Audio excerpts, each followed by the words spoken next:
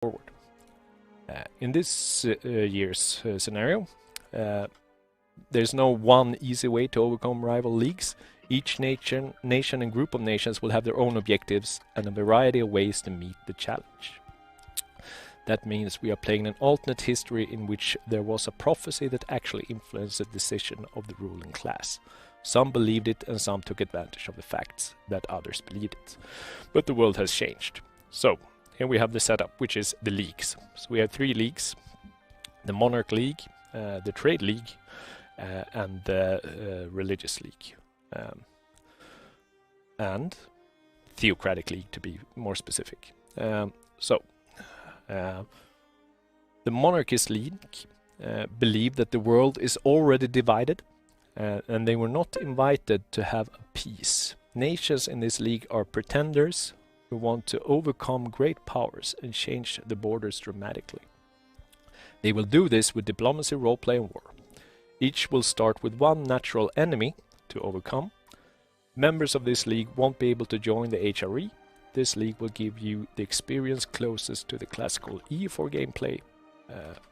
And the nations in this league is Navarra, Brittany, Desmond, Ryazan, Georgia, Albania, and Wallachia. And then we have the Traders League. Members of this league believe the world should never be truly united, politically at least. We all should stay different. To assure this, they use money and control the money flow. They want to see the world divided into many small, one-province minors, cooperating only when it brings profit. Each member of the league will create their own trade league, but their ultimate goal will be to divide all the markets between themselves. And the nations of the trade league is Lübeck, Genoa, Ragusa, Holland, 3 leagues, Mallorca, and Novgorod. And last but not least, we do have the Theocratic League. Those religious nations believe the only way to make peace is to create heaven on earth. They will use religion and politics to create a world governed by religion. Their starting focus will be to gain control over the HRE, but during gameplay. There will be many challenges and dilemmas, heavily exploring EU4 mechanics, and gameplay will include some unique mechanics regarding electrostatus, control of the papal state, and quick and often changes of religion. And the nations of this Theocratic League is Cologne, Salzburg, Magdeburg, Strasbourg, Livonian Order, Teutonic Order, and the Knights. So yeah, as is this is a ground setup, the foundation on which the players enter this game. And yeah, as we talked about, we do play with a special mod created for this specific event. We do have game masters and NPCs from TurboLarp that are in the background. They will keep the narrative going, and they will use this mod to steer the story and keep it on track. Hopefully we will have reason to go into this later. I don't want to keep on just rabbling up stuff from a text document. Pardon me. And they will also be able to fire some specific events through this mod, which we will hopefully see examples of later. I don't want to ruin the magic too much, but I'm hoping. So, does this make sense to you, Mitch? Did I make a good job of presenting? I think so. So we've got 3 teams split between 21 sub-teams playing different nations. There are NPCs and a whole boatload of roleplay that's going to be taking over, and I, for one, am excited. There are, as Bjorn was saying, there's some very unique things with the mods. For example, some of the nations are not the same starting nation they would be. For example, Majorca exists and is a pirate republic, we found out. So there's some very unique elements to this scenario, and I think it's going to be probably one of the most interesting games of EU4 that's ever been produced. So I'm looking very much forward to it. Excellent, excellent. Yeah, we're still waiting for them to unpause. We're still November 11th, 1444 in the game. I am not We should be quite unpausing very, very soon, actually. What we're hearing from behind the scenes, and there we go, we have unpaused. So the streaming studio should reveal the map everything to you very shortly. You are watching my screen currently. I'm looking at Strasbourg. I've got to wait for them to unpause, I believe, for me to jump around, if I remember correctly, how to do so. But yeah, so Bjorn, Yeah. there's obviously a lot of nations here. Do you have a personal favorite out of those selected so far? Ooh, tough. Like, I mean, Cuba Luba does not play, so it is a it is tricky. Yeah. Okay. So if I had to pick a favorite of all these, it's hard. Like I have a soft spot, you know, for the HRE miners. I do like somehow. I don't know why. I just have like Brittany has always somehow had a hold on me. I find Brittany to be a fascinating area of the world, both historically and in real life. But yeah, let's go with Brittany. I'm gonna pick Brittany as my favorite. I also love their. I've loved their. You're picking Team 6 Brittany.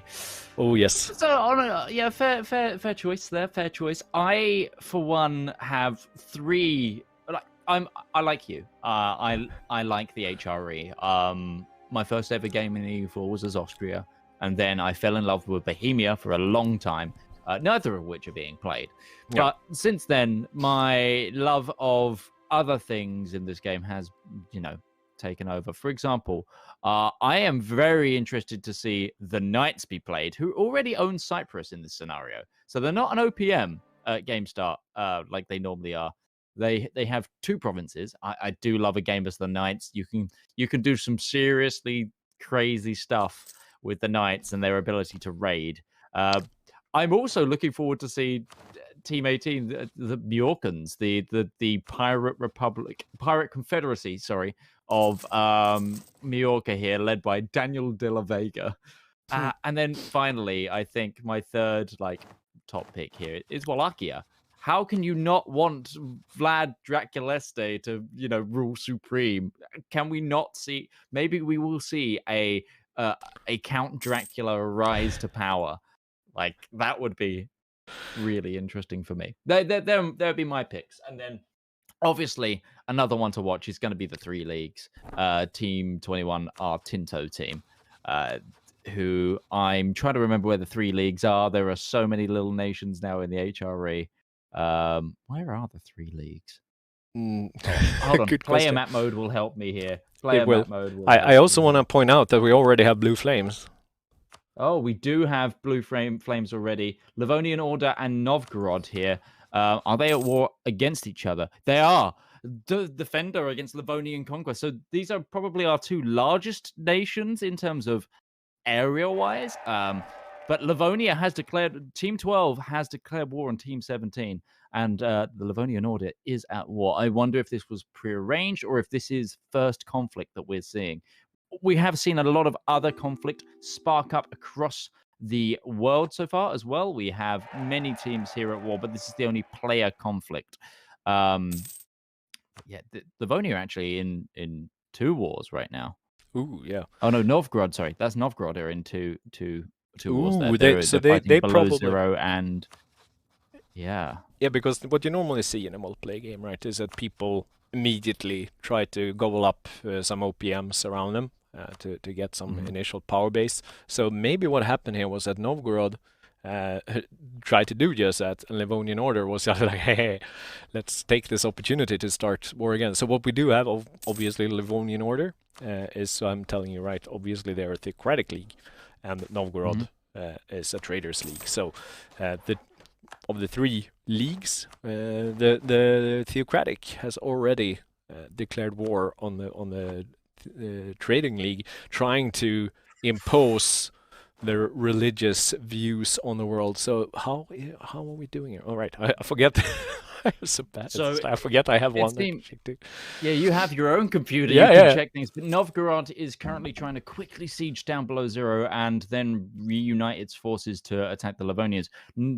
I don't want to give too much away about these fights. I don't know if there is a delay in the stream, so I don't know if people can see or whatnot. But the forces are matching up along basically the Novgorod capital, and we could soon see a battle here. Let's see. But nonetheless, yeah, I've got to say, it's been a while personally since I played EU4. Actually, the last time I played EU4 was on the stream for our spaghetti western run. But oh no, I did some beta testing. Actually, that's a lie. I did for the most recent DLC. But every time I come back to EU4, I forget how nice the unit models are, and I just look because I zoomed in here on the Livonian Order. I was like, that's such a nice unit model. I like that. They are pretty. Can we check just the power balance? Get the capital here. Can we check the balance? The power balance here. So what do we have?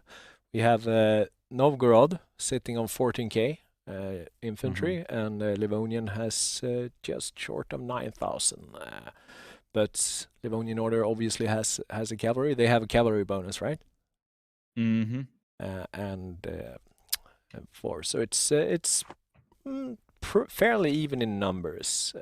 I am not good enough at this game to tell who has the advantage here. Well, another thing to be noted here is that the Livonian Order has the bigger navy and is currently getting spoils of war from blockading Neva, the Novgorodian port. Well, what is essentially where the Winter Palace is, St. Petersburg.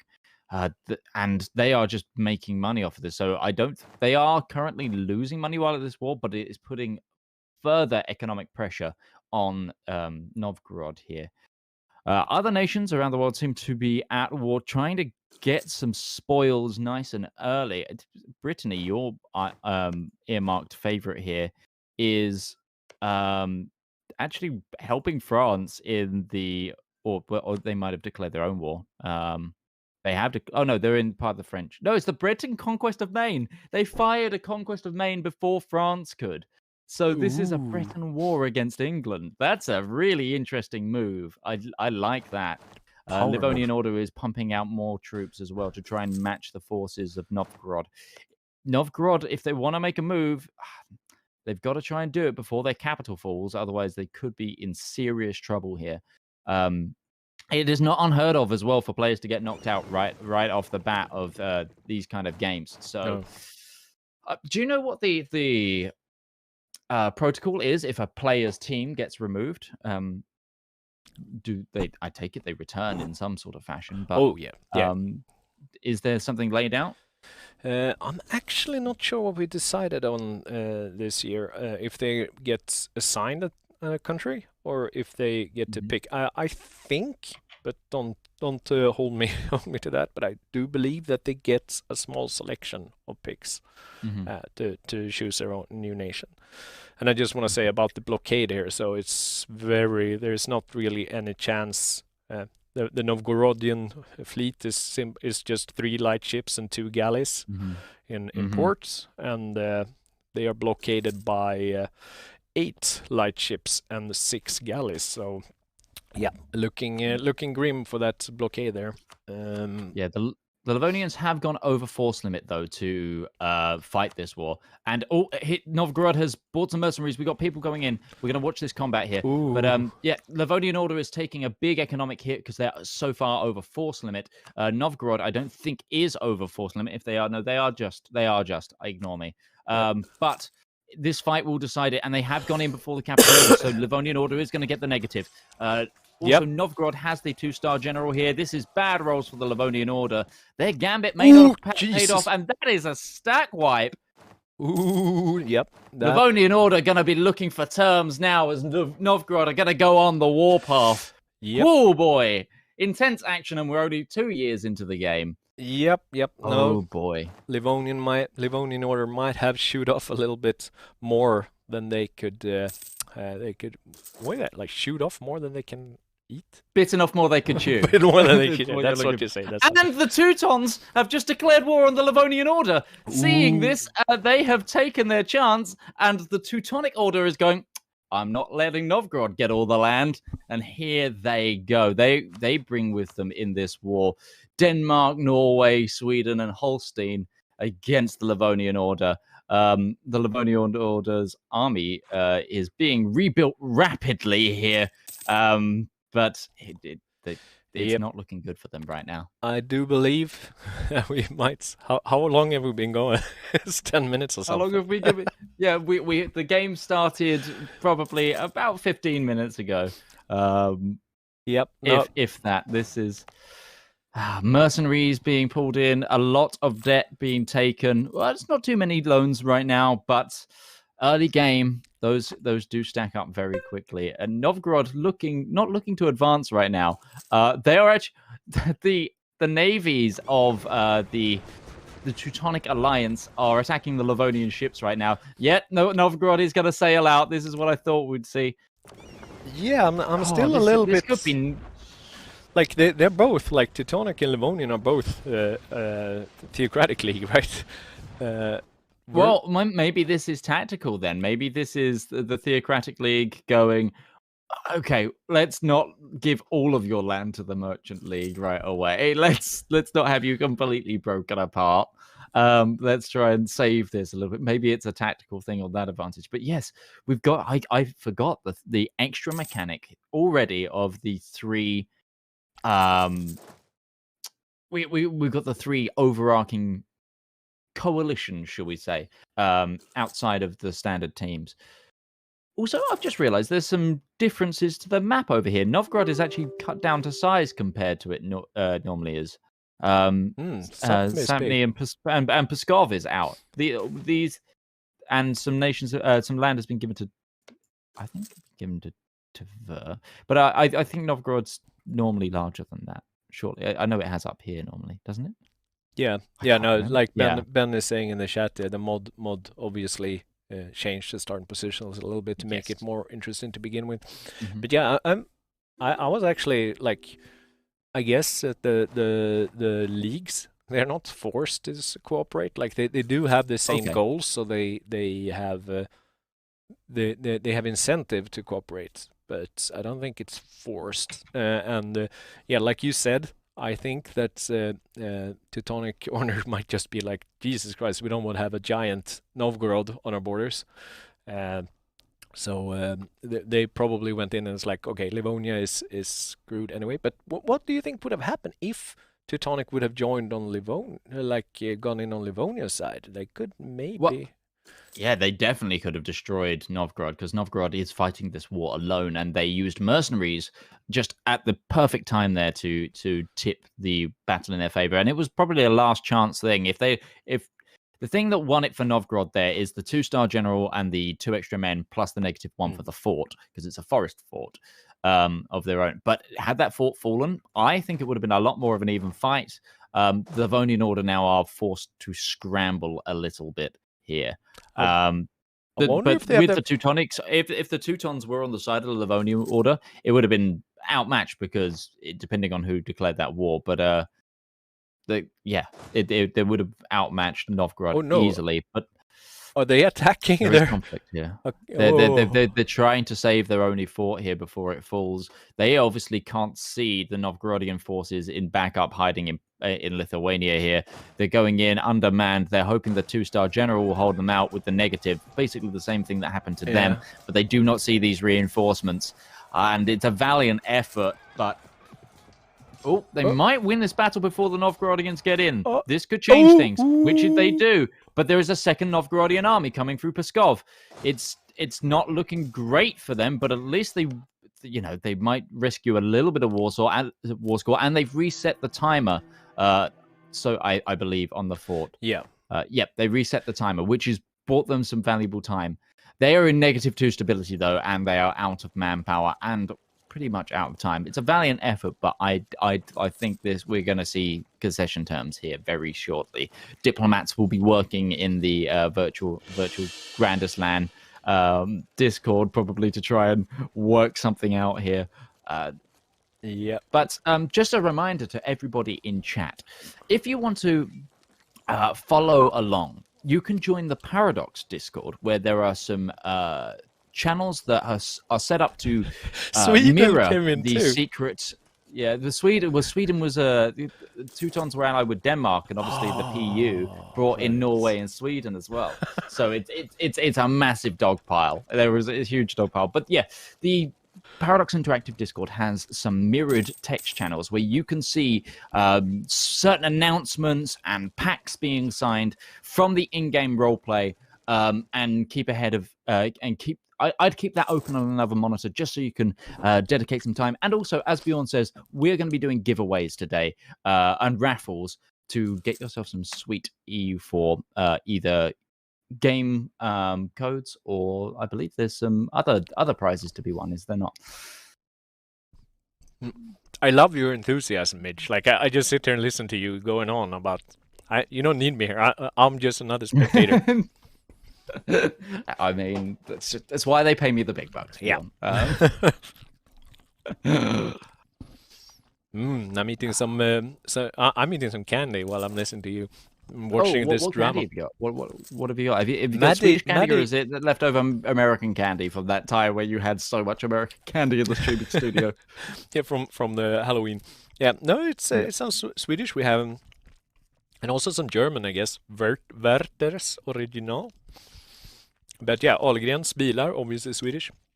Swedish good candy. And then we have some, sorry, it was Maddie who so kindly came in and gave me candy. So I have some breakfast in here. Ooh, coffee. Nice. Oh, yes, please. I have one request to the streaming studio. If and when I'm ever there, I want a Kex bar. That's what I want. I had a Kex bar because they don't sell them here in the UK. Oh, you're talking about Kex choklad? No, the chocolate. I don't know if that's the full. The brand is Kex. Oh yeah, no, it's Kex choklad. It's like a yellow package. Yeah. Kex choklad. So it's like wafers covered in chocolate. It's the nicest wafer bar I've ever had, and I was like, because people were talking about it. It's like, oh, when you go to Stockholm, you've got to try a Kex bar. I'm like, really? And I was like, oh my god, I had one every day of PDXCon 2018. It's good stuff. It was just like, I like these. This is just sugar. I love this. But we have some events happening right now as well. The in-game, which we've been passed from the Turbo LARP people, which is part of the in-game scenario. The first events that are firing for the 3 different factions. So we've got one for the Theocratic League from the Mercantile League, and for the Noble League. I cannot remember that if that's their true names. But do you want to read those out, or shall I? I don't see them. They're in the communications right. bit of our secret streaming room. I have so many screens here. It's impossible. I don't know. I'm actually down a screen right now, and I feel really like I've lost a limb. So I'm only using 3 monitors instead of my normal 4 monitor setup. I'm actually surrounded by 6 monitors. I feel like I've been outdone now. Okay. Let's see if I can find the stuff here. So yeah, you better read them. I'm gonna read. You want read me to read them? Okay. I can't even find them. Okay, no problem. So we have. Let me open these up so I can read them in a bigger font than what's on my top monitor there. For the Pope or the Empire, my Landmeister. Since the Theocratic League has been formed, it has become more and more apparent that not all of the Pope's plans are in line with what we are trying to achieve here. Heaven on earth. Some say that the Pope has become involved in too many earthly matters. There was a suggestion that we may be much more efficient in our holy mission if we decide to focus on what's in front of us, the Holy Roman Empire. As we already have some influence in the Empire, consolidating this power may be beneficial. To do so, we'd all work towards including all of our League members in the HRE. On the other hand, it may be a good idea to not put all our eggs in one basket. Maybe having a friend who are not part of the Empire would better serve us. You must decide the line we are taking. The voting about whether we should include all members in the HRE will happen soon, and take time to give consult to each and pray. The decision must be unanimous. So the Theocratic League are currently trying to decide on their path if they're going to try and form up as a truly Holy Roman Empire, or if they're going to be able to split their focus to try and achieve their goal of heaven on earth. So this is going to be enabling voting for the Theocratic League, which is a very, very interesting little thing. We also have the one here from the Mercantile League. Let me just I just want to put in that you can also if you go to the Discord, you can read this yourself. This is posted in a public channel called Announcements under the section EU4 GVP General. That's where you can find there you can find discussions and propaganda and announcements of the game. So join the Discord. So we continue. Yes, join the Discord for sure. We also have a profitable opportunity. This sounds something very Mordred in mind. This sounds like Mordred might have written it. He didn't, but it's very him. It's something is rotten in the state of Denmark. The Lion of Venice has fallen asleep. What was once strong is now weak. This is our chance. Members of the Trade League, we are once again asking for your support. Our spies have come up with two very effective plans to change the world. One will be to make Denmark lose some of its provinces, and the second will be weaken the mighty Venice. Both need considerable resources to work, bribing the officials, employing the provocateurs. You can imagine. Count your coins, collect your taxes, call your allies. Each member of the Trade League will be able to buy votes either to partition Denmark or Venice. As many as they can afford. Oh, so they're using money for their votes. Interesting. Our friends and foes from the Monastic League and the Theocratic League also can buy votes if we can convince them. Interesting. Although only one each. One vote costs 100 ducats. So they can spend ducats to try and favor the scales in their current voting. And they could also convince other player nations to invest. So this is very interesting. So there is a whole load of money being thrown around on whether to partition Danish or Venetian elites, and it's gonna hope, and we will see a partition of one of those nations coming right up. Interesting way of doing it. I mean, money is the language of this world to them, apparently. And finally, we have the Grand Coalition. Members of the Monastic League, as each of you is struggling with your enemy, we must prepare ourselves for the greater fight. In the west, Castile becomes more and more powerful. The Polish-Lithuanian Commonwealth gains influence in the east. From the south, there is the Ottoman danger looming. Soon we will find ourselves squeezed between these powers. Therefore, we must act swiftly to decide in unity. Who should we confront? Take your time to think. As we vote for the common enemy, we will also elevate one of our own. The League's leader to the closest to the enemy will gain the appointment of Dominic. Will gain the support of Dominic von That was perfect. That was perfect. Dominic von Schnaschmobels. I really struggle with German. One of our best generals. Together they will lead us into battle. May the upcoming feast help consolidate our relations, making the final decision power in unity. So the Monarchist League are trying to decide which of the major, should we say, European powers to essentially destroy. And whoever the nation is that's closest to them will gain themselves probably an epic general. Now, the epic general is an interesting bet because, you know, generals in EU4, they might last a week or they might last 70 years. And I don't think this war will last 70 years. So it is a fantastic little boon. So a lot of people are going to be vying for that. It's a really interesting scenario. So basically the three coalitions, shall we say, are all currently voting for their next path, which will also decide the leaders and sub-leaders of the coalition, because it will naturally elevate people into more of a power, into a more powerful base. In the meantime, let's just quickly look at what's been going on in the map. It seems that Livonian Order are still holding on for now. I was just gonna say okay, here comes unconditional surrender. There we go.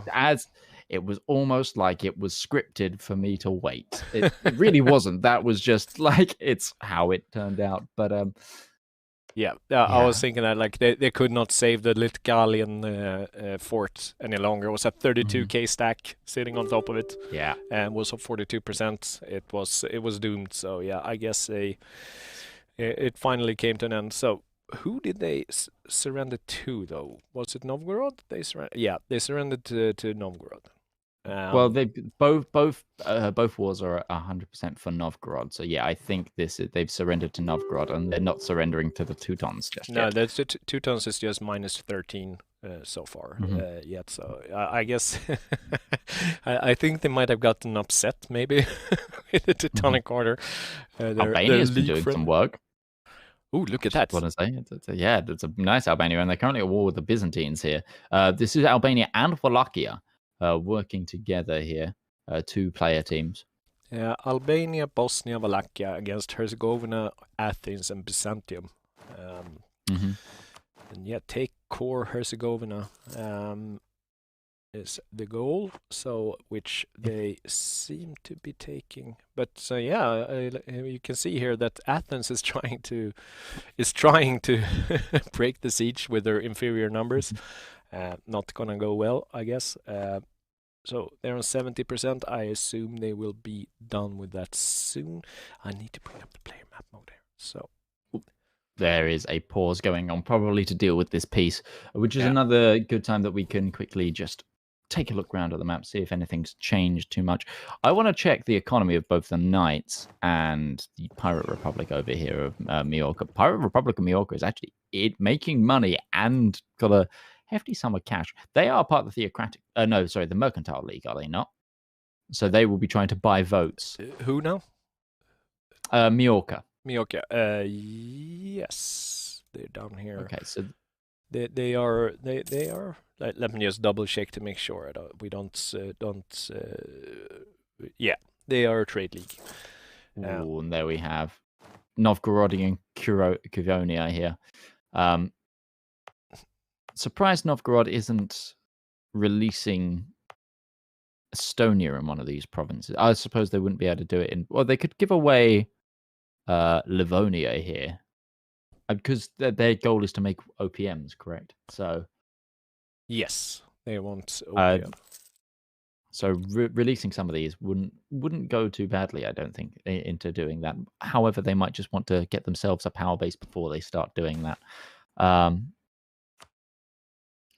But yes. Yeah, I think that I also think that Ragusa might be having should be a bit nervous, I guess, about that giant Albania on their borders now. Yes, because Ragusa is in the Mercantile League, and then Albania is in the Monarchist. Yeah, and Albania has also vassalized Bosnia. Oh, that's a vassal. Yes. Whoa, what is the AE currently racking up for Albania? Let me see what they do have. It's not as bad as you'd think, but if they take any more provinces, they are going to be in a world of hurt, I think. No, it says I see 0. Oh, really? I'm seeing. Oh, the aggressive expansion is actually with their ally. There's the one that's dangerously high. It's a little bit high with Croatia, but and Naples could be on the cusp. But for those who don't know, you want to keep aggressive expansion under 50, otherwise coalitions start to form. And there are about 40 with Wallachia, their ally, and then about 30 with the others around them. So honestly, actually not too bad.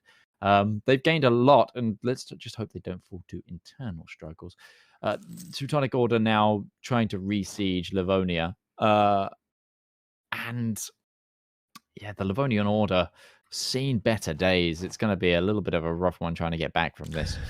Yeah, I imagine they will get a new country at the first break here. So what happens is you can't obviously switch during gameplay. So we're going to have regular interval pauses where we can sort out that stuff. So I guess that's going to happen in a little while. I'm checking in on the 3 leagues here just to see how Tinto's doing. They're chilling. Oh yes, Tinto. They're chilling a little. They're allied with Genoa and Mantua. So there we have a trade league alliance, actually a player alliance, right? Because Genoa is player. So yeah, they're taking a bit slow there. Not so much happening. I don't think they expanded. What else do we have? Genoa. So, are the Tinto team playing from their sunny studio in Spain? Are they actually in the studio, or are they playing from home? They actually, that's actually good. Now I'm pretty sure they are in the studio actually, in their office. That's really cool. I think so. Yes, they are. We get confirmation, and we're going to have a little chat with them in a little while. We're gonna have an interview with them, and our goal is to have interviews with as many players as we can during the course of the game, and have them give their view on what's going on here. Yeah, I'm checking around a little bit more here, and we have Navarra. It also seems to be chilling quite a bit in their little corner of the world here. Not much happening in Navarra. They are allied with Desmond, Castilla, and Portugal, so they are securing their back, I guess. I am not sure what they might be up to. They don't seem to be. Maybe they're aiming to incorporate Aragon or something into their. They have an. Are Navarra part of the monarchist faction? Navarra is a monarchist league, yes. So they might be buying their time, because Castile is one of the optional powers for the monarchist coalition to attack. It was Castile, the PLC, and the Ottomans. So Navarra, being obviously the closest monarchy to that invasion, would get the good general and probably get the lion's share of the land. Something else we should also note is, yes, we'll be hearing from players and player teams. We will also be hearing from NPCs, which are role-play characters put in by TurboLarp to talk about. And they also they interact with the players. They help. They'll be able to give you a good overview of what they do. But basically, there is a role play element to increase the diplomacy and the events of the game in a personal way. And we'll actually be hearing from one of the NPCs very soon about what happened in the Novgorod Livonian Teutonic crisis. But we'll be hearing from one of those very, very soon. And basically, they're like aids to the GM, and it's to recreate something that we often did in the live games when we were in the castle. We'd have many NPCs walking around doing various jobs, and it's just a fun little element, and we will be hearing from some of them very soon. Yeah, and I'm also checking in onto the Britain invasion of the Maine here. It seems to be going well. They have a 68% war score. England is standing alone on their side, and they are also being owned by Lollard heretics. As well as some pretender rebels. And their army looking the War of the Roses fired at the same time. Yes. This is a very big boon here for the Britons here. The Britons, should I say. Brittany is going to probably walk away with a fair chunk of land. They've obviously brought in the massive whacking stick that is France to help them here. And taking too much core French clay will anger that alliance, but this could set them in a excellent standing for the rest of the game. They've actually fired off a second war here against Provence, again, to try and snap up as much of that land pretty much before France can. Yeah, and I love the fact that we have the Pirate Republic of Desmond again. Hang on a moment. So the merchants have voted the fall of Venice. The Lion of Venice sleeps tonight.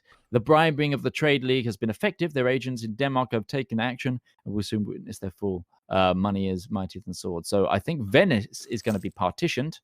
We're also seeing war preparations. My Duke of the League has decided the Grand Coalition shall be the Ottomans. So Wallachia has been designated to lead the coalition. They have 2 years to prepare for the war, and Wallachia will be getting the God tier general to invade the Ottomans. Interesting choice. I don't know how Navarro will be feeling about that. I'm sure that they probably wanted to dismantle. We have a communique coming in. His Holiness, the Pontifex Maximus, the Bishop of Rome, the Pope himself, is going to be coming in to join us. And whenever the Pope wants to grace us with his presence, we will be more than happy to do so. Okay, let's see if he shows up. Man, I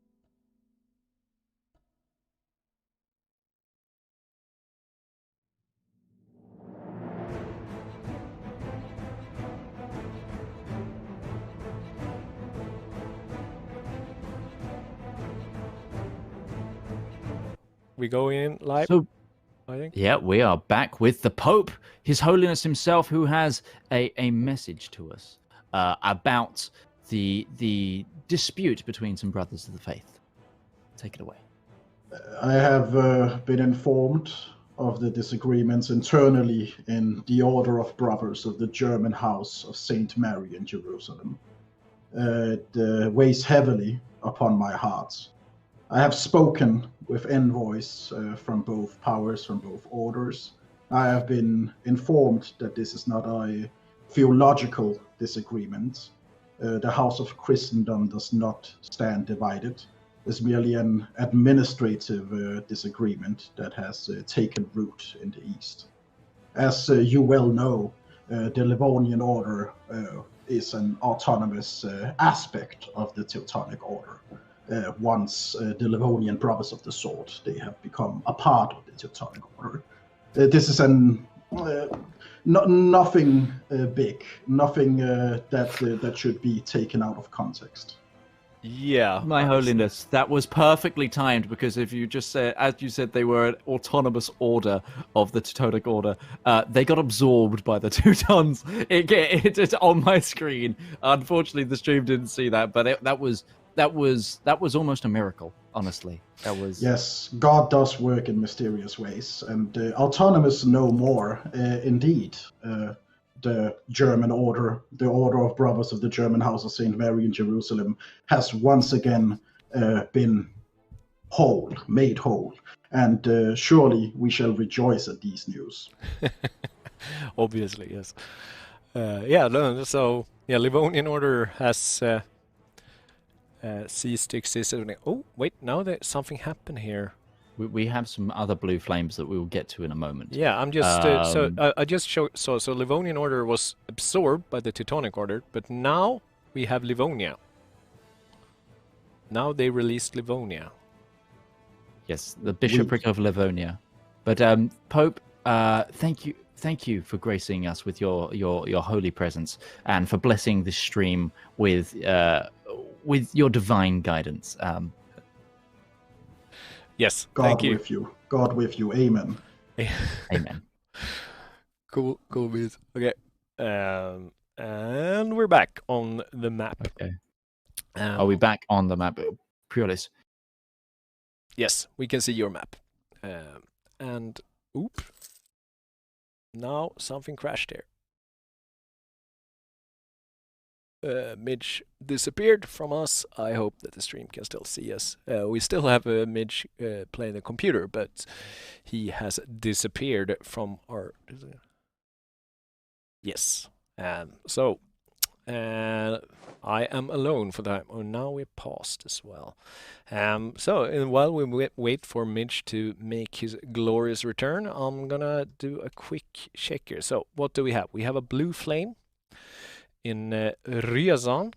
Let's see what they are fighting. Oh, I cannot... There we go. Ryazan, War of Ryazanian Aggression. So Ryazan has declared war on Novgorod. And I'm still here. Oh, there you are. Now you're here. Okay, cool. Yeah, no, so I'm just checking here. So we see that Ryazan has declared a war on Novgorod. And yeah, I guess it's just superiority, right? There's no war goal.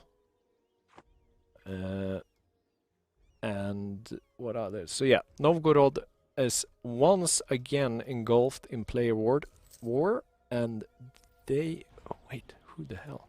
This is a lot of armies. I'm trying to make sense out of this war. So Ryazan, Muscovy, and Perm together is now fighting against Novgorod, and the power situation is heavily in favor of the Ryazan faction. So Novgorod still barely managed to celebrate the victory over the Livonian Order before they now got invaded by a new force. Hello? Hello? Can you hear me? I can hear you, Midge. Can you hear me? I don't think Midge can hear me.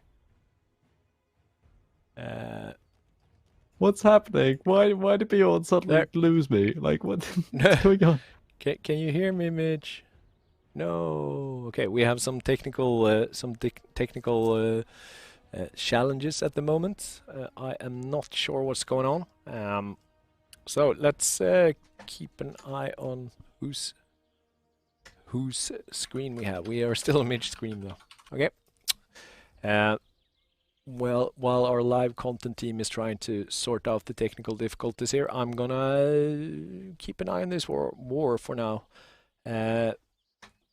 And also quickly checking there's no other player wars. Right. Well, Bjorn's not in this room anymore, and suddenly Bjorn couldn't hear me. I was very confused. Okay. Hello, everybody in chat. You can hear me. I'm very confused of what's going on. We're having a few technical difficulties here. Hopefully, you will have this sorted in the meantime. I got excommunicated, apparently. I think I'm back. Oh. Can you hear me now, Mitch? Back. I can hear you now, yes. Excellent. So yeah, I'm trying to make sense out of this Ryazan invasion of Novgorod. I am not quite sure what the purpose is of this war. What do you make out of it, Mitch? So what is the CB? This is a Ryazanian war of aggression. So this is a no CB war. No CB is best CB. Yeah.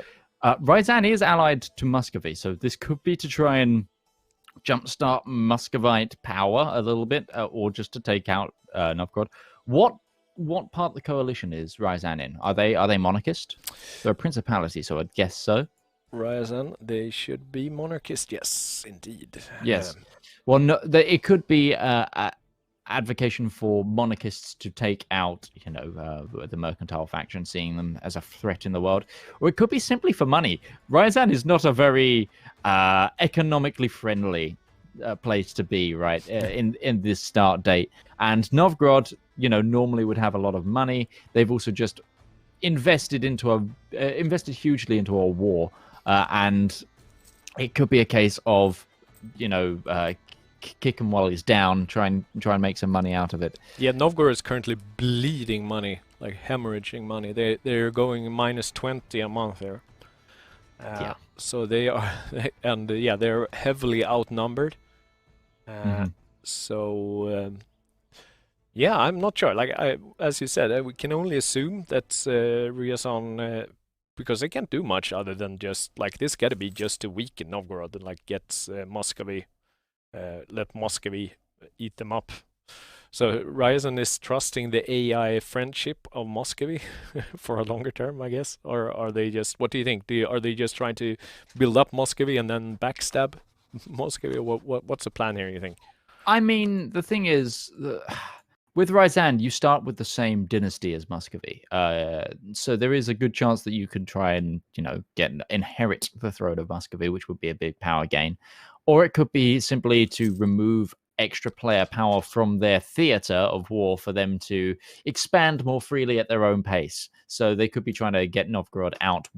So in order for them to be freer to grow as Yeah, a small I just gotta nation say surrounded that by giants. quickly, Novgorod managed to get a very favorable battle here against a much bigger army, and they won. There we go. That's the bonuses of having a 2-star general and the fort under your control on a river, giving the negatives there. AI Muscovy lost the battle. The Ryazanian army is now in and losing itself. Novgorod are giving up without a fight. They are still in this for now. Yeah, just also a reminder to those in chat, because people were wondering about the factions. There are, just to give a quick overview, this is a politically dynamic scenario where the world has been split between 3 factions: monarchists, mercantile, and theocracies, each with their own set of goals, both as a whole, and then there are 21 individual teams on top of that. And also the Livonian Order, who were the first team to be wiped off the map, are being given a chance now to pick their new nation, which will happen probably in the changeover. Now, the thing is with this, if Novgorod can survive, they can come back from this. They're far from out of the fight, for sure. And that battle going very favorably for them puts this war of aggression suitably back in their favor a little bit. And also Novgorod is actually involved in another war in the conquest of Tver. But yeah, I was sure that Novgorod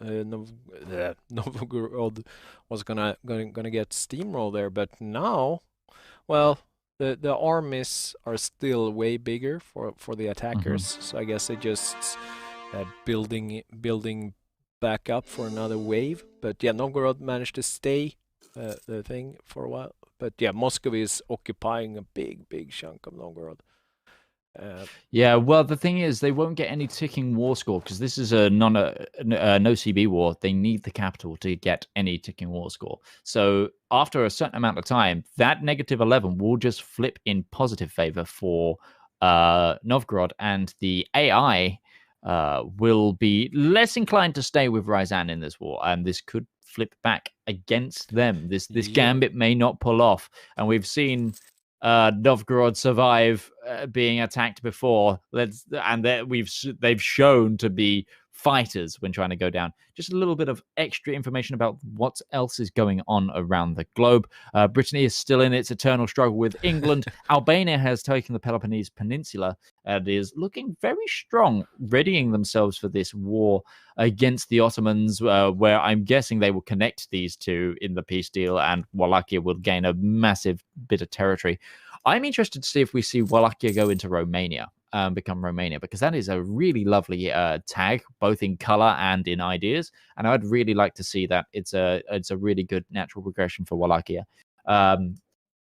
As everything else stands, everything else is a little bit quiet. A lot of preparations are probably taking place for these grand coalition wars, and the payment of Venice. Venice actually got petitioned by the event. This is something we should also note. So the bribery event, actually, there was no war needed. It just petitioned Venice. So Verona now exists, Padua now exists, Istria now exists, Friuli now exists. Venice is no longer the mercantile powerhouse that it was, and its land has been divided by OPMs. The goal of the mercantiles, of course, is to create a world of OPMs. So that works perfectly for them. So that's a checkbox in their favor. get a question here from the chat. Is there a site where you can see the teams and teams per league? I don't think, like, we have the EU4 LAN page, but I am not sure. Well, they could use the Scanderbeg save to have a look at the world, could they not? Is that not something that we have working today? I hope so. I hope that I saw that Mordred was in the chat here, so if Mordred could put up a link to the Scanderbeg, that would be nice. I guess they can't see the player teams there quite, but no, but they would be able to have a look round at the world and the ongoing thing. So we have been working with the people behind Scanderbeg to get a semi-automatically updating version where you can view the game save as it develops. But question: what is an OPM? One province minor. It means a nation that is tied to a single province alone. Yeah, sorry, that is very much EU4 terminology that not everyone will know. Oh, another big combat here in Novgorod. Equal footing, and Novgorod are coming out on top. That -1 and that 2-star general really putting a hamper out on the Muscovite forces. Also, notably, Novgorod had 110% discipline in that combat.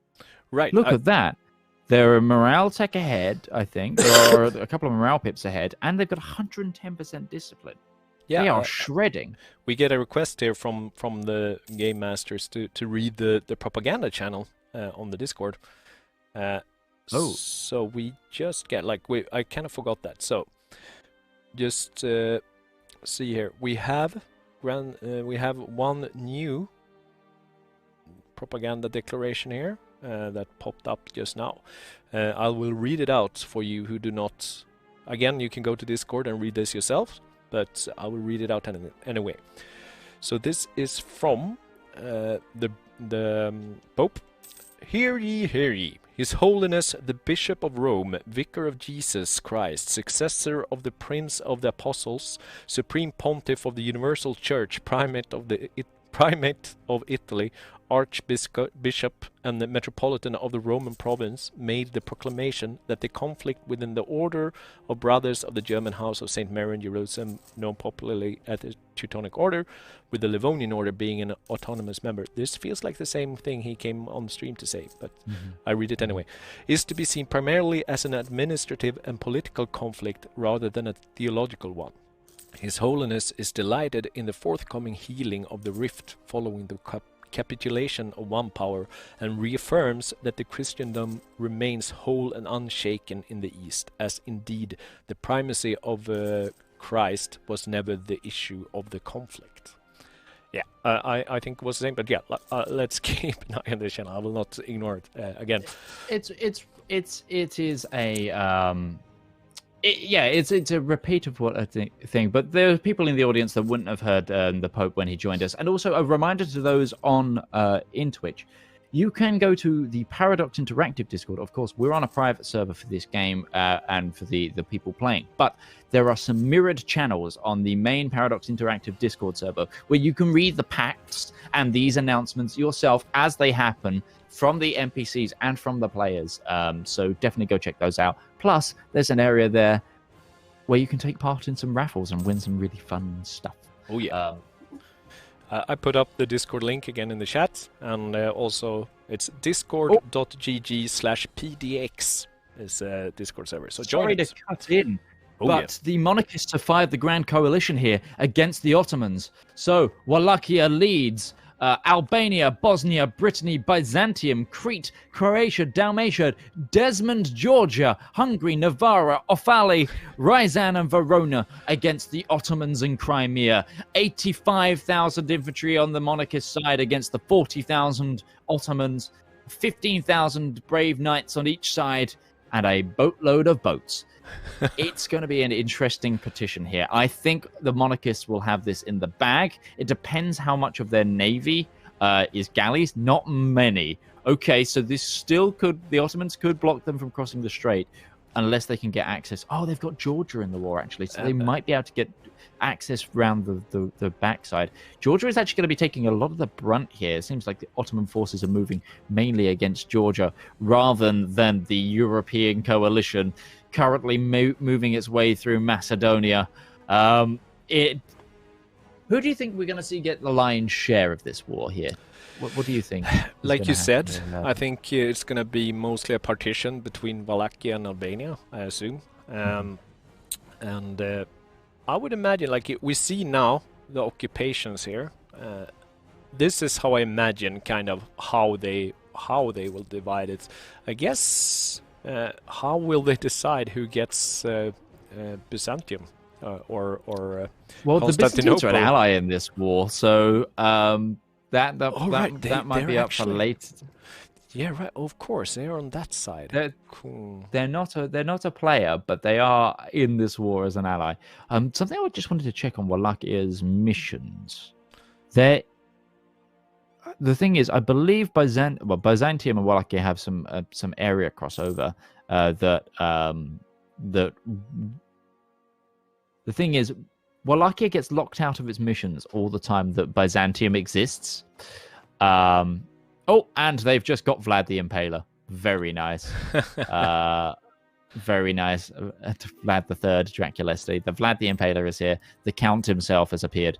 But yeah, so as long as Byzantium exists, Wallachia cannot pass down its mission tree.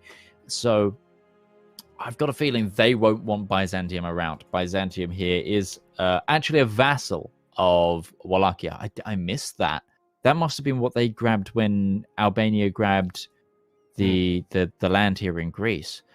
Okay, so these two nations are clearly working together to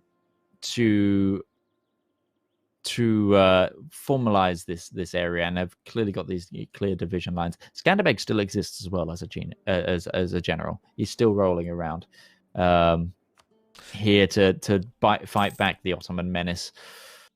I would just want to point out also the fact that they got Vlad the Impaler, or Voivode Vlad Tepes Draculesti.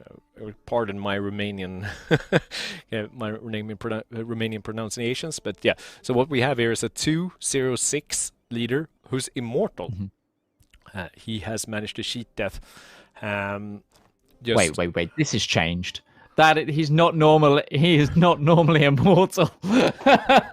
Interesting. Okay. So yeah, it got me a bit confused as well. But yeah, so we got an immortal ruler. He's not very good. Like, okay, he's a good military leader. So if I remember correctly from the coding of that event, Vlad Draculesti in the standard EU4 is always a 6 in military, but the other two are randomized.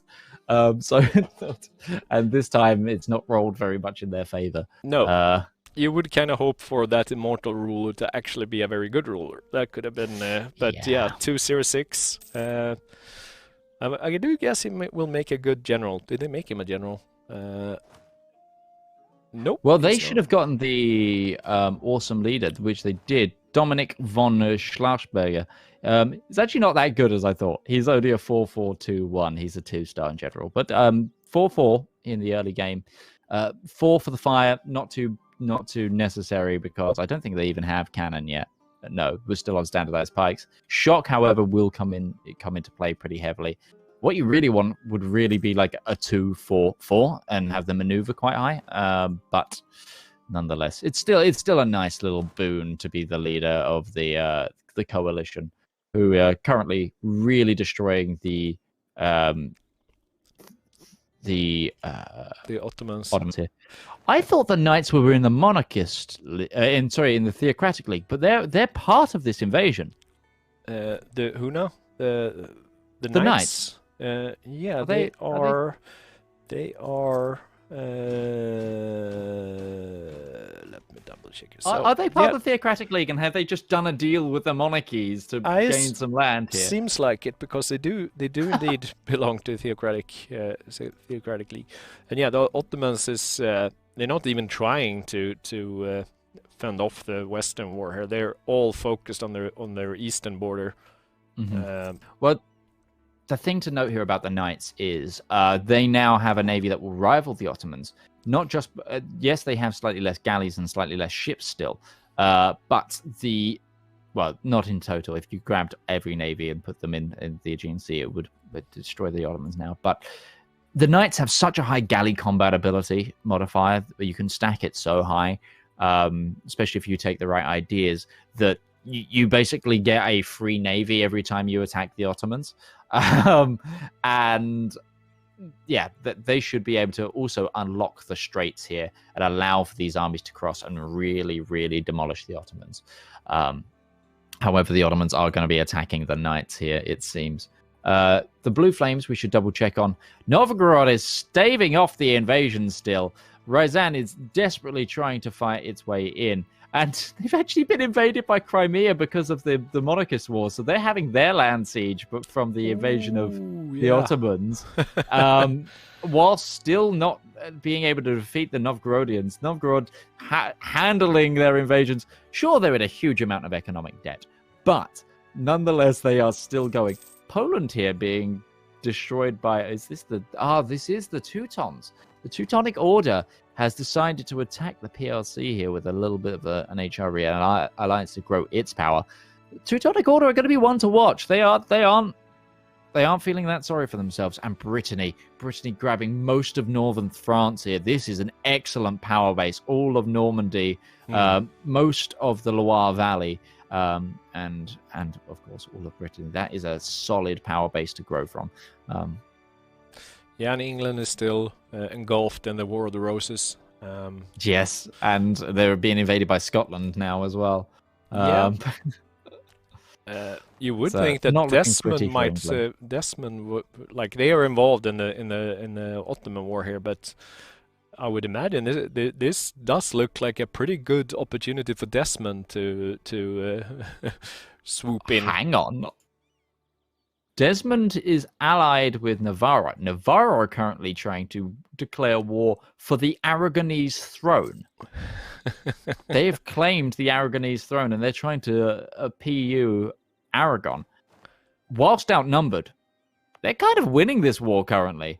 It's Aragon and Venice versus Desmond, Navarra, and Offaly.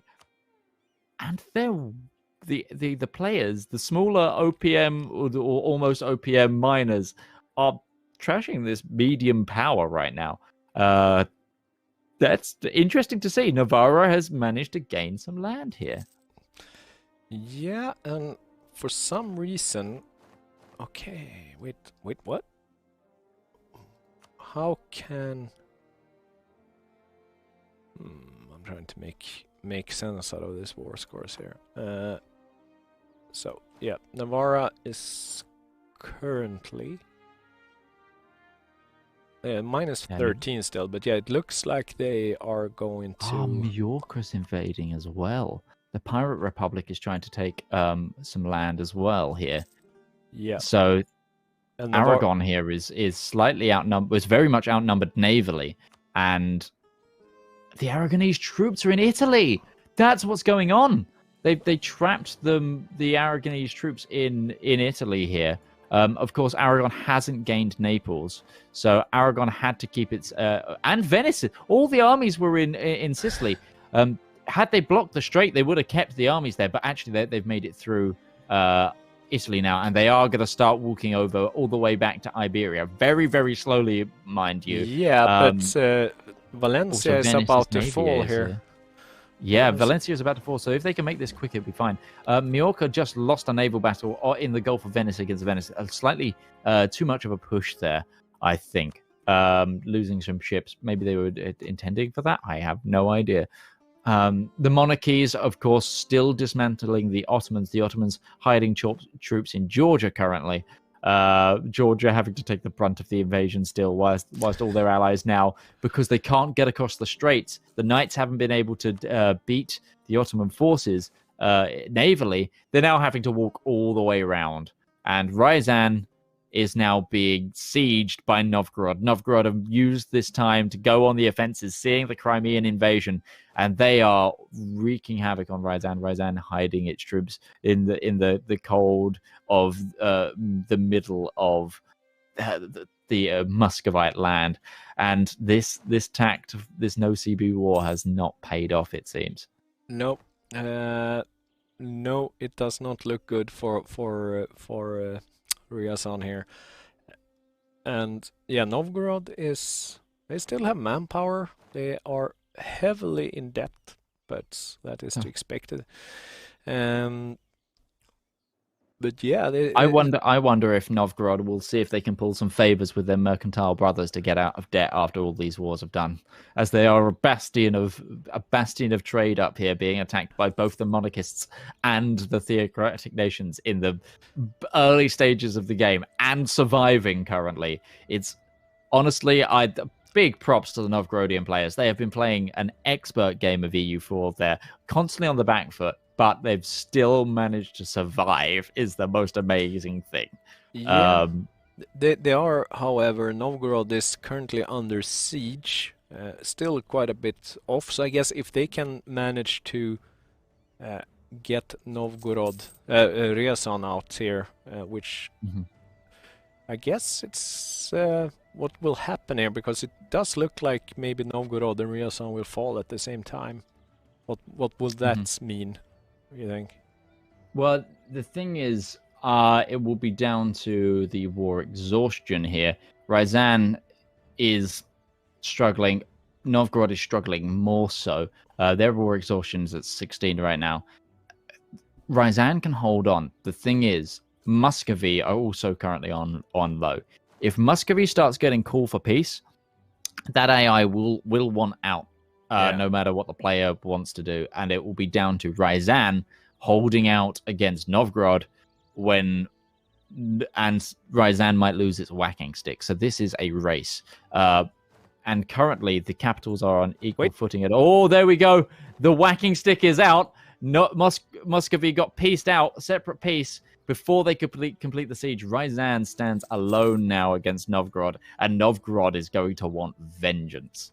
Yeah, their little exile army here is walking up to mop up, I guess, the Ryazan armies in their homelands, and Ryazan slowly ticking away, slow sieging, but together with a bear here, yeah, I do think this war is over, right? It's gonna be Ryazan is soon gonna be, and the question is what's gonna happen to Ryazan after that peace deal? So the Knights are currently fighting the Ottoman forces navally off the coast. Unfortunately, that the Knights are gonna win that. I was gonna say that's some bad rolls if they're failing. Although Ottoman reinforcements.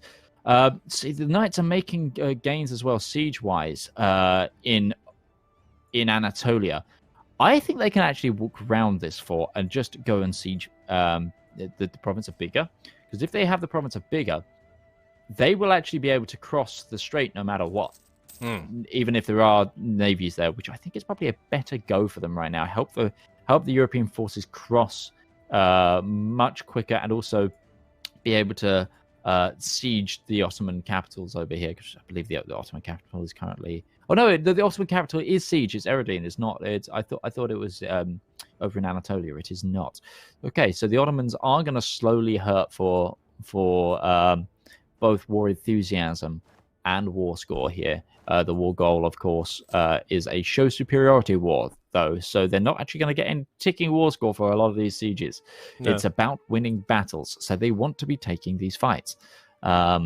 Which they seem to be content with not doing currently. Yeah, no, the Ottomans is looking like they're on the ropes here, because Ottoman has medium war enthusiasm, and Crimea is on low, whereas Alliance are pretty much all on high, except Ryazan, Brittany and Georgia, but they're not that big factor, I guess. I just got a delivery of baked goods from a bakery. Ooh, nice. Lovely. Ooh, very nice. Yep. To break away from the game for a moment. see how. Let's check in on Navarre and see how they're doing here in the Aragonese unification war. Yes, it's a very good shout. Looks like. I mean, they've got the tick.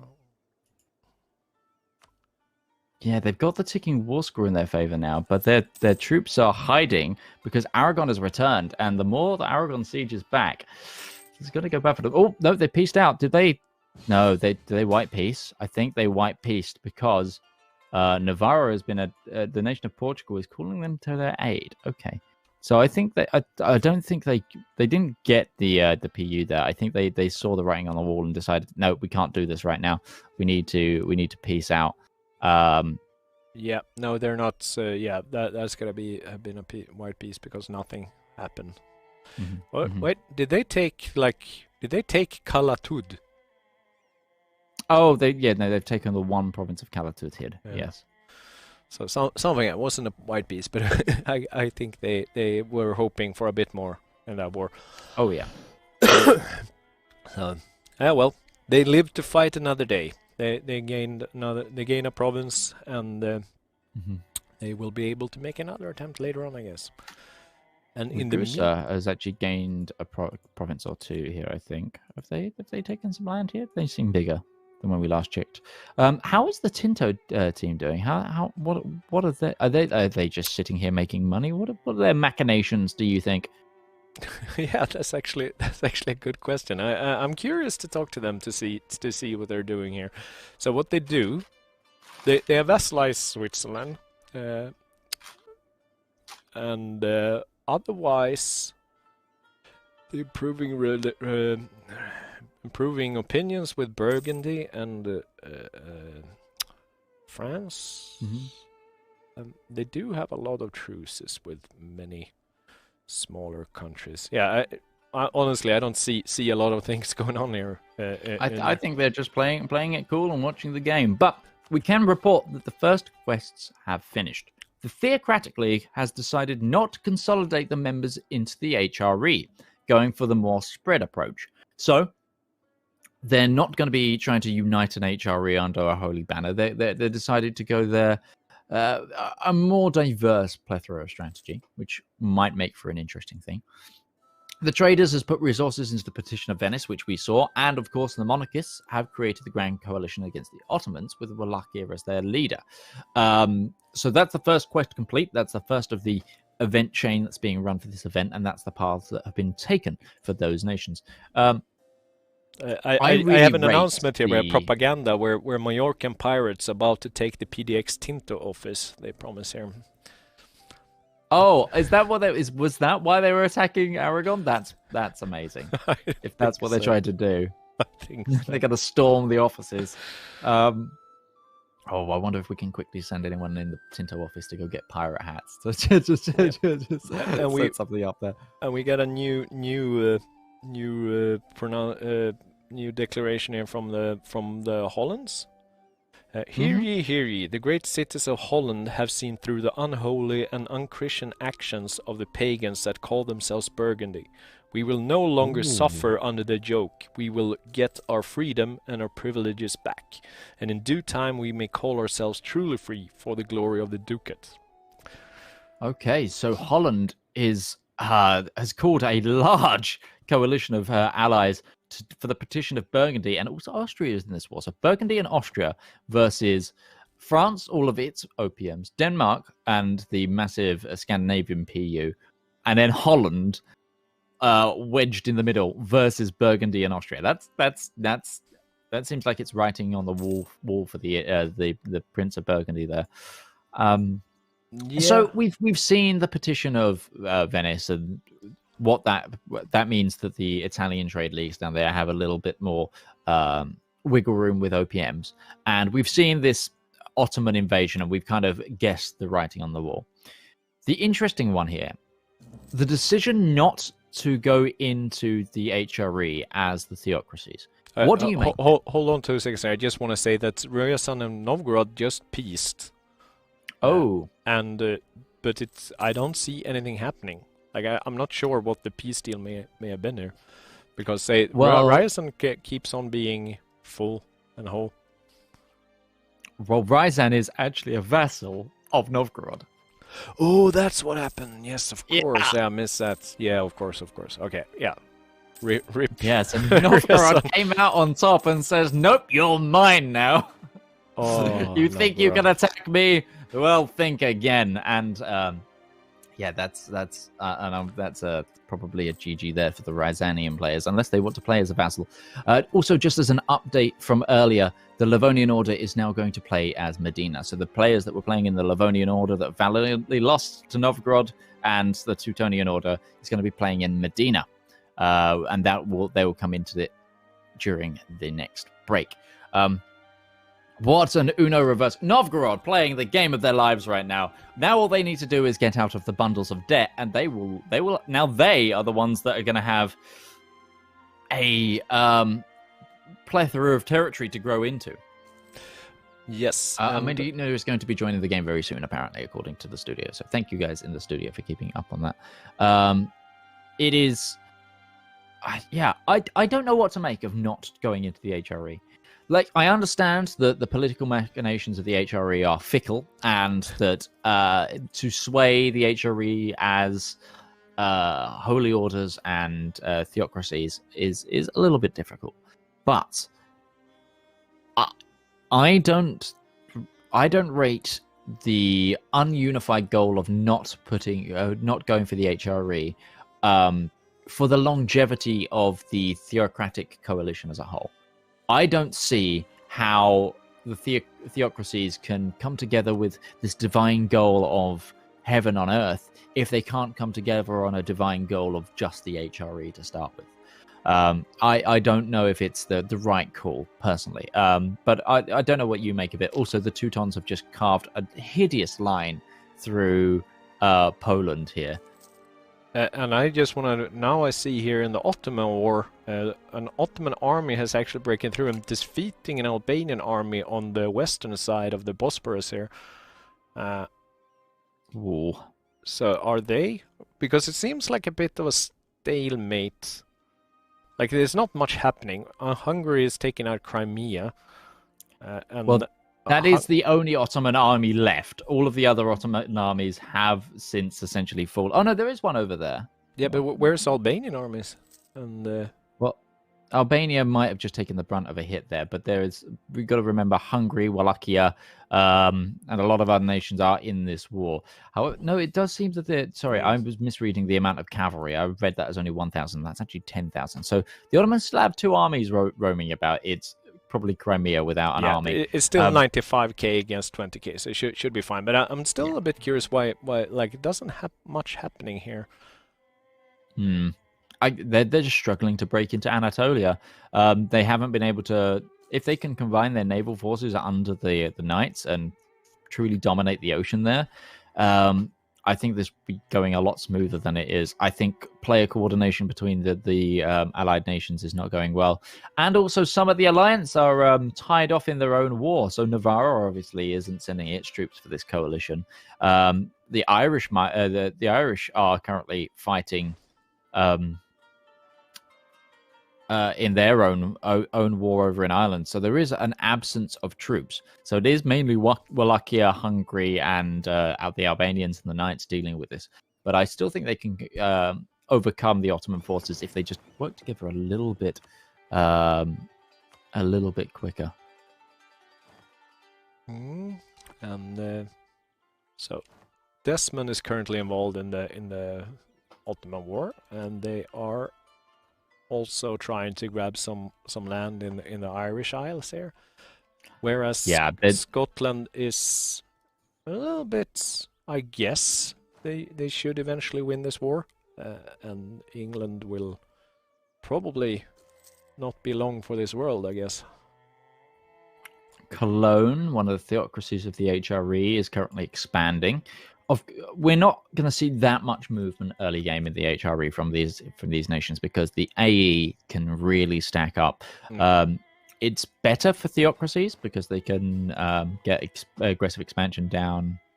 A little, I can't remember where it is. There's a way. Maybe it's not in the Holy See, but there is. I know that they can get some pretty good AE down, but even so, that's not going to come into effect right away. And how are we doing on the Holland War of Independence here? They seem to be going fine. I think we're soon gonna see. We're seeing a pause here. This is the Medinan team probably coming in here. Yeah, in the meantime, I'm going to eat a little cheese pastry. Yep. You get an. Let's have a quick look at the player map mode while we wait for this. Just. No, you can't change obviously since during them. Yeah, but you can see that on Skanderbeg, right? Because we have a link in the chats for the Skanderbeg map. So if you guys wanna look out, check out the map for yourself. Go to the Skanderbeg link. I'm gonna repost the link here in the chat for you guys, so you can explore the map on your own. Yeah, it's also in the info below, says Nurgle here.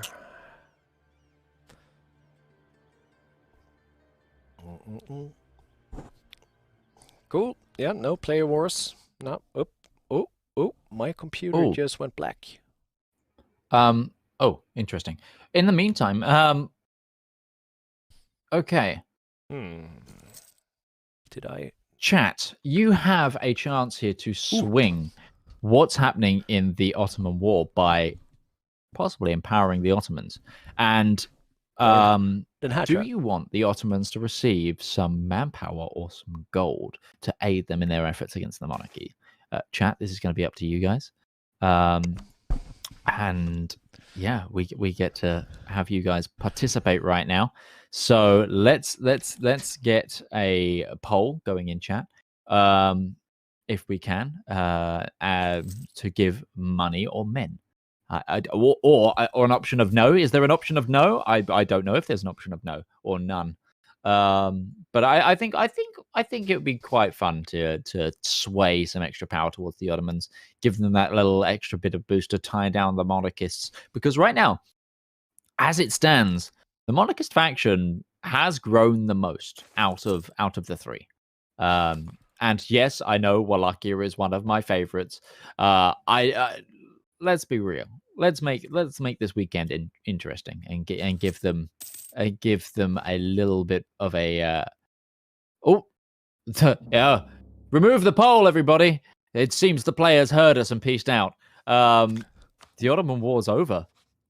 With Wallachia gaining 2 provinces, the Knights gaining none. Did Albania take anything? No, Albania didn't get anything either. They probably didn't have the war score. They just jumped on out. And Crimea was allowed to continue existing as well. Yeah, but so much for a great monarchist petition of the Ottomans. It seems that monarchy as a way of leading this day has failed. Yeah, that was actually a bit underwhelming, I'd say, the outcome of all these events.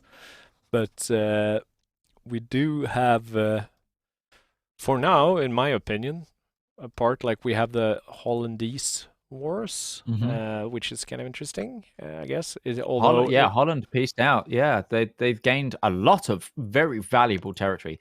That is they have gained most of the major ports there of the English Channel trade node on the continental side. The only thing they don't have is Calais and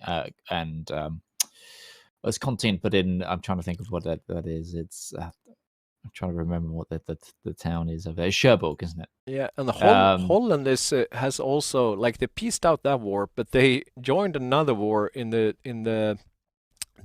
actually joined. Jeez, pop-ups.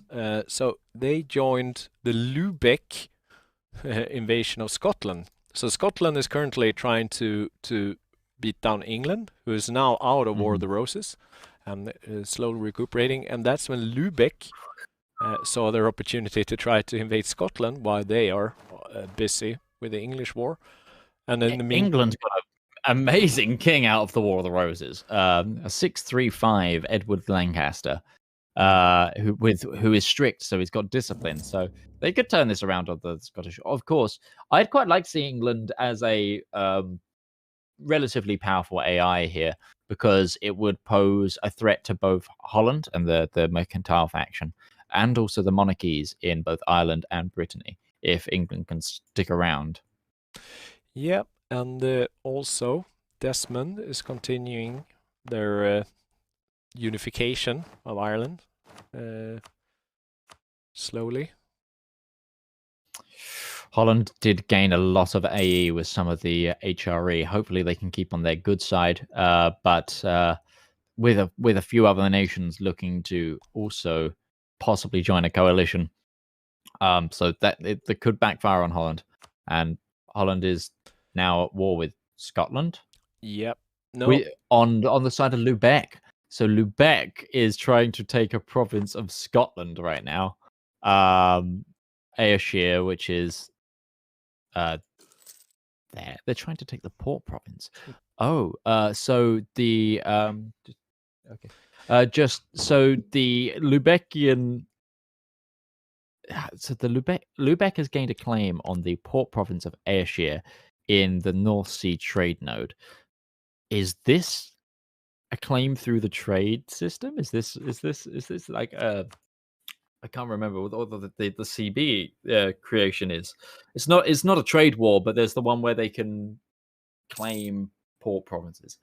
I'm intrigued to see Lubeck enter the British Isles, as that will actually put the mercantile faction in direct competition with two monarchists, the two Irish minor states. Yeah, and Holland currently has a coalition consisting of Aachen, Münster, Palatinate, Trier, Dortmund, Gelre, and Utrecht are all in a coalition. So yeah, they need to be careful right now. See if they're so they can maintain their so far young independence. Let's see what's happening. Okay, we've got a proclamation coming in here. The Theocratic League, in their infinite wisdom, has decided to unleash their righteous fury upon the nation of Landshut. It is well known that the Wittelsbach from Landshut are kinslayers, and they and other Wittelsbach have thrown Bavaria in disarray, whilst meanwhile allying the Hussite neighbour of Bohemia. The Theocratic League is returning order to Bavaria and calls upon the King of Bohemia to no longer support the Hussite heretics in the country. Signed, the Archbishop von something, but yeah, the von somethings of Van somewhere.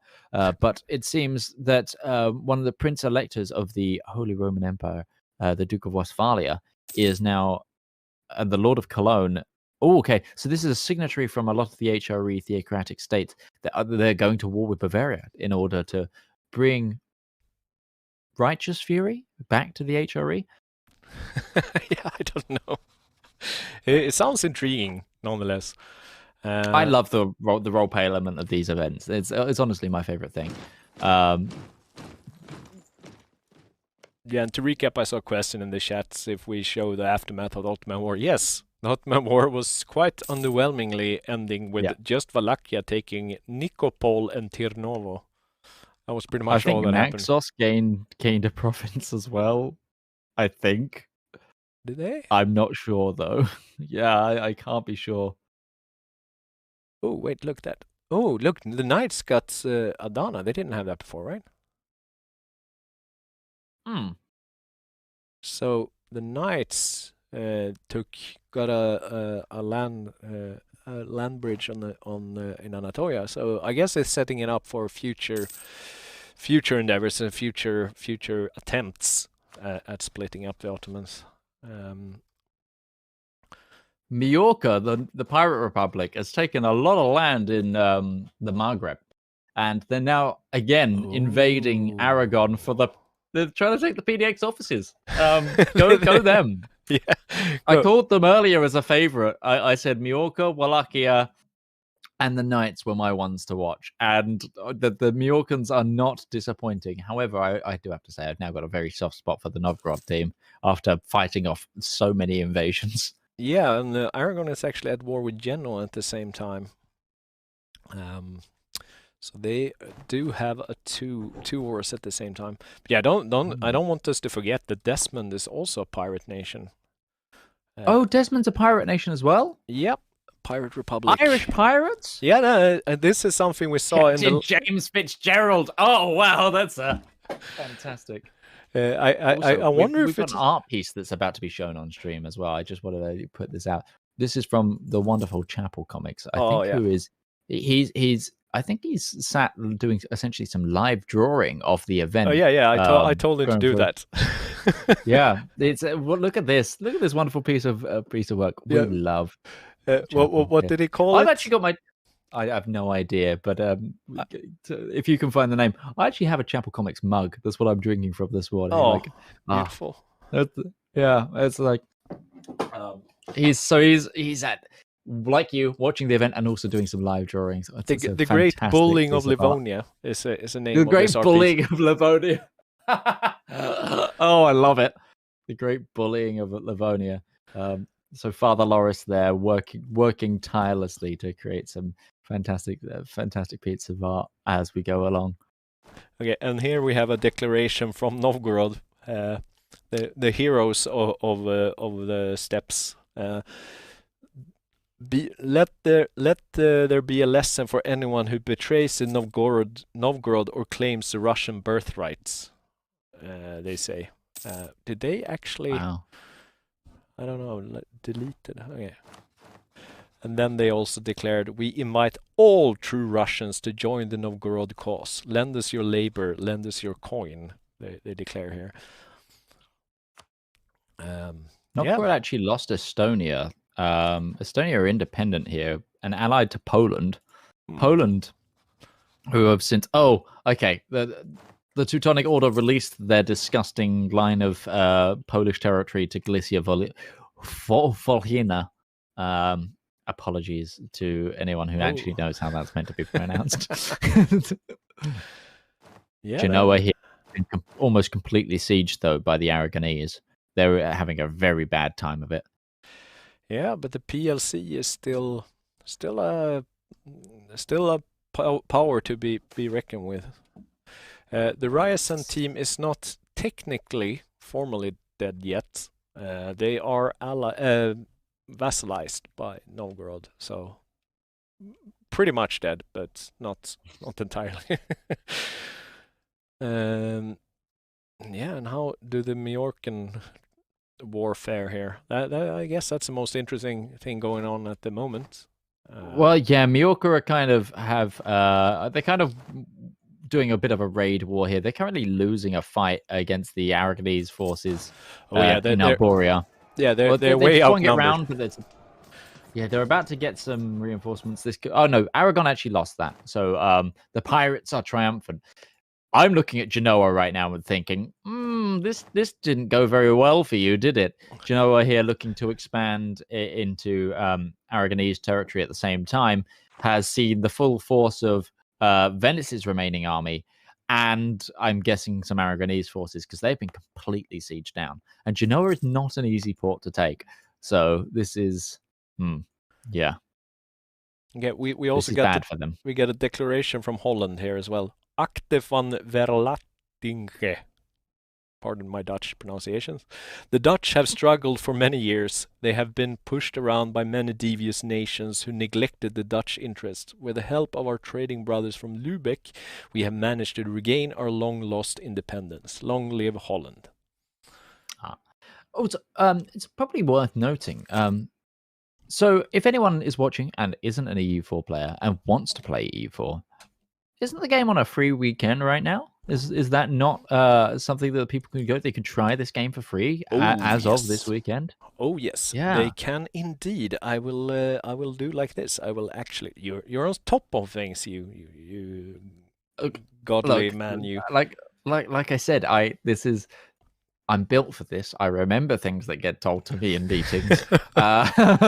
Normally. Okay. I mostly remember things that get told to me in meetings. But Yeah, so yeah. EU4 is free to play for the weekend. And we also have sales on DLCs if you want to pick up some straggling ones you don't own. And of course, you can always pick up EU4 base game on Steam and then service for $5 a month, where you will get access to all additional content as long as you own EU4. And how to gain access to the subscription service, basically you start the base game and you will get a little pop-up in the start menu that allows you to start the subscription, if that is something you would be interested in. Yeah, the EU4 subscription service, we know there is a lot of DLC for EU4, and that in itself can be as overwhelming as trying to learn the game. So the subscription service is a perfect way for you to get the full EU4 experience for a much more limited cost. And then if you find some time where you might not be playing EU4 as much, you can simply cancel the service and not have to worry about that as much as you've bought all of this DLC, and now you feel obliged to. But of course, buy the DLC as well if you want.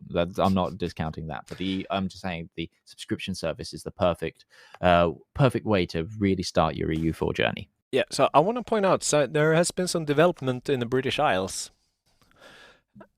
Yes, we see Lubekian Britain, which I like. I'm completely like, we have a German royal family, but this is just weird. Yep. So they've taken the only fort as well in Scotland, as well as the Scottish capital. So not only have they gained the Ayrshire port, they gained the Lothian port, and they've gained the fortifications to split England from advancing into Scotland. This is a masterful stroke if they can hold on to it. Yeah, and to allow them to dominate some more trade in the North Sea, driving it more towards Lubeck than the English Channel. This might be one of the very few times we see a stronger Lubeck trade node than the English Channel trade node. Don't know about that totally, because Holland is still got to be vying for control, but they are technically the same team. So I don't know. Is this preordained between these two? Are they working together? Because Holland did help this invasion. Are they going to drive trade into Lubeck and then down to the English Channel in order for them to make the most money? I'm not sure what's going to go on here. Yeah, and also, meanwhile in Ireland, let's not forget our Desmond pirates. So they have peaced in Ireland, and what's happened is that they have created a strong Offaly, which is now a vassal of Desmond. So Desmond is controlling the bulk of Irish island here. Most of Ireland is controlled by Desmond. So let's have a quick look. Yep. I was just going to say, surprisingly, Ireland and pirates isn't that unheard of a thing. Have you ever heard of the Pirate Queen of Ireland? And is that the woman who went over to the Caribbean and was like basically lover pal of Blackbeard and those guys? What's her name? The one I'm thinking of is Grace O'Malley, which is yes. Yes, I know about her. Yeah, I was also going to say that the Irish pirates is actually not unheard of, because in the last physical, I think it was last time we were in a castle, we also had a strong Irish pirate republic. And what I'm curious is maybe it's the same players, because we we do see a lot of returning players, like people who once got a taste of this thing is usually coming back, and so it might be the same. It would be nice to get a confirmation if that's the case. Otherwise, that would be lovely. Yeah. Otherwise, I was thinking I was just gonna quickly go through what wars our players are involved in at the moment. So Cologne is currently fighting Gelre in the Colonian conquest of Cleef. What do you want to say? Did you want to say something? No, we're just getting a message from the studio that the Pope will be joining us again. Clearly with another papal decree. But continue on your. Yeah, I was just gonna say I don't hear you guys, so I don't hear the studio, so you have to relay them.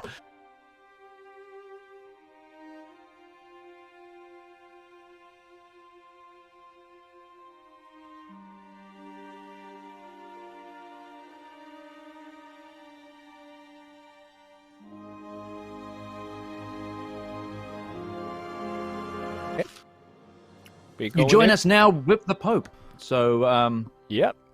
and the Pope is here. Praise be again. His Holiness has arrived, and we await your decree, sir. Yes, there has been some internal disagreements in the Theocratic League, as can scarce be misunderstood. Now, the Order of the Brothers of the German House of St. Mary in Jerusalem, as we spoke of last time, the Teutonics, as I believe you call them, they have been reunited with their kin. Dreadful business.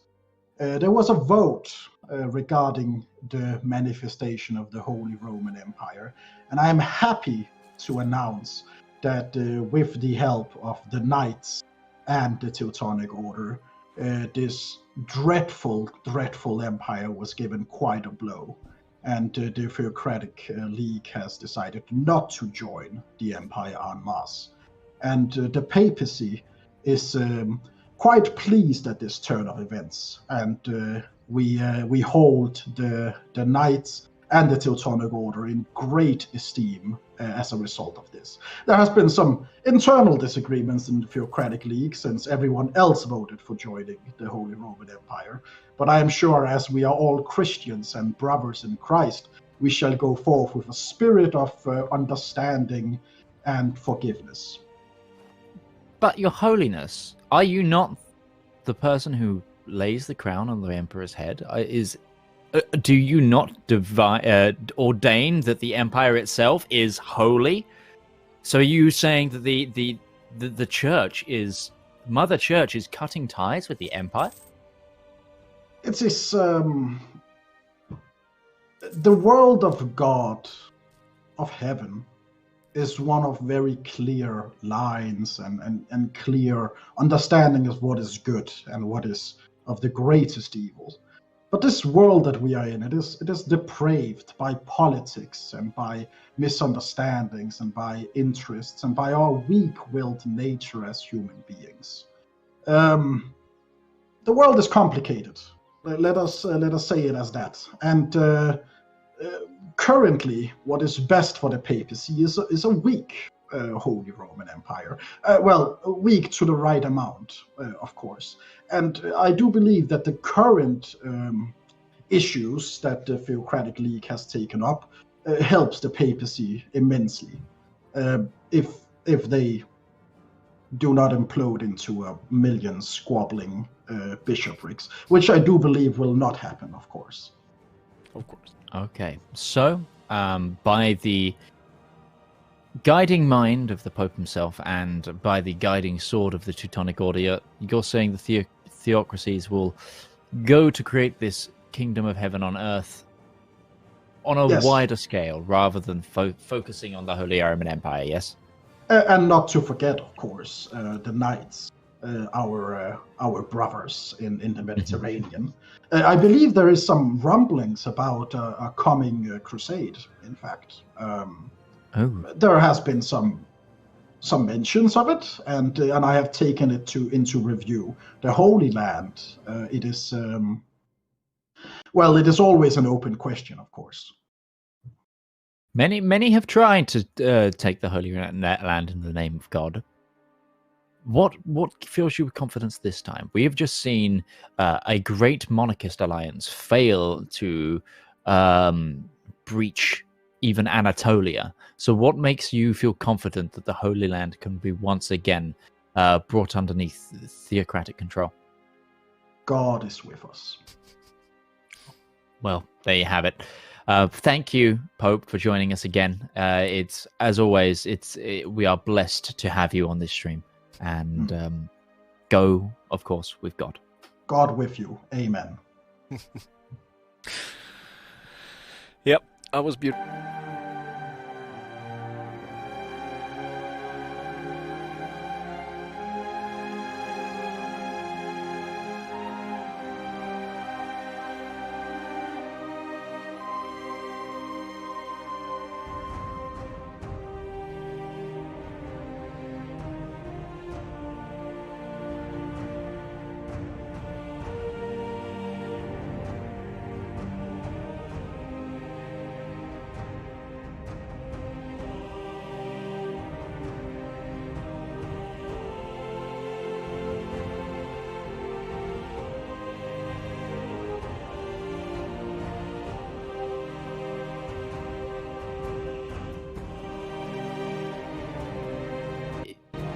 the Spy Master. Are we not?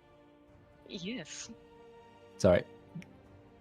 Okay, thank you. Sorry, technical difficulties there. We are being joined by the Spy Master. Spy Master, what is your Spy Mistress, should I say? What is your role right now? What have your machinations been up to within this game? Oh, the player's nation can write to me and maybe asking for a favor, maybe for some informations. But I have a lot of influential friends, and I need to please them to give the players what they need. So, well, we exchange favors. Okay, and are you open to say what exchanges have been traded in favor for both the players and your benefactors, should I say? I don't know. If I give you the information, then they won't trust me anymore. How can I do That's it? very true. That's very true. It's very true. But let's say that generally they are asking about maybe some political informations, so they can see who are their enemies, maybe, or even some of them are asking for money to help them out. And this is also something I can help them with. But if you would like to have money from my friends, there must be something big you have to give me in return. Oh, interesting.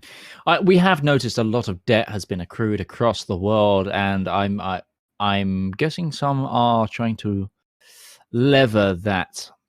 Yes, to currently. pay it off with my help. We will see if our arrangements will be met, if my friends will help them, but well, there's nothing I can tell you about it right now, because if I do, I don't think nobody would contact me anymore.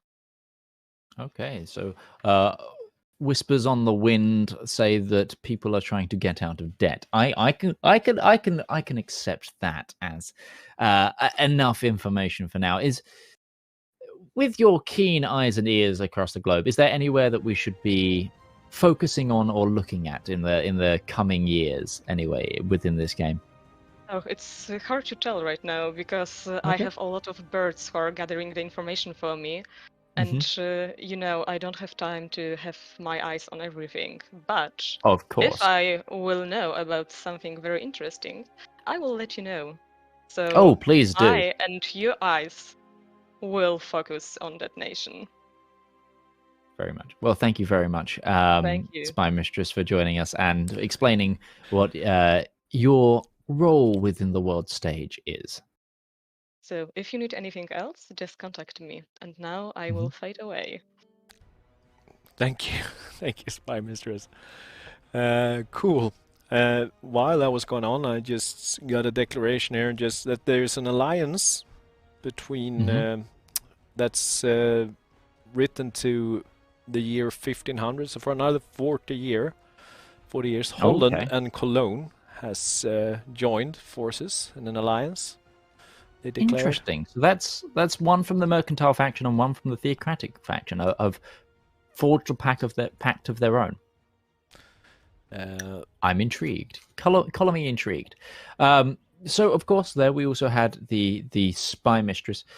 She is one of the NPC characters. There are various NPCs. We had the Pope before that. We had the Spy Mistress. They are characters played by members of the Turbo LARP team who are running this event to both influence and allow for the roleplay elements of this game, because each team we have is broken up into 3 players, one of whom is playing the game, the other one who is making public declarations, and the third who is working on diplomacy. And this interdiplomacy is happening on this private server that we've got and almost to replicate how we ran these events in the castle, where we'd have people just running from room to room across a castle. We're doing the same, just on a COVID friendly and COVID safe Discord server. So yes. Bjorn, what are you making of the game so far? I just saw here that Georgia made a declaration, God loves the Orthodox. Does Georgia start Orthodox? It does. Okay. Yeah, it does. I think. Or did they convert? I am actually not sure. Maybe the chat can. Yeah, it does. Yeah, says, no, it does. It does. Thank Christo, yeah. No, it was just befuddled by that declaration. I guess it was just a random comments. Discord Castle. I like that, Mordred.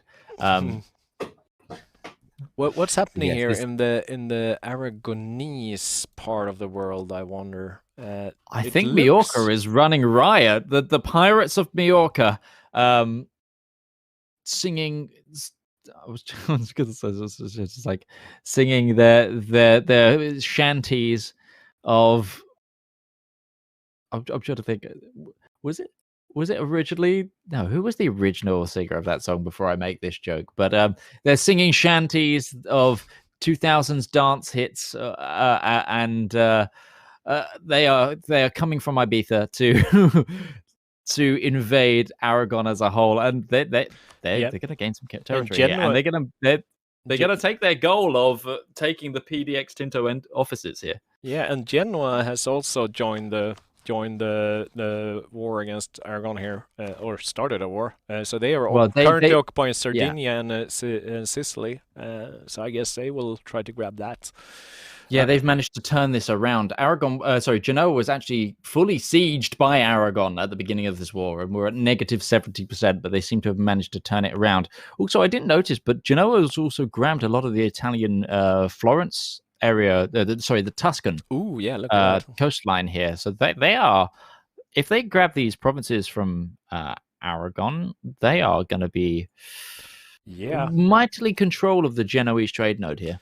Yeah, look at that trade power, like the trade centers they got going, they're controlling here now. Genoa. I was going to make a Venga Boys reference, yes, but I was trying to remember if they were the original people. I was trying to remember if they did the original of that song was the thing. So, as an embarrassing little tidbit about myself, the first ever CD I ever bought in my existence was a Venga Boys CD. Which is kind of embarrassing in the early 2000s. Venga Boys. Yep. No, what we see here, to recap, Genoa is looking like they're going to establish quite the trade empire in the Mediterranean. Aragon seems to be about to cease, like there will probably not be much to it. So the question is, where will Aragon end up? Will Navarra succeed in nabbing it, or will they become part of Castile? Well, Navarra still have their truce with Aragon for another until the end of this year. So they're going to be watching these wars, watching Majorca and watching Genoa to see how much land they lose from under their grip, and whether if they can grab the throne or not in this coming time. That I'm getting whispers as well that we will soon be joined by the Paradox Tinto team, who are also playing. They are Team 21 in this event. They are playing 3 leagues. And they're currently sieged down. What war are they in? Oh, they've joined. The 3 leagues have joined Genoa here, probably to help turn it around. So, I love that Aragon's like, screw this. Like we go into Switzerland and start occupying stuff. Oh god, brilliant. But we'll soon be joined by the Paradox Tinto team. Just a reminder to everyone in chat, if they haven't already, remember, head on over to the PDX Discord, because not only can you get in-game information via the mirrored channels to our virtual land castle here, but you can also be in with a chance of winning both versions of Evil, DLC for Evil, and some other goodies. There is going to be raffles going along all throughout this event, so definitely go check that out. Plus, the Discord's a great place to be. You can get information and news on all your favorite Paradox titles, join in discussions. People are organizing multiplayers in there quite a lot, and it's just all over a great place to hang out. So definitely go join the Discord if you haven't already. Yeah, I think that we're actually closing in on the first raffle. So if you want to be part, let me just double check the time here, so I'm not misleading anyone. Let me quickly look at the schedule, if I can just scroll down here. And we're supposed to go, the first raffle is supposed to take place About now, yes. So keep an eye. I timed that perfectly then. Yep. I don't see an announcement. Yeah, it's about to come up very shortly. So make sure, if you're not already on the Discord, make sure that you join the Discord now. And it's discord.gg/pdx is a server address. I think I have a link as a... There we are. Oh, I've got an invite link sort of. Oh, so is Moobot. Moobot joined me there. Yeah, and otherwise we have the Albania is now at war with Naxos, Papal State, and Venice.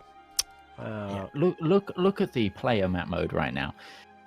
Albania has made some serious gains. Like they didn't win their war against the Ottomans in a way that we were expecting to.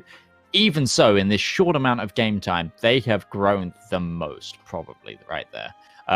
Closely followed by Cologne, who have secretly sort of reached out within the HRE and formed this very tendril-like nation. They've got some vassals here, which is... That makes them a small little powerhouse there. And as an archbishopric, they get quite a lot of diplo slots being in the HRE. They're gonna be ones to watch, and we might see a Westphalia eventually. There, obviously, we also need to big props up to our friends over in Novgorod, who not only defeated one invader but two, and then went Uno reverse card no you to Ryazan and vassalize them. We have players Team 7 are currently vassalized by Team 17. It's been a whirlwind this morning. It really has. How are we looking at institutions? Oh, I know the Renaissance fired, but I'm not sure what the spread has been like. Let me double check this. Yeah, Renaissance has star spreading. It's not my PCs because I'm using Parsec, one of our wonderful. Are they a sponsor of this stream? Sponsor. Yeah, they're partner. Like if you look up there in the top right. Well, no, it actually says powered by Parsec. So we're using Parsec. Yeah. If you don't know about Parsec, it's a very nifty little tool that allows you to basically control computers. Yep, quite well. I've used it both in personal application, also for work. So if you don't know, I stream for PDX often on the Wednesday streams, and every time I'm doing that, I am using Parsec to control a computer in the studio of the PDX office from my home office here in the UK. And it can be used for all sorts of both business applications like that or just personal applications. I also used it to stream some games that were installed on this PC from my laptop while I was away last week. It's a wonderful... Yeah, so... Okay, when we come but we're going to be... Oh, yeah. I was just going to say about the institutions real quick was that so far I think Genoa is the only player nation that has embraced it. Okay, we are going to be bringing Tinto now, though. So we're going to be talking to our friends, our developers of EU4, who are also playing in this game. We're going to be bringing in Team Tinto right now.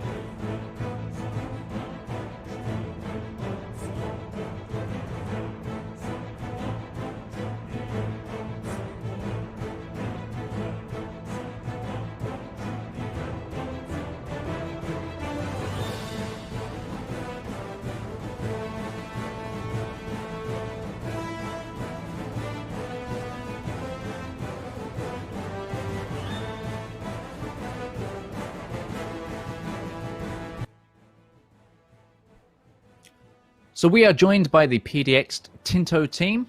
Welcome, Tinto. How are you guys doing? Hello. I'll introduce myself. I'm Roger, here at Tinto. It's going fine. We had a little bit of nice start. Not really much of troubled situation in the middle of the Swiss mountains. Very relaxing holidays. Thanks to Genoa, that was very helpful first, and we helped him back also. So yeah, not that much going on actually. We have seen that there are some other parts of the world that are a little bit crazy, but in our places, yeah, the odds are fine. How do you feel about the pirate invasion of your offices? We are not concerned because, pirate lives is not that bad. At least that's what we've heard. So we've seen the images, but yeah, the beach is right here. So what should we expect other than visitors? Yeah, well, some shanties, like Midge said here, some shanties and rum, some buka. Exactly. Why don't you also just as we've got the chance to speak to some people from the development studio, why don't you explain what your job and role is on the brand on the game? Yeah, I'm a CD, I'm a content designer, just creating stuff, or content for the game. Mm-hmm. In the recent DLC, the Origins DLC, I was in charge, for example, some mission trees and some of the Jewish events.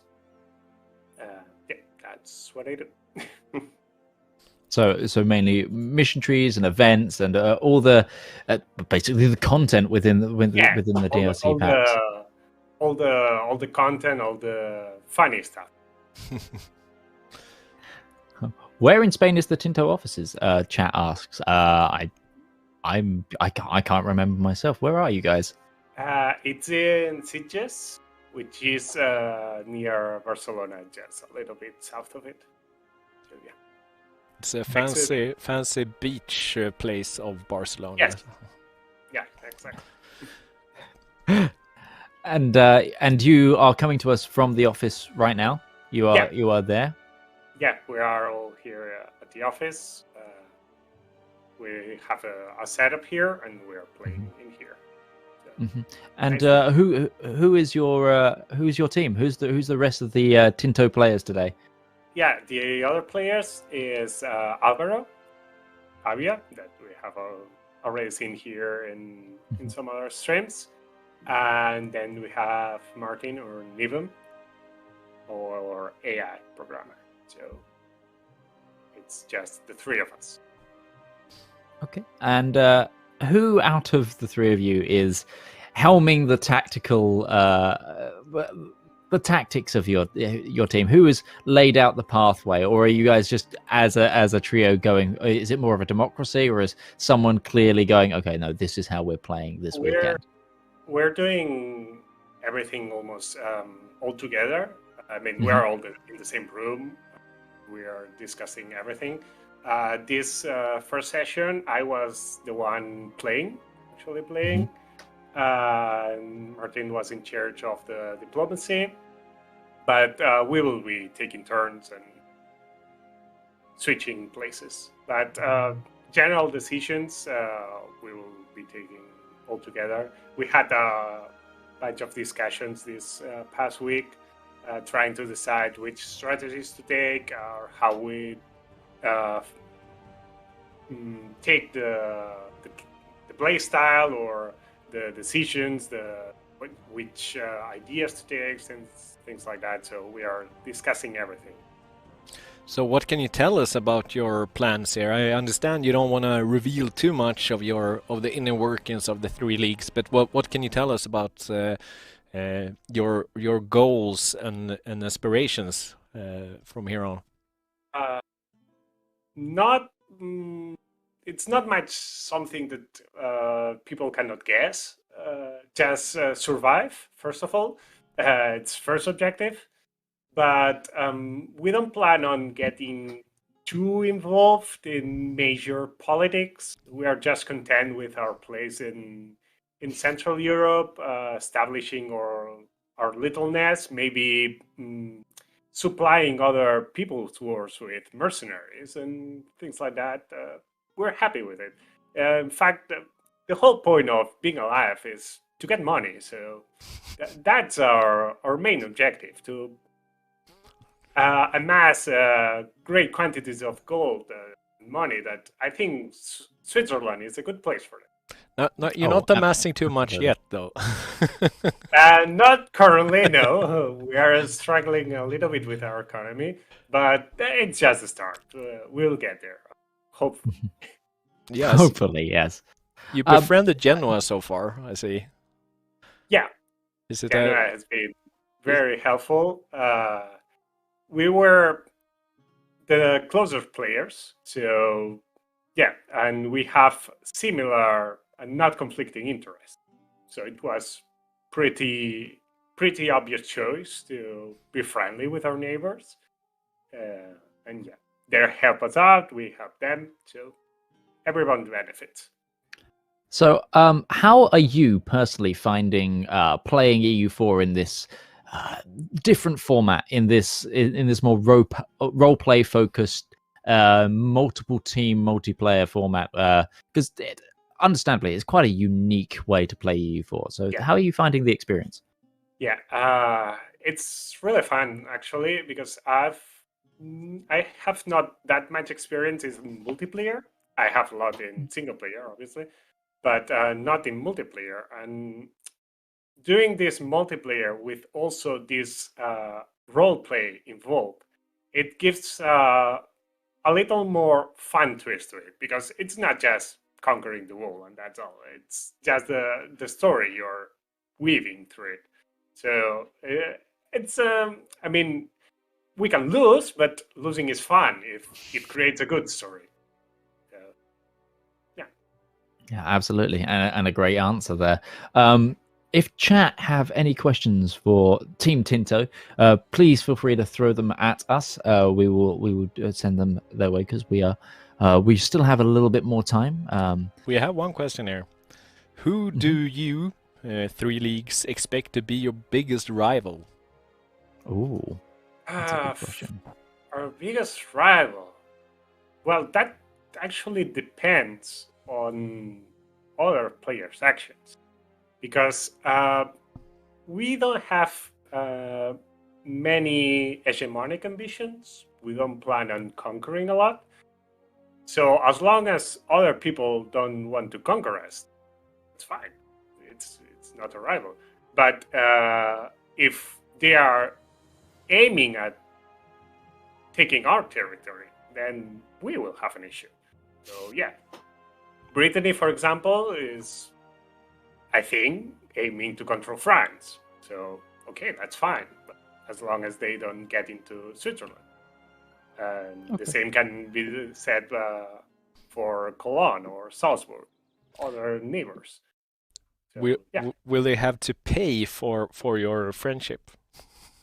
The Britain, I mean, like, what will you demand of Britain to not interfere in their expansionist plans into the French territories? We don't demand anything. We're just offering our military assistance. So they can rent our armies. If we are dead, they cannot do that. That is true. It's very, very true and very wise. So you're saying that your military force is open to anyone who, say, has the right price. Yeah, as long as they pay, we can rent them. We don't have that much of military force right now, but we'll get there. Fleur is asking if you intend to form Switzerland after integrating them. Probably yes. There we go. 3 Leagues will form the Switzerland. We get 2 questions about that, actually. That was our most asked question so far. Do you have any goals to reach the coast at all, to expand your trade across the seas or anything? Or are you happy and content in your mountain trade hub? Right now, we are really happy where we are. And the coast is territory of our friend Genoa, so we don't actually have plans to go in there. But yeah, of course, everything can change. But right now, it's not our objective to get to the coast. The Okay, great Swiss Navy is expected here by the chat. Yes, forged in the dry docks of Lake Geneva. Yeah, But no, we're aiming more for Swiss neutrality here. Okay. So the broker between. So if a major conflict breaks out and certain rules of warfare need laying out, you'd be opening to being the host nation for the accords of that. There's some sort of convention. Yeah, near Geneva. Okay.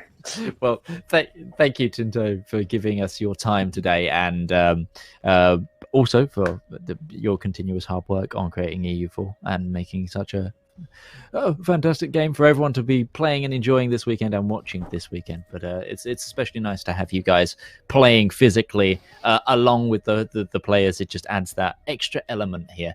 So thank you for that. But we're going to be going to a little break now, where we'll be changing over our casters and also give the players a little time to stretch their legs, because it's a long day of gaming ahead of them. So thank you very much, and we'll see you soon. Thank you. Yep.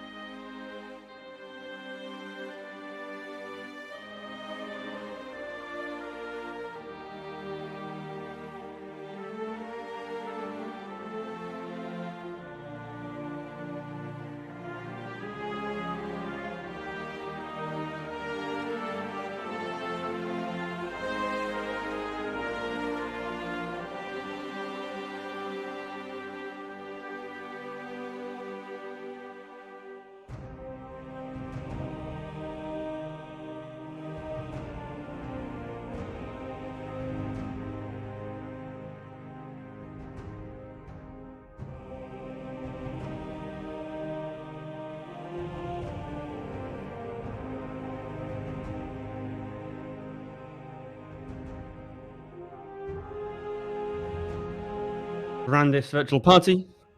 Hello, everyone, and welcome back to the E4 Grandest virtual party. My name is Adaway, and I'm joined for a stint commentating on this lovely event with my broken friend Count Christo. Say hi, Christo. Oh, hoy. Welcome back. Let's get into this thing. Yes, we have been witnessing the madness from afar for the last 2.5 hours, and now we're going to get up close and see just what's been going on so far. We're bringing you back to the last session. You had the one English, one Swedish commentator. The English have taken over for this one, so bear with us. But yeah, it's been going interestingly so far. I feel like the Balkans powder keg is one of the places to watch at the moment, and the French division is ongoing. Is Brittany? Brittany is currently not allied to France. They're all allying up to Castile. That's right. Okay. So there's interesting stuff going on there. I mean, we've been trying to look around, seeing, who's doing well, who's hanging out, who's not doing so well. Obviously, Novgorod seems like the potential kind of late game powerhouse in the north. They've got the kind of positioning to sweep in, just because they haven't got any players so near them. Obviously, Team 9 in the Teutons getting a bit closer, but generally. Obviously, Georgia, and I don't know how many of you watched the Grandest Land last year, but Georgia is very close to our heart after their incredible performance last year. And they are, in fact, doing exactly what they did last year right now in this break, which I love to see. They're beating superior numbers using the wonderful Georgian mountain bonus. So I'm absolutely delighted that we've joined just as that's going on. Yeah, never forget, chat. Deleting your own forts is a legit strategy when you're Georgia. Absolutely. Works every time. Georgia was highly pogged. You're not wrong, chat. You're not wrong. Is it the same players on Georgia as last year? I don't believe so, sadly. But Georgia, the spirit of Georgia can live on regardless of the players, I think. Yeah, it's deep Georgia lore is going on in here. But yeah. So chat, help us out. Who's been the most power move player so far? What's been your favorite move? I'm seeing Cologne with a bunch of subjects, or at least 3. Or is that, no, there's a Bros project, just 2 subjects. Look at that layout. They're going full noodly appendage, racking down here. It's Albania, Novgorod. I do like the look of Albania. It's a big Albania, and they've got the Bosnia as a subject as well, and Dalmatia. So they're making moves. Serbia doesn't exist anymore. They're more with the Pope, in fact, right now. They are, and they're also with Venice, I think. Yes, but Venice was partitioned by trader donations, I think. Yeah, Venice have suffered. I always find that in multiplayers, they very often suffer Venice. Yeah. One of my favourite nations to play in single player, but they tend to get sort of squeezed by whoever's nearby. Georgia's been doing pretty well, as chat's saying. Sorry, Genoa, not Georgia. Of course, Georgia goes without saying. But Genoa, yeah, growing pretty well. They've grabbed a little bit of land off Florence and Siena. Sorry, Pisa and Siena. So down there. And Novgorod. So Novgorod so far, have they actually won wars against Muscovy, or is it just against their subjects? I think it's just against their subjects. But they've grabbed Ryazan as the subject, so that's pretty good. They've got a huge amount of cores on Muscovy from land that they've lost, I believe, to them. I believe it's land that they didn't have from the beginning. Oh, you can back me up, chat. But they were cut down to size. They have won against Ryazan. Okay, so in the war against Muscovy, they took Ryazan in that one. Understood. And Navarra, yeah, not with the Aragonese personal union. But Maria in charge, which means potentially, no, that's not the Maria. That's just the Regency Council. Okay. They've got the alliance with Castile. Yeah, so we still have a couple of kind of power brokers, AI power brokers. Castile obviously going to keep things a little cordial in their neck of the woods. But okay. And Ireland getting pretty unified under Desmond. Desmond's doing pretty well. Team 2 over there, making some nice stuff. But why is that no CB Novgorod? Oh my lord, that is that is aggro. No CB with the Muscovite alliance. Okay. Now, the country that I feel like I'm instantly honing in on as the underdog here has got to be Ragusa. Because they've got the Castilian alliance, sorry, the Austrian alliance, and they're independent, they're guaranteed by the Ottomans, but they're just surrounded by Albania and their allies. I mean, look at this Albanian alliance web, and then look at where Ragusa is. It's not good. It's not looking good for Ragusa. So I'm excited to see if they manage to kind of bring that back and find their avenue. What do you think? Am I missing an underdog, Adaway? I mean, I'm drawn so far to Mallorca right now, who are obviously very small, but they are beating up on Aragon right now. The Pirate Republic, I believe. Yeah, basically solo. Confederacy. I'm assuming Aragon may have lost a war previously or been weakened. If not, that's even more impressive. But they're sieging down Valencia at the moment. Aragon hasn't got the troops to challenge them. Also at war with Genoa, of course. So it looks like Genoa is going to be yoinking Sardinia from Aragon in this war. We'll see if Mallorca ends up actually taking much land internally here. Have they been doing their reforms so far? Yeah, just normal stuff. They've got. Sorry, I'm looking at Aragon. I'm trying to see the pirate reforms. Right, so they went Traders League Consortium in that, and frequent elections. Makes sense. Makes sense. We'll see how that shakes out. I have to imagine. Yeah, I wonder if have they got claims on this one? They haven't got any claims on Aragon, so maybe it's just a fiscal war, or yeah. And then Brittany, Brittany, they're not huge so far, but what are they rocking? They're 170 development already, which is getting up there, and they're in a position to kind of dominate France if they're working so far. They're number 1 dev, nice, and yeah, of course, if Brittany can replace England, but replace France, then obviously that's going to work well. Nice. So we've got a visual asset for you. Go ahead, Adaway. If it's ready to show, then yeah, there's a fun asset in honor of the Mallorcan, laying waste to most of Northern Aragon at this point. Pirates off the coast of Tinto by our good friend Father Loris. Yes, let's take a look at Tinto. We've got 21 devastation right now in Barcelona, so sorry about that, Tinto. Yes, but not fun. Maybe they prefer though getting kind of shipped off to Mallorca. They get it's a team trip off to the islands, basically. Team building. Exactly. It's a real life escape room.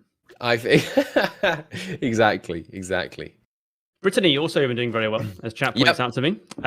They've obviously fought a war against England at some point and emerged victorious. France being AI has not quite done the same effectiveness, but now they've got some rebel problems, some Socinian heretics and some separatists down there. That's pretty good. Carls. Yes, they are. Oh, nice! I forgot about this. There's a new drop down alert. I love that. Enemy sieging our provinces. It has the progress in the tooltip. That's really handy. So it looks like they have the men to put down these rebels. They haven't yet, I guess, because it was probably just. I mean, this is obviously a very recent siege, so it's only fired very recently. But yeah, and Navarra has no chill. Apparently, Navarra's been burning places down before they've been conquering. But I respect it. We'll see. I apologize. I just have to answer the door. I will be very quick. I am sorry.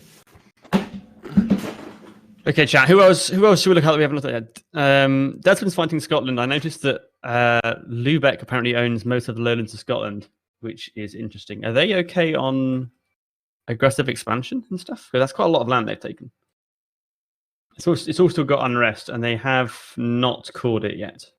In fact, they're not coring it currently at all. They're coring Argyll, and that's it. So I assume just an attempt to get trade power and stuff in the base in the British Isles, because England's going to be carved up at some point, being AI. Did Brittany take the Canaries? Good question. They haven't. Is this Lisbon? They own Lisbon. They do. No, the Canaries are still owned by Castile, although the one half of them that's colonised. But Lisbon, I didn't notice they'd taken. That's pretty good. Obviously, hoping to get that colonisation going fairly early, and helping with their trade situation, obviously, just trying to steal their way into Seville. Yeah, because Portugal, Castile, France, and Britain all being AI means that the colonization game is wide open. Absolutely. Anyone can get a start on that. And obviously Lisbon's a great one to get because they can get down to the Canaries and then on to Cape Verde and Brazil. Yep. And as chat's saying, potentially Lubeck has similar ambitions, given their Scottish holdings, beginning to get them closer to the New World up there. So yes. It also gives them some good upstream trade power. Although, yeah, they can push to Lubeck from there if they want, or they can just try and monopolize the English Channel later on. Yeah. For the maximum ducats. Definitely. Okay, so the Teutons obviously doing pretty well. They've just eaten up the Livonians so far, and subjugated them. Estonia still independent for now. Okay, allied to Poland. Right, that'll be a pain. Poland did not go local noble. So we'll see some power from them. Yeah, Navarra, good point from chat. Navarra has the PU missions once they can get down to those. So they may be able to... Which one is it that fires their main PU mission? I forget. Yeah, here it is. Once they've managed to take over Gascony, they can get that PU claim on France, which would obviously be pretty devastating for them. Yeah. But, remembering, of course, that Brittany is in a different team, right? Or no, Brittany and Navarra... Sorry, no, Brittany and Navarra are in the same team. So who ends up actually getting dominion over France? They'll probably want to be at least somewhat cordial in terms of their decision-making over that. But we'll see. And Wallachia over here, also doing pretty well. Won in that early coalition against the Ottomans, of course. Close relations with Albania. And they've got the Constantinople PU. Sorry, not PU, but subject. So you have to imagine that's a lot of Ottoman land just waiting to be fed to Wallachia's subject. And we'll see. Can they get CBU on the PU CBU on Aragon through the event? Yeah, they should be able to. I'm not certain what the triggers are on that, to be honest. Oh, Wallachia had that event for the immortal Vlad. Nice. He is immortal. He is a 206, which is not that good. But you think they have it already? Ah. Yes, indeed. They have 12 years to press their claim, and the truce is up. Ooh, just December this year. So we're very likely, I'd say, to see Navarra coming in there. Maybe that's why Mallorca is making this play, because of course Mallorca is in the Traders League while Navarra is in the Monarchist League. So maybe Mallorca is trying to steal some of that land just before they need to have the and we're off. Excellent. Before they have it all fall to Navarra, knowing that that's coming up. But we're off. Yes, Wallachia does have the true vampire. They have Vlad Draculesti. Fantastic. So we have quite a war going on up in Scandinavia as well. Holland's had quite a good start, getting some regions and reducing Burgundy, and then Sweden is trying to do its independence war against the Danish. Right. And it's going not backed well. By the English, but the Dutch.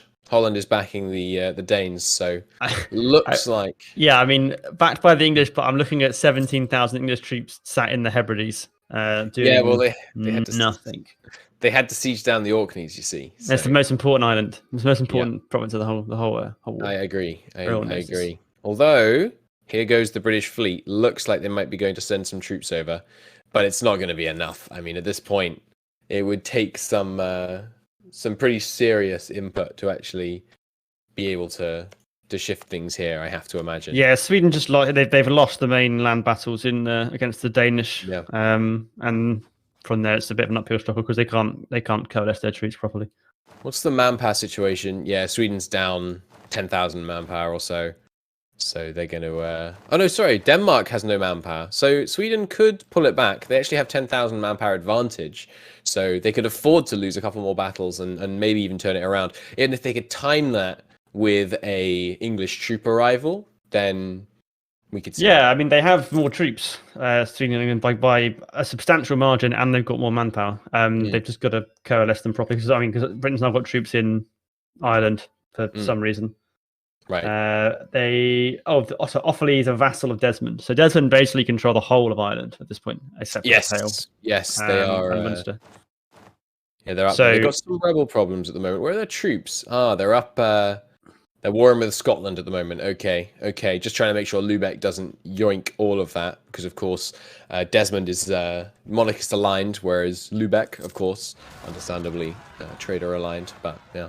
Yeah, we should have this. I imagine, depending on what Brittany does, a four-way battle for the sort of the English territory. It's got to be carved up where you've got Desmond and Lubeck, and then Holland and Brittany. Because obviously Holland will want London and the trade very badly. And are Holland also trade faction, or are they a different team to the Lubeck guys? Holland, that's Team 19, right? Yes, that's traders. Okay, so maybe there should be a degree of cooperation, and they decide how they. It may be that they just funnel all the trade through Lubeck and then into the English Channel to maximize its value. And, we saw that last time. An arrangement deployed to great effect, but we'll see if that happens again. The to me right now, there's a couple of theaters, and Chet, tell us which of these you want us to kind of to peer at here. But there's the Balkan. There's basically a whole bunch of partitioning going on, right? You know, it's always the way. Relatively early in these multiplayers, the players are just devouring AI and trying to position themselves to be in the best position to move forward. We've got the division of the Balkans, which right now, you gotta say, monarchists are winning handily. So we'll call that score 1 to the monarchists. Then we've got Iberia, right? And Iberia so far, it's also kind of looking like it's falling to the monarchists, but not at the same kind of pace. Then France. The thing is, the traders need to get a look in on France, because if France ends up going monarchist as well, it's going to become way too dominant. There are seven in each league. Yeah, that's right. And then there's England. The traders have a look in, but the difficulty is going to be if the monarchists yet again with their Irish holdings can begin to try and monopolize that. And then there's the HRE, which is, it's more complicated, basically. It's just more to it.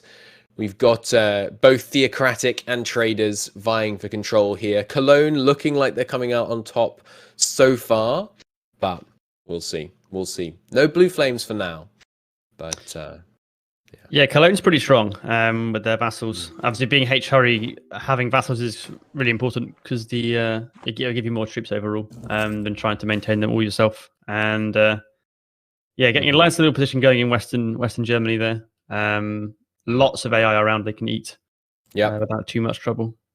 Currently losing fights to... Oh, no, never mind. Just as I say that, they reinforce, of course. But currently, having a dust up with Brandenburg. Looks like on behalf of the AI, probably repaying some favors from earlier, I have to imagine.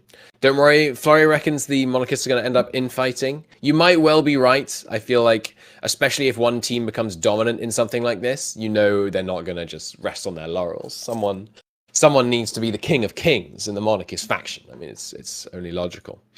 And Mallorca, right, sorry, I hadn't noticed. Mallorca actually has a bunch of land in Algeria. So that's putting... Oh, yikes, yeah, I didn't realize. Yeah. That's putting the traders a bit ahead. What's their... Oh, sorry, I haven't I'm on obviously, remote control here. I need to make sure I have my map mode set up or I'll go insane. After thousands of hours of having the same keybinds, it doesn't work. It's okay. I was playing E4 yesterday and I was using the Hoi map mode shortcuts by accident for a while. It was entertaining. The classic. Wallachia versus Albania. I feel like... Come on, it's got to be Balkan brothers looking further afield, but we'll see. So chat, let's have a vote here. By country name, which team do you think is going to become dominant? Let's say today, not just overall.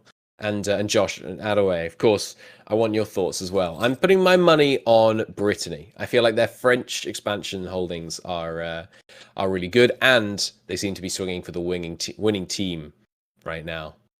Brittany Novgorod, Gagarakans Novgorod. I think Holland is a little bit of the dark horse pick here. I think they have some potential as well. It's obviously Everybody knows how much money there is to be made in the English Channel node. There's a lot to be done there. Albania, Wallachia, they do have powerful rivals, of course, in the Ottomans, and they've so far they've been doing well against them. But that was in a big kind of coalition-y situation. If there were to be less coalition cooperation, but we'll see. Yeah, I think basically, it's going to a lot of it's going to come down to economy and which are in the best position to monopolize trade in the right areas. Because obviously late game, that's going to be where lots of the money comes from, and obviously there'll be some very, very skilled players, but if you have many times more troops, you can buy all the mercs in the world, and you can maintain a massive force. You're gonna be in a stronger position. So, I think that those are all good shouts. I think a lot is going to come down to what happens in the British Isles, because and sort of that and the English Isle node particularly, because it's such an important node, and the other two end nodes in the Mediterranean tend to be a bit harder to push trade to easily.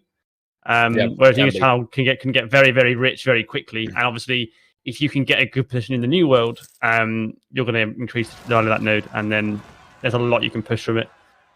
So I think that's interesting, and also Novgorod, because they have a lot of space, and there's a lot of AI, and they can sort of get on with things and slowly emerge as a massive force, and then all of a sudden, you've got a gigantic threat east of Europe that other players haven't accounted for. Mallorca has a good spot as well. I think so. I think early game is just about finding the best spot against the AI, and not getting like teams that get bogged down too much fighting other players at this stage in the game are going to suffer later on, because you need to try and monopolize as much as you can of the AI. For example, Albania's got the Ottomans east, and they've got Hungary to the north, which is big AI areas. Sorry to interrupt, but there is the Aragonese peace deal. Mallorca taking all that land bordering Navarra. What a power play. You love to see it. And they've liberated Valencia as a subject, which is going to give them cores that they can feed back on the south now. We can, of course, use the beautiful new feature. I can hover over this core and show the ones that are available. That's pretty nice. Cleaved Aragon in twain. And release Catalonia. Is now at war with Aragon. Okay, so this is Castile.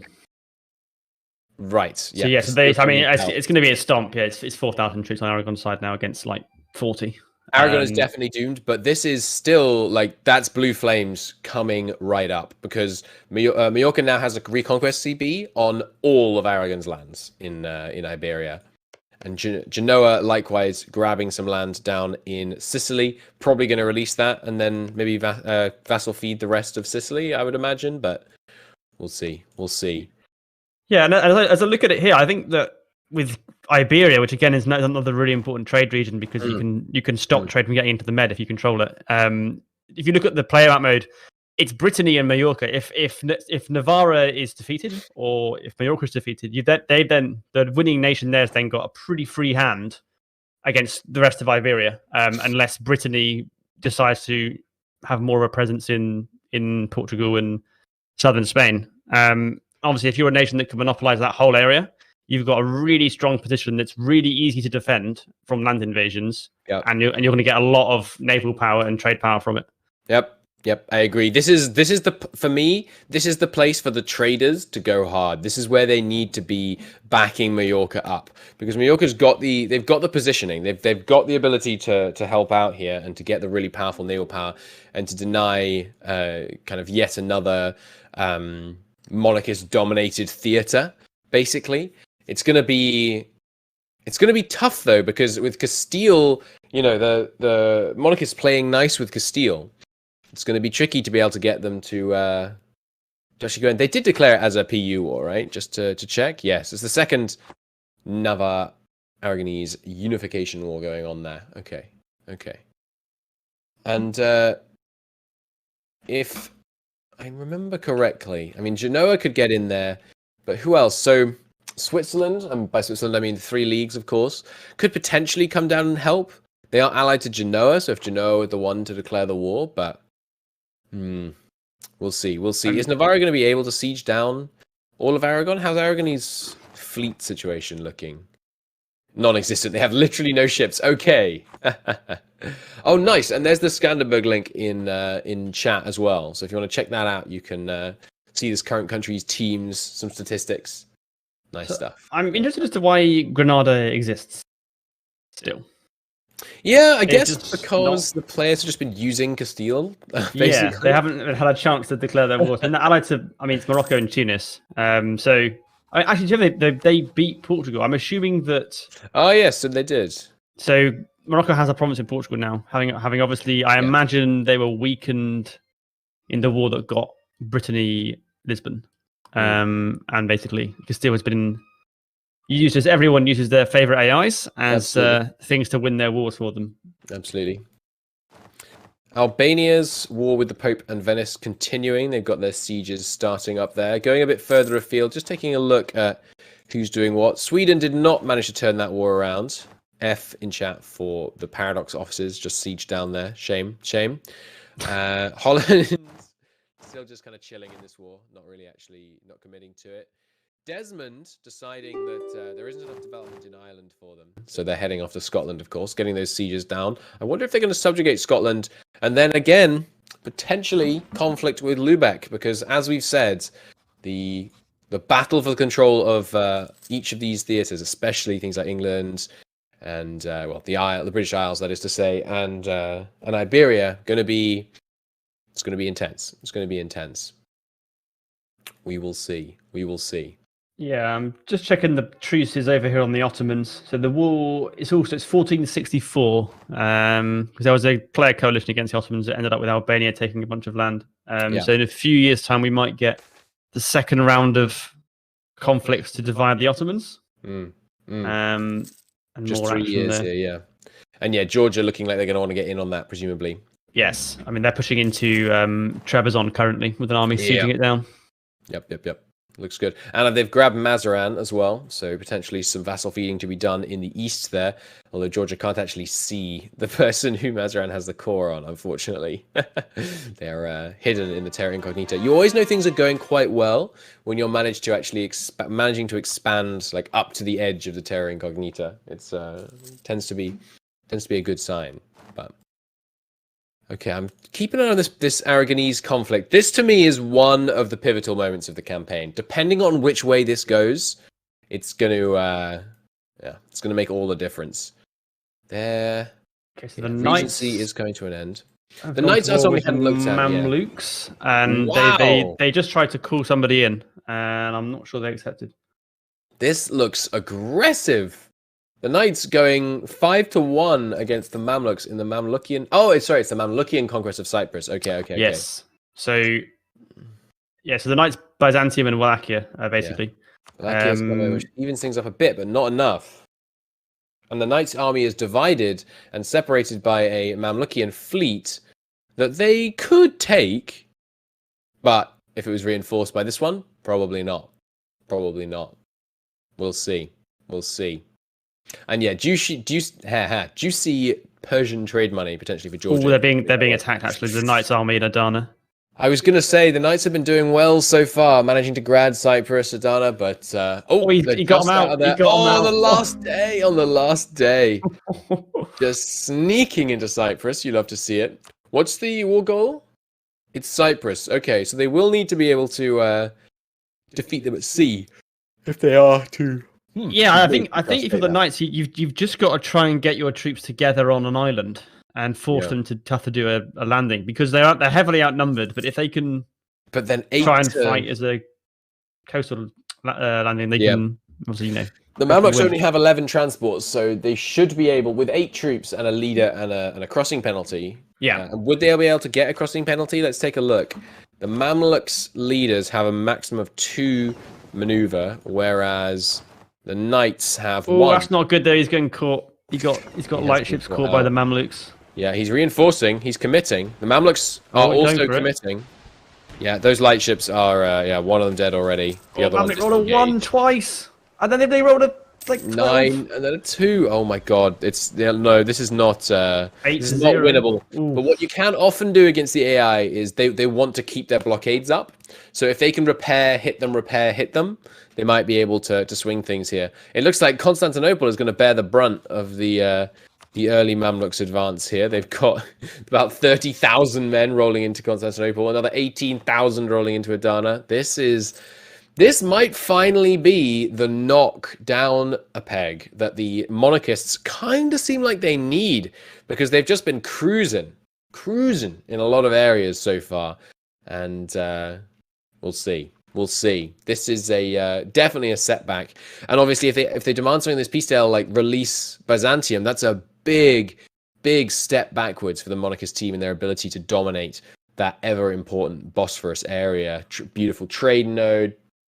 Great development area. There's a substantial player war happening against Venice as well, just to the west of here, with Wallachia and Hungary taking on Venice and winning at the moment. They're sieging down Treviso. They've booted the Papal States out of that war from earlier now. Just left with Venice. Venice's fleet is powerful, but of no use. Obviously got that Albanian core left to be taken back, as well as where else is yes, Naxos is also they're getting sieged down by Hungary at the moment. Yeah. That said, though, some pretty substantial rebel issues right now. Serbian separatists are rising up in the north here, so could provide a distraction. It's a lot of attrition on that siege on Constantinople now. 34,000 troops. Oh my god, they've got sat on it.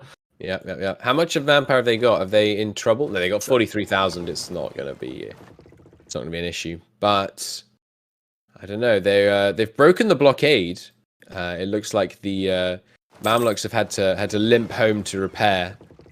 But the Mamluks, they're down to 7 combat effective ships. It's one of the problems when if you do a game and you attack the Ottomans, make them very weak, and then you have to deal with a very strong Mamluks. Yeah, you don't always realize that that's the side effect, because they've got like 45,000 troops now, the Mamluks, and the Ottomans have obviously they have like 5k. The Ottomans at this point, it's not good.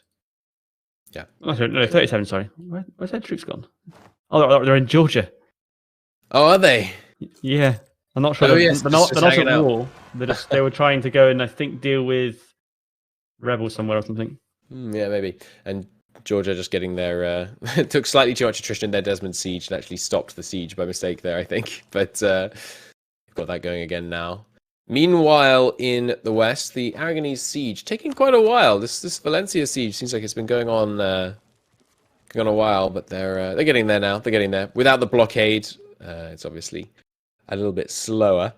I'm not sure. Navarra may not be aware that there is no Aragonese fleet to actually stop them sending their troops around, but they're just sitting here, still protecting trade for now, helping their fiscal situation. Aha! Here it is. Navarra has taken exploration ideas. The first player to have done so, I believe. Unless Desmond also did that. No. Yeah, but British doesn't have it either. Yeah, so that's the first player hitting in there with exploration. So we'll see if they can start cruising around Africa, getting some of those trade company investments done quicker. It's gonna be pretty good. Exclamation point teams in chat, I believe, will answer some of those questions. They should be able to colonize the Canary, shouldn't they, from where they are? They should be within range. The second province. Let's take a look. Obviously, very important, because if they do that, then it'll mean that Britain will have to take Madeira and the Azores to get similar positions on Cape Verde. They do not have range on that right now. Okay, so they need to take some land. Yeah, probably off Portugal, I'd have to imagine, because Portugal is allied to Castile, so we'll see. We'll see how that goes. Meanwhile, keeping an eye on the Knights right now, they're going on the offensive, sieging down Halab. That's aggressive. That is aggressive. They're going to take Constantinople, but they're... if only they could blockade them on that side of the strait. But here comes the Mamlukian army. Oh, they are doing it. They're putting the ships in. They're going for the blockades. It's a bold move. The Knights have got a 5-shot general. Wow, really? Yeah. Holy heck, that is pretty impressive. And yes, Sea of Maramara. This looks like it's going to go. Yeah. Yep. Nice. Now they can't get 34k trapped. Yeah, you got to feel a little bit sorry for the Valakians getting this massive army trapped on their side of the strait, but that's good for the Knights. This could be a turning point.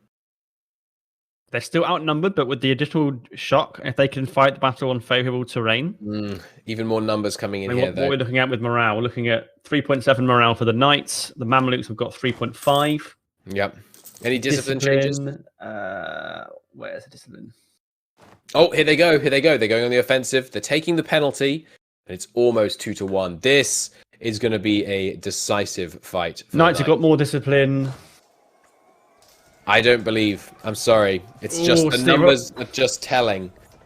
And there's the 0 the Knights versus the 0. Oh no. Oh, Knights, they fought so hard. And they're in serious stat-wide danger now. That's not good. That's quite unlucky. Good. They've rolled 3 zeros during that battle. Yeah, and now they're retreating back up to Wallachia, but we'll see. 0 V and 9 is just never going to end well. They need to get the Wallachian troops over the strait somehow, like around the Mamluks, because they have military access through the Ottomans, so they can just walk over. Just head off across Gallipoli Strait. Yeah, so the Knights, do they now have outright naval superiority? Yes. Yeah, pretty much. I mean, if the 13 galleys to 5, so they're in a strong position now to transport troops around if they need to, or if they can. Yeah, definitely. Global number of wars thinning somewhat. Navarra obviously has taken their PU, presumably. Yes, they didn't take any land as well. No, they just took the overall PU. Okay, Genoa not releasing the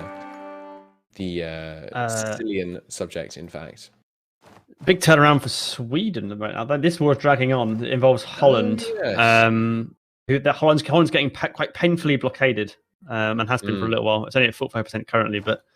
They're suffering a little bit, and now the English are deploying troops to Scandinavia. Oh yes, so they are. The war. I mean, this was I think minus 40% in Denmark's favour, and now Sweden's winning. So could yet be turned around. Ah, nice. Okay, I'm being told that Navarra has written a nice letter to Mallorca. Could I possibly commission you to? Let me see. That out? In the propaganda channel, I'm scouring the Discord for the relevant channel. This does seem like the place to square off. Look at those player borders between team 5 and 18 right here. That is crazy.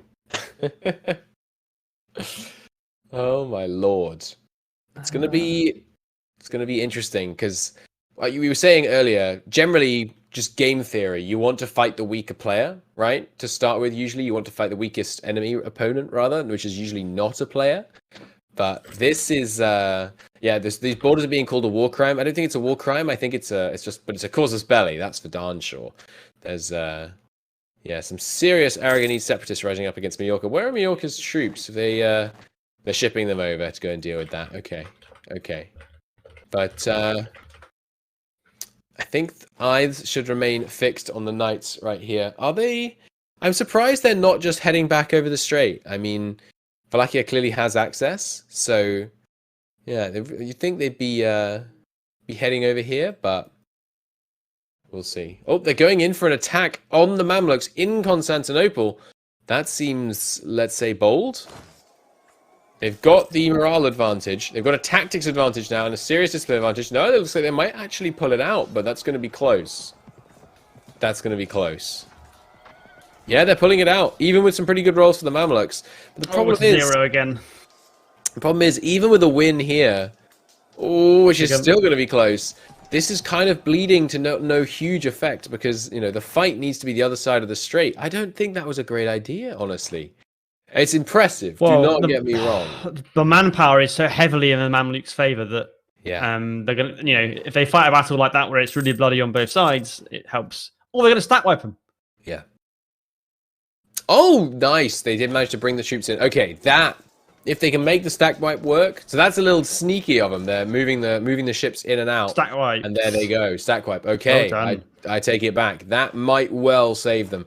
Presumably, we're going to see the Mamluks re-raising a big army down here. Yep, I see the fires of industry burning across Egypt. But if they can monopolize on that in time, it should be good. Should be good.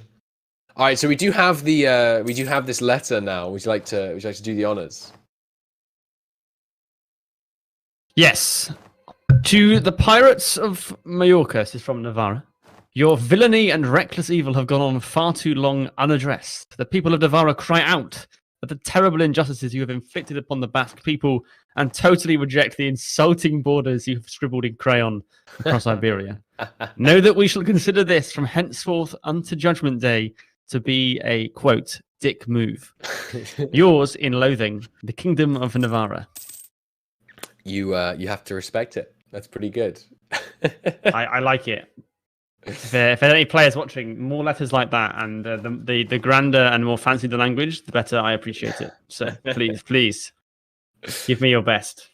I'm also being told by some anonymous friends that the poor country of Ryazan is being aided by anonymous friends to free themselves from the Novgorodian yoke.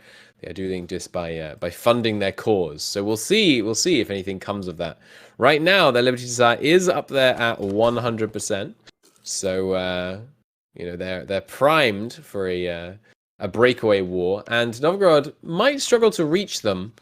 Novgorod with okay relations with Lithuania though, so probably be able to get access around that way. But we'll see. We'll see if anything fires up there. And yes, that's true. I hadn't quite spotted this. Thank you. The Teutons actually have Galicia. How do you say this one? Volhynia. That sounds right. Get Zlewek in here. Give us some help on that one, maybe. But they've got that vassal established, so there's ample room for some Polish partitioning to go on with some serious vassal feeding there. Teutons currently just fighting the Danzigian separatists. Yeah, classic. No blue flames yet over there, but let's keep eyes over here on the Knights. There it is. Look at that. The Mamlukian call to war, the muster, has begun. And they are marching north. It looks like the Knights have no interest in actually pushing out from Constantinople. They're just going to hang back. They're just going to hold the situation here. And probably relying on the ticking war score and the blockades, I suppose, to actually bring home the victory in this war, it looks like. Not going to try and press their advantage. You know they want one province in Syria for that glorious vassal feed. I mean, look at that. Yes. Everybody loves feeding Syrian cause, but it doesn't look like they think they're able to push the advantage on that for this one. Just to give a mention to Medina, who we haven't talked about yet. Which is Team 12. They're just busily eating their way into East Africa at the moment. The war against Medri Bahri.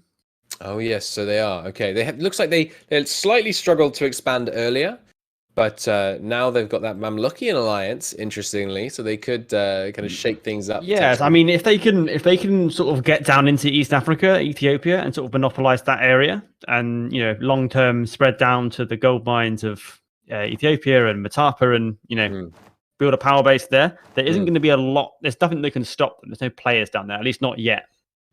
So they just got to sort of build it up slowly from their quite small start, and have Mamluk as a friend until they grow powerful enough to throw off their AI allies.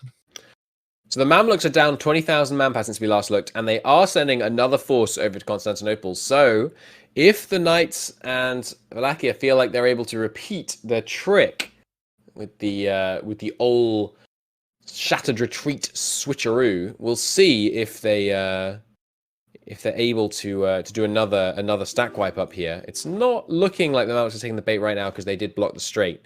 So the Mamluks are not actually able to go over. Maybe they're not interested in taking another fight. They'd rather just get the win on ticking wall score. You can't blame them, really. But now they're suffering a little. The Cretan separatists have just taken control. And Holland, by the way, chat, they're asking about Holland. Holland is just at war with Denmark. Sorry, with Sweden in the separate Yes. independence war. Both sides bleeding in that conflict. By the way, Yeah, it's been long. I mean, we're looking at it's been 6 years at this point of fighting over it. Albania continues to look stronger and stronger. They now have Morea as a vassal. In southern Greece, including Athens. So we've got 3 vassals at this point. They're allied to Austria and Hungary, and they're pretty strong themselves. So really quite powerful position for them at the moment. 2 disloyal vassals though, so not perfect, but no. For me, this is only just disloyal actually. Only just, yeah. It's reparable. It's reparable, but it's just a touchy moment right now. This is a moment to get in with the knights. I feel like as Albania, but maybe they're wary about the Constantinople vassal feed, Wallachia Knights alliance. You never know. Interesting stuff. So quite a quiet period at the moment. Then only a few wars going on. It's basically just 3 plus an AI war that Medina's doing on a country in Africa. Yeah. But no player wars. I think people are just trying to carve out their positions against the AI to get good power base going. Things have got to heat up in Aragon soon, though. This situation is, as everybody in chat is saying, this is untenable. It's just doesn't look like it's going to be plausible. Who has the most dev? It was Brittany when we started, but I'm not certain. Albania obviously is getting up there once you count their subjects. Let's take a look here. Albania's at 135. I think Brittany's got that beat. Yeah, 170 in Brittany. Navarra with the big subject, but obviously it's only counting. So yeah, the key thing here is that so Brittany has alliances with both Portugal and Castile. Right. I believe. Oh, is that right? No, sorry. Castile's got both Portugal and Portugal and Brittany. And Navarra. Brittany has Burgundy, Navarra, and Castile. So I mean, there's potentially some kind of a deal to be done here where Brittany and Navarra are going to look to carve up Iberia, and sort of squeeze out Mallorca. Mallorca's only got Genoa, Portugal, and Lubeck, who are a long way away and would have to ship troops down quite far. Yeah.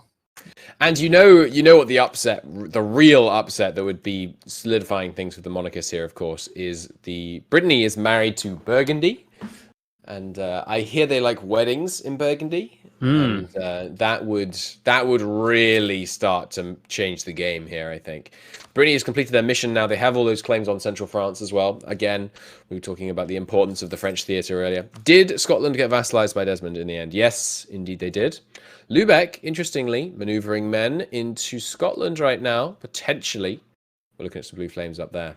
Salzburg, let's take a look at the HRE. We've been a little absent from the HRE so far. Salzburg going pretty aggro, allied to Strasbourg, of course, both players. Just eating up a few of those. Most of Bavaria, well, central Bavaria, has fallen to Strasbourg so far. A little bit extras to be grabbed. Ansbach is the latest victim of their aggressions, but Magdeburg taking a few provinces now as well. They've grown. You've got these powers sort of converging on central Germany. Look at Magdeburg's borders. That is lovely. This is just the give me Berlin border. I like it. Always love to see the noodly appendage aggressive strategy is always a reputable one. That's right. Novgorod is still surviving. Haven't really done too much so far this session, honestly. Since we've started, Novgorod has sat quietly at peace, just recovering, just getting their manpower back up. They're approaching cap though, so you got to expect they're going to be making some kind of move. They have just raised their eye maintenance, Novgorod. Interesting. Okay, they're not drilling, and they're at half maintenance, which implies to me they've just raised it. And this, to me, looks like what you might call a target-rich environment on the Novgorod truce map mode. 10% inflation. That's not nice. Are they really? Oh yeah, that's pretty tough. But they have a CB on just about everybody anywhere near them, so they're ripe with opportunities to expand out. Sweden really giving all they've got in this war, but it looks like the tide is finally beginning to turn against them. They are now out of manpower. Meanwhile, Denmark has managed to rally up more men. England, in a fairly classical style, has just very much failed to be a good ally, and they're doing their best, but they seem to think that Pomerania is the place to be for this conflict right now. Meanwhile, the Mamluks just stuck their side of the strait, not really able to do too much at all, and yeah, the Knights again just content to hold their side of things there. Taking a glance over here, Wallachia is at war. I think Brittany is at war now. Who have they gone after? Another war against Provence for Brittany. I think this is probably a Burgundian one. Yes, indeed. Burgundy going for a war there. Duke Charles, is he a general? That would be often.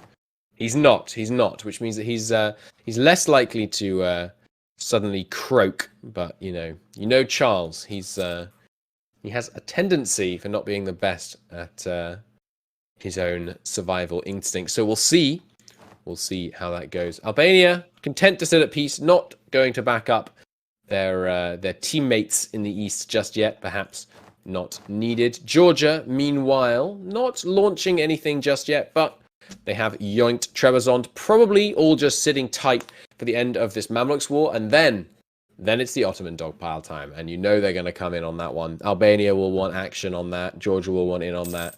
It's going to be...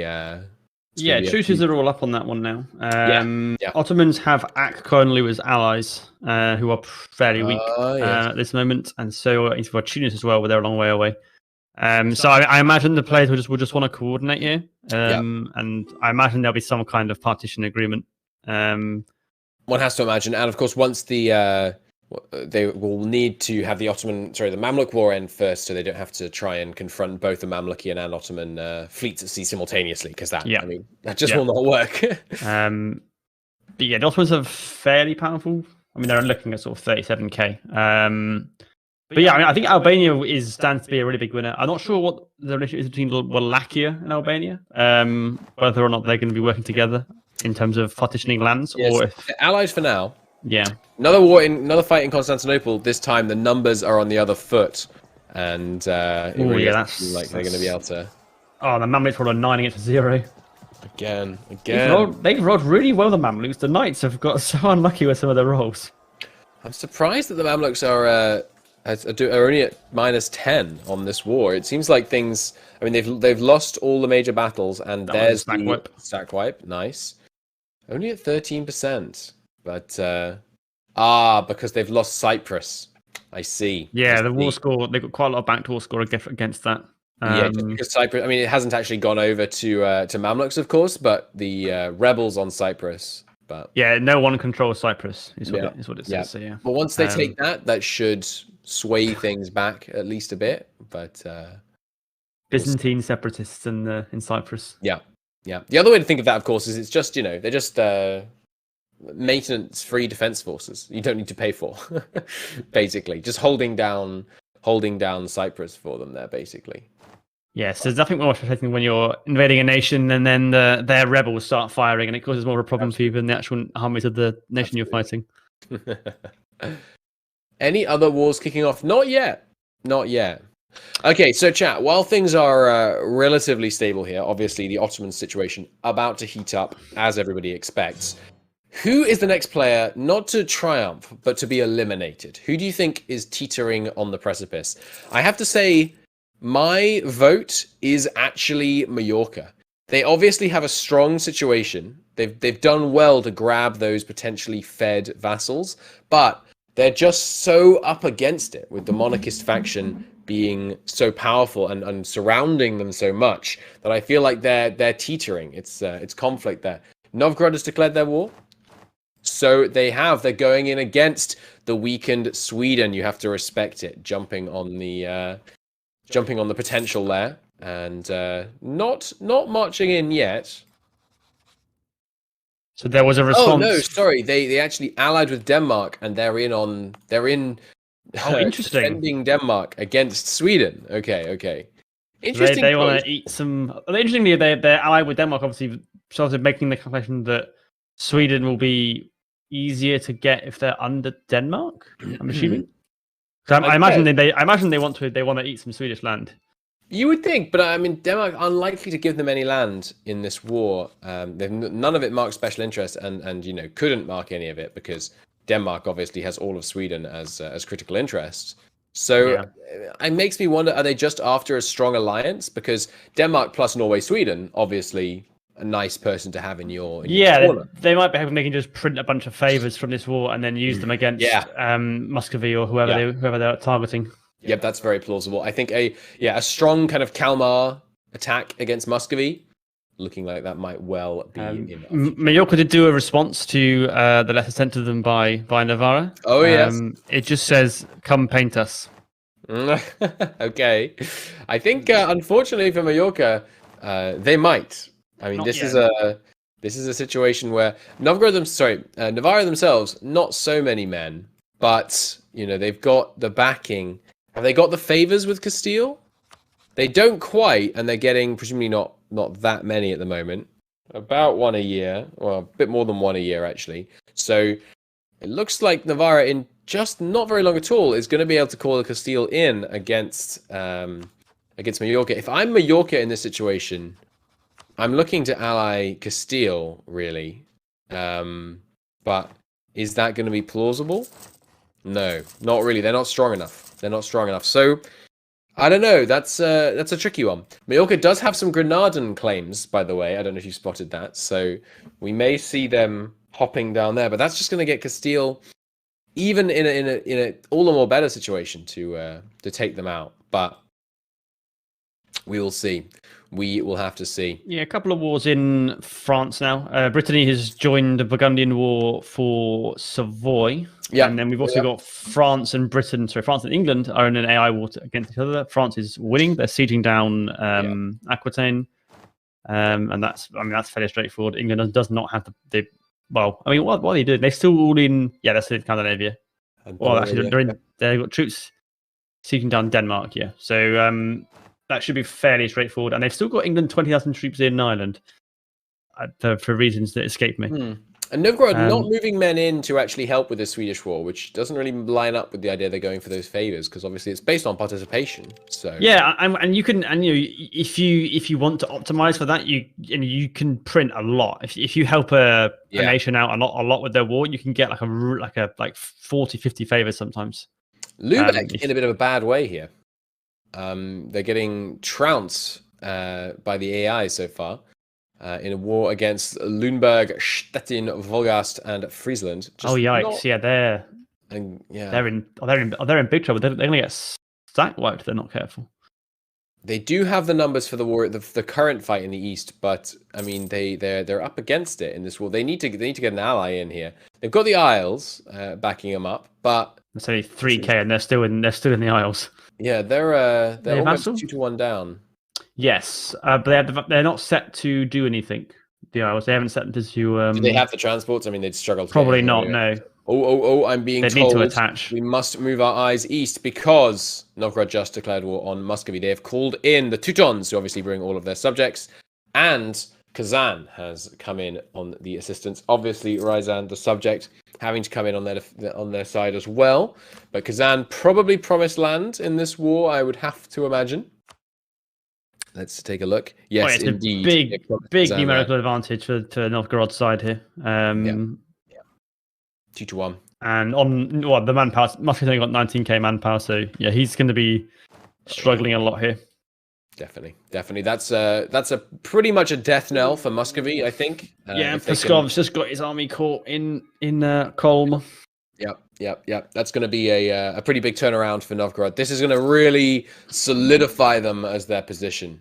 But I'm told there's a treaty. If we could possibly have that sent to our channel, that'd be really helpful, so we could take a look. Novgorod with the treaty, I assume you mean, chat. Thank you. I appreciate it. I don't see anything in the PAX channel. If there's something I'm missing, then I believe. I'm sure it will appear. I can't see the propaganda channel on the Discord at the moment, unless I'm blind, which is entirely possible. Peace in our time between the Knights and Mamluks, by the way. Looks like that thing. Yeah, I mean it's got to hurt as the Knights there, because sure, you managed to come out of that without losing anything, but in a multiplayer game, when you send 6 years to get nothing, it's pretty tough. It's pretty tough. Meanwhile, elsewhere in the world, Holland just still facing off against a big blockade. Novgorod, wow, look at that. With the assistance of the Teutons as well. I wonder how the relationship between Novgorod and the Teutons is going to develop, because once Novgorod's eaten up Muscovy, they're probably going to expand into Lithuania, which is also kind of the Teuton stomping ground. So whether those two stay friendly or whether things start to heat up a little bit will be interesting, because, of course, remember, Novgorod is in the Traders League, whereas the Teutons are theocratic. So this kind of cross-league cooperation could be built on shaky foundations. We shall see. And look at this. This is exact. These are the moments in EU4 that you're just like, yes, everything according to plan. The player is carpet sieging down the AI. Meanwhile, the AI is sieging down the other AI. Perfect. Kazan totally eating it in this war against war with Muscovy right now. Meanwhile, Novgorod just quietly sieging things down. You love it when a plan comes together. Yeah, just happy to siege down the Muscovy's AI allies and then pick them up one by one. Are they allies or vassals? They're sort of vassal, aren't they? No, they're not ally. No, that's one of the changes in the mod that we're running to make things more interesting today was Muscovy lost all their vassals. Okay. So the three leagues are jumping on this Burgundian opportunity, seeing if they can yoink Geneva, it looks like, in a little quick conflict down here. They just sticking with that for now. Brittany, I'm not sure why Brittany has stacked up so many men in this province. They're probably reluctant to move any because they're not sure which one's the siege leader, wanting to make sure they're getting credit here, possibly trying to deny Burgundy the chance to expand too much here and push down into Savoy, but we'll see. And they have I was going to say they have manpower to burn. They actually really don't. Interesting. Brittany getting a bunch of claims against England, so we'll see if they end up heading in there. But yeah, we'll go. Okay. Muscovy. Yeah, still just trying to push into Kazan. The Novgorodians just trying not to overextend too much. Looking like that's working so far. They've got the Muscovy siege ongoing. Georgia still just at peace. No war with the Ottomans yet. How many men do the Ottomans have? It's a bit odd that this is hidden when you are 38,000 troops, the Ottomans. Okay. So, I mean, that's honestly quite currently even between them and their potential enemies. Because we're going to be looking at Wallachia, Albania, obviously Moria, Georgia. Maybe Genoa will get in on this Ottoman situation. Have they got any claims? They've not. Interestingly, Genoa does have a claim on Rhodes, so maybe they're thinking of making a play against the Knights. We will have to see. Oh, and Epirus exists. I missed that. Cool. They're in the Venice trade node. Right. Sorry, the Venice Trade League. Okay. Meanwhile, up in the north, situations just continuing to develop to Novgorod's advantage, and Kazan still continuing to get. Serbia still exists as well. I didn't notice. They're a march of Serbia. They're a march of Ragusa. Right. Well, look at those cores. That is an aggressive march. Yes.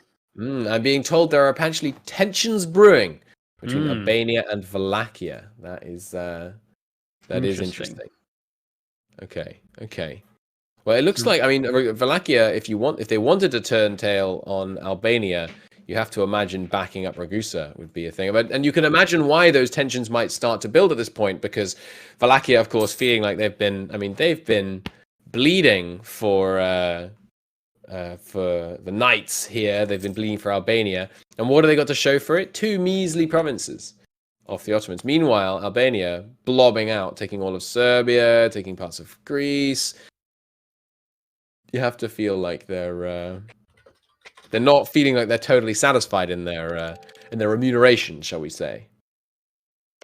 So there is a treaty being made. We're working on getting that for you, and so we can have a look at it. But Novgorod and the Teutons, I believe, have signed a treaty in order to make sure they can divide up the whole eastern region in a way that seems amenable. Hopefully they signed it at Brest-Litovsk. It would seem only appropriate, kind of given the spheres of influence over here in the east. But okay, so the Swedish war has finished now. Sweden is still in a PU under Denmark. I'm not sure what the treaty was. Right, But wasn't Sweden winning? No, they were being beaten back. They managed to make some headway, but they were eventually beaten back. I thought we had one of those iconic peace deals where the nation wins and doesn't get independence, and decides to just take war reps and take land instead. No, I think it was all peaceful there, all just going back to how it was before, basically. Thousands of men dead to no avail. Classic. Classic 15th century warfare. The Ottomans are indeed AI chat. Yes. Getting all the big ones are. I mean, all the traditional big nations. Yeah. You know, Muscovy, France, England, Austria, Spain, Ottomans, Mamluks, Ming, all they are. Yeah, we started with lots of very small ones. Oh, Genoa making some interesting plays here. Looks like Florence is about to fall, and they too have jumped on the opportunity to fight Savoy, with Burgundy doing the heavy lifting. Nice. Ooh, the Ottomans have a looming peasants' war disaster. Oh dear. Their manpower is less than they need their manpower to be 50%, and they are a long way away. They are a long way away from that. How do they have so little manpower? They didn't do any wars. So yeah, they did get +5 national unrest, which would be a lot of rebels. And a whole bunch of events from nasty events on the Peasants' War. Yeah. Okay, well, it looks like it's going to be a great time to be at war with the Ottomans coming up pretty soon. So, I mean, we'll see. I believe exclamation point teams in chat will help you out with that. And yeah, the casters right now. I'm Count Christo. Hello, pleasure to meet you all, and I'm joined by the wonderful Adaway. Hello there. That's us. That's me. Us. We are the PDX social team, and they just couldn't let us go. We can't stay away when there's a Grandest land to talk about. Of course not. I mean, I didn't say when we started. This is the best gaming event of the year, as far as I'm concerned. I'm going to keep doing this just as long as I can. Did Mallorca always have Malta, or is that a new acquisition for them? Because that's a pretty nice little outpost for. Ooh, whoops.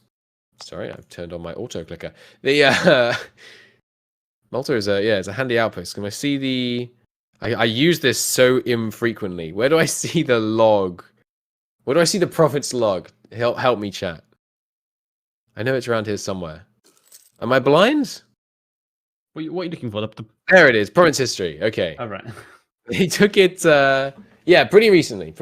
They took it just a couple of years ago. It's the book top left. Thank you. I appreciate it. Sorry, it's so rare that I actually end up using this, but yeah. Okay, so that's good. That's going to help them move east against Tunisia, perhaps. But okay, I can now see the propaganda channel on the server. So I can tell you, I can tell the stream that the Lord Admiral of Desmond wants to proclaim that the Lubecan aggression on rightfully Desmondian lands on British islands, given by God himself, is unacceptable and should be denounced by the whole Christian world.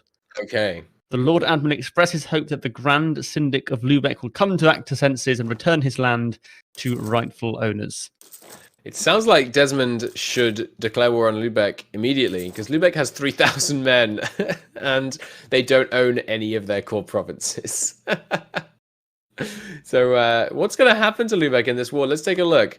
If they were to surrender right now, the treaty they'd have to give up is lose both of the both Rostock and Wismar. Is that Wien or Wismar? I think I reckon it's Wismar. That's probably Wismar. Wismar as in Weimar. Yeah. Seems plausible. They're not actually going to use their capital just yet, but I mean, this is a pretty devastating peace deal. If that gets enforced on Lubeck, it's a blow for the traders. And as we've been saying, the traders, I mean, it's a problem. I mean, I wonder if we'll end up with like Lubeck, leaving its homeland and becoming like England down the line, or something. Becoming Great Britain.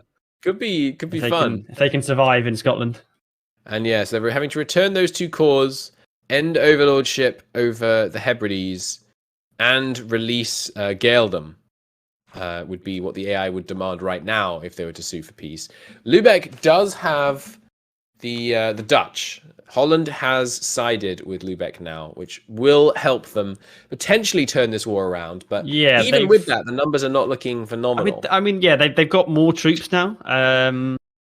Manpower wise, though, and Lubeck is a big fort. It's level 3 fort. They're going to have to push through up here. It's going to take time. It's going to, have to imagine their war exhaustion. Yeah, up to 8 now. Not looking great. Not looking great. Yeah, Holland just taking Friesland currently. I imagine they've got their eyes on annexing those provinces at some point to form the Netherlands. Yeah, and so they outnumber their opponents by about 6,000 infantry. So it's pretty close. Desmond, now is the time. Declare on Lubeck. They're only because if they recover this war, it's only going to get better for them. Oh, blue flames, Genoa. Is this the big one? Okay, Yes. Wallachia versus Ragusa. Ragusa has Austria on side. Wallachia has Hungary. Salzburg, interesting. Salzburg and the 3 leagues weighing in on the side of Ragusa. So they've Wallachia has declared war. Wallachia is at war with Poland, along with Albania, and then there's also the war with Ragusa. Oh my god! So is that Ragusa declared, right? Oh god, that's a massive alliance. They did. Ragusa declared. They outnumber them like almost 3 to 1. Oh my god! There's 112,000 of them. Yeah, Holy but the Wallachians are fighting. Wait, hang on. What's going on? I'm confused. The Wallachians are fighting Poland. And they're fighting this 100k coalition. Yeah. Oh, they're boned. Oh my lord! Possibly. And note that their Albanian allies did not join. Really? They joined. Yeah, they did. Well, not the Ragusan war. They joined the Poland war against the AI. They'll join that one, but they were like, actually, no, you're all right. Yeah, you fight the players. That is a stab in the back and a half. Did they actually refuse the call? So no, the alliance is still there. So maybe they haven't called them yet. Maybe they've decided that they're... So Wallachia is now with Poland, Lithuania, Austria, Ragusa, Genoa, Switzerland, or the 3 leagues. 3 leagues, yeah. Salzburg. That's hefty. That is quite... They're going to have to play really well, because you've got like 40, 50k troops pushing into Croatia right now. Yeah. It's not looking good for the Wallachians there. Because what are they actually after here? Oh, sorry. Okay. My apologies. Hungary is the war leader here. It's actually a war targeting Croatia. And Wallachia has come in as Hungary's ally. So it's not about a stab in the back by Albania. I apologize. I don't want to badmouth them by mistake. Yeah, the war leader is Hungary. It's a Ragusan conquest of Rijeka, which is a province owned by Croatia. Yeah. Okay. Yeah. Okay. So they're not able to call him Ragusa. Sorry, Albania. But Albania, I mean, it looks like Wallachia is just content to let this war lose then. But the thing is, are the players on the other side going to try and press something home here? Is Ragusa going to, go after sieging down Constantinople or something and then trying to steal that vassal away from them? Because they certainly could. Obviously not going to be able to take much land off Wallachia directly, but they could certainly force them to release cores. They could try and seize Constantinople. At the moment, all of Wallachia's troops are in Lithuania. Fighting that war currently. So it may well be that there's just some kind of understanding that they're not going to attack Wallachia directly. They're just going to take the land that Ragusa is after in Croatia and that maybe, area. But why? I mean, Ragusa, we were saying earlier, they're like the underdog right now. They need to be doing all they can to cut in there and leverage this massive numerical advantage to be able to actually get somewhere against Wallachia and actually get some territory. I think you're right, because it's not often that you're able to call in a coalition that's 3 times the size of your opponent's armies. I mean, even if they were fighting Albania, they would still have more troops. So maybe it's a missed opportunity. They're maneuvering their sieges nicely. They're getting control of all of this stuff. Actually, Austria doesn't even have special interest on any of Hungary. Okay, so they're going to easily get control of it. But we'll see. This is going to be. It's definitely a fulcrum moment here. And here's the Knights' War. Have they gone against the Ottomans? No, the Knights are actually in the war against Poland. Interestingly, okay. They just calling you in there. Oh, and a peace deal. The Knights refusing a peace deal from Ragusa there. Interesting. I didn't quite get to see what it was, but that's interesting. Does Wallachia have a peace offer pending? No. I wonder what that was. Probably like, give up Crete or something. Just looking for that way in. But we'll see. I'm sorry I missed that one for you, chat. I'll try and grab it next time. But all right, the blue flames of war are burning, and the Serbs are looking like they might get some land back in this war. I'm not going to try and say it, but the the place north of Smederevo is potentially going to flip back for them. But we'll see. We'll see. The AI is being very cooperative here for the player, because Austria is enthusiastically sieging all of this land. Absolutely. Wallachia has a peace deal pending, apparently. Not just right now, they don't, sadly. These can't be stab hitting yet. But they should be the Knights. They should be I mean, Poland's already at low war enthusiasm. And then, I mean, their war against the players is at 0%. From their perspective. Right. Albania is now in the war. Oh yes, against the. Oh God, they are Albania. That seems like a. Oh, hang on, how's this happened? How are they not at war with Austria? Oh, they declared something. Oh, they've declared their own separate war to circumvent the Austria alliance. Ragusa declared a separate war against Albania. Ragusa has declared a second conflict in amongst here. Okay, I'm so confused now. There's so many wars going on, and they all involve the same. They all involve the same nation. So Poland's now peaced out with Wallachia. So Wallachia is now just fighting Ragusa and reconquest of Zeta, and then you've got Austria is in a war against Hungary. So Ragusa's has declared. How is Austria not at war with Wallachia anymore? No. They must have accepted a separate peace, but then accepted the call. They must have accepted a separate peace, but then also accepted the call from. Wallachia have peaced out. But now they're in the other war. Yeah, but Austria wouldn't join that war. Right, but the other war is ongoing, but it's just against Hungary now. Okay. Yeah, still not an advantageous conflict here for Albania.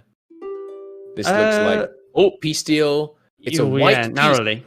A white peace offer to Wallachia. Here is the chance. If Wallachia wants to just walk away, don't want to get involved in this would make it a stomp. Right now, it's a war. If Wallachia pieces out, it's a steamroll. There's no way they can. There's no way Albania can win this on their own. They've got their mountains. They're sitting down there in the south. But I mean, it's decision time. With that Serbian march, if Ragusa wins this war, they can carve Albania apart. They can take 70% of Albania land easily. Wallachia still in decision time mode, but we will see. It's got to be tough to be Wallachia right now. You've finally got an avenue for expansion. You're finally pushing up a little bit, but I mean, there was talk of conflict between Wallachia and Ragusa earlier. Is this the moment that Albania's rapid growth comes home to roost? We will. They're gonna really struggle if they lose this war. I mean, if Wallachia's washed their hands of it, then that's the end of that friendship. Yeah, I think. We got to see. Oh, okay. Here we go. And we wait with bated breath. They're still in the war so far. They've hired mercenaries. They're not piecing out. They're going for it. This is a war, ladies and gentlemen. They are not just going to make it into a stomp. Fantastic stuff. Okay, it's time to fight in the mountains. Look at this. They've got the highlands here. They've got mountains. They've got a mountain fort. They've got a mountain fort. They've got lots of opportunities to make sure they can make this a serious conflict. The Genoans, of course, coming in here to support. The Ragusans don't have a huge number of men on their own. It's a shame, of course, for Ragusa that their massive Austrian advantage is not really going to be able to be deployed to full effect here. Do they have how are the generals looking? We've got a 5 shock for Albania. We've got a 4 shock for Georgia. We've got another 4 shock for Ragusa and a 4 shock for Wallachia. Tech level wise, we are looking at 6, 6, 6, 5. Wallachia just a little bit behind some of the others, but that is that's interesting. That's interesting. So yeah, I mean, on the war, we're looking at 63k infantry versus 60,000, and they're basically level on cavalry. So it's really close on troop counts. Yeah. It's a curious war because basically they haven't got Austria, which was their big advantage. That massive Habsburgian hammer is. And I imagine that it was just that Austria wouldn't join. So it's. I mean, I'm assuming that maybe they declared the war because they're hoping to take advantage of other stuff that was going on. Yes, it looks but like now it's sort of simplified down to just this war, and it's really close on numbers. Chat is making a good point. The Tech 6-7 is a massive disadvantage. Sorry, Tech 5-6 is a massive disadvantage because it's a 33% tactics increase. I'm just noticing here pretty critical tactical error by Ragusa. They made the war goal Zeta. Zeta is a mountain fort when they could have made it Kolbara. However you'd say this, sorry, or Raski or Kolubara. In the north, much easier to take. That is a problem, but they do still have slight numbers advantage, and they're more concentrated. Wallachia, yes, they're in the war. Their men currently not standing on the front line. They're hanging back a little. They'd have time to reinforce, but it's not looking perfect in terms of. Okay, here they come. Also, from Ragusa's point of view, they need to have really good communication with Wallachia because Ragusa and Genoa can't see Kosovo, the province, and that's where they had a bunch of their armies to Albania. And they've moved out now into Zeta, but previously only Wallachia could see those troops were there. So the fog of war would have, can have a real negative impact if they don't know where the troops are. Yeah, absolutely. I'm going to take it to the simplified terrain map mode here. They really don't want to be fighting, obviously, in anything other than the mountains in the south. But if they just stick to that, then they're going to get swept around through the north. All these woods provinces falling. In terms of a quick manpower check, we've got 15,000. And 14,000 for Genoa and Ragusa, which is definitely higher than the 6,000 and 19,000 that we have on this side, but not by much. Also, another key factor in this war that I've just noticed is that it's very close on troop count. But on the Albanian side, Byzantium is an AI, Dalmatia is an AI, Mazandaran is an AI, Morea is an AI, Wallachia is a player. On the Ragusa side, Ragusa's a player, Genoa's a player, Salzburg's a player, Switzerland's a player, or Friedlich's are a player. So they've only got the more of their troops are player controlled, and we might see they're going to be better organized. And looking down here, right now the numbers on the front they're pretty even, but this is before Salzburg's arrived because Salzburg is wrapping up a conflict up here. Actually, it's going to be a little while. Salzburg kind of needs to get their butt down here to the Balkans. This is where the action is at right now, but. We'll see. The difficulty Albania has got. He's got the advantage that it's defensive. He's defending. The wall goal is a mountain fort, so he's ticking up all the time. But he doesn't have the same coordination with his allies. Only Wallachia really. Yeah. Byzantium is walking around the Balkans right now. Yeah, doing his own thing, and everyone knows playing with AI how hard it can be to get your AI allies to do what you want.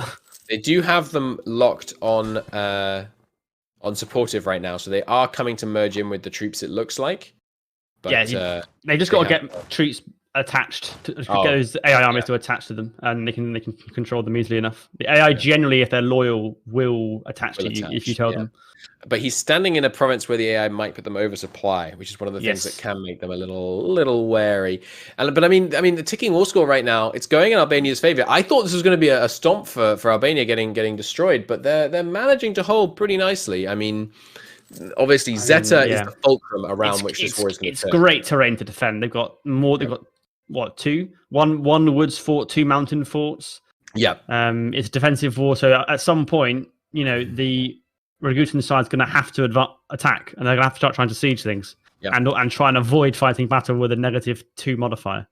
And right now, it looks very much like Albania is going to be able to get Tech 7, which is this... sorry, I said it wrong. It's not 33%. If they get Tech 7, that's a 25% tactics advantage.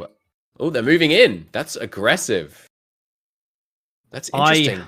Georgia are in this war. I've just noticed. Really? On the Albanian side. Okay. They're not in yet. Their 11 troops are in Circassia right now, but they are in the war, and they could potentially go and reinforce the defending side. You feel like Mallorca might want to join, but if they do, obviously Navarra is going to make that play. Yeah, and crush in there. So we'll see. I've just noticed, by the way, Albania has claims on all Ottoman European territories. That's a nice mission. Okay, yeah. So Georgia, I suppose, yes. I mean, Georgia had lost their eastern holdings to Hungary, or they're occupied by Hungary. So may well be something being lost over there. They're pushed right up to the border. This seems curious to me. Why stand in the woods, offering them a fight with a -1 when you know they're going to have to take the fight in the mountains? Is it because they're hurting on war exhaustion? Plus 0.5. I mean, you can handle that. That's not a big deal. I mean, this is obviously a kind of, as we were saying earlier, it's a theater deciding conflict. The war goal is Zeta, which is just not what you wanted. It should really have been up here. It's risky as well for the Albanian army here, because the Albanians stood in Kolabara, have a 2 maneuver general and a 3 maneuver from the Walachians. Yeah. The Genoese have a 4 maneuver general. So they're going to be able to move. They're going to be able to move more quickly and catch them. And it'll nullify the terrain penalty as well. It's definitely, sorry, to be clear, river crossing. Well, it's not a river crossing because of the maneuver, as we've just said, but it is a good defensive position, but it's just a strictly worse one than Zeta.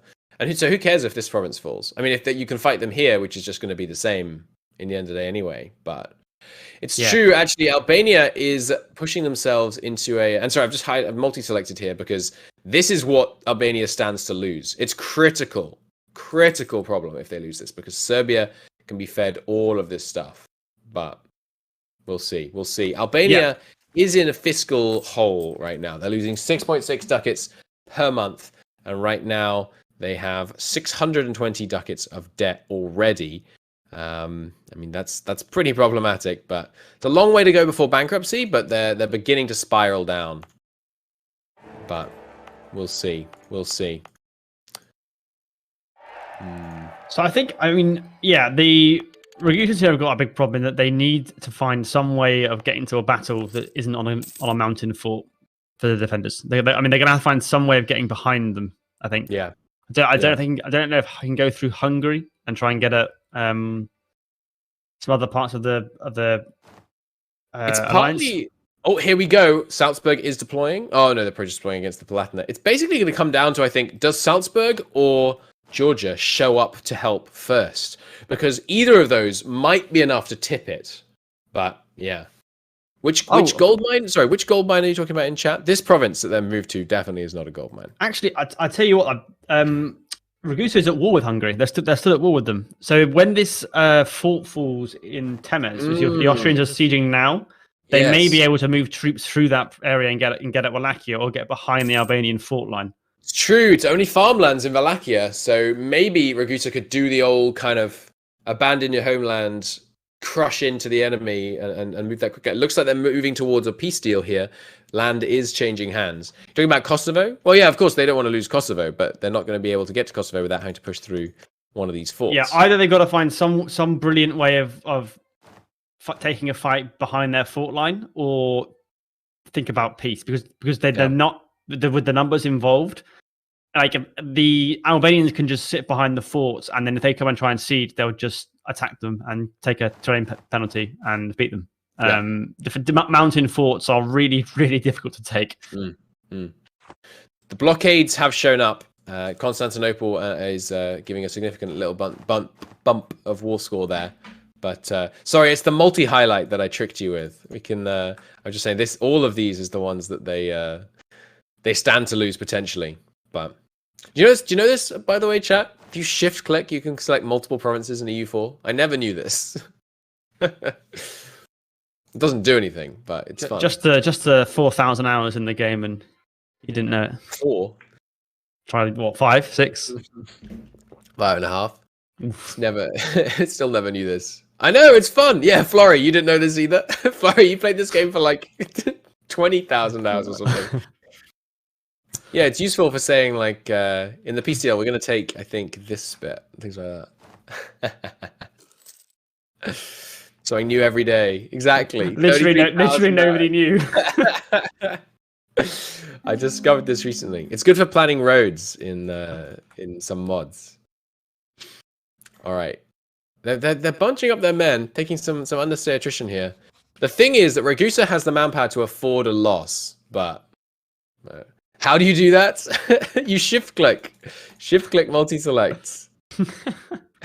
There you go. We're blowing minds today.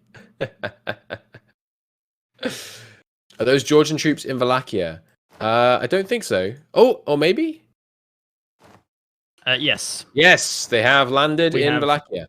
12,000 Georgian troops coming to help. I was saying that could be the difference maker. These numbers are looking much more advantageous. They're going to have a bit more troops. I mean, it's with the troop counts as they are, it's just going to come down to who wins the battle, like who's able to maneuver into the best province to fight in, and who rolls the best and who has the best generals. Because they're really close in numbers at this point. Once the Georgians are here, they're looking at a fully kind of 16,000 troop advantage. But we'll see. Can you open it? Yeah, sorry, I should keep the war stats open here. I'll put it over this side of the screen so we can keep an eye on things here. But it's all coming down to this. Yeah, so the war as a whole, we're looking at so it's about 11,000 troops more for the Albanian side total. Yeah. And they have a navy advantage as well. Ragusa has the navy advantage. Mm-hmm. Not that it has a huge bearing on this war. They're getting about 5 war score out of it so far, which is nice, and it's going to drive up the war exhaustion a little faster on the enemy. Which I can't believe they didn't set Kolivaro as the war goal, because if they'd done that, they could have been racking up the war score, and they'd be well ahead on war score. I think maybe they thought it was going to be a stomp because of the kind of Ottoman involvement and the stuff with that, but yeah. I mean, they're at -2 right now, Albania, and we're looking at 10 war scorers for the control, so they could be plus a lot. And then after they're ticking, but they'd be at plus 10, plus 8 right now overall, and more to go. Not plus 8, sorry, plus 18, and more to go. But we'll see. Salzburg has arrived. That's true. Thank you for pointing that out, chat. All right, well, just in time, because here's Georgia. Look at that. The 2 tardy allies showing up at just the same time, so that the numbers don't get too swayed one way or the other. Look at this freaking trench warfare stuff we've got kicking off over here, and we've only got 10 minutes before the break. I want to see conflict. Give me the blood. We need to see the decision. Real World War I hours in 1470 right now. Yeah, absolutely. We're seeing here. Well, yet again, I have to excuse myself momentarily. I'm sorry. Look at this guy. Getting deliveries. Outrageous. So yeah, let's take a brief look whilst the sort of stalemate here goes on. We've got Byzantine troops though, and they're not moving. Elsewhere, another wars of interest. Mallorca is at war with Poland. That's interesting. Because we have a Teutonic war against the Poles, involving Novgorod, and yes, Novgorod involved in that. Mallorca, meanwhile, has been getting into a war with Mazab and Jerid in North Africa. They have land occupied Brittany in this war, apparently, as well. No, it's Granada. Castilian. Okay, so because there's a Castile war against Granada. So AI Castile has pulled Brittany into a war with Granada and Morocco. Nice. Okay. Finally, in 1470. I wonder. No, the Castile's going to take these, and then there's still a war going on between France and Britain, which France is winning, and there's no war in Ireland yet. They have annexed Offaly. Offaly, so they're called, isn't it? Yeah. So now Desmond controls most of Ireland directly. Lubeck's still not pulling things back quite yet, but they're getting there. Oh no, now war score wise, they're up loads. So yeah, they've recovered. 69% positive for them. Extremely nice, and the war's ended. Lubeck's taken land. They ended up taking Stralsund and Volgast and Rügen. But I invite you to cast your eyes east for a moment here. Novgorod has blobbed. Look at that. And they have calls on all of Muscovy now. Oh dear. Now they're in a partition war. Them and the Teutons smacking Poland-Lithuania around and cruising down through here. But I have to keep eyes down here on Ragusa, because this is where the winner of this session is being decided right now. But we will see. Albania still bleeding money, whereas Ragusa also in a financial hole. Genoa also in the hole. There's a lot of loan taking. Going on. Wallachia likewise. Everybody's getting pretty deep here. But we'll see.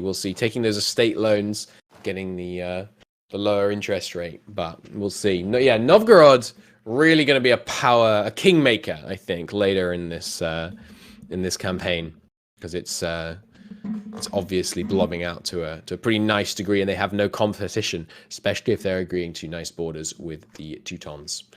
There they are, moving into Zeta, making no mistake. They are going to be holding this war goal, and they're going in for the attack. They thought better of it. Well, yeah, I mean, why would you attack? It's mountains, man. There's some real sparring going on here. Neither side really wants to commit. The Ragusan side can't see most of Albania's army. There's 30k that they can't actually see. Ragusa. So I think they're hesitant to push in because they can't see most of the enemy army. Yeah. Tech-wise, we're looking pretty similar around here. We got 6, 6, 6, 6. But okay, interesting. Albania actually, they had a bunch of okay. I think Albania rolled generals to get this. Oh no, they didn't really, because they got no professionalism. So I don't know what happened to their. They almost had enough to buy up to Tech 7 a second ago, but did they grab some ideas? They grabbed 2 defensive ideas. Okay, giving them that 15% morale of armies. You know how to do it. Okay, cool. All right, and we are shortly to be joined by the Ragusan players, so we'll get their perspective on this war. And we have a break coming up in about 5 minutes or so, and we'll be talking to some of the nations to get their take on this pretty intense conflict going on now. Ragusa have got themselves into. Yeah. And to answer your question, chat, yes, it is a EU4 blanket that Paradox was nice enough to send me. So I'm a big fan, I have to say. It's a good one, keeping me warm while I cast. It's actually it's very soft. I was surprised how soft the blanket was. So big props to the merch people at Paradox for making such a nice blanket. Yeah, we'll see. Oh, Hungary's making a comeback. Really? He's sent Austria packing. Oh, he has. What? They're all so busy sieging down, just sitting down in Ragusa. 3-4 leader, and he's just slapped the Austrian army, and he's unsieging pest. Oh, they peace out. They peace. There's the peace. Yeah. So they went pretty simple peace deal. Just grabbed 3 provinces off them, and in Croatia, yes. Yeah. Keeping it simple there. Keeping it simple. Nothing fancy. But yeah. Okay. Well, each side just sitting in the mountains, spending money on troops. This war, the only people winning this are the medieval arms dealers. People just sitting in mountains, buying up troops, taking loans. But exclamation point teams will take you to the Skanderberg link, I believe, in chat there. All right. Well, I think. I assume this is the pause of the break. It's a little bit early, but I assume that's what the pause is for. Cool. We may be having some guests on very shortly. Chat. Feel free to put questions for them in into his chat. I think it's Ragusa we're talking to first. Yeah. So zooming out a bit here, the winners of this session are pretty clear. Georgia managed to do a little bit of expansion.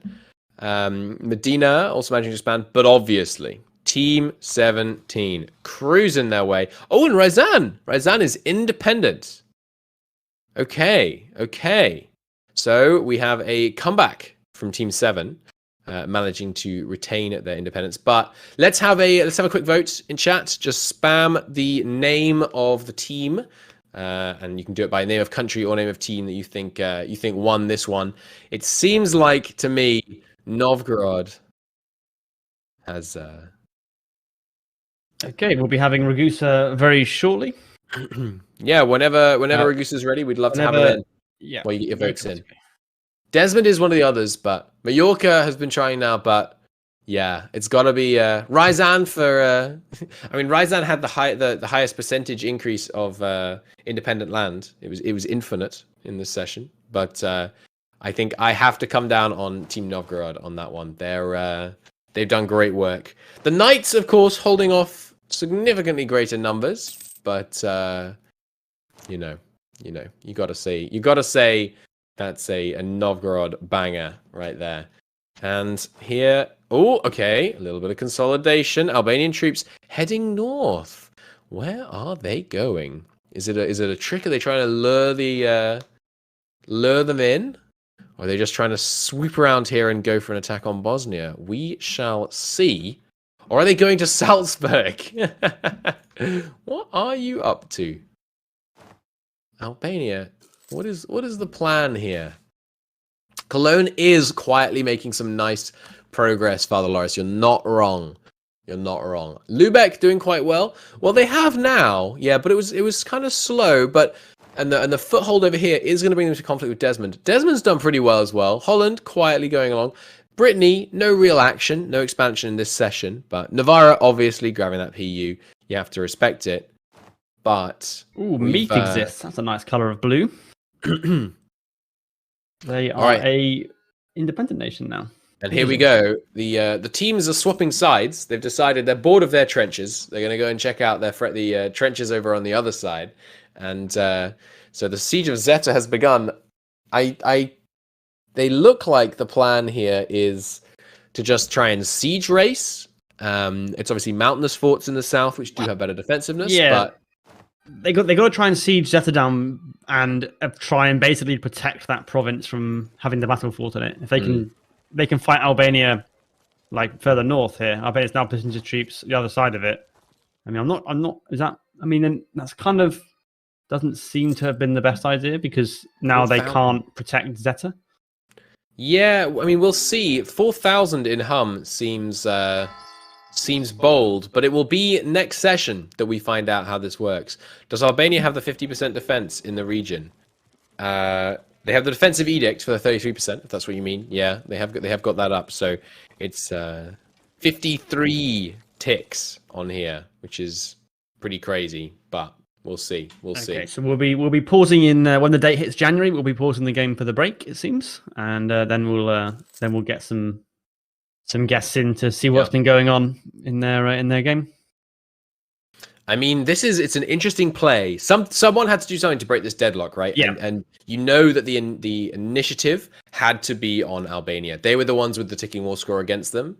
Sorry, it had to be on Georgia. They were the one with the ticking war score against them. And yet, Albania, they're the ones that made the play. They've launched themselves in here. They've got this mountain fort secured by Wallachia, Byzantine troops holding out here in not mountain fort, but mountain defensive position. And I mean, we'll see. Yeah, I think looking at it now, I like Ragusa's position more than Albania's because they've got this fort siege going on.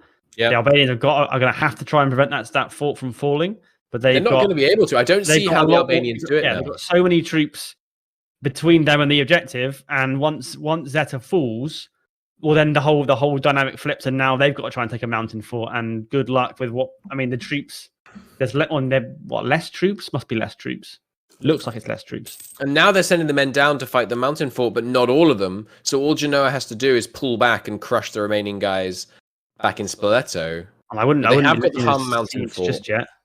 They've abandoned the siege. They've moved out of Zeta, Well, but quick, they're not going for them in fight a Bosnia. battle, surely. Yeah. You gotta Okay, engage them now. here we go. They're pressing in Bosnia. No, not willing to fight in hills. They're really uncertain. They really don't want to risk losing their whole army. I mean, No one willing to take a fight with even a 2 penalty. Okay, there's the Spoleto fight, which is grasslands. It's the most straight up fight you can have. They're not quite committing the men, but there's the pause. Okay, they've called off the fight, but there we go. That brings us to an end of this particular section of the Grandest land. I mean, this is going to be decisive. It's going to be decisive. And because they got in there on that Spoleto siege, it really looks like Albania is holding strong here.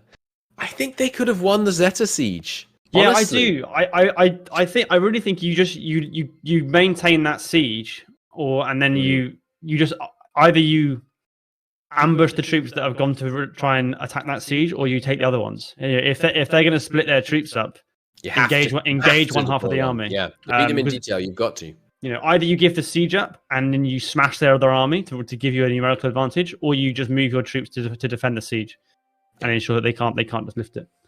Yep. But that didn't happen, and now Zeta's free again, and now Albania are in a strong position because they're now sieging Spoleto. Although it's a coastal fort and they haven't got ships, so they won't be able to blockade it.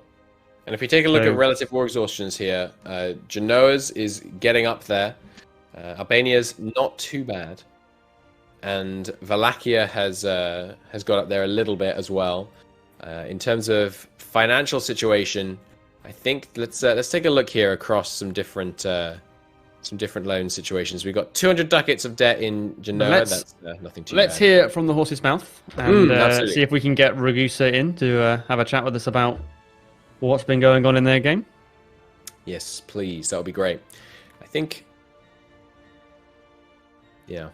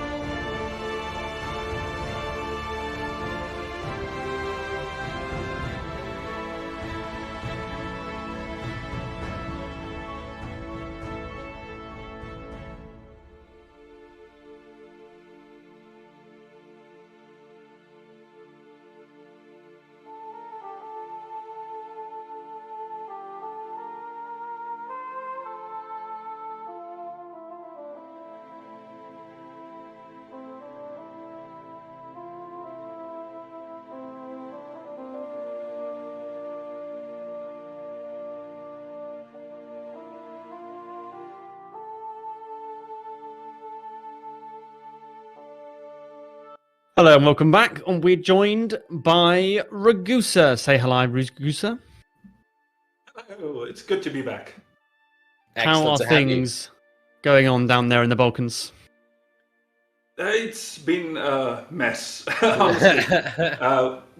We kind of started on a bad foot with some battles not going the way we wanted, and suddenly Albania owning everything. And we're currently fighting back. Yeah. Which also isn't going quite as intended. It was No, supposed to be more like a steamroll and not a stalemate. I'd like to hear what punishment you have decided for the diplomat that decided you should make the war goal the mountain forts rather than the unfought provinces in the north. See, I would love to issue a punishment, but it was me who issued it. Oh no! Oh no. So I got nobody else to blame, except Fair for enough. the bad chancellors. It's always the bad chancellors. Yes. Of course. So talk to us about the road to victory. How do you see yourself putting this out? Obviously, the Albanians have shown their willingness to try and to push forwards, break this stalemate. They're moving their troops around. They're dividing their forces. How are you going to bring this to a head? Basically, either we find a miraculous force somewhere, which I haven't heard of yet, or we can outwit them. If we somehow do get to siege down the province while they are biting off their teeth on our coastal forts, Yep. Maybe that's a way to win. Maybe we can also settle for a small victory because we did get some land in Croatia. Yep. Which we did right before this, which was supposed to be the master plan, but nothing ever works exactly the way you want. No plans to have contact with the enemy. And it seemed like, yes, you managed to marshal a force of 110,000 men in 1470. So it's all else aside, it's impressive. We are surprised they have as much forces as we do. Yeah. I think the Georgians coming in from the east and the Salzburg, you may have missed this, but the Salzburg reinforcements and the Georgians coming in it was exactly the same moment, just keeping things level on that front line. Ooh, we were hoping the Salzburgs would be here quicker than the Georgians, given the distance, but apparently not. Not quite. A parting message, what would you want to say to the chat? Next time, I'll be back with victorious news of the great empire of Dalmatia. Excellent. Ooh. Okay, well, I look forward to hearing it, and good luck to you. Yeah, thank you. See you then. Go well, Ragusa. So next up, we're going to have a chat to Team Holland to give us some perspective. We've obviously been a little bit laser focused on Albania so far.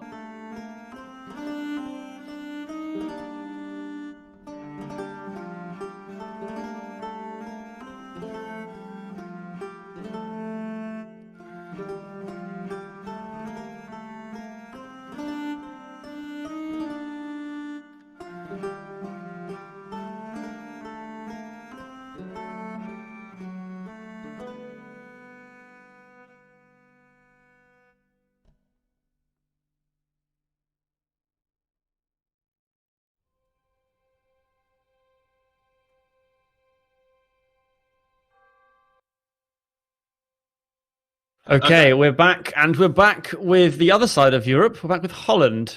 Say hi, Holland. Good afternoon, everyone. How are things on the Atlantic coast there? Building a little domain. Things are not going great. We had a really rough start. I think you guys saw that as well. We managed to finally break free from the Burgundians. That took us quite some time. We got dragged in by those treacherous Britons. Into wars against our will twice in a row. That costed us, it took us up to 12 war exhaustion. 12 war exhaustion, we almost had no manpower left. We were quite in a debt. I believe we had 150 ducats in loans, so the 7 different loans, something like that. Wow.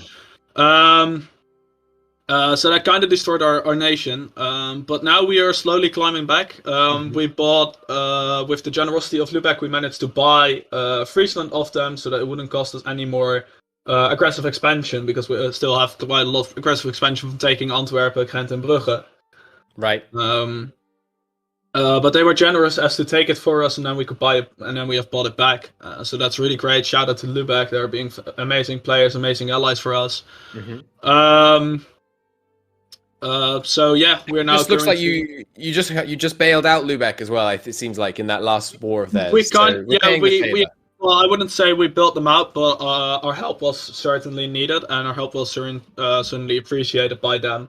So it was a good dish for that opinion. Now we're just fighting Gelre. They're one of our rivals. We need to show strength because we are severely behind in technology and ideas. Right. So we. Trying to get to use the show strength option a couple of times maybe against our neighboring rivals, and hopefully get some extra monarch points in our bank for that. Makes sense. And then once that state situation is stabilized, what's the longer term play? Is there an ambition for a glorious revolution, or are you going further afield? We are certainly planning on forming the Netherlands, as we are all three of us are from the Netherlands as well. So it's actually pretty great that we get to play Holland and the Netherlands in this game right now. Sort of things, we're just gonna go exploration expansion. We actually took the first ID, so we have an explorer already. We don't have the range yet, so we can't explore anything. Right. But once we get those IDs rolling a little bit, so we are planning on delaying our diplomatic technology a bit for that, but we are certainly going to rush exploration and expansion a bit. Do you have designs on sort of southern parts of England to get the trade power for the Channel node to monopolize that? I have been informed by my diplomat and herald that I can't specify what our plans are regarding that situation, because we are pretty sure that both Brittany and Desmond are also listening in Navarra. Those are, of course, pretty great rivals for us right now. Certainly, the situation with how they handled us being under the Burgundian yoke doesn't help the relation between Brittany and us and ourselves. And Desmond is the same. They haven't pirated our coasts yet, which I appreciate. But they have been sowing trade conflicts all the time since the start of the game already. Yes. So they certainly are up to something. But we are gathering allies and we are gathering forces. So if it comes to a clash, we are pretty sure it's certain that we can do some damage or maybe even win. Good stuff. Good stuff. Well, very good luck to you with the tech catch-up and then the grand confrontation, because yes, I mean, Brittany obviously moving in there for potential control there, but pleasure to speak to you. Good luck. Thanks very much. Have a nice stream still, guys. Thank you. Okay, bye-bye. We've got...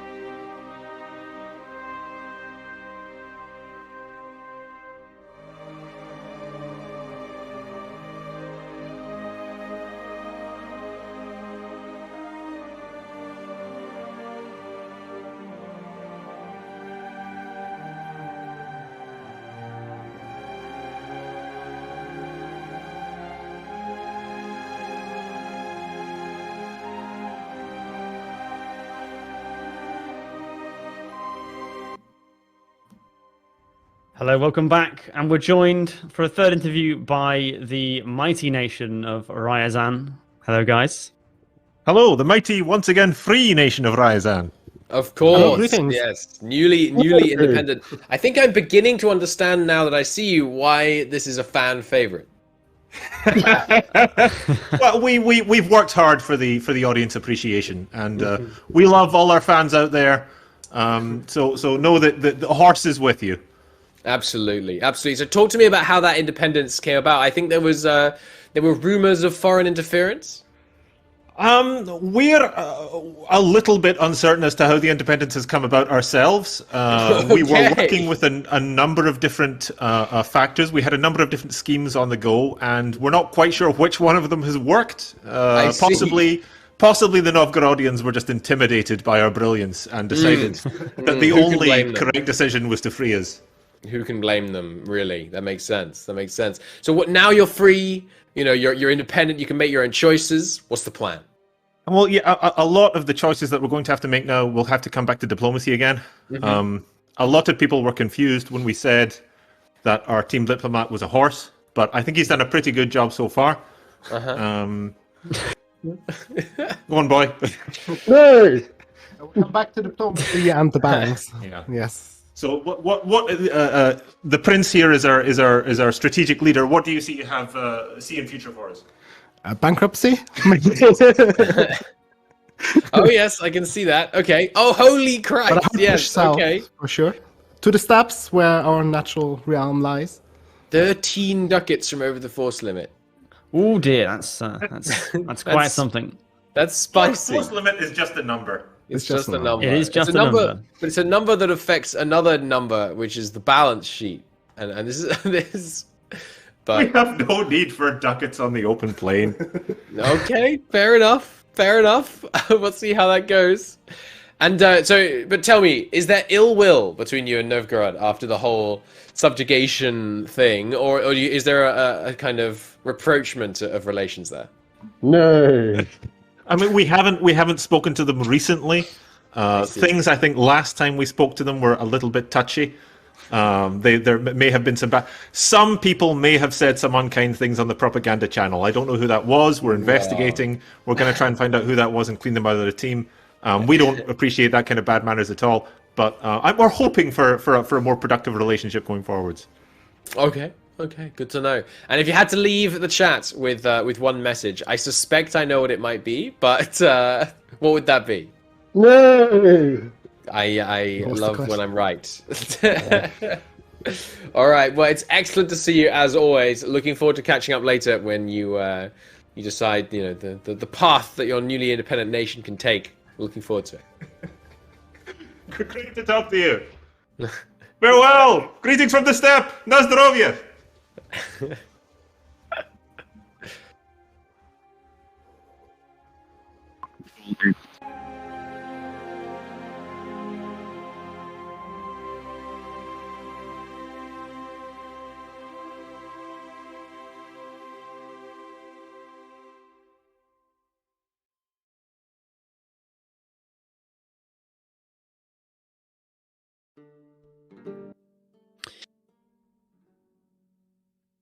Welcome back, everyone, and we're joined by the Irish player with a very dominant position now. Hello, Desmond. Hello there. I love you guys. How's your stream doing so far? It's been great. There's obviously conflict brewing in Scotland, and if there's one thing we love, it's conflict. Yeah. So talk to us about Desmond. What's the situation? That was very unfortunate because we are doing some, initial talks with Holland about splitting the English Channel across the just the strait, right? Mm-hmm. But they changed their mind today, probably because of Lubeck. So right now we're in the kind of cold war with Desmond and Britannia from one side, and Lubeck and Holland on the second side. So we're just waiting for someone to make a move. Right. Okay. And how? We obviously had our eyes slightly fixed down on Ragusa. How did Meath become independent for you to jump on him? Actually, just I think a year ago, England released Meath and Man. I think Meath was released by France. I see. Right. That's why we had to work with France, because right now in the new patch, if you release someone, you're quarantining them. But we don't care about France because we just have fleet superiority. So it's about waiting 5 years with the occupation. Nice. Okay, cool. And so the original plan was you'd be aligning with Holland. Obviously, that's not happening. Does that mean potentially there's a Breton? I mean, obviously, at the moment you've got the Breton alliance. That seems like a pretty worthy replacement, I have to say. Yeah, like Britain is like probably one of the strongest countries right now. So at least we're protected by them. Just if you take a look in game, if you wanted to attack Lubeck, look how many nations would protect it. Like it's just no. Oh my lord! Yeah, okay, that's slightly too many. Yeah, that's why we're just waiting on our cute islands, and we'll see what Lubeck will do. I saw that Lubeck had some problems in the HRE a second ago. Yes, they did. They almost lost all of their extra land, but not quite. Sadly for you, Holland tells us you haven't been raiding them yet. I have to. I mean, if the Cold War situation is heating up, is that likely to change? We actually raided them once. They probably didn't see that was during. Good. Okay, well, we'll keep quiet about that one then. stealth raids. We should be raiding them. We can raid them again. We can raid Holland. Nice. Okay. Oh, there they go. I see the man. Chips have arrived. Yeah. Okay. Actually, we are so poor because, there's not much in the island itself. So all of our money is from raiding right now. Right. So talk to us about the longer term planning. What's the goal for Desmond? Before it started, we wanted to just get the islands and go colonize and just bring the money to the English Channel, so both us and Holland would profit from that. But of course, it didn't work. So we'll see. Right now, we're just waiting how the situation will go. We still want to colonize. That's the question: if we'll be just forced to move to the New World, or we will be able to create the colonies there. Right. Cool. Well, we very much look forward to how things heat up over here. It's looking forward to some serious naval conflicts around the English Channel, and good luck to you. Always a pleasure. Perfect. Thank you so much. See you later. Awesome. Yeah. So we are straight back into the game here, unpaused once again. And yes, Desmond having no trouble sending the French fleet packing. But let's get eyes back over here on Albania. Whoa, the frontline situation is becoming, let's say, complex. This is becoming increasingly tense here. The Spalato siege did go to Albania, but they've since been forced out of it, and they're now suffering quite a bit of attrition up here in the mountains of Hum. But the war goal, I mean, the war score is still very much, of course, in Albania's favor. They're holding on to that Zetin fort, which is making things very, very challenging. That really is going to be a fundamental misstep that's going to have a big impact on this, it seems like. Yeah. But we'll see. We'll see. I mean, the siege up in the north is also going to help. The fact they've managed to take that off them. I mean, we're up to 30% war score now. It's tough. It's going to be... talk to me, Adaway. You're Ragusa. What do you do in this situation? I mean, I think you I don't know, because they've got... They're seating up their coastal fort now, which is fine. I mean, you've got to try and get Zeta. Oh, there's the fight. So they're going into the attack. Okay, well, it's grasslands. It's a fair fight. We've had these push and pull over all of this. Lord. We've got a tactics advantage for Genoa. They're committing. We've got a morale advantage on the big rolls Albanian for the side. Genoese. Oh, it's a 0 versus a 1. Big commitments here. It's looking fairly Albania's got more close. morale.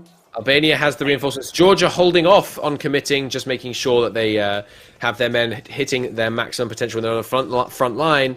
Here comes another 16,000 for Genoa. It's going to be really close. Check these rolls. Check these rolls. The Genoese have rolled better so far. Oh no! They brought in a fleet a crossing penalty when they came in from Hum. They gave the Genoese a fleet crossing penalty. They're That still rolling is gonna well, though. break it.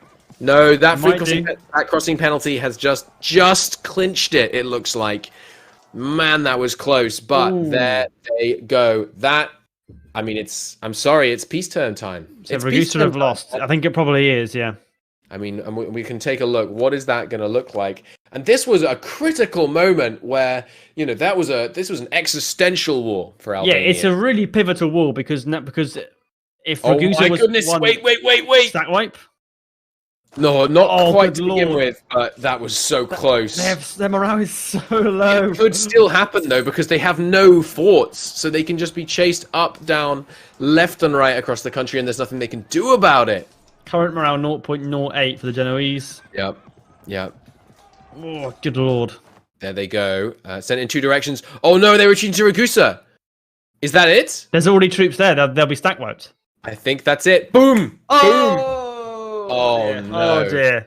Oh dear. Improve our prestige agenda completed. 50 war score, and that is the death. I don't think knell. Ragusa will be coming back to us with victorious news, unfortunately. Sadly, I think that's terminal. I mean, it's 8,000 infantry versus 35,000 infantry now. They have the aggressive expansion cap to basically full annex Ragusa.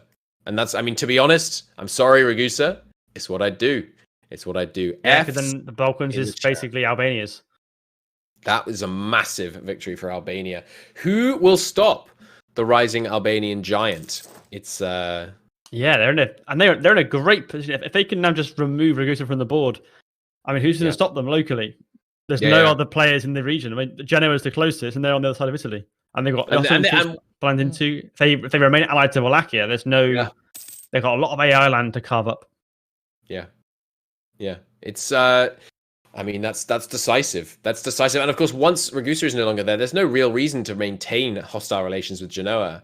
You can just split Venice one, Genoa the other, and it's all good. You can split down the trade nodes, and you can both have your own trade node, and then basically Albania can look to go and monopolize Constantinople, and then ultimately try and get to Alexandria, and have a really dominant position in the east. And with those Greek lands already in Moria, there's potential competition with Wallachia, because obviously Constantinople and Moria are competing for that. I think that's the key decision for Albania is that do they stick? Do they remain allies with Wallachia, or do they decide that they need to remove them from the area as well? Because Ragusa, if they do the peace deal right now, should be done. There's either full annex or reduced to a small state that they're never going to be a threat. Yeah. Let's zoom out here and take a little bit of a recap of what's happened during our session, because there's been quite a few things that we've had our eyes, laser focused on. But let's not forget the nations that quietly expanded. We had Madeira, Georgia, Strasbourg, Cologne, Salzburg, 3 leagues, Magdeburg, all just kind of slowly expanding, little bits of land, and they're the ones that are going to come up. They're going to be the dark horses. Brittany started this campaign really well, came out of the gate swinging, took out England, took out Provence, did some really good expansion. This session, nothing. I'm imagining they're developing, I'm imagining they're building up at home, but no great expansions there. Now, the Lions in the east, Novgorod and the Teutonic Order, absolutely kicking it out of the park this session. Look at that Teutonic expansion. They've got vast new holdings. Poland is looking pretty sad right now. I mean, that's got to be a lot of overextension, right? Well, they're doing a lot of it through a subject, but let's take a look here. They're only 36 overextension. Yeah, most of it's Galicia, however I'm saying this, Volhynia. But and they are coring basically all of this. Yeah. They're taking a bit of Hungarian land here, or on the Carpathians. So they've got a route into the south there if they want it. Grabbing that iron mine, gold mines nearby.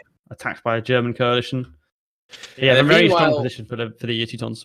In the north, of course, Novgorod doing great stuff, blobbing out, and Ryazan, the wonderful horse nation, has expanded a little bit. Genoa, meanwhile, likewise, little gains, and then, of course, the powder keg that is Eastern Iberia is heating up, and we know surely in the next session Mallorca and Navarra have to come to blows. It might come down who's got that diplomacy, who's got the AI where they need them to give them that edge, because Genoa, we know they're busy, we know they're hurting. They've been fighting in the east. We need to see if they can get Castile in on this side, which they really should be able to do. That's going to be decisive. Meanwhile, in the north, Lubeck holding on to their gains and actually expanding their Pomeranian territory. It looked like it was going to go downhill from them, but they pulled it back. Interesting to hear about the Desmond-Holland conflict and the potential lack of unity there, which we were previously potentially expecting. So we'll see how Desmond manages to pull things around. We've got some very powerful players in Desmond, but as he was saying, it's a weak area, it's a poor area. They're not managing to get the kind of income they'd like, but if they raid more, then we'll see. Central Europe, Central Germany, obviously, as I say, if they're eating the AI, they're blobbing up. We're going to see some serious plays out of this. I mean, Ragusa, sure, they look strong, but check this out. Salzburg, it's 94 dev. Albania, it's only 105. That means two German nations versus Albania. The 2 Germans win. So there's powerhouses up here in the north, in Magdeburg, Münster, Cologne, all that. If they decide to come south, they're going to be decisive. Now, I feel like Wallachia is a bit of a kingmaker, because between Wallachia and the Knights, if they all team up, Ragusa, Wallachia, the Knights, they're in a really strong position if they can eat the Ottomans. But they need to get on that, right? It's been a while since anyone munched on any Ottoman territory, and they, the longer they leave it, the stronger they're going to be. But there's a lot up for grabs in there, and if they can, win this war and then turn their attention south, it's going to be a good time. Meanwhile, again, of course, Georgia and Madeira, just slow growth in the east. But there you go. That's your global summary, and we'll see where it goes from here. I still want to see this Ragusan peace deal. Yeah, Albania is turning the screw. They're seizing down all their territories. I'm surprised there hasn't been an unconditional surrender at this point, to be honest. I think if you're Ragusa, you want to get a new country at this point. Like, it's game over. There's like whatever peace deal you get, even if you're still on the map, you're going to be so small. Yep, and the economic crisis is only going to get worse. So it just doesn't seem like they're going to be able to. Literally no troops on the Ragusan side now. Yep. 0. Yeah. Oh my god. So the Genoans have. The Genoans have pieced out. It's pretty incredible that whole war was really level, and it turned on essentially one battle. Yeah, absolutely. Okay, well, that is all we have time for today. See you tomorrow, where I look forward to bringing you more of the spicy action that we'll have around Europe. For now, it's the man, the myth, the legend. We've got Flurry coming up after this short break. Thank you.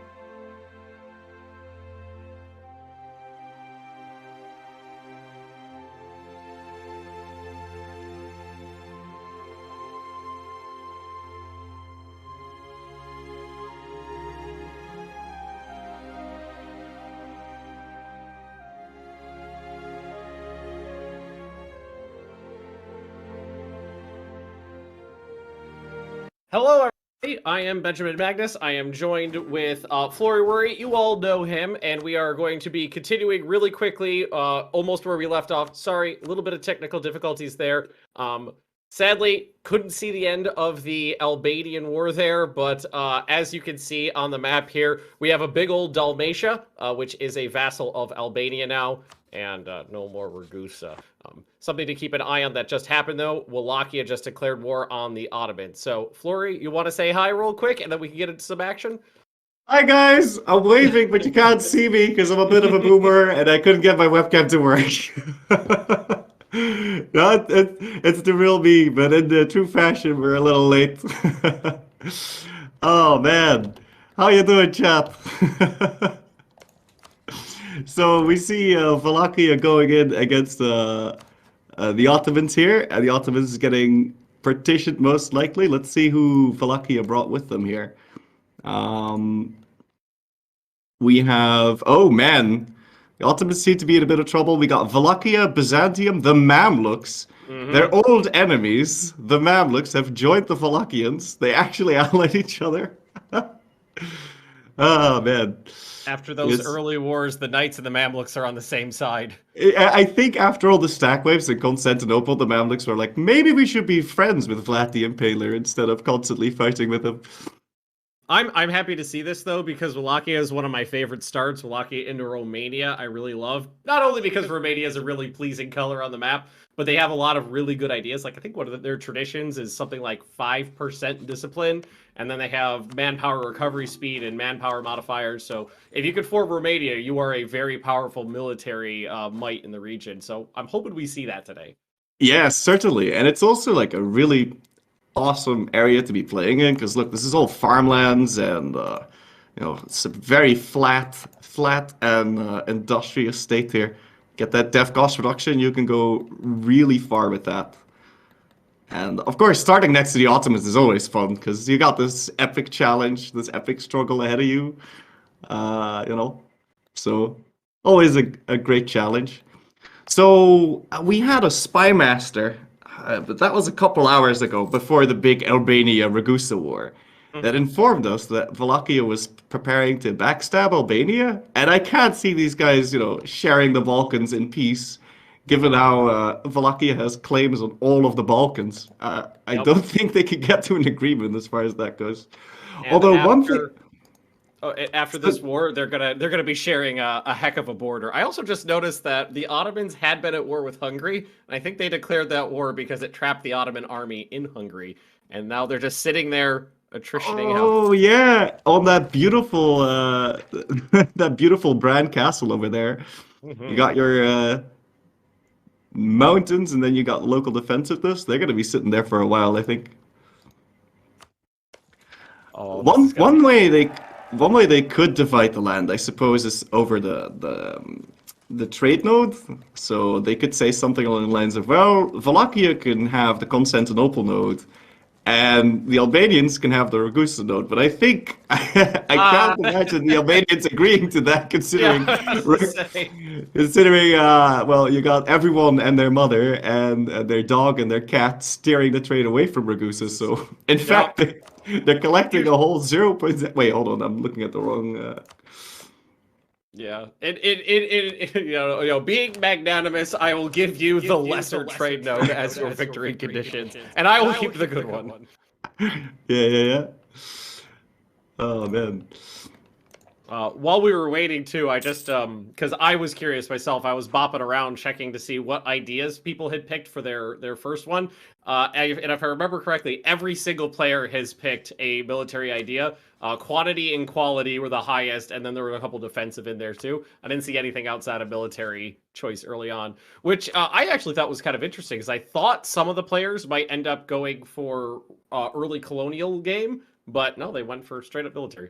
Yeah, Navarra had exploration picked for a while, and now they have quantity ideas. So I guess they changed their mind when all the kerfuffle was going on about who was going to own Paradox Tinto Studio here. Of course, we have this little pirate republic. Like, when do you think this war is going to start? Because I am not sure. they've been sending messages across each other and insulting each other for the past couple of hours here. They're both allied to Castile, so whoever goes first is going to need to deal with Castile. I always found Castile to be a paper tiger, though. Yeah, they kind of are, I suppose. They do start off with the crappy ruler that they have. But I mean, it seems that they've kind of caught up in tech and all of that, at least military. Of course, they did pick exploration, and if the players are going to be picking quantity, then that shouldn't be too much of a problem. Castile's actually at war with France, allied with Brittany. Maybe Castile will get into debt, and I think the moment Castile is going to disinherit or dishonor the call to arms, we're going to see a war between Mallorca and Navarre, most likely. Castile's in a pretty strong position right now. They have a positive economy. They've got about 80% troops in the bank right now. Positive stability. They could keep it going for a while. But real quick here, it's something that I think has been overlooked. Genoa has been violently snowballing in the Mediterranean, and I am here for it. Oh yeah, certainly. I've been thinking from the start that Genoa there's not a lot of players in Italy, so there's not a lot of people to contest this sleeping giant over here. Because once they consolidate a little bit more of the Genoa node, they're going to have so much money, and this has so much potential. This land, I don't see anything. I think they'll end the session with the highest income for sure. You know what? Now that we're talking about that, I'm gonna pop open the ledger on my screen, and I want to see who the richest player is right now. Yeah. Get into proper observer mode here before I do though, so I don't miss anybody. And sort by total. Genoa is at the top right now at almost 23. Novgorod is only a fraction of a percentage point behind them, also at almost 23. It is very close. So Novgorod actually has also a lot of potential. A lot of people might not realize that, but the White Sea node, if they move their capital there, you can very easily monopolize that, and there will not be a lot of people steering trade away from that. I've actually spawned global trade in the White Sea node before. Just because it's so far away makes it quite, and there's only 2 centers, right? So it is very easy to make sure none of the money leaves there. So it'll be interesting to see if they transition over to the White Sea node in the future. I've done that. I think there's achievement to do that, to become like the most powerful trade node as Novgorod in the White Sea or something like that. It's not an easy gameplay, but it is really satisfying if you can make it work. Yeah, totally. Get all those boots with the fur and the apple bottom jeans. Oh, the Ottomans are not looking good. Let's see, what are they at right now? Oh, they're in two. Okay, they're still in the 2 separate wars, and they're getting their butts kicked in both of them. We're starting to run out of manpower, starting to run out of money. Still positive stability, so they can keep it going for a little bit longer. Hold on, let me try and see if I can... Ooh, I just noticed Georgia. What's happening? I don't know when the last one that happened, but Georgia got thick. Oh, Georgia did get thick. Look at that. They're taking advantage of this situation and just kind of gobbling up little bits. Yeah, Akayulu has been allied to the Ottomans for the longest time, and now that the Ottomans are in a bit of a hassle, they can just swoop in and yoink that juicy land. You can see they broke the alliance like almost like very recently because they're still in the Wallachia War. Mm-hmm. Georgia's been in a lot of these wars, but they've kind of just been like a secondary front where they've just been sitting there quietly, either distracting the enemy or gobbling up land. I think because Georgia was kind of a fan favorite in the last Grandest land. I'm wondering if maybe they're going to be like a sleeper favorite for this one. I think so. They have a lot of room to grow in, especially like in Persia. I don't know. Are they diverging trade from Mazandaran? They're not yet. But they could be making a lot of money in the Persian node soon if they grow out a little bit. Yeah, Persian. If you could kind of control the Persian node and take trade ideas, you'll be one of the richest nations in the game, easy. Certainly, certainly. I think they're waiting to get the Liberty Desire a little bit lower on Mazandaran and then steal that juicy money from them. Look a little lower too. Medina's gotten a little bigger too. Last time I looked out here, they had 3 provinces. Oh my! Oh yes, Medina bouncing back. This was the team from the Livonian Order, who removed the order in Livonia and moved to Medina. They are allied to the Mamluks still, I believe. Yes, yes. So they're in a pretty safe spot, and there's again no players over here on this side yet. As more teams get eliminated, they'll be moved somewhere further away from Europe. But for now, they have a free reign here to gobble up all of these AIs. So we just got blooped in Discord here. There's been a proclamation from the Pope. So His Holiness the Pope, Bishop of Rome, blah, blah, blah, titles. With the ongoing wars, aggression, and religious conflicts within the Balkans, who would have thought, His Holiness the Pope has concerns for the safety of Christians in the Balkans and for the success of the fight against the heretics of Anatolia. For this reason, the Pope and his Holy League has convened to ensure appropriate measures are taken. The Pope, in his infinite wisdom, proclaims on this day, the January 1472, blah, blah, blah, blah, blah, that the great city of Constantinople and its surrounding areas will belong in perpetuity to the most holy order, the Order Hospitallers. Furthermore, the Pope calls upon all true Christians to ensure God's will be done by assisting the Hospitaller Order in its righteous cause. So the Pope basically just said, hands off my Constantinople. Oh boy, so we're going to see another conflict between, last time it was the monarchists in the Balkans versus the Traitors League, and now we're going to see the monarchists, most likely, because I don't think Wallachia is just going to be giving them Constantinople. So we'll see a conflict between the theocrats and the monarchists soon then. Somebody in the studio is yelling at me for not reading out all the titles. Hang on. Let's go back to the titles real quick. His Holiness the Pope, Bishop of Rome, Vicar of Jesus Christ, successor of the Prince of the Apostles, Supreme Pontiff of the Church, Primate of Italy? Primate of Italy! Archbishop of the Metropolitan of the Roman Province, Sovereign of the States of Rome, Servant of the Servants of God, proclaims the following. And then the thingy. I'm a little confused by the primate thing, but it's this is fine. This is fine. Yeah, I was a little confused by the primate thing as well, but then again, I don't know how those titles usually work. Sadly, I forgot to get my Pope hat when I was reading that. I'll have to remember for the next one. Oh man, I'd like to show you my Pope hat. I read that twice. That says primate.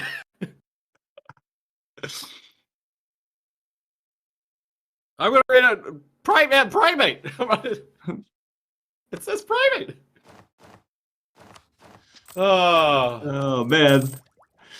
But So anywho, how is I wonder who's been generating the most monarch points in this game as well. I reckon it'd be the Pirate Republics for sure, right? Because they constantly get to use their 666s. Oh wait, hold on. What's happening over here? Okay, never mind. I saw the little orangish shade on Mallorca, and I figured they'd be the Aragon Mallorca war finally kicked off, but alas. So the horsey boys have gotten a little bigger too. Ryazan is doing well for themselves. Ryazan, that interview was beautiful with the little horse mask outfit. Those guys are great. I don't know if we could pull it up right now. I guess this is up to the live content team, but I'm pretty sure in the propaganda channel there's a picture of like the horsey boy propaganda master there with a saber in hand. It's a very good picture. I don't know if it's possible, but live content friends, if you could pull that up, that'd be wonderful. The horse people. I like when they were asked, "What are you going to do about the debt?" And they were like, "We don't need dockets in the steppes. All we need is horses." Horses and open plains. Horses and open plains. I wonder, have they declared a bankruptcy in between, or? I did not see that, but I wasn't on one of the Parsec computers for the first part of the stream, so I couldn't tell exactly. Right, right. Well, they have a very maybe they can ask for someone to pay off their debt. Maybe the theocrats would help pay off the debt so they can curb these Novgorodians, because these Novgorodians, we talked about Genoa being a sleeping giant, what with being in the richest node and all of that, the uncontested in Italy. But Novgorod has got all this land to grow into, and they can go straight into Siberia if no one stops them. They're going to be very, very powerful indeed. And our friend Mordred tells us Albania was #1 in Monarch points, which I'm not surprised at. It popped up the screen very, very briefly, but Albania was rocking a 666 ruler for a while, so I'm not surprised they're first in Monarch points right now. I think he's dead. Let me check. I'm pretty sure he's dead. Yeah, they got a 0.35 now, so painfully average, especially a 0 on admin. That really hurts. But that 666 definitely gave him a good early start there. Oh yes, Gjörg Skanderberg Castriotti. And he lived. He didn't live that long, unfortunately, for them. Just out of curiosity, well, I'm assuming Wallachia still has Dracula there. Yeah, no, he hasn't gone anywhere. Yep. I mean, if they want to, they could dethrone him and smother him with a pillow. But I mean, I wouldn't. I mean, just for lulz, keep him there for it's fun. Oh yeah, certainly for roleplay purposes, but also, I mean, I was looking at the chat and people assume that the 206, it's not the greatest of rulers. And yes, he's 1 point below average. Like if you count the total points, he's got 8. Average would be 9. But he's got the curves in all the right places. He's got 6 military skill, and in multiplayer, that is what you want. You want your 6 mil. I would take a 006 any day of the week in an MP. It's really useful. If I had to roll 0 on something, it'd probably be diplomacy, because I mean, there's so many uses for admin points. So at least you got some coming in there. Exactly. And of course, I was gonna say, since Emperor with the estate system, you can fudge the numbers a little bit with the Monarch points. You can get a little trickle here and there. Yeah, sure. If I'd have to distribute 8 points, this is definitely the way I would do it. At least, certainly for the start. Yeah, Diplo might be a little bit better than admin and MP. Sure. I mean, from the start, he's going to want to core all these provinces and grow a little bit. Yeah. So, if you were playing more of less of a role play, more of a meta game, I'd probably agree with that. But in this circumstance, we're really leading into the role play stuff. I think I'd probably go with the admin. Yeah, sure. And it looks like this war is about to wrap up. The Ottomans are out of their other war, 66%, or negative 66% for them. And it looks like everything's getting evenly partitioned. That's probably being paused for the... we got a hot join coming in. Probably the poor Ragusans. Yes. Oh, yes. I'd be interested to see what country they're going to be joining in as. I don't know if we've been told. I don't know what the countries are. I know there's a short list that they're allowed to pick from, but I haven't seen the list myself. Songhai. Oh, cool. That's a really good choice. I like that. Very big military powerhouse there. Mm-hmm. Especially considering they're kind of going to be alone down there for a while. They have a lot of potential here. Let's go take a look. See what the AI's left them with. No ideas yet.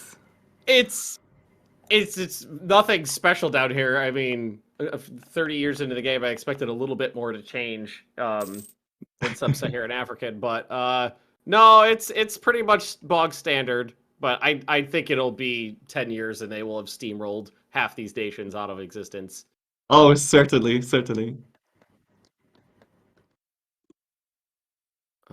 Let's see here. I think I just heard they do have claim. Yeah, I heard something too, but I couldn't. I heard a Maddie in my ear, but it was very low. I couldn't actually catch. I couldn't quite catch that.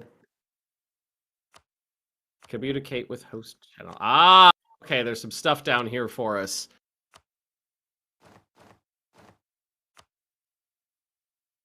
Let's see here. Oh God, my face is in the way. I gotta move my face to read this. Oh, hold on. I can read it out for a second. Would you like to? Go ahead. The spy mistress has some insights for you. My dears, I am happy to tell you that we have managed to put two recent enemies, Ryazan and Novgorod, in contact with each other. Novgorod, in his generosity, has agreed to release Ryazan and show him his favor for a certain sum of money. I wonder how they're going to pay for that, but sure. Negotiations are now underway between the countries to create an installment plan, pay as you go. Perhaps this is the beginning of a new friendship, or perhaps just a moment of peace in these turbulent times. They're taking out on a payday loan for friendship. Yeah, for friendship. So that's how they got their independence, because they were talking about that earlier. Like, yeah. I'm not entirely sure how we got our independence, but somehow we're free now. Yeah, it's fine. Technically legal. Interest rates 24.99%. No, you can't argue with that. It's fine. It's fine. Oh boy, and little thing I just noticed as well while we're in that, Ireland has coalesced. Well, it's not Ireland yet, but Desmond is alone on the island. So we might be seeing an actual Ireland. Oh, so about that installment plan of Ryazan, they are definitely bankrupt right now. I was looking at their loans and I'm like, how did they pay off 500 ducats in such a short time? Well, they did that by declaring a little bit of a bankruptcy.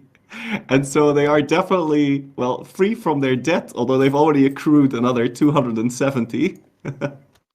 If you guys hear any noises on my end, my dog is sitting underneath me sleep bjorking right now. So if you hear anything, that's that. Oh boy. Oh, this has been very interesting. I'm very interested to see how long it's going to take Novgorod to form Russia, which I'm assuming that's what they're going to do. Oh yes. I don't see any reason not to, other than for lulz, but well, maybe for roleplay purposes they might want to stay in Novgorod. I'm curious to see when there's going to be a big battle kicking off in the British Isles, you know, with Lubeck yoinking Scotland right from under the Irish nose. And I read in the propaganda channel a couple hours back that the Irish are really pissed off about that. Yeah, and I would be too. So random Lubeck on your British Isles. They did end up vassalizing Scotland. Desmond did, whose independence is now being supported by England. So it's going to be tough to hold on to that. In my opinion, I think England is definitely a paper tiger. I've never seen like when I've been playing the game, I've never looked at England as a potential foe and got as like a co-belligerent when, oh no, I can't declare this war. Oh yeah, no, that's well, I mean, sorry, England, but you're a paper tiger. That's assuming they need to land on the mainland, because then you know that they'll just. But right now, all they have to do is walk across. I don't know if Lubeck knows that Scotland is disloyal, but it might be cool for them to also support the Scottish independence, and then completely betray the Scots later, of course, to continue gobbling up the North Sea trade node. And like the allies for Lubeck, I don't see as that potentially strong. Majorca and Holland. Holland's doing its own thing. Obviously, they're going to be going for the Netherlands, but I think they're not going to be. I feel like if a conflict brew, Holland wouldn't be that invested in someone else's war. No, I think Holland is very much going to be sitting there gathering ducats and money. I think that's their primary concern here. You go Holland and you just siphon the English Channel into oblivion. You just make a bunch of money. Yeah. Personally, when I play MP EU4, I never really play that meta. I usually play the economic game just because I find that to be a lot more entertaining. And so I am all for Holland just stealing all the ducats and causing chaos. Yeah, it's also so relaxing, just sitting there, building your buildings. Counting your coins. Oh yeah, the last MP I did with my Discord, I was Venice, and at one point I paid one player 20,000 ducats to declare war on another player, and then I secretly gave the other player that he declared war on 20,000 ducats to fight him, and then I told them both they could have 10,000 ducats if they sacked the other one's capital. So I just dropped 50,000 ducats for lulz and just watched them kill each other. It was great. Yeah, Just bribing people for to fight chaos. each other is beautiful. Just for pure chaos, it was a lot of fun. So, have you taken a look at Genoa's religion in recent times? No, but let me bop on over there and see what they're up to. They're actually Orthodox. I don't know how they managed to do that. Oh, you know what?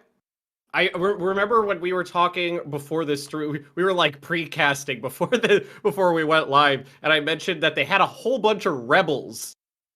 Right. Across their colonies Okay. Right. Yeah. that I didn't know how they dealt with. I bet you anything they let the Orthodox rebels fire and then just let them win. To pop Orthodox. And so the reason that they'd want to do that is Orthodox is widely considered to be the strongest religion for MP. Because obviously, Orthodox, you get your patriarchal authority, which is going to increase your local manpower. Yep. And then you can get the Icon of St. Michael for extra discipline. And during peacetime, you can switch into the Icon of Christ Pantocrator for construction cost reduction and development cost reduction. And development cost reduction is, of course, key in multiplayer. You know, eventually you're going to bump into players. So how can you grow? You dev. And so Orthodox is very powerful for those reasons. So it's really good that they secured that for themselves. I think that's definitely what's going on here because they went quantity. They went Orthodox, they went quantity, and now they're going economic, and that's a powerful combination. Oh, wow. So they transferred rebels from Lesbos, those islands in the Aegean, and they somehow got them over to the mainland? That's how they... Bjorn spotted those rebels early. Okay, cool. Teleporting rebels. That is very nice. Well played. Yeah. Back in my day, Orthodox was weak.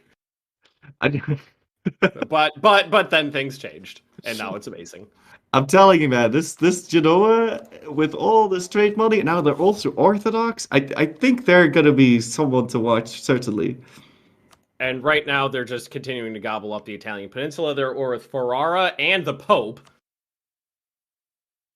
So I would imagine that the monastics would be a little upset about the Pope getting his house siege down.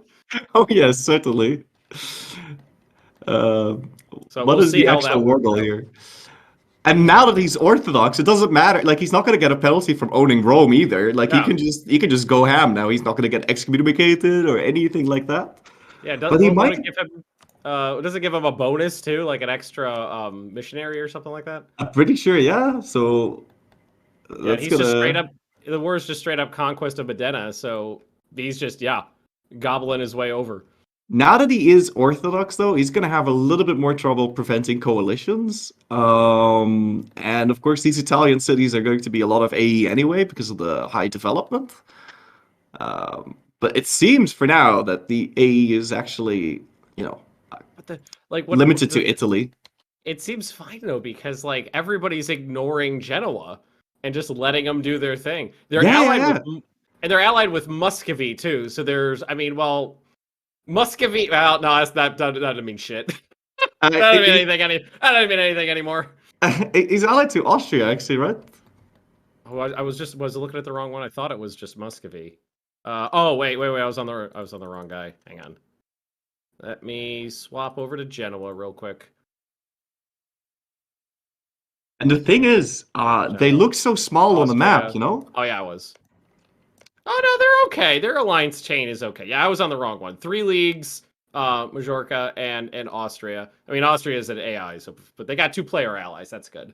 Yeah, and he's he looks so small on the map too, so he's doesn't look very threatening. But Ottoman war's done. Oh wow! Okay. That is a very big Balkans. Oh, and look at the Knights! the Knights just gobbled up the I mean, that's what I would have done too. Yeah, gotta get that naval force in it, man. Gotta be a pirate. If you guys watching have never played the Knights, it's not an easy play, but it is very strong if you can survive. They have pretty much unlimited Pope ducats. Let's see. I think one of their ideas is extra Pope ducats. Oh no, I'm still on Genoa. I'm forgetting to switch over when I'm clicking on things. Let's see. It's plus 5% discipline, plus 2 yearly Pope ducats, which basically means as long as the Pope doesn't die. So they do have a vested interest in keeping the Pope around.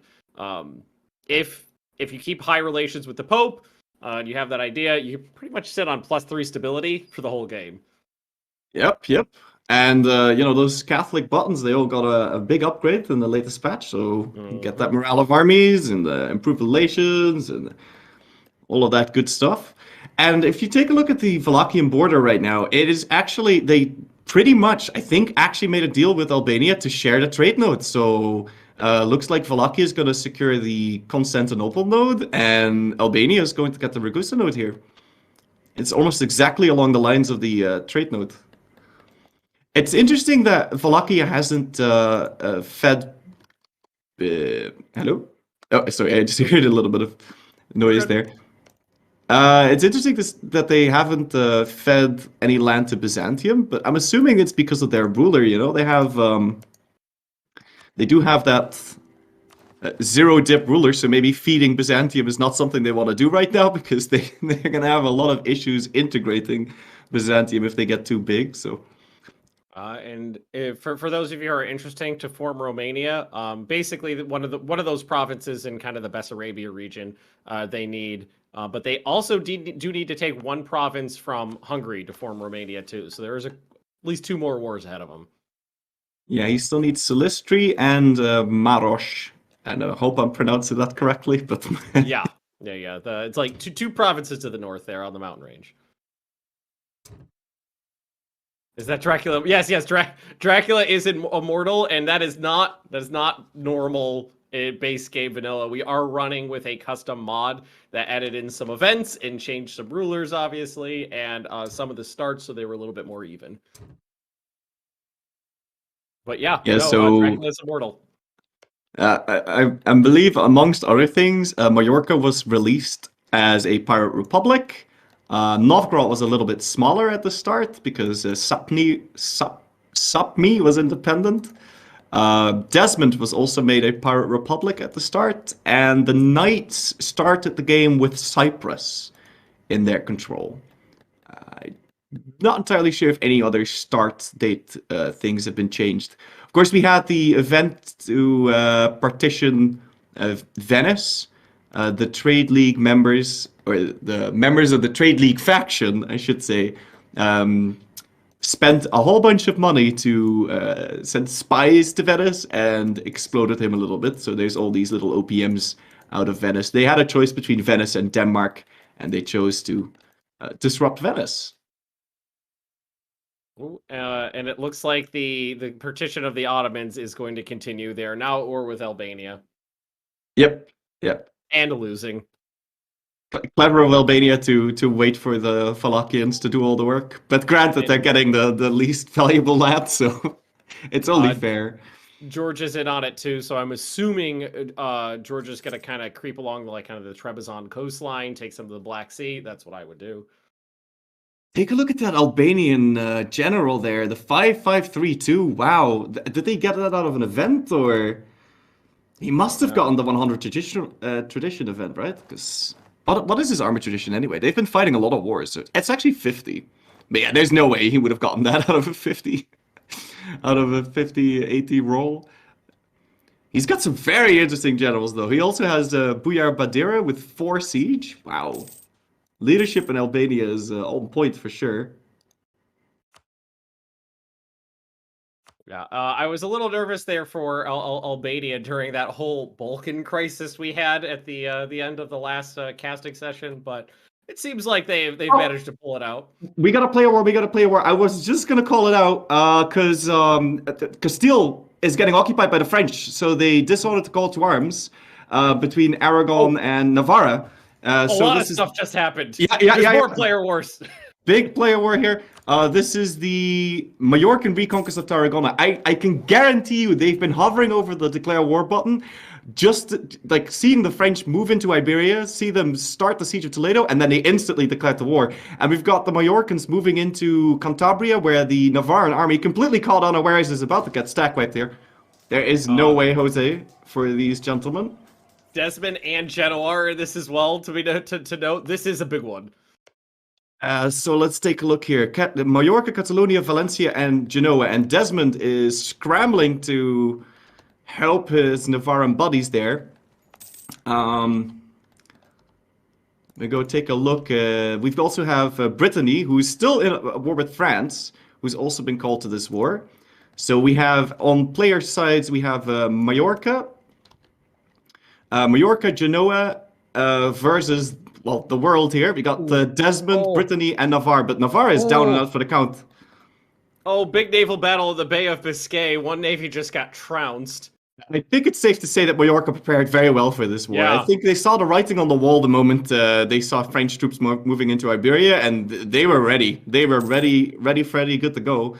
They had they spent the ducats to get a decent naval leader in there, 1-4-3-1. I mean, the one doesn't really matter for a naval leader in this situation too much, but still, good naval leader. Yes, certainly. I don't think Desmond can even help, no, considering the naval superiority that the Mallorcans have.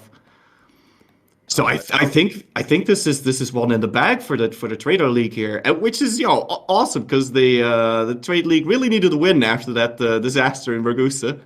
So Navarra does not have an army anymore. They're running at 0. Yep, and no way to get new troops either. Maybe if Brittany can occupy a province for them, like be really sneaky and occupy a province in Provence, Navarra can quickly hire some mercenaries, but that is really about it. I guess if Aragon is loyal, they could hire troops there. Let's go take a look. Are you loyal? No, they are definitely not loyal either. So unfortunately, they can't hire troops there. And the Genoan navy is just destroying the Aragonese there. Yep. Trouncing them. Whose navy got smashed? It was Desmond and co. So it was the navies of Navarra and mostly Desmond, but I think Aragon and I don't think I saw any Scots in there. Not a lot of ships were destroyed because they did retreat before things kind of really got out of hand, but they lost control of the sea.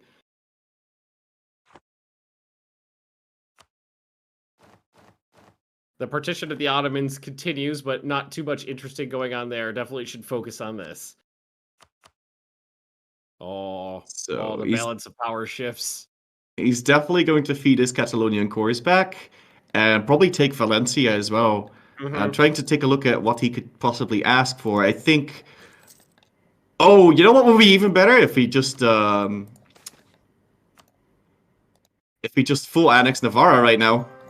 Because that would... Yeah, it would knock him right out. It would, and Genoa is probably going to want to get the Sicilian lands here. So he might not be able to take everything for himself, but... Oh yeah, I think there's a trade hub down there, right? Yeah, there's a natural harbor at Palermo, so that'd be a huge boon for Genoa. Just keep coalescing as much trade power in Genoese node as you can. Certainly. I'm actually kind of stoked to see Valencia fall because that little tiny nub there has been bugging me for hours.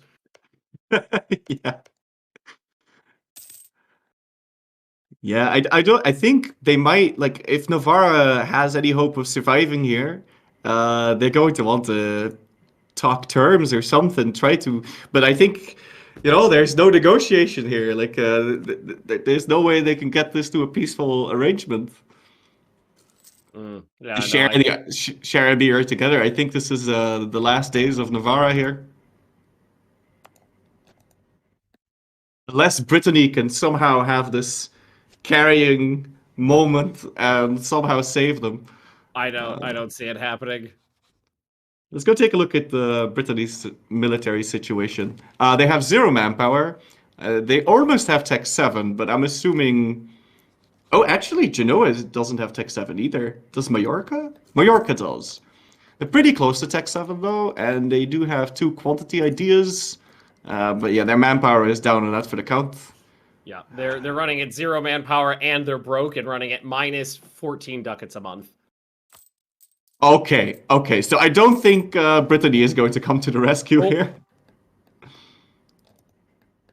Oh, he's reached the maximum amount of loans. Yeah, I suffice it to say, I don't think Brittany is gonna save the Navarans here. What about Desmond? What can they do? Let's take a Nothing. look. Oh, they're out. Wait, are they? Oh, out? they're no, they're not No, out no, yet. no, no, sorry, they're not out. I keep forgetting to hold down control when I'm clicking on countries. Oh, that's it. That's a good tip. Yeah, control click in observer mode is switch between countries, and I'm in like normal mode right now, and I'm just clicking on countries to look at information. I keep forgetting to hit the control. Oh boy. So Desmond's economic help! situation's at least stable. Send help! Team 5, is that? That is Navarra. That is Navarra. Asking the international community for help there. I'm afraid there's going to be no help for you coming. Mallorca was too well prepared, ready to pounce the moment Castile was going to dishonor. So The French paradox says neither Desmond nor Brittany took exploration. No, nobody took early exploration. And honestly, one of the things I expected to see was either Brittany or Desmond or maybe Lubeck go exploration and then just bop off to the New World and take it over while you're burned. But nobody did that. Navarra was playing with the idea. They had exploration 0, like they had the exploration idea open. But of course, once the relations with the Mallorcan pirates started to deteriorate, they quickly switched out of that for a military idea group because obviously they had to put out all the stops there. Holland apparently took exploration. Let's go take a look. Yes, they did. Let's see what Holland can see. Maybe they've already. Sorry, my dog's saying hi right now. Hi. He can almost see the Caribbean. Are we doing if we're gonna do full screen doggo? Okay, it's gone now. Later on, we'll do full screen doggo. So I wonder if are they exploring at all? I think they can't explore anything further right now. So Holland still needs to wait for Tech 7, I believe, in order to actually see anything. They can see Greenland, but that's about as far as they can go. Yeah. Maybe when we go like right before we're done, we go to take a break. I'll bring the dog back and we'll do full screen doggo. There's another one around here somewhere too. There's 2. So we got the second Mamlukian Knights War. I hope they informed the Wallachians to break the alliance. Let's go take a look. They did. Yeah, okay. So it seems like the Knights is going to be reclaiming the Holy Land here. It's the second Mamlukian conquest of Cyprus. It is again a defensive war. We got Marcus Antonius de Rohan leading the Knights Hospitaller to victory here. Well, to victory, I'm not so sure. Last time, the Mamluks got themselves into a bit of a pickle crossing the Bosphorus. I think they have to wait for that this time again. The Mamluks, of course, they have... what is their total troop count? Let's go take a look. So what I'm very interested in is the Pope very specifically ceded the Constantinople to the Knights, but Byzantium is a vassal of Wallachia. So and the Knights are just kind of like gobbling up the good land and the Ottomans right now. So I'm wondering how long it's going to be before it's just a Knights into Ottomans against Romania situation. Yeah, how's that going to work? So they granted it to the Knights. So it's obviously that the theocratic faction wants the Knights to own Constantinople, but Wallachia keeps helping the Knights in battle. So I think they might need some papal intervention here again soon to. I'm wondering if the Knights just don't care about the Pope. Hang on, let's check. Let's see. Are they allied with the Pope? Because that would be telling. See, Knights are Wallachia, Austria, and Georgia. So the Knights are not allied with the Pope. So they're not going for Pope ducats. So maybe they just don't care. No, I think, he might also have aspirations to flip to Orthodox. It depends on how his relations with Wallachia turn out. But they've been aiding each other the entire game, and I don't know. I think that might go over religious matters there. With them being buddies for such a long time, helping each other out, conquering the Ottomans. I wonder how he's going to get out of this little pickle that he's got himself in, though, because I think what might be his best move is just to abandon the mainland and let the Mamluks cross the Bosphorus again. and then try to put on some sort of counter-offensive. They do have naval superiority quite handedly. The Ottomans only have 6 fighting boats versus the Knights 20. So the Ottomans are almost out of shore. They're running out of coastline. Yeah. Yeah, the player war. Oh God, Valencia didn't get smaller; it got bigger. Oh my God! No way. No, they heard me. Mallorca's like, I don't need any mainland. I'm just gonna feed all my vassals. And Genoa, for his troubles, they got the city of Palermo, which okay, sure, they did help. Okay, Team 7 is pausing the game here. Is that Albania? No, that's with Team 1. Team 4. Where's Team 7? Actually, don't know who that is off the top of my head. Ryzen. Wait, what? Did they? They're gone. I think they might be gone because they were in a bankruptcy spiral that they couldn't get out of. They're getting they're getting full occupied by Golden Horde separatists. Yeah. He's about to collapse, and the Great Horde's going to get all the land back. That 24.99% interest payday loan did not work out for very long. They tried to go their own separate ways, but I think they've he's at a constant -3 stab and negative monarch points. Peasants running around amok everywhere. French Paradox says the game crashed because they were losing. Absent jet for Ryzon's banker. Burning an MP. Oh man. Well, Horsey boys gave us good memes at least. Yes, they certainly did. Can we get some F's in chat for Ryazan and some salutes, because they certainly gave us a very good show. Poor guys. And somebody asked about interviews. We're doing interviews every 2 to 3 hours, basically right between when we switch hosts. We'll pop a couple interviews. I just heard a war declared, but I don't think it was anything important. I can't actually hear the game sound, but that might be... Well, I would maybe it might be a audio mixer thing on your PC, because that's what I had to do. I had to go to my audio mixer. It was actually way too loud for me, and I had to go just crank it down to 10%. Otherwise, my ears would get blasting out like when you start up CK2 for the first time. All right, so who we hot joining in as? Ethiopia. No, Kazan. Wow. Going from one horse to another. Let's go. Oh, okay. I mean, at least Horsey boys live on in spirit. Yeah, I mean, he got the horse mask. He has to roleplay as a horse nation, right? So they continue to sit on the steps. Except now with a little bit more steps and a gold mine. That should save their economic situation. And they're jumping into a country that has 362 dockets banked up, 22 manpower, a horde. So that's how they're dealing with their payday loan. They just declared bankruptcy and changed their name. Yes, they just transitioned over to Kazan. I'm not obligated. It's not me who's obligated to repay that loan. That was that other guy. Yeah. Oh, yeah. He just went from having being a country with a horse flag to being a country with a horse mindset. This is beautiful. What's Kazan's flag is like a dragon? It's like a dragon. It's a horse with wings. It's kind of like a dragon, yes. But propaganda would say it's a horse with wings. Yeah, there you go. All right, let's take a look. The Ottomans are at 99%. I wonder what Albania is going to be taking here. Let me go take a look what they can take. So I'm assuming they're going to want all this Greek land. Do they have to give anything away to any of their allies? I'm assuming Georgia is going to want some of this land.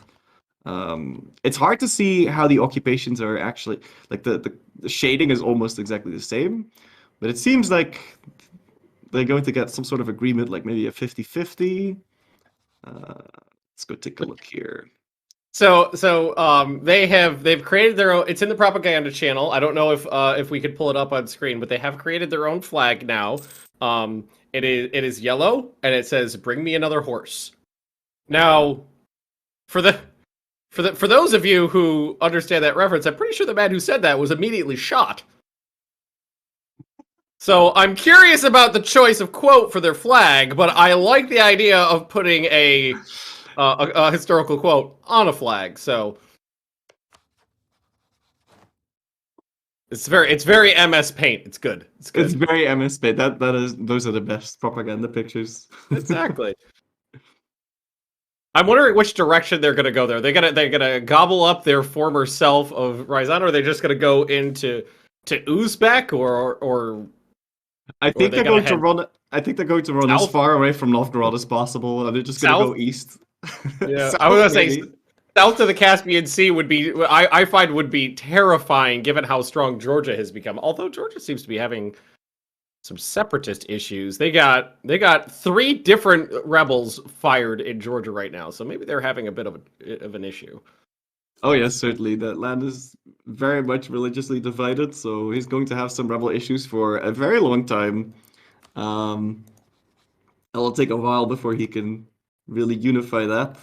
I like AI Transoxiana making a bit of a snake over to Europe there, all the way bordering Georgia.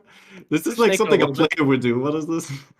One thing I will note that if I don't know if you could pop it up on the screen for you is that the Tims have completely kerploded, and there is a decently sized Afghanistan in there. And if you've never played it, Afghanistan can be a very fun nation to play because they have strong defensive bonuses and a lot of mountains. So played right, Afghanistan can be a fun play. So see what happens there, though. Certainly, and the Timurids is going to be shrinking a little bit more if Kazan or Georgia is going to get some grand aspirations. Pretty soon, they're going to be able to vassalize the Timurids and reconquer all of this land. Now that we're looking be over something here, to see. Now that we're over here, I notice Medina has gotten larger. They've taken a little bit more coastline to the south and crossed over into Ethiopia. So they've got their tendrils moving in multiple directions right now. Oh, and look, do you see their vassal? Do you see they vassalized Inaria in Ethiopia, which is right next to a whole bunch, is right next to gold mines. So this is a bit of a power play, and because they control both of the provinces, like they could take this. No, wait, it's in Africa. It's in Africa, so he'd have to somehow snake over here to actually control these gold mines. But he can certainly use their claims soon. Yeah, I mean, honestly, I thought they might be a little bit stronger than they are given the size of their nation, but I'm wondering if there's a lot of autonomy in there because their income is nothing. They're making less than 5 ducats a month with that much land. For now, yeah, it looks big, but it's mostly 3 provinces. Yeah, they're gonna need a little time to, but they don't have a lot of competition right now. They also have Oman vassalized, and if they can push on to Hormuz and basically unite get the Omani cores back. If they get the Omani cores back, their Liberty Desire will drop, and then they can make a lot of money in the Hormuz trade node. So they have potential, certainly, but yeah, right now their income's a wee bit on the low side, certainly. What I'm wondering is if they're going to go colonial and just start gobbling up the Spice Islands, because you can get a lot of cash into this region pretty easily these days with a little bit of trade. Go to Malacca in the Malaccas and then just push trade into like the Gulf of Aden there. That can be strong. Oh, yeah, certainly, and I think they're poised for that because if they control Sorry? I was just wondering if they'd picked any ideas yet. I'm not seeing it. No, they don't have Tech 5 yet. Their ruler doesn't exactly help. He's got 1 in admin, and they're needing to expand because, of course, they have some catching up to do. So they'll be on the back foot for the foreseeable future. But I think they have a lot of potential here. There's a lot of trade money to be made. And also, East Africa, again, they're uncontested to gobble up the Zanzibar node. And, there's a lot of potential there, certainly. looks like Georgia did exactly what we thought. They gobbled up the kind of like Trebizond coastline, heading along the Black Sea, and Genoa did take Palermo, so the natural harbor on Sicily there for the extra trade. Ah, right. Yeah, they actually, so Georgia actually separate pieced out of the war. So Albania is going to be taking a full 100% out of this. I'm going to go. What?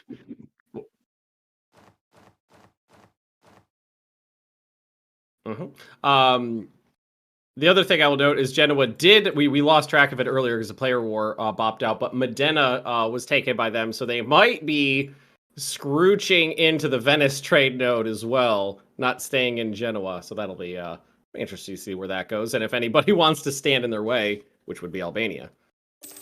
Yes, sir. Ooh, huzzah! Grand Coalition victorious!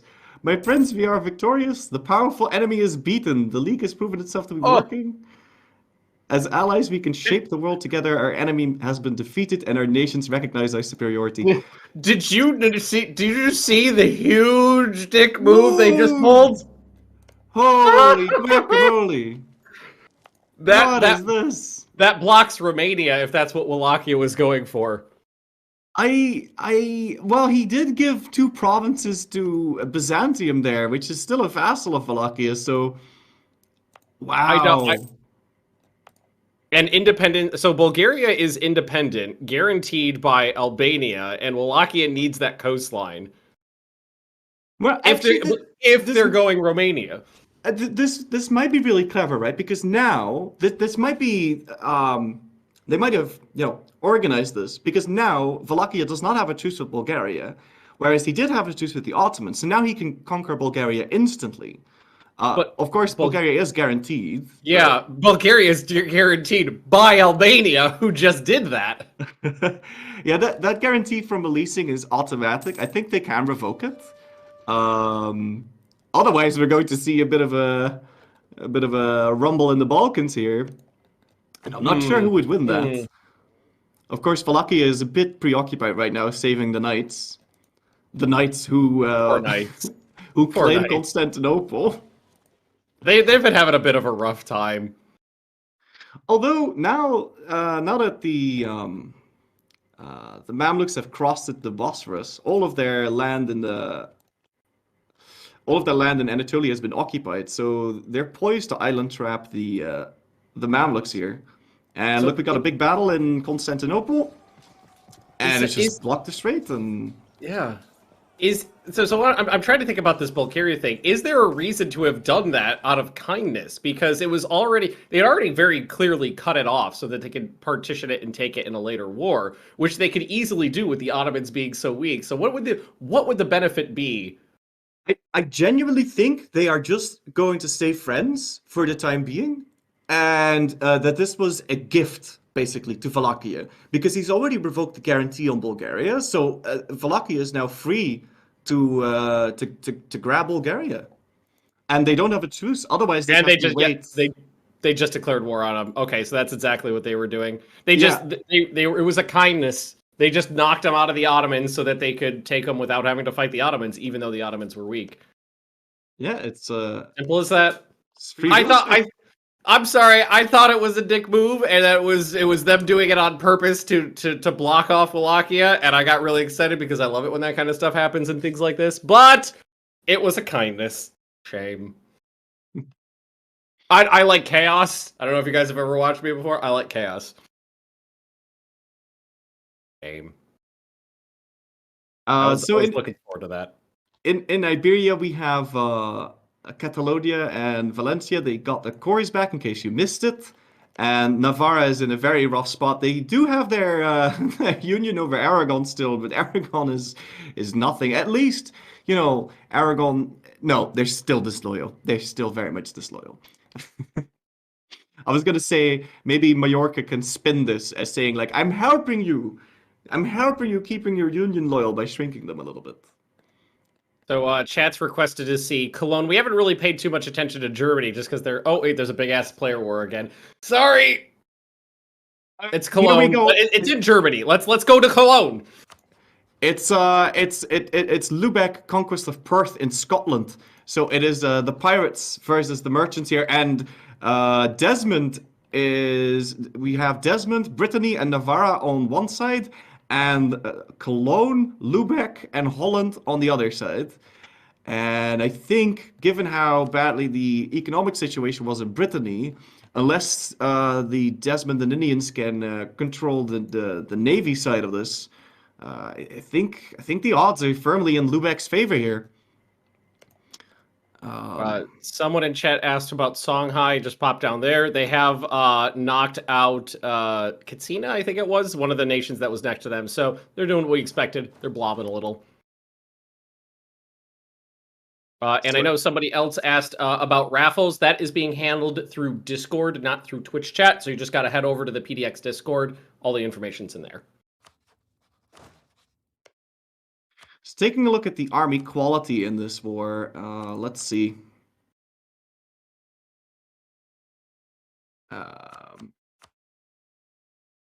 Desmond's sitting at 3.8 morale, and Lubeck is sitting at 3.3.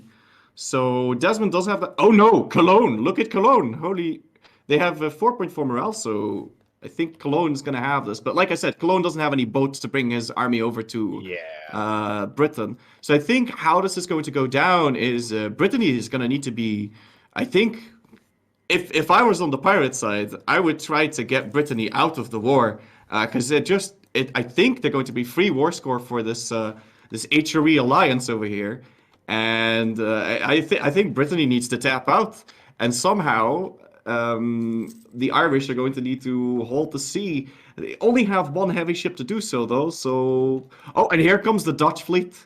The Dutch and the Lubeckian fleet are going to take naval superiority, and that's going to trap the Irish on Ireland. Oh. I think this might be. Desmond's not looking good. It depends. They do have Nachwam Fitzgerald, the leader. That's already gone. He's a 162, but there's just not enough combat boats for the Irish there, and they can't cross the strait now either. That's See, that's what I'm very curious about with Desmond. It's like they've gone for military ideas. They decided not to go colonial. Oh no, actually, they have taken expansion now. They just took it. And he's murking up. He's going to try and defend Ireland from these HRE hordes, but unless he builds a whole, let's see if he's constructing any ships. He's not constructing any ships, so any hopes of him getting naval superiority here is gone. So unless Brittany can pull something out of the hat, yeah, the Irish are blockaded in Ireland. Yeah, they're the.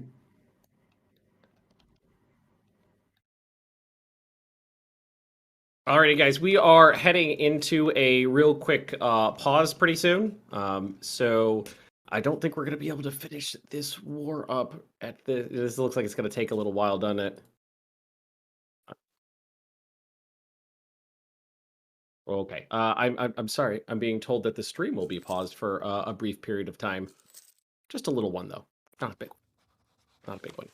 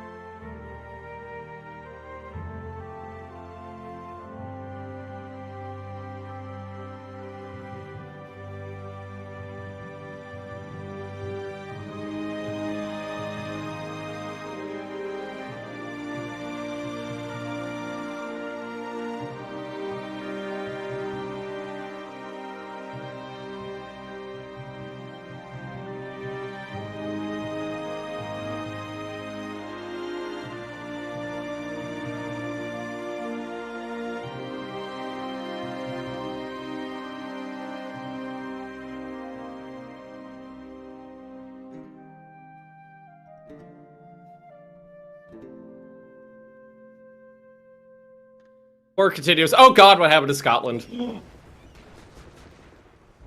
Scotland got fully occupied, but Desmond is making a comeback here. He's captured a boat. He's captured an early Carrack, so I think there might still be hope for the Irish here to retake the Scots here.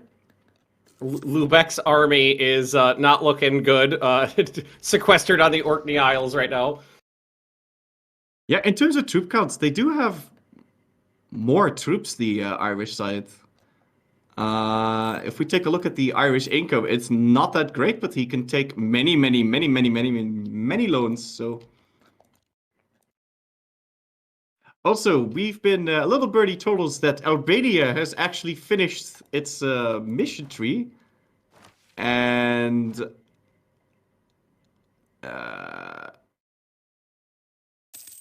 Yep, they've gone all the way down to end Turkish rule and completed it.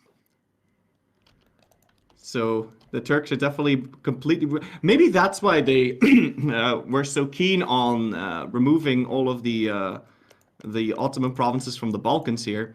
And it seems like Wallachia pieced out, and they've conquered all of Bulgaria. And now, actually, Wallachia has been crossing the border here between these trade nodes. So whatever deal they had, given the trade nodes, is certainly not applying here. I don't know what the relations between the two are, but I can't imagine Albania being all too happy about this. And Switzerland is united. They might be forming Switzerland soon. Let's go take a look. Yeah, if we could get the color off that's an unfortunate color. Three links is an unfortunate color. I'll take the Swiss color over that. He doesn't need anything other than being at peace, so we're just waiting for them to Genoa to peace out Florence here. Which, yeah, they're just continuing to do exactly what we expected them to do, just uncontestedly gobbling up Italy. And are they converting? They have been converting, too. So a number of those Genoese provinces have converted to Orthodox now, and I'm not sure the theocratic faction has cared that much as of yet. The Irish side now has dominant naval superiority. Actually, they've completely sank the HRE fleet, and with naval superiority back in their hands, they have a troop advantage. They have the ship advantage. All they really need is to just make sure that there's no more HRE reinforcements landing on the British Isles here. And I actually think this war might be turning around. It looks bleak for the Irish, but with that naval superiority back, I think they still have a chance. I would like to point out that at some point in the recent past, Wallachia smothered Dracula with a pillow. He's gone. Oh. Do you reckon because if you have an immortal ruler, they can still die, right? But just not through natural means, like he has to die in battle. He might have just disinherited it. But I like how he disinherited it, and he got a 305 instead of a 206. Yeah, but I imagine it was, okay, this is unsustainable at this point. Now that we've done the bulk of our early game military stuff, we need to get rid of him and try to roll for a better ruler to get some more points.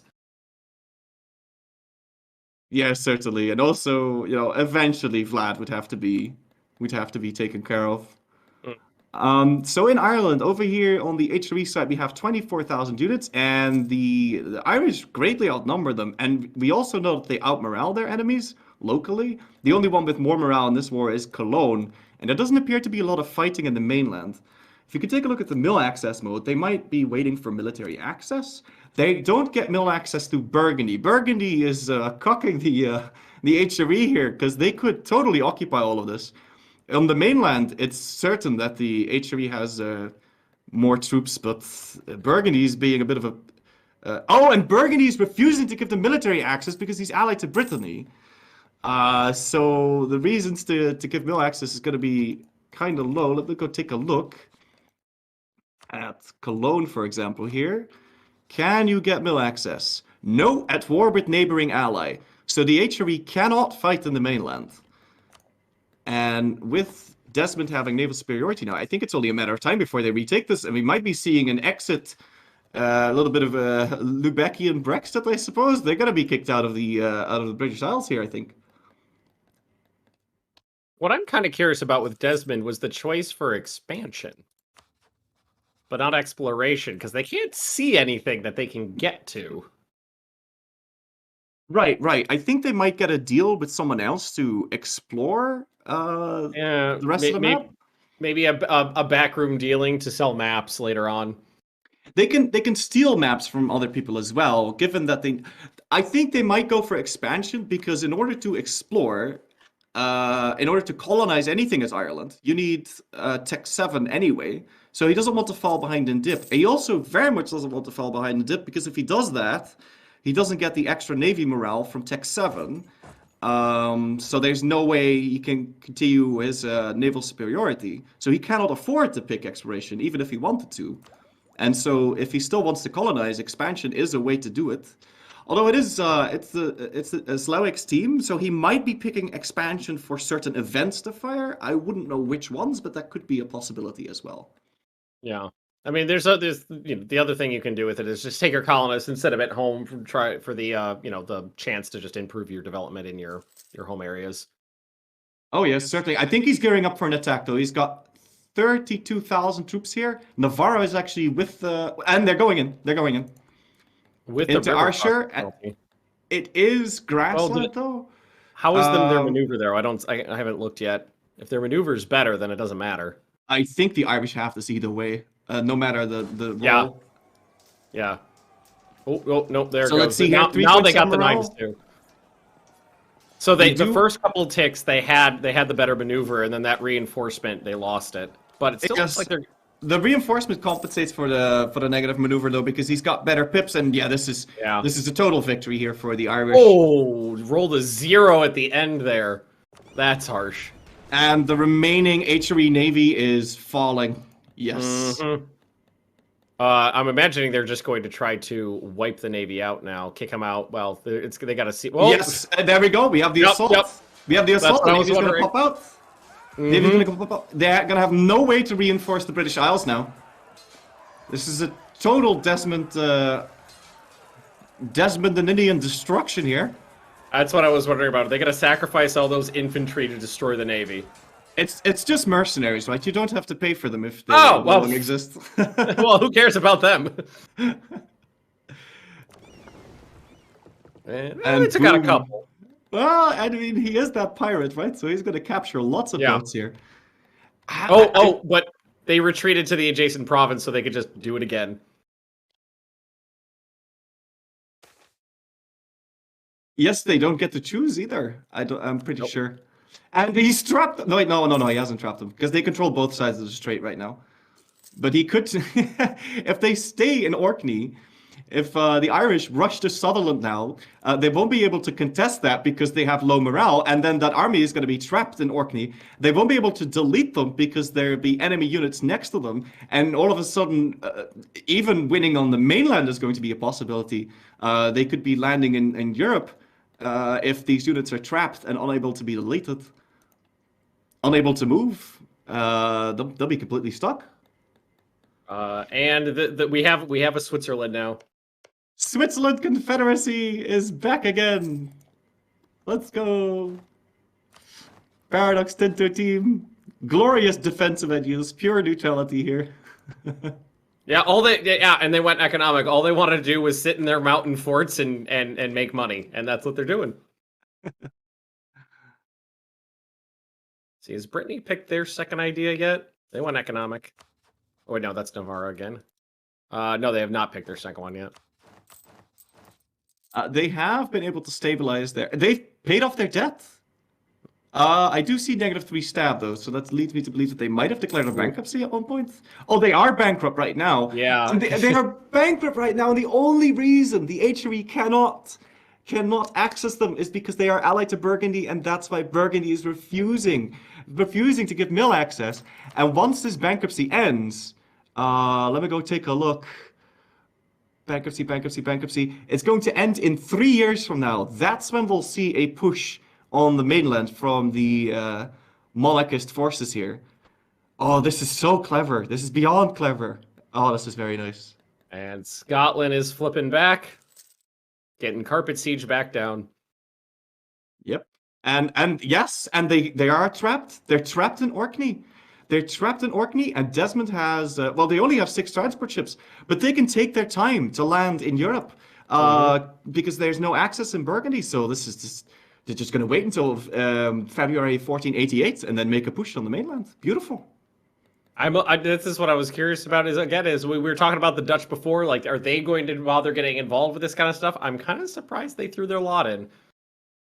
But it also could be the fact that it's getting a little cozy in the HRE right now. Like, if you pull open the player map mode, starting to really fill out. Oh yes, certainly. Yep. There's only a little bit of neutral terrain in the center. And also, I think it would have made sense for Holland to befriend Lubeck. Yes, their trade nodes feed into each other, but it seemed like Lubeck was more focused on the North Sea army, or the North Sea trade. Oh, wait, they're going in. They're going into Orkney. Better general. There's not really any reason not to. And somebody in chat asked who's winning. I just looked. Technically, it's Brittany. They are 5th great power of the world at the moment. Oof, 9-0 roll there. It doesn't really matter though. Even if they lose this, it's not like the Dutch can do anything about this. Oh, and they're looking pretty good. That'll be a total wipe. Oh, some pretty low rolls there on the Dutch side. But yeah, if they had lost through rolls, they could have just come back and oh, they're hiring mercenaries. Oh, that's cheeky. Last minute mercenaries. Nope, gone. Nope. Oh, they're gone now. And for anybody else who's curious, right now, great powers: Ming, Castile, France, Mamluks, Brittany, Denmark, Burgundy, and 8th is Georgia. So our 2 players on the great power list right now are Brittany and Georgia. Yep, Brittany pretty convincingly number 5th there. And it seems like the Teutonic Order, they've only recently joined this war, right? I didn't see them joining in any sooner, but no one can get access to Burgundy. It's a good thing. It's a good thing the Irish don't have any vassals that might want to ask access to Brittany, because they could totally ask the access, and that would give the coalition forces here entrance into Brittany, who can't defend himself because he's bankrupt. Yeah, I'm looking at Lubeck right now. Lubeck is broke, out of manpower. Not looking too hot. Like they're not insolvent yet, but they're not looking great. Yes, he is broke, and if you take a look at his available merc companies, they're all on cooldown now because they got completely stacked back. But here is the hope of the Lubeckian side. They are building 1, 2, 3 heavy ships, and let me take a look at the Dutch, see if they're building any boats. I can guarantee you these shipyards are working overtime right now. Around the clock, look at that. 5 heavy ships building up. Once those heavy ships finish, this war is going to take a turn for the worse for the Irish. I don't know if the Irish are aware of this. I wouldn't see how, or they might be. Let's see. No, they are not expanding the navy. They are not expanding the navy. So it's gotten bigger, but only in light ships, and it's probably the ones they captured. Yes. So the heavy ship count is going to end up being 5 plus. It's going to be 8 versus 2. But keep in mind, Desmond has way more navy morale than the others at this point, I'm assuming. See, the move would be, if they knew, the move would be to land on those provinces and try to burn the hulks down before they leave dry dock. Oh yeah, that would totally work. That would totally work. And it actually seems like Lubeck has more navy morale right now because they have Tech 7. So they're sitting at 2.5, and Desmond is sitting at a, let's see, 2.57. So even with a tech advantage, Desmond still has more navy morale.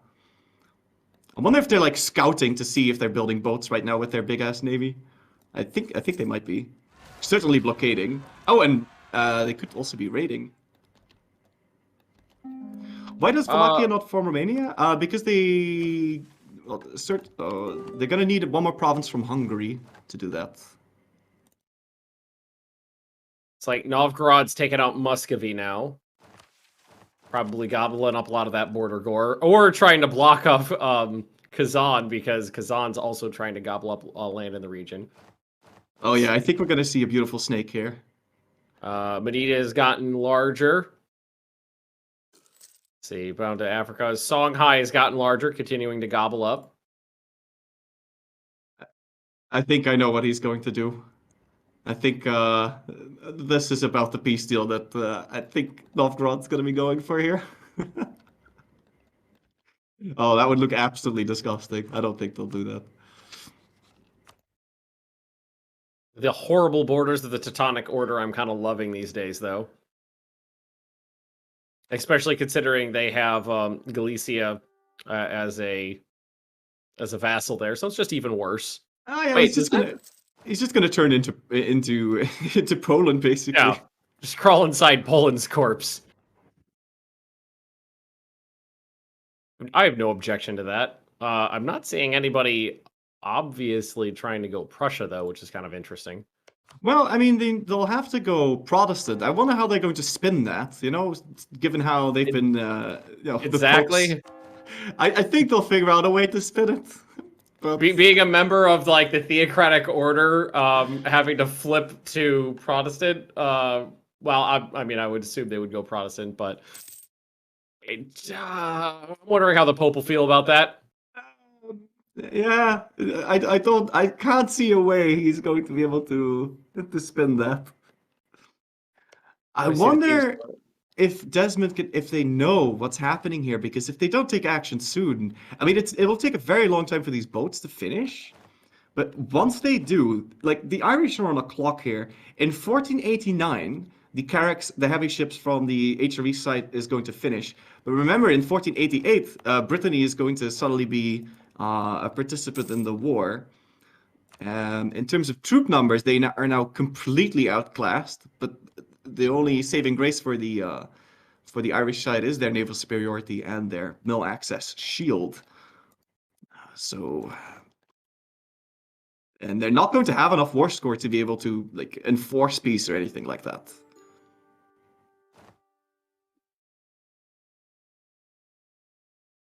Well, Scotland has refallen. So now everything is calm and peaceful over here in the British Isles. So now it's down to what's going to happen continentally. The Navy has moved off to blockade the Dutch coastline. War score is flipped positive for the Irish. Right, and Brittany has peaced out. I wonder if that is because they somehow got mill access. And it looks like they do, yes. Yeah, because there's troops from Navarre in there. Yes, and so Brittany has peaced out of the war, which is clever because, he's still bankrupt, and also he would just be giving free war score to the HRE. So it's good that he peaced out. So now, really, it becomes a question of who can build boats the fastest. It's going to be a bit of a naval race here. Because if Desmond can hold on to his superiority, this war's won for him, even though he's at war with the world here. I don't know if I've seen an MP where it came down to both sides staring at each other like this, furiously building heavy ships. Like, who could just get the first couple out? It's such a, late game when you're talking about dozens or even hundreds of them. Yeah, sure. But when it's just like, okay, I got 2. You've got 5. It's about these really low numbers. Like, he's still not building any new ones. He did even delete some light ships, but light ships in naval combat are really a liability. Yeah, they're terrible. Especially with the changes a couple DLCs ago with the way naval combat works. Losing ships can start really snowballing, so light ships are really a liability in like a mixed fleet. Yeah, certainly. Anything, your fleet is as strong as its weakest link, basically. I can imagine Slowick doing a whole bunch of Churchill speeches right now. Mm-hmm. We shall never surrender, whatever the cost may be. Or do their duty. How many players are on the other side right now? So Lubeck, Cologne, Holland, is Teutonic, or is that 5? Is it 5-on-3? It's 5-on-2 because Two. Brittany pieced out. So Yeah. it's Holland, Cologne, Lubeck, Teutons. But they can't touch him.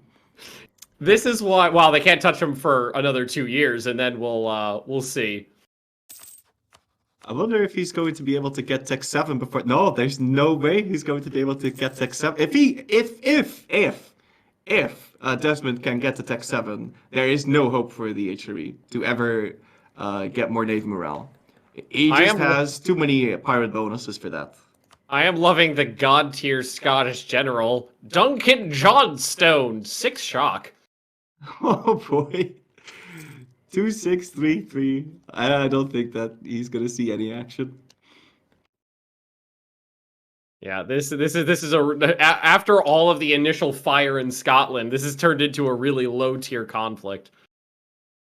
By the way, the Knights is still in that war against the Mamluks, and it seems like they're slowly starting to win here. Let me go take a look at them. Yes, they are. 50% positive. They're getting there. They're getting there. Ooh. Institutions. Oh, I was about to say, what about institution spread? It's pretty thoroughly spread at this point, except for kind of the Knights. And Kazan. Kazan's really far behind, but that's to be expected.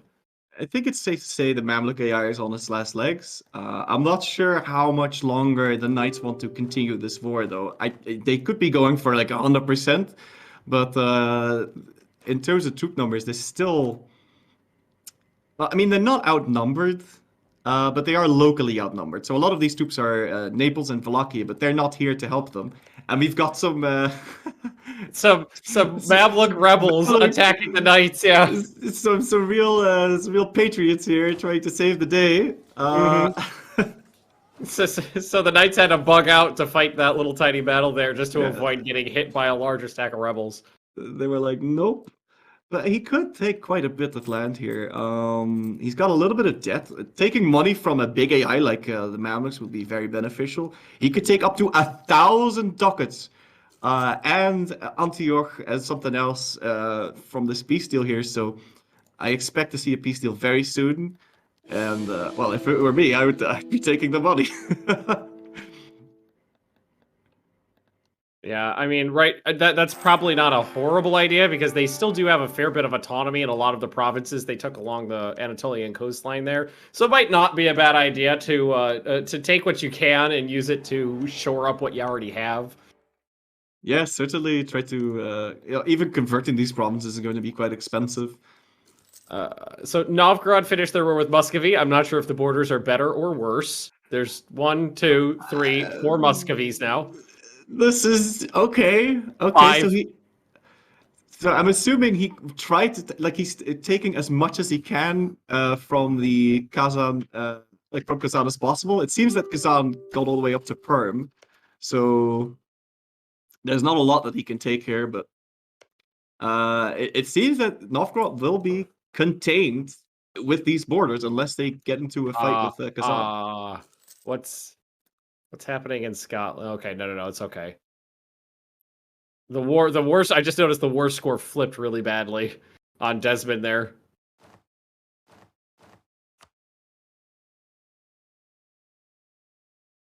That is because Navarra is fully occupied.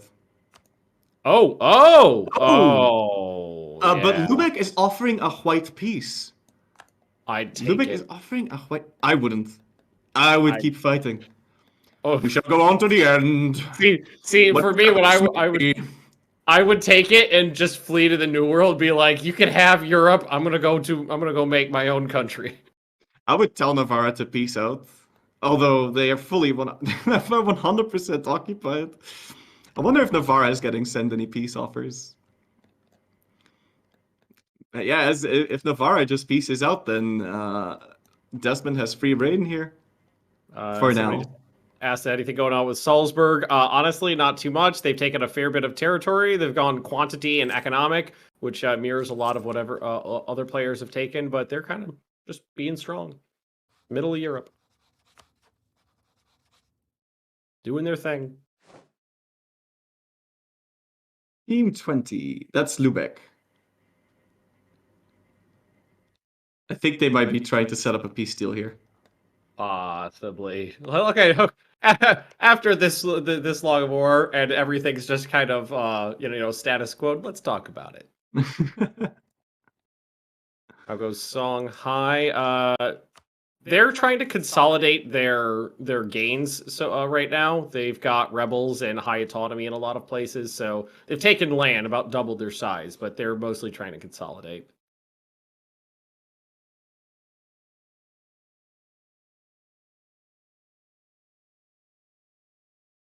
Crazy how Cologne managed to eat so much more compared to the other German teams. It's a lot of land, but I think Salzburg. I think they'll be tied with Salzburg for development actually, because that southern land is really, really juicy. Oh, they did take Colonial ideas. Colonial ideas are, I think their first one. Let me check. Yeah, it's minus 10% aggressive expansion, so they expand a little bit faster than the rest of the HRE, which can snowball. Yeah, they're going to be less capped by that. Yep. The rest of the players are out. Desmond now stands alone.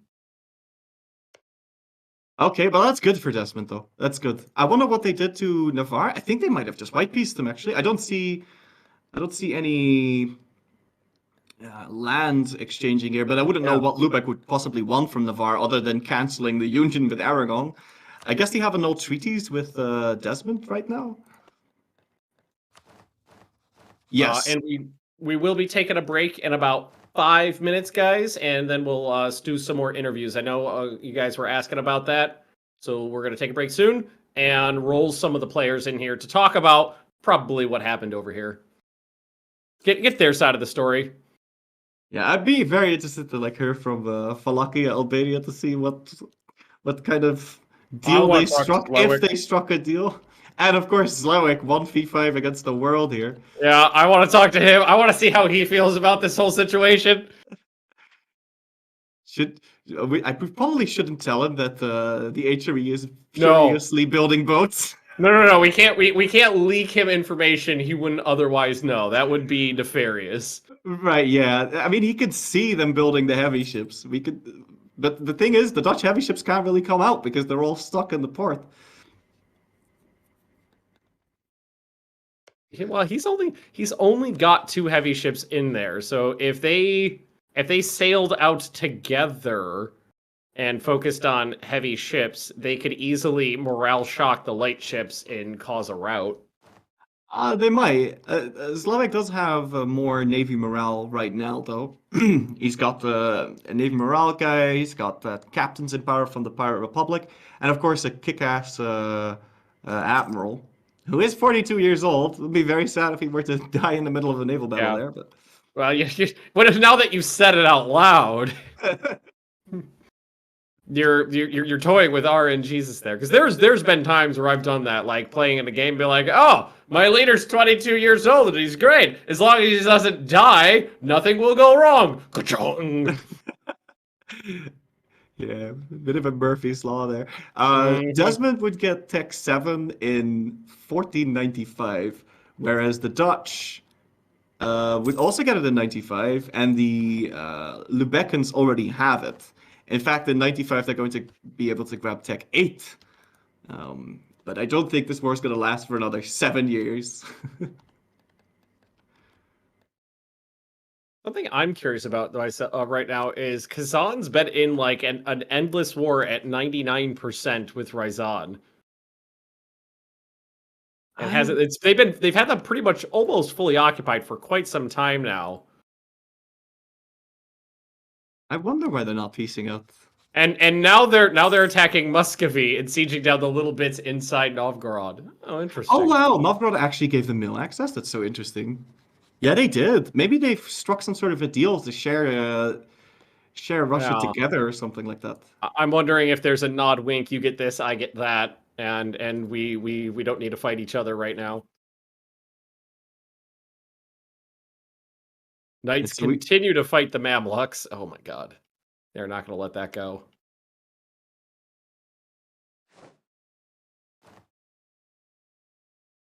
Yep, we have a pause from the observer. I think we're going on a little break here. Yep. And it's good timing too, because I just noticed that the war flipped to medium war enthusiasm, just about as we did that. So, which war? Desmond. Oh, right. Well, I mean that would be it's against players, right? They could be at negative 90 war score and still be like we're fighting through to the end. Yeah, exactly. That is a good point. You know, you never. That's the fun of playing with other people, though, is you never know what they're gonna do. I like the borders in the Balkans, seeing how you have Moravia and Wallachia. It almost looks like it's part of the same country. Mm-hmm. Should get a color CB against each other. Exactly. Just knock them out just to make it look better. Tims are almost completely gone now. Let's see. What about China? Did China Ming-splode? They did not. There's no Ming-splosion.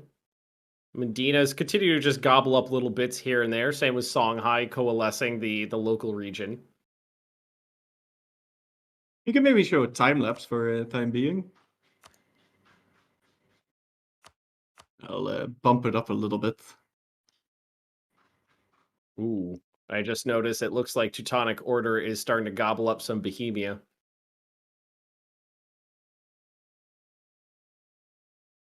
Did he ever join the HRE or no? I don't think he did, right? Looks like we are going to have speaking of Bohemia getting eaten up, looks like we are going to have Teutonic Order coming in with us to have a little chat soon.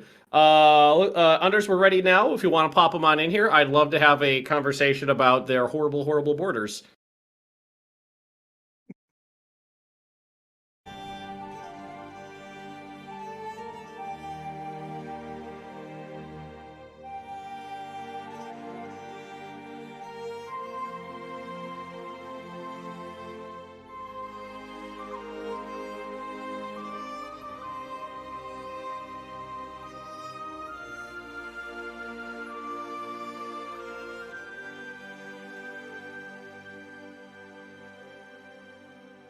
All right, we've got our first interview of the session. We are here with the Teutonic Order.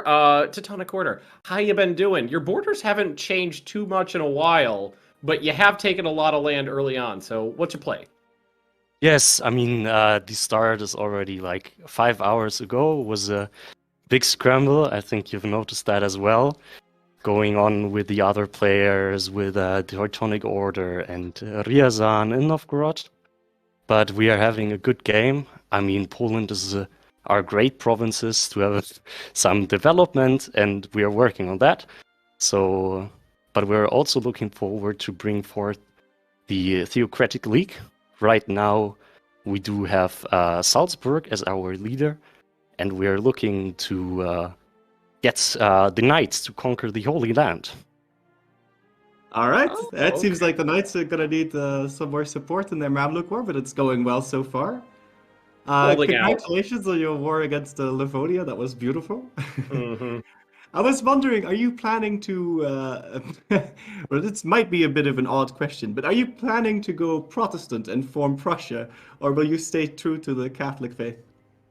Right now, I've signed a pact with together with Cologne and Magdeburg to remain Catholic.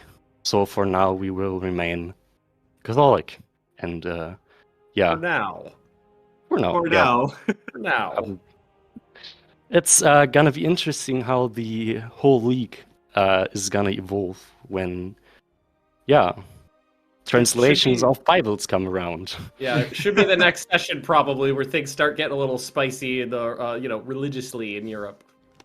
Yeah, there has already been a bit of a conflict, bits of conflict with the Pope and our league, but yeah, it's gonna be really interesting. I think I can promise you that. So, what question for you before you go? What's in Bohemia that you're looking for there? We noticed that war right before we paused. Well, Bohemia took provinces in Poland, and we have to get them back. Easy enough. Good, rightful Teutonic clay. All right, then. Thank you very much for your time. Thank you as well. And looking forward to the session today and tomorrow. Yeah.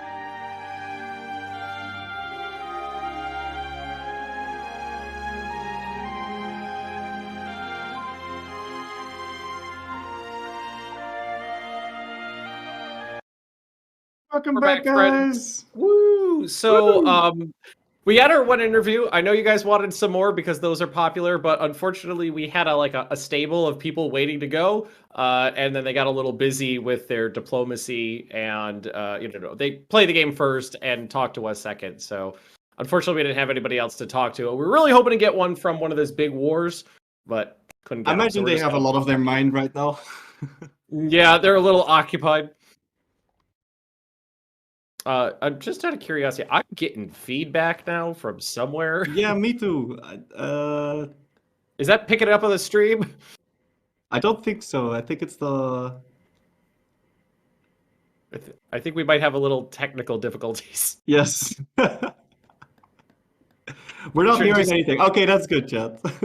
I'm hearing myself with a half-second delay. Yeah, it's just incredibly distracting for us. Wait, test.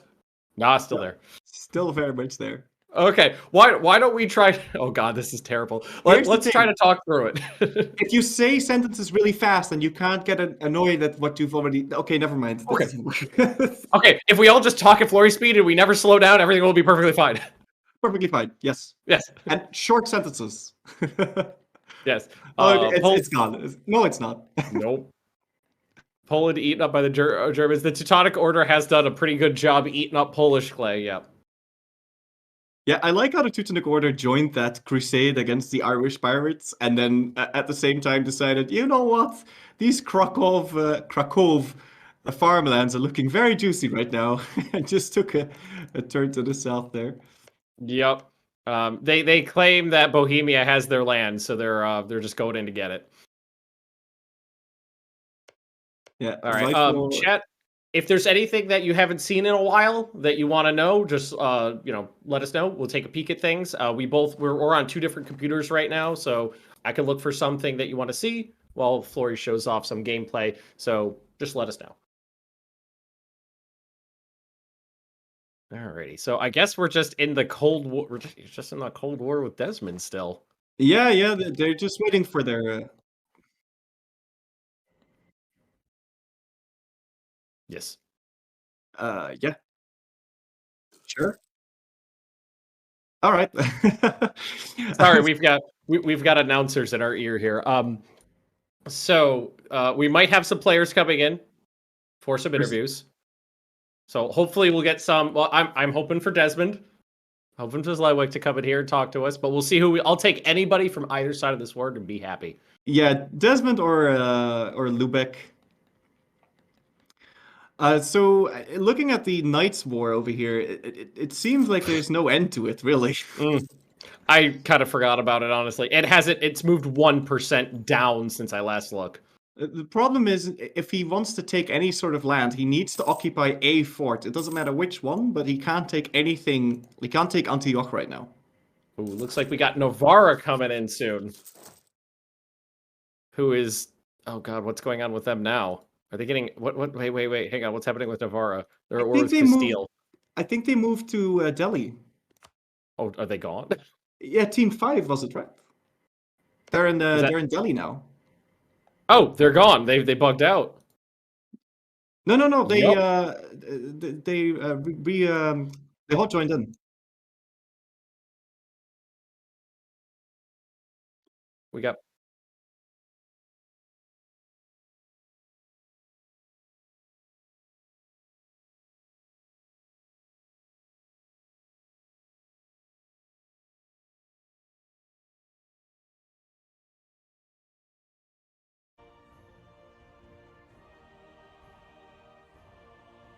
All right, folks, we're back with former Novara, former change Novara. Branding soon. Yeah, so why don't you walk us through that war you guys got stuck in, and then the exile to Delhi there. I think that war was just a natural end state of Novara never properly managing to get off the ground that game, and so we were always in a bit of a weak position and very vulnerable. That final one, we decided to fight alongside Desmond as to help pay back them assisting us in an earlier war, where we managed to get that one province off of Aragon. Very honourable. Mm-hmm. It felt like the right thing to do and a better way to end Novara's fate rather than just fading. Yeah, Went go down down fighting. Yes. Exactly. Yeah. I want to give you props for the propagandist piece you made. That was hilarious. Thank you, thank you. It's You would have gotten away with it if it weren't for those meddling Majorcan pirates. oh, Yep. it's a shame we couldn't get enough people on board with dealing with that. So now all of Iberia belongs to the traders. Well, you know, Exactly. from a viewer's perspective, it's good to have the traders have a win somewhere, you know, because the monarchists were kicking ass everywhere. So Maybe my perception of how the monarchists were doing was coloured by how it felt on this side of the world. So, what's the plan for Delhi then? Well, we've only just loaded in, so I think that's being figured out, not much to Evaluated. report just yet. Yes. I assume now that we actually have some routes and possibilities, we'd finally get some expansion done as a team. Would be nice. wow, I do have to say the AI took very good care of your country. You got 2,000 ducats and economic ideals halfway finished, so you got yourself a pretty good country there. They decided to give it some buffs anyway. Oh no, that's what the AI did that. Not bad. Your leader, leaves a little to be desired, but it's workable, and there's no players directly adjacent to you to kind of. No, so we've got a little bit of time for an opening. Yeah, you got Medina knocking on the door, but you got a little time before they're a problem. It's a shame about the beautiful background. Yes, we'll have to rework our branding. I felt this was a suitable one last use of it. It's very pretty. And I don't know if you guys can see it unless you're watching the stream here, but as soon as you left, Castile was just like, no, you don't get to. Navarre doesn't get to exist anymore. Yeah, as we soon as saw you that they vacated declared it. the war just as we were doing that. Mm-hmm. Yeah.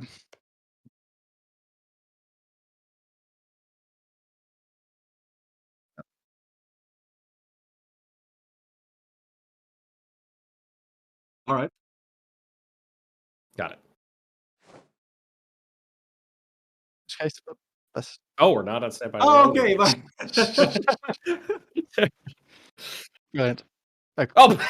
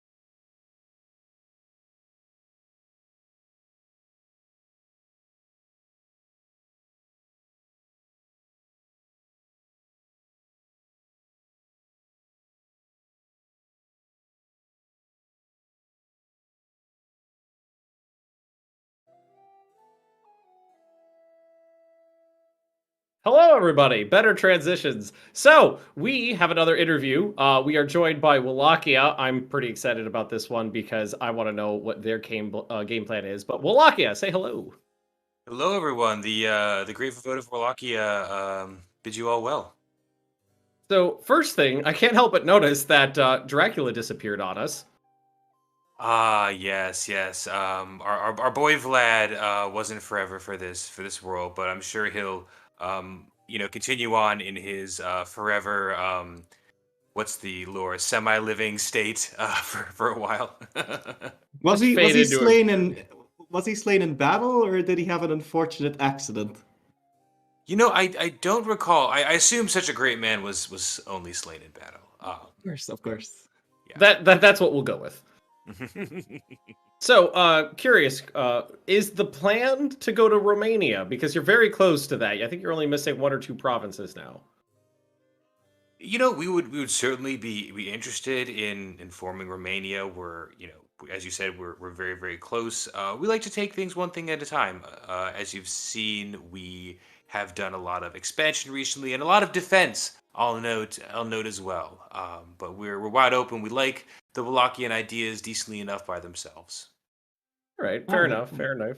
So how are the relations with the Albanians? Is there any animosity between you two at all, or did you make some sort of deal to partition the Balkans? What is that all about? Everyone continues to try to drive a wedge between the great interfaith friends of the Balkans. And may I assure you that our friendship with Albania remains strong. We have demonstrated so through multiple wars at this point, and it saddens us that people continue to try to balkanize our region. So that spy that was writing that message in propaganda, that was paid by someone other than you to drive a wedge between you two. Completely false. Completely false. It is. It saddens us. It really saddens us. After all we've done for Christendom together, makes us very upset. So, are what is what I'm hearing here correct? Is that you cannot fully trust a spy master? Yeah, shocking. I know, right? So the matter of Constantinople, I was wanting to ask, because you've been allies with the Albanians, but also through thick and thin with the Knights, and the Knights have been the Knights have been given Constantinople by the Pope. How do you feel about that alliance? So one of the reasons we wanted to come on and talk to you is we actually had an audience with the Bishop of Rome, and we, after describing our great friendship with the Knights, demonstrated through multiple defenses of them against the heathens, as you said, through thick and thin, we said to the Bishop of Rome, instead of Constantinople, how about the Holy Lands? The Bishop of Rome, in his wisdom, and along with, I'll also say, with the wisdom of the rest of the Theocratic League, agreed. And so you notice there's a new pact where we will help our great interfaith friends, the Knights, secure the Holy Lands on behalf of Christendom, and in defiance of the heathenist Mamelukes. I have to say, your diplomatic strategy is on point, exquisite even. Very well done. Oh, thank you. We really appreciate that. Wallachia, we're reasonable, and we'd like to note that we are loyal to our friends.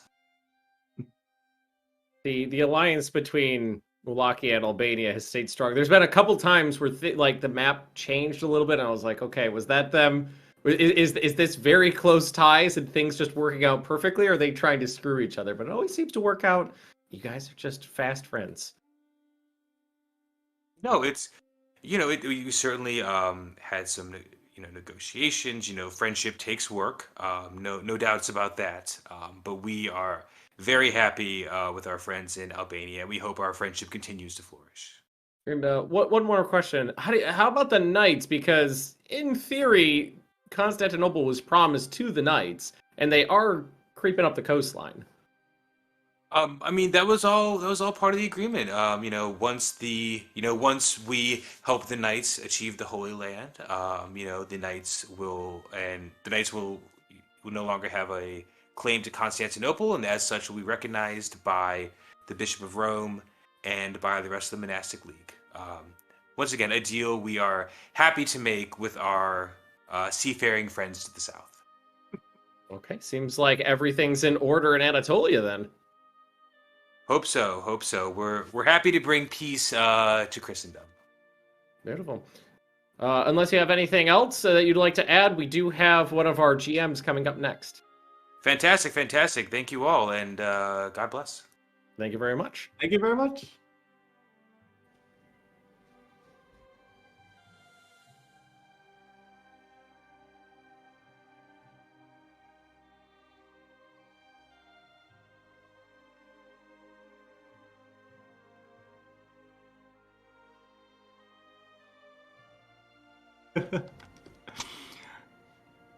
Are we on the standby right now, or? We're on standby. Yeah. So what did you? Oh, hello. So we are joined with one of our GMs here. So say hello. Tell us what you're doing. Yeah. I'm Drakan. I'm the one who made the whole ideas behind the mod and the changes and how the plot will work on this game, with some ideas in mind, how it should change the gameplay for the players and make it fun. Cool. So have you been changing things on the fly for them then, or is it more of just keep things in order? We are changing a lot in fly to just accommodate to the situation on the map. So sometimes when we see some players struggling, we are helping them out by bringing them to roleplay a bit. So Ryazan, for instance, got a little bit of our spy master's help to get their economy on the legs when there still was a chance, and so on. Other countries share secrets and so on, and we need to know how to twist them so they will fit, or the gossips will fit the future plot. Yeah. Yeah. So, do you have? So, are things happening? Reactively, or do you have plans for the future to keep things spicy? Oh yes, we have plans, but I can't share them right now because. I wouldn't expect so. This is I don't even know what they possibly could be. So I'm. I guess we'll see a lot of traveling and a little bit of pilgrimages. Oh. Okay. This I can share. I am interested in that because we haven't seen too much conflict outside of Europe and the Mediterranean yet. So starting to spread out a little bit would be nice. See the rest of the world. Oh yes, I guess we will tempt the traders a lot to look what's outside of Europe, and they maybe will have some bonus, some help, and all the next countries which get back into the game are farther and farther away. So now instead of Navarra, we have Delhi in game. So did you guys pick Delhi for them, or was it more of a here's a list of options and that you can go with? Yes, we always go for a list of 3 options at least, usually 3 options, which are in similar size and well located. So it will play nicely, and sometimes it means getting closer to somebody, so there's some tension and some plot happening, like Kazan next to Novgorod. That's what I was going to ask next. I was like, that explains something. Yes, I mean, so it's a very nice story happening there, and we wanted to keep it because otherwise Novgorod would just blob into Russia without any tension, and it would be quite easy to play. And Novgorod is a very good situation. Now Kazan blocks in a bit, having some nice backstory with Ryazan, getting the old lands back and so on, so we can relate to it as a story. And at some point, there will be some struggle happening, instead of just blobbing. Yeah, I thought that was a very good choice. They went from Ryazan with the horse flag, and the guy had the horse mask and everything. So it was very nice to see them back into a horde. Yeah, but they also had 2 other options farther away, and they also went for this scenario. So it's always a cooperation. And our headcanon here is that the Ryazan's new flag is just a winged horse. It's totally not a dragon. It's just a winged horse, so it works out well. Exactly. So yeah, that's how it... Sorry. So do you have any plans for the Reformation? Is there are we going to see some cool events or anything like that to kind of role play the whole Protestantism? Yes. Schism? So we have some very interesting changes in mechanics around changing religions prepared for the second half of the Reformation, more or less. Suddenly changes might be very, very fast, and I guess Rome will be a very heavily fought about city because of what we prepared, hopefully. And right now we will tempt players to gather lands far away from their own homeland right now, with claims going into interesting places, which might also affect how religions will spread and what the situation in the HRE will be. Cool. Looking forward to that. Mm-hmm. Chat, if you guys have any questions for the GM or the GMs in general, how they're helping out with the game or what they're doing behind the scenes, just let us know, and we'll be sure to pass along the questions. I'm particularly interested to see what's going to happen with the Reformation, because in multiplayer games, the Reformation always gets really spicy, really interesting, and I didn't know that there was any changes coming to it. Like, for the mod, I wanted to be kind of surprised with what was going to be happening, so I just read the brief of what the changes were at the start, but I don't know what the rest of it is, so this is going to be interesting. Yes, the idea was to disrupt the flow of the game how we know it. So a different kind of gameplay will be achieved, and usually playing in multiplayer or single player games, because we think that most of our players know this game by heart very, very well, and the surprise will be something fresh and new, maybe annoying, I don't know. So one question that popped up is, do you guys have any plans that you can tell us about the long-standing hot and then Cold War between Desmond and everybody?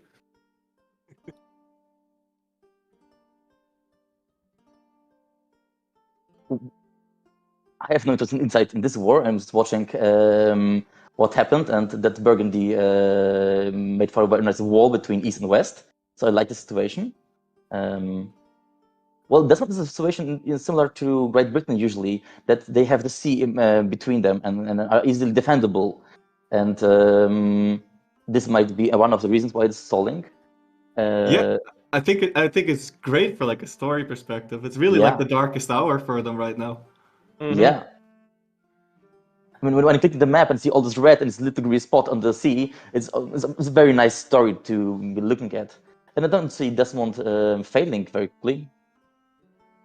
No, as long as they can keep the naval superiority, they'll be good to go. Yeah, yeah. For how much longer? But the game is about to start up again, so I'll have to say thank you to our GM for joining us, and we're going to be popping back into the gameplay.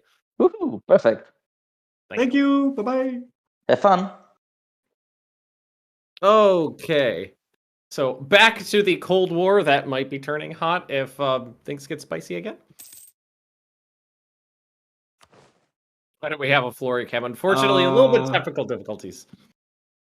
Yeah, a little bit of technical difficulties being I'm a boomer and I couldn't get my cam to work for some reason. It worked fine other days, but I can contest to this. We were in a call together like 2 days ago, and it was working perfectly fine. yeah, I am a little bit new to streaming, guys. Cut me some slack. Yeah, we got a hot join popping in. It looks like, or we hot joining in a bunch of people. Looks like, yeah. Yes. This is fine, but yes, please excuse our resident boomer here. We'll try to get a cam up for the.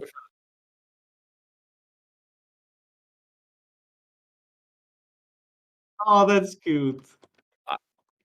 I've just been told that we're going into the pet cam section of the stream, and that we're going to be pulling up a picture of Flory's cat, and that my dog has been requested. So I'll BRB. I'm gonna go get a dog. I'm gonna go get a dog. Oh man, did I restart my device, Kappa? Yeah, no, I tried many things, chat, but I don't know what it was. I couldn't get it to go. But at least you get to see a picture of my cat soon. So. Okay, I've got a dog has been achieved. I've got her here, and I've got some treats, so she'll stay for a few minutes. Yay! Oh, that's cute. Oh, you got two. Oh. Yeah, I got another one over here too. Theo, can we free up the chair, please? Theo, down. Penelope. Come on. You can do it. Come on, big girl. Yeah. Oh, it's a big girl. There Oh, that is a very good picture. I'm looking at it now myself. Okay, we can just see if we can get both of them on here at the same time. Yeah, there we go. There we go. Both dogs. Oh, so fluffy. Oh my god. Yeah. They this one, the big one, was here last Grandest Land, so this is her second appearance in the Grandest Land. But the little fluffy white one, she's new. Veteran. Yeah, Penny has been on the Grandest Land as many years as I have. Yeah. All right, we got some more treats here. We got some more treats here. Here we go. There we go. Yeah. There we go. Aww. Excellent. Okay, I am going to need to steal my chair back, though. So, Penny, come on. You got time. You got time. There's still hot join again. More petting. Okay. She doesn't want. She doesn't even want to get down. Okay, we'll just do.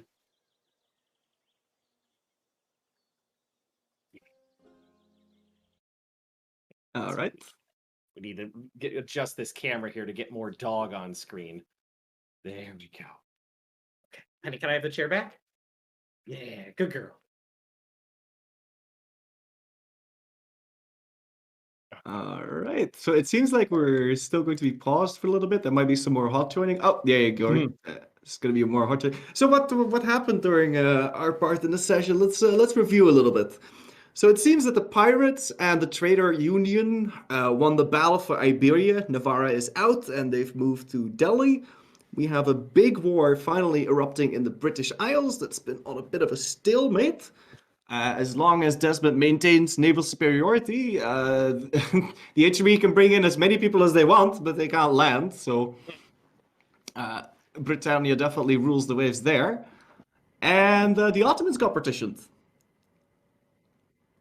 Yeah, I was waiting for the Ottoman partition because we knew it was coming, and the longer they let them sit, the stronger the Ottomans get. So I'm happy we saw that. I honestly, I want to say, I love chaos. I'm a little sad there's so much friendship in the Balkans. It was great. The Great Ragusan War was beautiful to watch. I was hoping those two would come to blows, but it doesn't look like that's happening. What is happening here? Are you looking at the Balkans right now? Bosnia is a vassal of Albania, and they gave them their core land. What are they planning to do here? What are they planning to do? He's going to form Dalmatia for different ideas. That's what he's going to. He's going to culture flip. He's going to culture flip, I think. Wait, hold on. Was this on purpose? I think this was on purpose. Yeah, because he gave Bosnia land in Serbia, so I think he's getting ready to culture flip. And Dalmatia has a very powerful idea group. And yes, Dalmatia is their primary culture. They have the... Oh, there it is. Go. So, oh wow. Okay, so let's take... It's a bold move. It's a bold move indeed. But look at this idea set. This idea set is beautiful. They have morale of armies, national unrest, and reform progress growth. You get some trade power, max exported cultures, dev cost, which is very nice in MP. Got 15% infantry combat ability, some extra naval force limit, and CCR. And then when they finish everything, they also get an unbeatable navy. So I'm assuming that's why they flipped. And also, well, Dalmatia's just, they finished all the Albanian ideas. So I guess they're looking for a new mission set, perhaps. Maybe form Croatia later. I don't know. It's good to see, though. I always love it when players do something unexpected like that. I honestly, for a hot second, thought maybe like the AI was in charge of their country for a second and did it without their permission. Well, that would have been pretty Skynet move. Yeah, I know, right? If they managed to do that. So yeah, they can form Croatia now and get a new mission set, or even start to contest Genoa for Italy if they really have like long-term plans there. But I think Croatia might actually be in the stars, and then they'll keep the Dalmatian idea set. And chat asks, what do we think about the 1v5 with Desmond? And as much as I don't like a one-sided war, Desmond is holding out quite well on their own. Yes, they certainly are, and it looks like it's a 1v5, but really it's a 1v2 because Cologne and the Teutonic Order have no navy to contest us. Yeah, a lot of the nations in here have not really been doing too much, have just been more moral support than anything else, so they've really been fighting mostly Lubeck and Holland. It actually seems like either Desmond captured another boat or they built another boat. But looking at the name, it is definitely an Irish name. So with 3 heavies versus 9 coming up, there's 9 in the works for the HRE situation here. So let me go take a look to see if they've finished yet. How mighty is 5 Georgia? for the Dutch and 4 for the Lubecans. In terms of great powers, Brittany's been knocked from 5th to 7th. Teutonic Order has gone up to 6th, and Georgia's still in a strong 8th place. I expect them to continue expanding south. There's a lot of easy land to gobble up in there that's worth a lot of money in trade. So Persian land, that trade node is too valuable to say no to. Certainly. It is very tight between the numbers 6, 7, and 8, though. It's like one dev difference. Oh yeah, Teutonic Order wasn't on there at all until they finished their war with Bohemia, and then just whooped right up there. So, what do you think about the Knights War? Is that ever going to end? I mean, what is their war score right now? 39%, exactly the same as it was an hour ago. Yeah, they really just need the fort in Halab, and then they can peace out for some land. We do have the. Oh, I just got word that we'll be swapping. So bye bye, guys. Thanks for watching, everybody. We're gonna have Thanks for watching. Mordred Viking and Rose and Magic Rose coming up to continue the hosting. Flory, are you back later today? No, I'll be back tomorrow. Okay, hopefully Flory, with a cam this time. Flory will be back tomorrow, hopefully with a cam and a cat. I'll be back later today and tomorrow. So thanks for watching, everybody, and we will see you. I'll see you later. Flory will see you tomorrow, and Rose and Mordred will see you in a few minutes. Bye.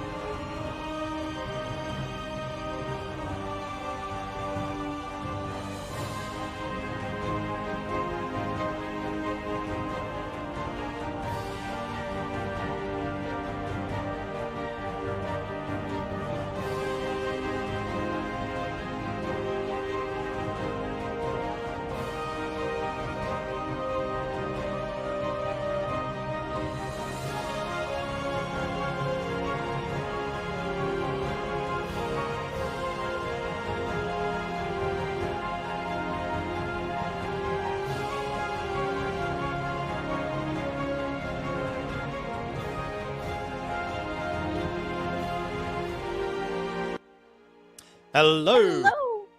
Welcome. We're back. Well, except we're new, but the stream's back. I'm Enigmatic Rose, and co-hosting with me, we have Mordred Viking, Hello, everyone. who y'all may know a little better. I've been around a few times. Just a few. Just a few. every now and then. So, there's been some big wars. and there is still a war going on. I see a couple of blue flames. There are a grand total of 7 of them, which I assume is the continuation of Desmond. Yeah, I think they're still beating up on Desmond.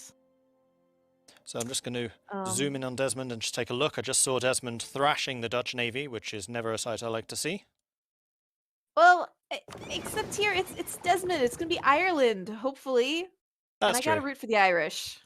I got to root for the Dutch, so are we rivals already? We might be. We might be. Well, I see that mean, Holland currently has 4 heavy ships. I know there was a little bit of a naval race going on with a number of heavies, and in fact, if we flip over to here, we can see that the Lubeck side has 8 heavies versus Desmond's 4, so they're going to need to be careful that the trader side doesn't get all of their fleets combined, which right now doesn't look like is happening. No, it seems like several people are just sort of sitting out their moral support. Yeah, pretty much. And is Scotland a vassal? Yes. So Scotland is a Desmond vassal. We've got separatists rising up, which are also Scottish. So all of this land, which is currently owned by Lubeck, will flip to Scotland and therefore to Desmond, should that be allowed to occur. Now, I'm just going to take a quick look on Lubeck to see when that's exactly going to happen. This is a bit of a ticking time bomb for them. They're at 62.5% already on the way there, and that would basically lose them a big chunk of this war right there. Yeah, and it's not like they can exactly get over there to handle them too well right now. No, exactly, especially with the balance of power in terms of the Navy. So we took a look at the heavies, but now looking at the other ship types, we can see that the Desmond crew have a lot of light ships. So I kind of suspect that a lot of the combat here is because of those lights as opposed to the heavy fighting. Well, and it makes sense considering Desmond has been a pirate nation, and light ships are much more useful for trade and such. Yeah, absolutely. And also Desmond, being pirate, could be stealing them from other people. So I wouldn't be surprised if a bunch of those are like Dutch or Lubeck. They are over their naval force limit. That's pretty standard for piratey type nations, Pirates. though. And they're only actually 3 over, so it's not like a massive difference. And they are producing another heavy. Yes, they are. And as But what's interesting Sorry, is go on. they only have 2 cogs. They're not going to be traveling anywhere. No, and I was about to say that usually as a rule for myself, when going over force limit, I allow myself to just ignore how many transports I have because they're so cheap anyway. And as for us being rivals here, Mordred, we do have chat having a very good point. We have to root for the underdog. And Desmond has been dogpiled here. I just realised I can't actually see chat, so I'm going to be relying on you entirely on that one. Oh, man! So, chat, now's the time to say all sorts of things about Mordred. That's just cruel. Can't do that. Oh, people have just pieced out. So we've still got... Oh, no, this is different. Oh, no, it's not. Who's Dalmatia? Yeah, we got Lubeck, Desmond, and Dalmatia are still in. I was getting a bit confused there. I was like, that looks like the French flag, but I'm pretty sure we don't have a France. But no, it's actually Dalmatia. And Genoa. Yes. I hear Genoa has just been kind of left alone to sort of grow and take over the Mediterranean.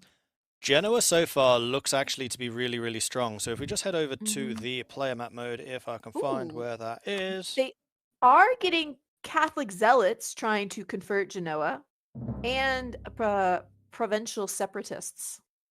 Interesting. So I know that earlier on, Genoa did manage to switch to Orthodox because of rebels. Are they switching back on purpose, or is it an accident is the question? That is a very, very good question. I'm just going to go and set some of this up. Okay, that's already set as players. I want religions over here. Okay, there we go. We're good. So I wonder if the Pope would step in and say, okay, this is part of Italy and is incredibly close to the Holy City of Rome itself. Maybe you guys should, let them convert you back to Catholicism. We do have some interesting news from the east if we want to go check out Novgorod. Ooh, always. Apparently, hear ye, the master architect has built the Winter Palace for the Novgorodians in exchange for a sizable sum of ducats. Their great wealth and magnanimity echoes throughout the entirety of the East and the West. Glory be upon their name, most prestigious of realms, most splendid of cities, most grand of republics. Novgorod has been granted a custom diplomacy channel name in exchange for a large payment of ducats. I was going to say, because I immediately went over to look at St. Petersburg, which is where the Winter Palace actually is. It's still a ruin. So does that really count? I don't think that counts. Just living in the ruin? They're using the power of imagination. Yeah, I guess so. I'm so used to drinking from my left side, but I've got the the mouthpiece on the left. I'm just going like bonk. No, I need to not do that. It's not a good idea. No. Spilling good old Earl Grey. I made sure I stocked up on the Earl Grey before getting started here. It wouldn't be a proper Mordred stream if I didn't have that. I mean, it is the best tea. It definitely is. As long as you're not drinking it with milk, that's blasphemy. No, you gotta have that small little splash of milk. Just a little bit. Minus You 50 just gotta have relations that with little Mordred bit. for that one. Tisk, tisk, tisk. I'm gonna take a look outside Europe. We've Yeah, I had was just two thinking that. nations So, get sent overseas. 3. Actually, we totally forgot about 3. Medina. Oh yeah. Because in the run-up to our taking over the stream, we were saying we should probably take a look at the nations which were kicked out of Europe, which would be Delhi, Medina, and Songhai. So which should we start with? Let's start with Medina. They've got a little bit of border gore going on down here. They do, If and they you- also have a couple of rebels. We've got Hadrani separatists. Yeah, they seem to be having a little bit of trouble. They are Oh currently yeah. engaged in a war against Ethiopia, going across the straits here. Though at the moment, it looks like Ethiopia's just carving up a couple of the territories, but really the fighting's going on over here, where Oman is one of their allies and seems to be getting kicked rather hard. Yeah. Although- It could be better for Medina. Well, Medina does actually have their troops here, and Oman's troops are also in the area retaking the stuff. But we also have Ethiopia. Actually, where is the Ethiopian army? There's one there. Oh, they're here. Okay, so Ethiopia not particularly bothered about this fight anymore, I don't think. Nope, their troops are just hanging out in the mountains. I mean, they've got a good view of the world, but they're not going to do too much down there. And from Ethiopia's perspective, they're probably thinking, you know what, we've won this. We got a 45% war score, but I'm pretty sure that Medina's not going to be content to let that one go. Mm-mm. And that's the difference between a player and an NPC. Yeah, exactly. Because the NPCs would already be thinking of piecing out if they're down to low enthusiasm. Mm-hmm. So it looks like they're going to be sieging down Nijwa, and then after that, I'm sure they will have some other shenanigans. Although, actually, After that, I would think they'd go after their Mari separatists. most likely. There's 6K of them, and they are 82% towards enforcing their demands. Yep, so they have got 10 months to finish that one, and that is about as long as many sieges in this game. So that is definitely a bit of a ticking time bomb right there. Especially do as they have just some- lost a battle. We do have some news with Desmond. They're now 1 versus 1 with Lubeck. Ooh, so more and more people are piecing out. Holland has just gone. Mm-hmm. So there you go. Now you can just root for the underdog. And if we go, yeah, that's true. If we go back to, wow, 17 war exhaustion. Blimey. And the fact that they've lost their Scottish territories is really not going to help. Does it say No, here when this is going to... Oh, defect Desmond is 25 winning months. by 30%. Yep. Although a lot of that war score is going to be because of this. So actually it's going to be, in a way, bad for Desmond if the rebels do win this territory, because then that territory is no longer going to be under occupation. It will be theirs and it won't count towards the war score anymore. True, and they don't have the naval superiority. Though, how are they doing with their boats? Well, no, they're they're not contracting any more heavies. No, but the difference in heavies is now down because the Netherlands, I think, or Holland was the one building the heavies, and Lubeck has 0 lights. So this naval war is pretty much over. They have transports, but that's it. Plus 3 heavies, but and it doesn't look I like wonder- there's any sneaky naval invasions going on. Mm-mm. Seems it kind of at a standstill at the moment. Yeah, it looked like a little bit of a stalemate in the previous stream, and it looks like that is not going to change. I think that Desmond's perfectly happy just sitting on what they have and letting whatever happens happen. Mm-hmm. So let's go take a look at India. Yep. We have the lovely Delhi over here with Team 5. And it was spotted that Delhi had 2,000 ducats. Doesn't look like they've spent any of that yet, which is an interesting decision. Yep, they are probably catching up on tech. They're at 668. Or sorry, not 668, 557. My brain hit the wrong numbers. Yes, they are. So, as the AI usually does, keeping well ahead with the military tech, letting the other two drop off a little. How are they looking for development? They have 210, which is a little lower than some of the other small nations, but still comparable for sure. And what these guys have that the others don't is loads of space to expand. There is nobody around here. Yep. And they do have the Renaissance, which nobody around them does. So I'm guessing they spent a lot of their points on development. It certainly looks that way. So they have been building up Sirhind, which is a center of trade, which does mean that would be cheaper. It's 37 development, 113 a point. But yeah, that definitely looks like it's been boosted compared to the 7, the 13, the 3 around them. Yeah. I mean, Delhi has 22. Yes. There. And of course, they are very lucky because all of this is just lovely, lovely, fertile farmland, flatlands, dry And lands. they are in a war. They're conquering Marwar. Mewar and Idar. And Mewar, if memory serves, is one of the more militaristic nations. They usually have a pretty good army. Oh, but right now, looks like Mewar's they're about to looking battle. occupied. Yeah. So it looks like Mewar's going to come in over here. Yeah, Yeah, Marwar's like, nope, I want to leave. Bye. I want to keep my elephants. I don't think Delhi's going to let them keep their elephants, though. I think they're going to make some elephant steaks here. And I think that they are going to eat well tonight. They have got 17,000 against, what was it, like 12,000? And they are suffering. It's like 24 versus 9. Yep, there they go. And Mewar's Miltech is also 7, so militarily and technologically they were pretty equal. It's just numbers. Many, many more numbers for Delhi. Mm-hmm. We also have Songhai hanging out down here in Africa. Yes, we do. Strong. They have grown quite a bit since they took over.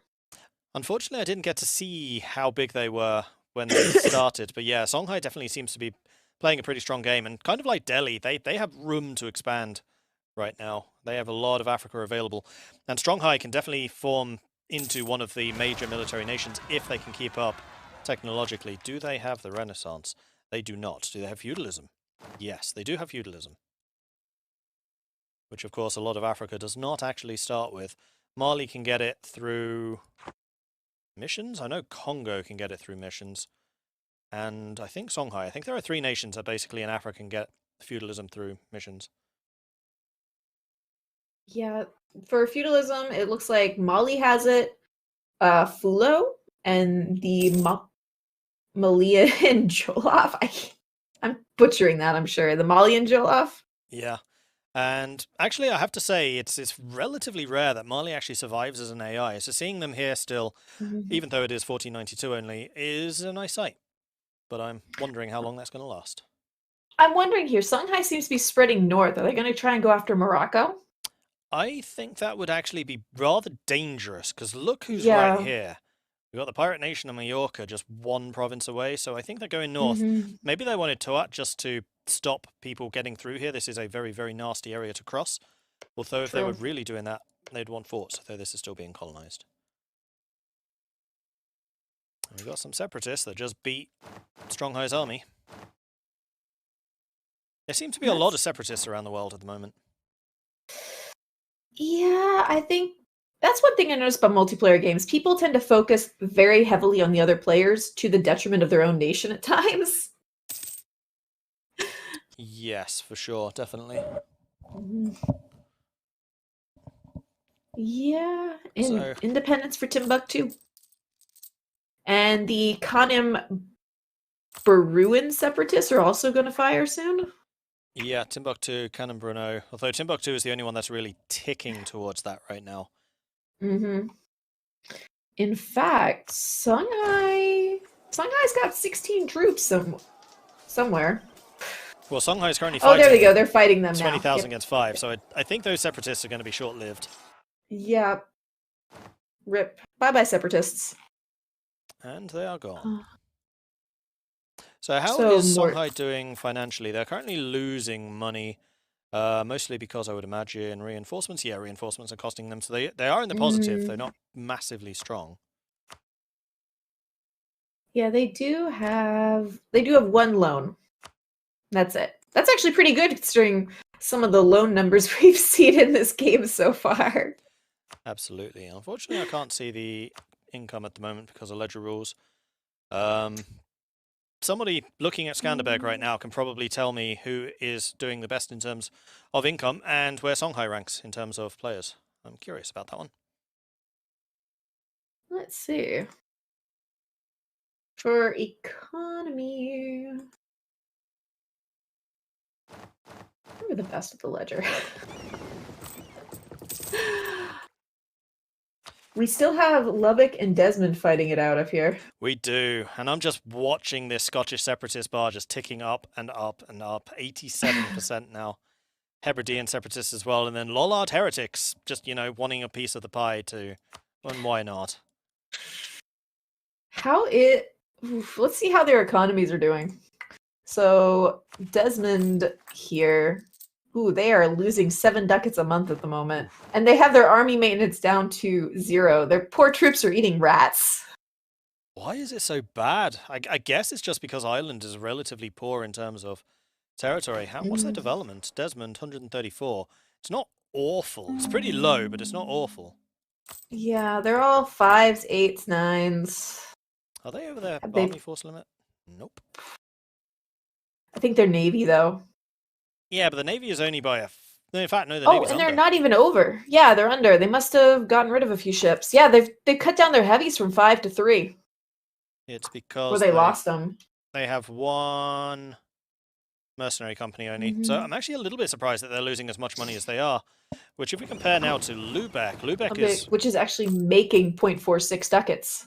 And their army maintenance and the navy maintenance is both maxed out. So they're sitting pretty happy at the moment, except for the fact that Desmond is here blockading the ports of Lubeck right now, which is going to be hampering their trade efforts a bit. Desmond does have 14.66% inflation. Ooh, yeah, that would definitely have That's a little painful.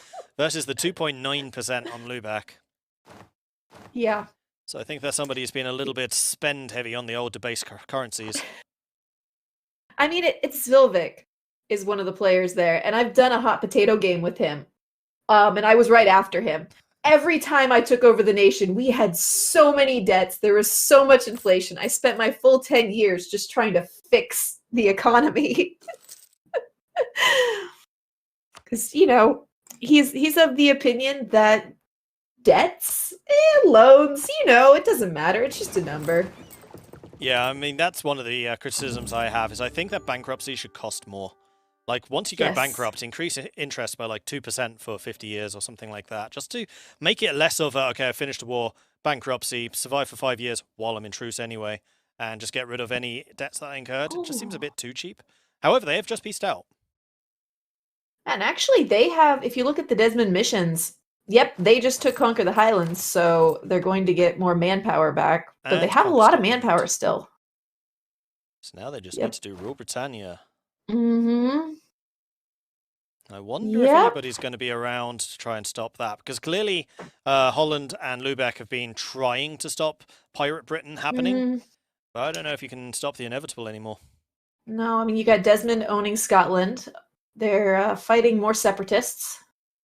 More separatists or the same ones? Actually, it might be the same ones. Yeah, Hebridean ones. Then they just won. And they did get the rest of this area in the peace deal, so instead of waiting for the separatists to fire, they just pieced out. Yeah. And we have no player wars right now. There is peace in the world, except for the bits which aren't peaceful. So we've currently got Dalmatia going after Hungary. This is a war that they started. Dalmatia, Bosnia, Morea, and Serbia versus Hungary, Sicily, Corfu, and Croatia. Yeah, there was some strife in the Balkans earlier, but it seems to be quieted down at the moment. Yeah. We do have a question about the Desmond economy right now in peace, and they're still minus 6.86 ducats with 15.46% inflation. I mean, they can pay the inflation down by spending... I always forget what points these are. Inflation is... And they have 16 loans. Yeah, the loans are going to be a bit harder. I'm very curious to see if they're just going to bankruptcy this, or if they're going to be a little bit concerned about other nations in the area. Although, who could realistically go after them? Mallorca? Maybe. And all they need to form Ireland is to get their admin tech to level 10. I'm actually very curious about this. Who at sea could actually rival Desmond right now? The Knights could. 17 galleys, although they would not be fighting in an inland sea, so probably not the best fight for them. Malacca? Yeah, unless the Knights decide, unless Desmond decided to go after something in the Mediterranean. Oh, Salzburg has proclaimed themselves the new Bavarian realm. Oh, interesting. Yeah, Bavaria looking pretty juicy right now. Go Team 13. Congratulations. So we are starting definitely to see a couple of Germanic nations rising up. We've got Switzerland down here, which are the Paradox devs. Then we have got over here, that's going to be Strasbourg. Then we've got Bavaria, of course. We've got Magdeburg and Cologne. All in a very squished in area. Yeah, I was thinking that. They've all got multiple border locations touching. And they're all pretty much, except for Switzerland. And they're all from different factions. And in fact, we've also got Lubeck and Holland, which we kind of should include in that number. So, Trader, Theocrat. What's Magdeburg? Magdeburg, I think, is also Theocrat. Salzburg, I think, is a monarchist. And then Strasbourg. I have no idea, actually. What are these two? Sorry, I missed that. Bavaria and Strasbourg. Which faction are they in?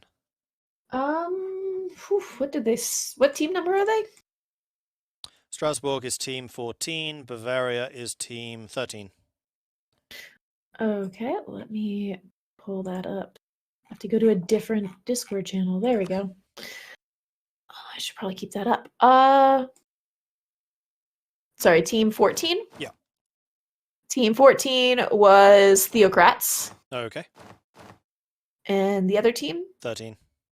13. Oh, they're also Theocrats. Okay, so there are actually no monarchists in the Germanic area. That's purely a contest between the traders and the Theocrats.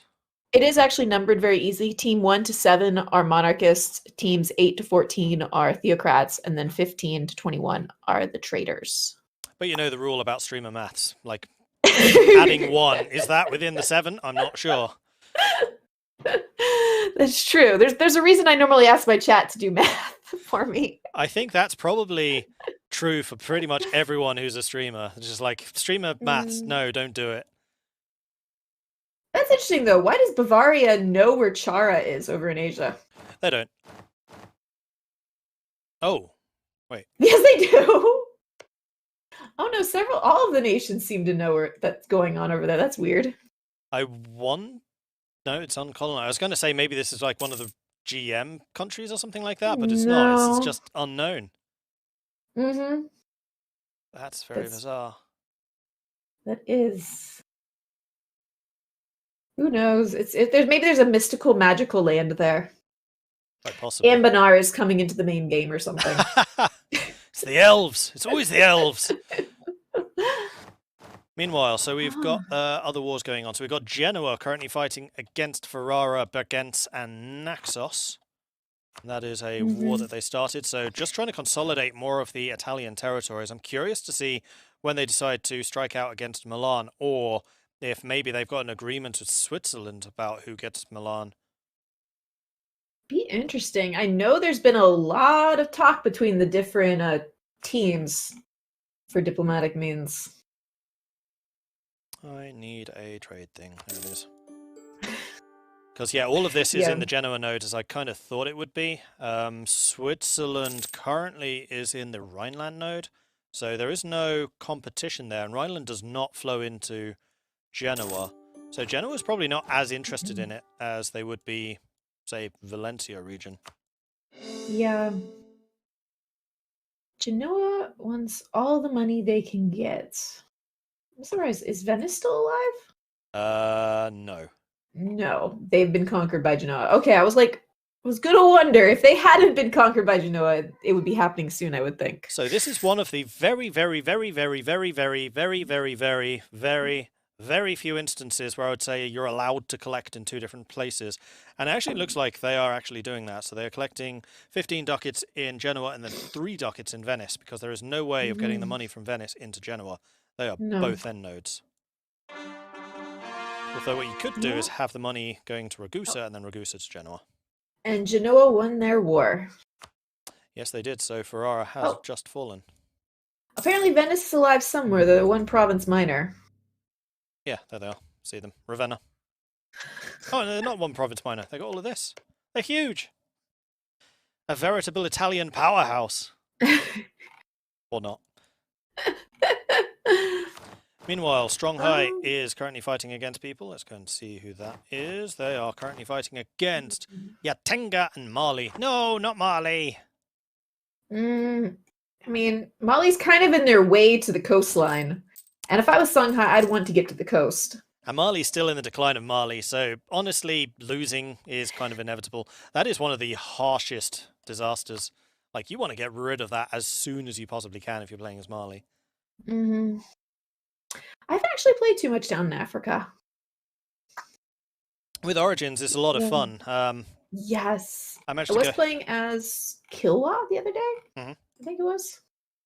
Yeah, I managed to go 210,000 ducats in debt as Mali. That was fun. And paid it off. Without bankruptcy. Whoa! Congratulations! Yeah, so one of the events that Mali can get is the Grand Tour. So it's like Mansa Musa going to Cairo and then just giving out so much money, he actually crashed the economy of the Middle East. There's a modern version of that for EU4, because Mansa Musa is several hundred years prior, where you go throughout Europe and try to crash the European economy. And every nation that you stop in is like, here, have 17,000 ducats, because that's just pocket change to me. Except it kind of wasn't, hence the 210,000 ducat debt. But you make money back so quickly, it's just like, yeah, I didn't have it right now, but I'll pay you on Tuesday. I'll have it tomorrow. Yeah, exactly. Actually, Songhai's economy is on the positive. Ooh, that is good. 1.8. No debts, less than 2% inflation. I want to know where the trade goods are. Are they getting the gold mines? Because there's a couple of them down there. Apparently Hungary is being partitioned right now. Okay, we'll take a look at that in just a second. But no, Mali still controls their 2 gold mines for now. For now, indeed. So Hungary is Hungary is looking like Swiss cheese here. Hungary in separate wars against Dalmatia and Wallachia. So clearly some kind of deal has been made. A nice line being drawn between the two. Indeed. But how long will that agreement last after Hungary's been cut up? That is going to be one of the interesting questions.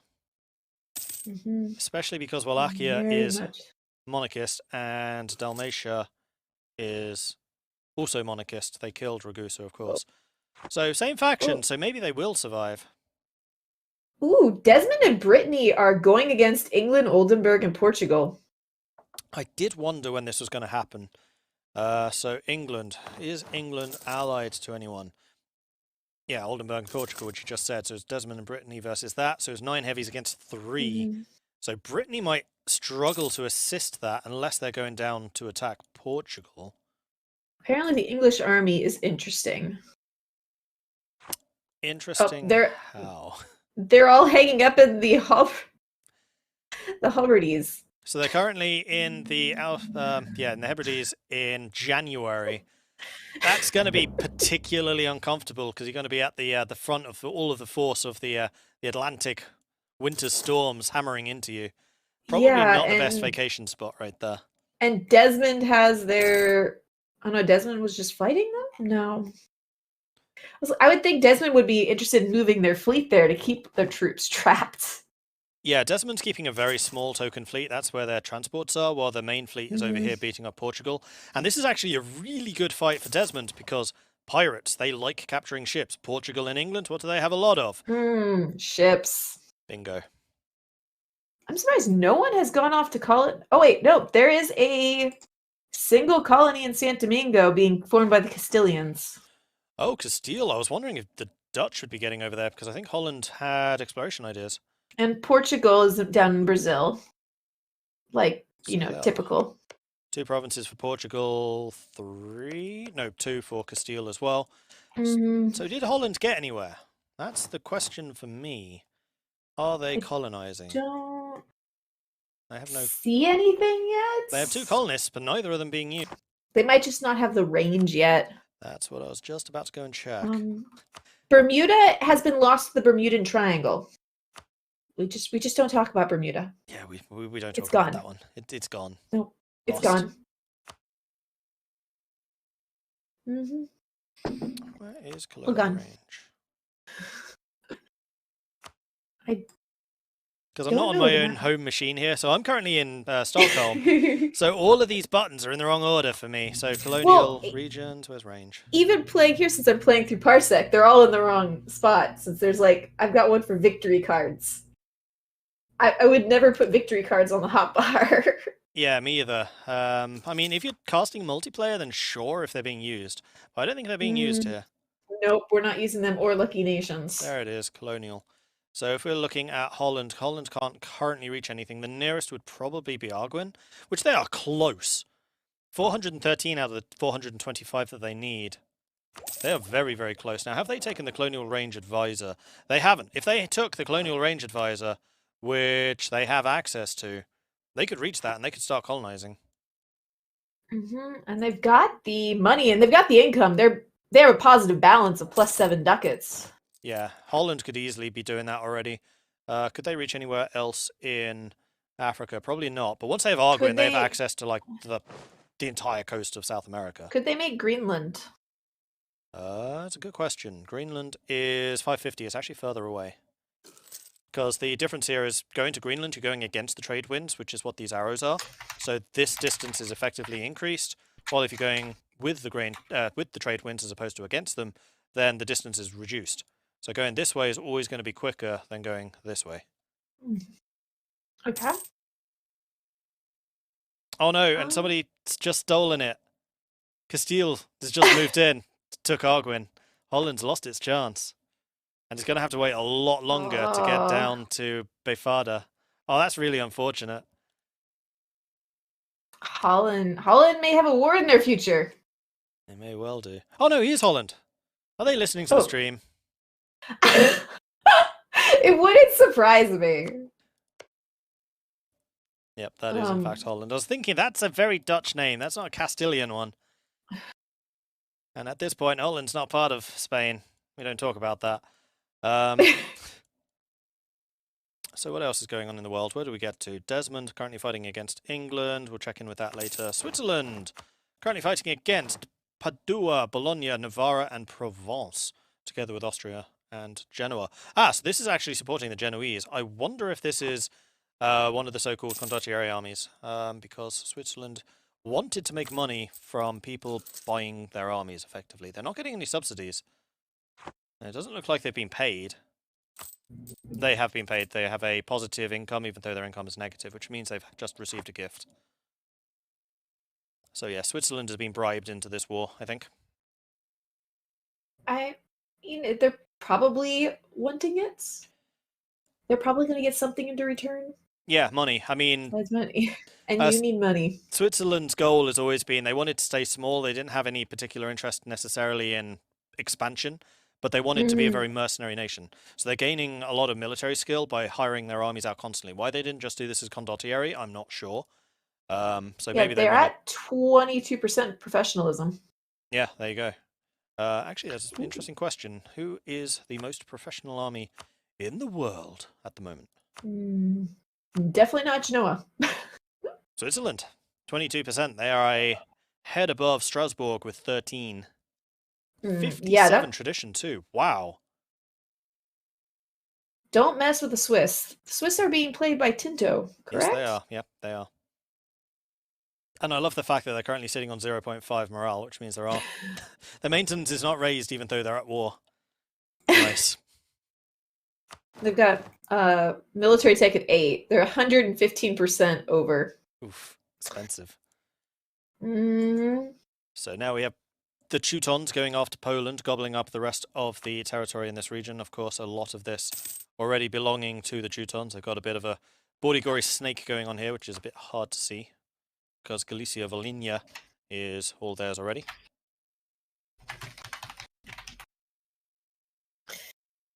Whoops. Meanwhile, who else do we have going on? We've got Kazan currently fighting against Transaxonia and Afghanistan. So they are trying to get some expansion going on as well. Transaxonia, of course, being the nice light blue guys down here, and then Afghanistan being a little bit further down, which will be harder to conquer. But it does look like Transaxonia is mostly occupied at the moment. Yeah. Anyway, I believe that we have some people wanting to come in and have a word with us. Oh. Did I miss that announcement? No, you didn't. That's me misreading times. Never mind. Oh. That was 2 hours ago. Like, I thought it just appeared, but it didn't. My bad. No one wants to talk to us. I'm sorry. Yep, we did. Yeah. Okay, yep. I thought that something else was being referred to there. All right, we're good. Because we... Okay, that's what happens. Somehow my Discord scrolled up.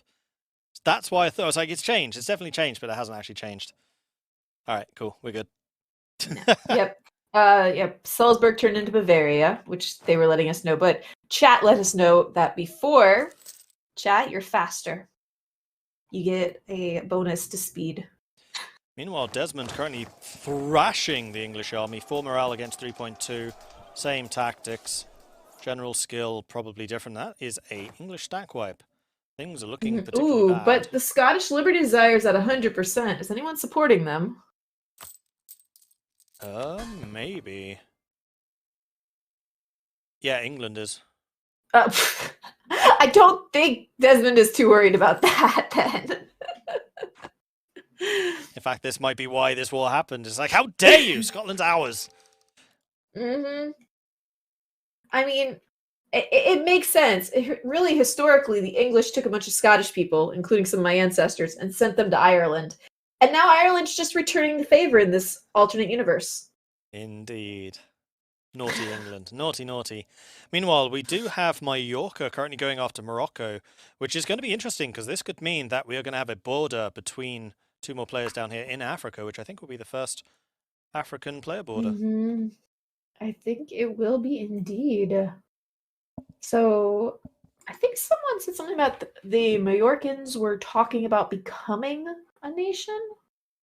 Who would they turn into if they did? No, I don't think. I don't think they have the access to anything. They don't. Let's take a look at the decisions here. They don't have any. Andalusia, maybe. Wrong religion. You have to be Muslim for that. Yeah, aren't they? They are.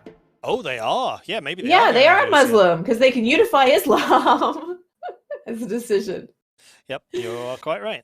So yeah, Andalusia is a pretty powerful one, but they would need to take more of Iberia, but I don't think that's beyond them. Hungary seems to have pieced out with everybody. It looks like we've got Croatia back. We do indeed have a Croatia, which is currently a vassal of... No, it's a junior partner of Hungary. Yeah, they just took some bites out of it. Dalmatia has taken some land. Hungary has actually lost less than I kind of thought. It looks like Wallachia taken the Carpathian Mountains to block the Teutons from pushing further south, which seems to me to be a pretty wise decision considering just how big the Teutons are getting. This is worrying. Yeah, and the Dalmatians are really going for border gore. I guess they're trying to take after their animal namesake with spots. Spots and a long tail, apparently. Yes. And Hungary's looks like they're about to fall to noble rebels. Actually, Hungary looks like a dog. You've got the head there, looking down. You got the paws. You got the tail. Yeah, that is actually a dog. Look, it's even got ears. Oh, Byzantium's been integrated, apparently. It has. I don't see them. Byzantium is now Constantinople, which is belonging to Wallachia. Mm-hmm. Istanbul and Constantinople. Okay. Right, what other Yeah, they wars? just need to core arrows. Georgia, sweet Georgia. We haven't had much to do with Georgia. Georgia is currently going against the Ottomans. Georgia, Ajam, Mazarban, and Wallachia versus the Ottomans, Akanulu, Hisan, Kaifa, and Karakanulu. Mm-hmm. So the third, fourth, fifth partition of the Ottomans is ongoing right now. Yeah, I heard very early on that people wanted to either completely kill the Ottomans or turn them into an OPM. An OPM, interesting. You know, they should have made it an OPM in Constantinople, like the ultimate insult. Except for the trade. That's true. Like, Constantinople is just too juicy of a province. The city of the world's desire, and traders desire it, which is why the monarchists have it right now. Oh, and the Mamelukes and the Knights are still in their forever war. Yeah, how long has this been going on for? They started in 1493. Oh, it's only 3 years. Okay, that's less time than I thought. It's like, this feels like 100 years. Nope, 3. The 100 Years' War in a 3 years time span. Yep. So, yeah, this is Mamluks versus Medina. It's not the... Is it the same one? This is against Medina. Yeah, no. That's a different war. Because the previous one was against Cyprus. Yeah, this is Medina's the primary here. Yes. But, yeah. Oh, I guess because the Knights took Antioch earlier. Right, and the Knights and Delhi are allied to Medina. That's a pretty nice alliance chain, actually. I like that. Mm-hmm. I mean, they can carve up a lot as long as Medina doesn't want to get too far into the Mediterranean. My guess would be that Medina wants Arabia, and the Knights are probably okay with that as long as they don't take the Holy Land. Although who then gets Egypt and the Nile territories will probably be the area of contest. Yeah, that might see this alliance fall apart. And if Medina goes into Persia, that might upset Delhi. Although Delhi has basically got the entire Indian subcontinent, so Medina probably is looking for Persia. That is one of the bonuses to being one of the first nations out of Europe, is you've got uncontested time on another part of the world before someone else ends up kicked there. Yep, absolutely. Or someone makes it there through colonization. So where's the Knights' army? They have a 14k stack down there. Is that their only force? Yes. So the Mamluks do still kind of outnumber them. In terms of total army size, however, it is a lot closer. The Mamluks do still outnumber them thanks to the superiority in cavalry. But it's a pretty close fight, actually, this one. Depending on how involved Medina decides to get. And of course, the Knights of Medina have the disadvantage of being separated entirely by the entirety of the Middle East. The Knights do seem to have naval superiority, though. They do. And they're quite over their force limit. So they have 18 galleys, 20 transports against far less. And in terms of their force limit... We've got 1 heavy, 2 light, and 4 galleys, and 9 transports from the Mamluks. I'm a little surprised they have that many transports, but I guess they are going for a more disconnected empire right now, so they're going to need the transports to move the troops around. I guess once they've connected this, and then they'll be okay. Some of their ships are down in the Red Sea. Yeah. Not the Knights ships. No, some of the Mamluk ships. Yeah. Yeah, one of their heavies and 4 of their transport. Oh, 2 lights also. The Mamluks are kind of in an unfortunate position where they do need to split their fleets between the Red Sea and the Mediterranean until, of course, Suez gets built. It's a little early for the Suez, though. True. Better get digging.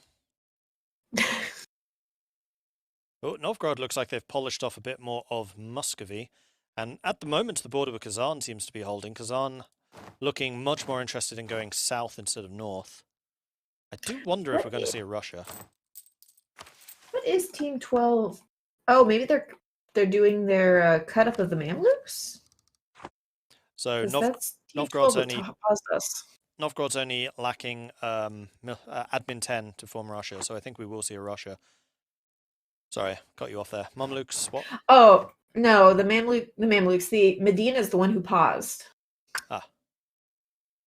Oh, that's a good question. Do we know if Delhi is going to try and become the Mughals of Bharat.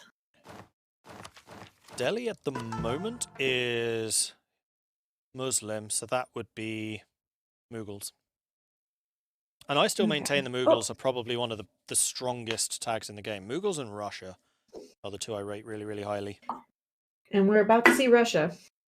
Yeah. So what other endgame tags do you think we'll see? Although, I believe the rules of this game is there are no endgame tags. You can keep on switching. But I mean, I'm pretty certain now that since that coalition against Desmond failed, we're going to see Great Britain. Yeah, for sure. Ooh. A lot of people have been saying Teutons will form Prussia if they go Protestant. And we are at 100... No, that's harmony. Where's Reform Desire? 105, so Protestantism is going to trigger relatively soon if it hasn't already. It hasn't. It's going to be interesting to see how the theocracies and how everything else goes in Europe, because we have the theocracies mostly there in... Well, they kicked almost everyone else out of Europe. Yeah, I suspect that's going to cause a little bit of internal strife, because the Teutons are almost certainly going to want Prussia. And to form Prussia, you have to go Protestant.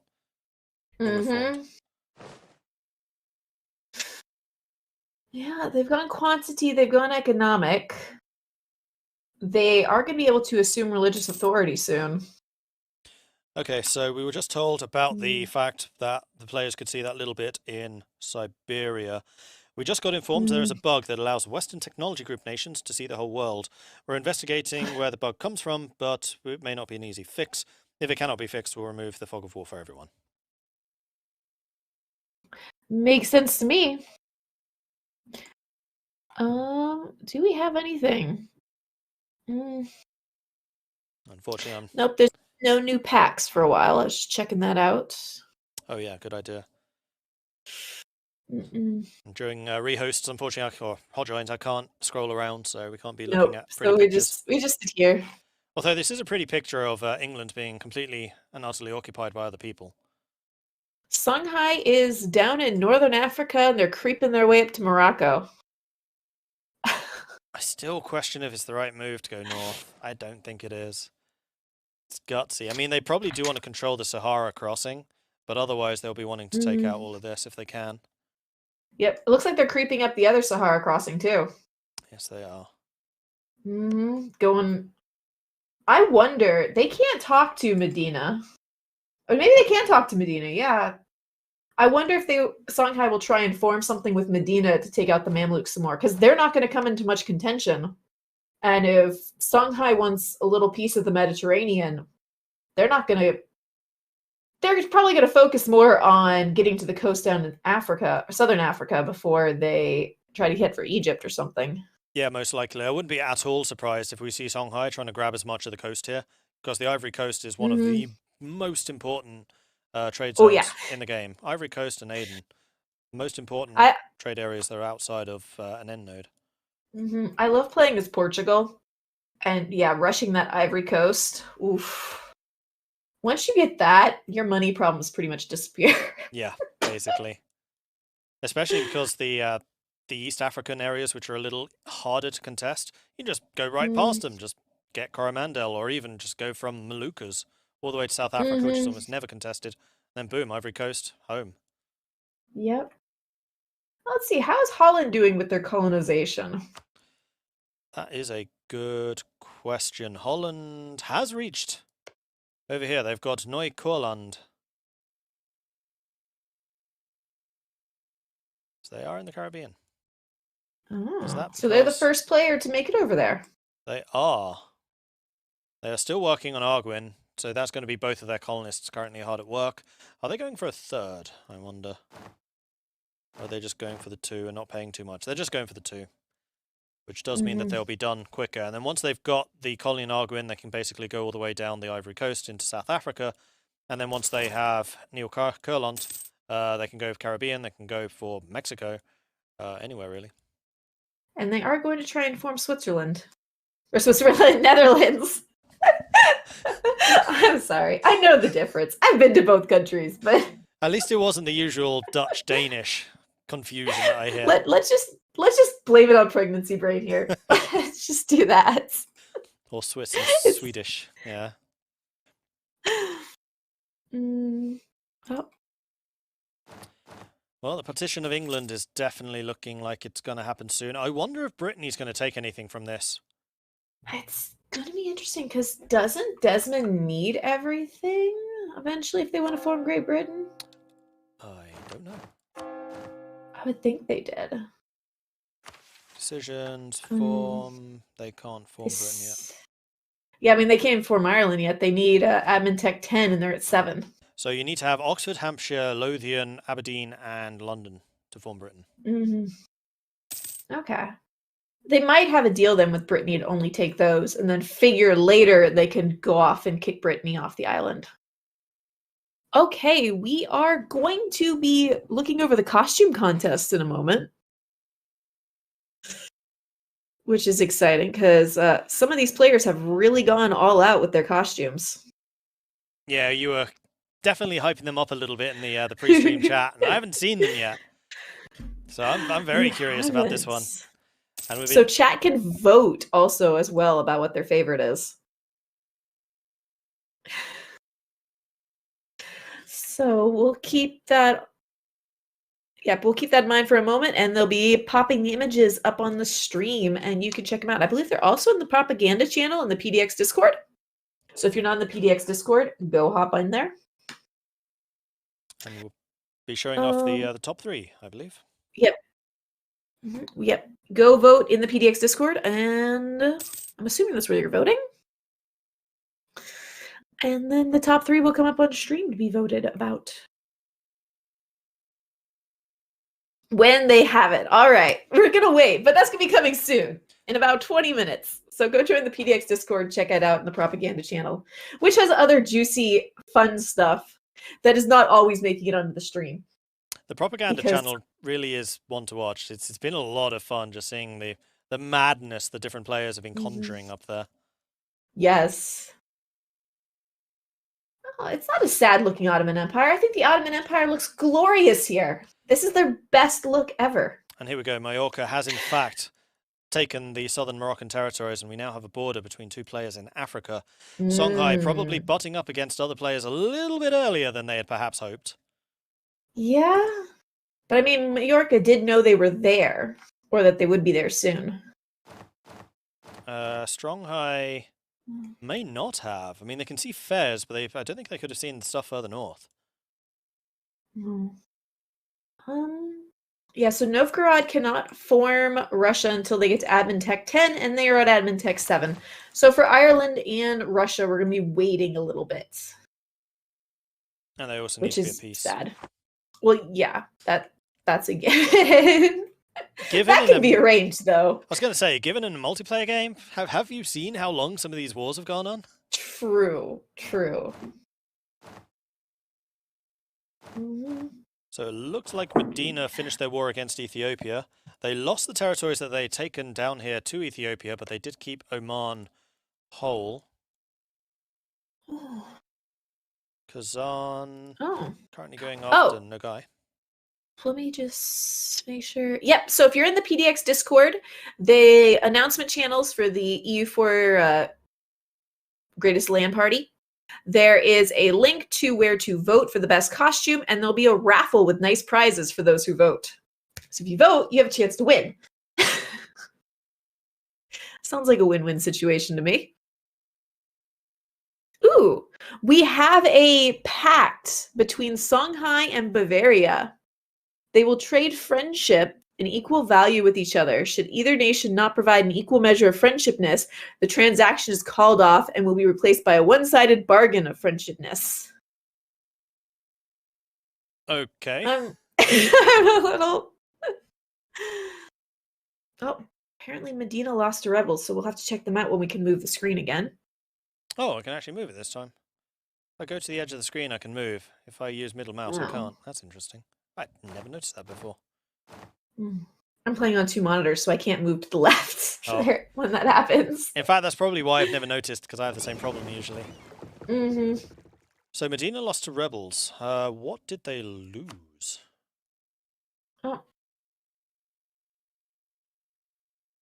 not 100% sure because I wasn't. Their borders are so messy; it's a little hard to tell.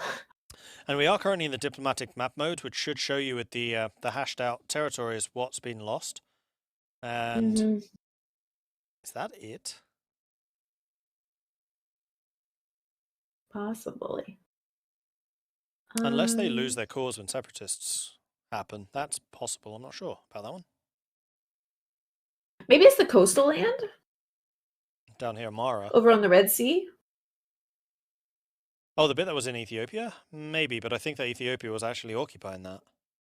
Yeah, they lost that a while ago, but I mean on the Arabian Peninsula. I don't think so, because they only had the one province here because they've been trying to push east aggressively. They haven't really consolidated the Red Sea area. I think they've been trying to get to Persia as quickly as they can before somebody like Georgia beats them to it. Makes sense. So Mara has absolutely no diplomatic relations. It kind of looks like Mara is a new nation. So yeah, I think that this is probably what was lost. Uh-oh. Somebody's no longer in sync. No. We call shenanigans. The costume contest is just too powerful. I mean, some of the costumes are pretty epic. I really want to see them now. I'm very jealous. I mean, well, no, because you've only got the one screened, right? Yeah, I'll just have to look afterwards. They'll still be there. They aren't going anywhere. Let's see. Get my stuff back up. Meanwhile, the Teutonic conquest of Poland has now ended, so that whole area is now owned by the Teutonic Order. I'm sure they'll be pushing into Lithuania sooner or later, and I do kind of wonder if this is going to start causing some tensions between Novgorod and Teutons. So far, very amicable. Teutons, of course, helping them against Livonia. But will that last? Will Lithuania be the final straw on that particular camel's back? Europe's just getting very crowded. I'm keep expecting another player war to break out around now, but they're all just being too amicable. Yeah, because we've seen close relations between Wallachia and Ragusa, or Dalmatia, sorry. I can't really see that changing. Georgia so far has been very quiet. And Georgia can spread south, Kazan can spread east, so I don't think that's going to be a cause for contention. Novgorod and Kazan, maybe. Kazan, of course, is going to be harboring a grudge against Novgorod because they were already defeated in Ryazan before they went to Kazan. Teutons are in the Theocratic League, as are these two, so I don't think that's going to cause problems. Maybe Genoa? I do hear, though, that even if they're in the same league, there could be issues inside the league. Oh, yeah, absolutely. It just seems a little less likely because there are traders around them, which they'll probably want to consolidate against first. That's true. Take out your enemies before you take out your friends. Precisely. So we do have some Genoese islands over here in the Aegean, which I think they start with. That's Naxos, right? We do have someone in chat saying there may have been a defensive pact until 1535. Okay. So we could find out in 38 years. Still a ways to go then. Yes. Majorca and Genoa, maybe. Genoa might be after Majorca's territories for trade, but these two have been reasonably friendly. And again, those are two traders who will probably be looking north with some concern. Brittany has been moving very, very slowly. I'm surprised that there haven't been more fights against France, or against Castile for that matter. True.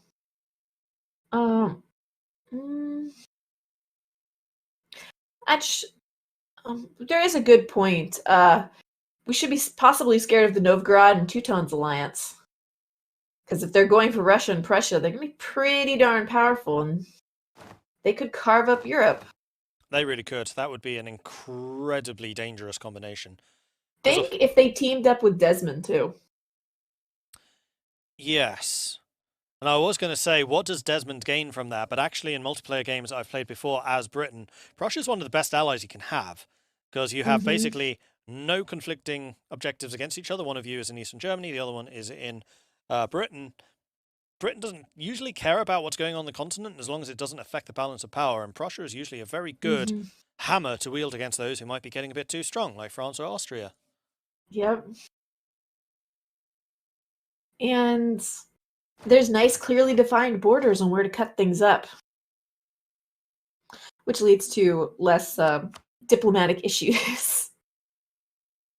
Yeah, even a non-aggression pact, as Chad is pointing out, between Desmond and Prussia, Russia would be bad for Europe. Even if they never help each other, just not hindering each other.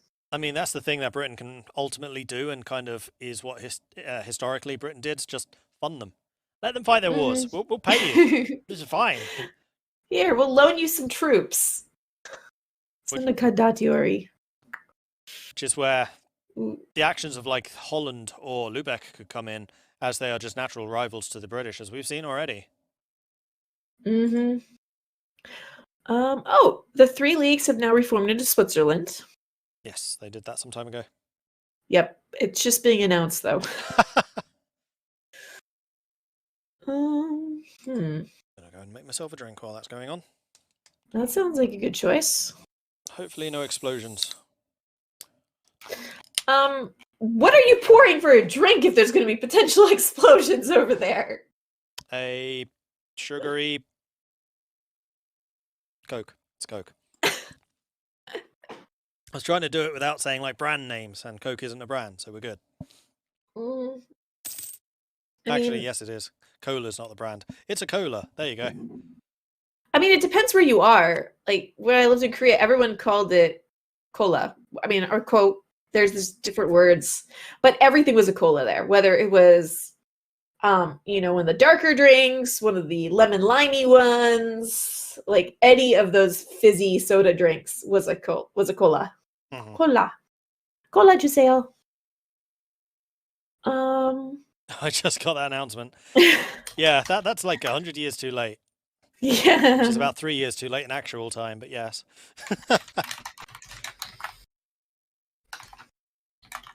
Meanwhile, we have Austria thrashing the remains of Hungary, and this is going to mean a pretty strong Austria in the center. Is Austria still the emperor? We haven't looked at the emperor or the elections at all. So Austria is indeed still the emperor. Bohemia is an elector. Cologne's an elector. Magdeburg is. Palatinate is. Saxony is.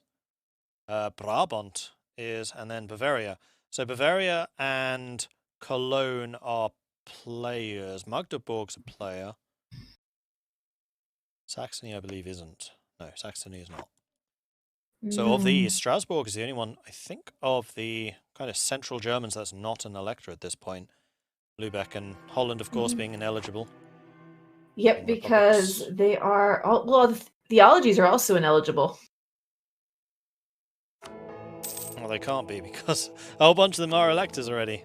They can't become Well, no, not the emperor. electors, be the emperor. Yeah. Uh-oh, crash reporter on... Yep. That was again, the costume contest is just too powerful. It's spreading everywhere. Yeah, my game crashed desktop here, so Yep, we have no rows anymore. I have disappeared. I'm gone. I is Joy Parsec.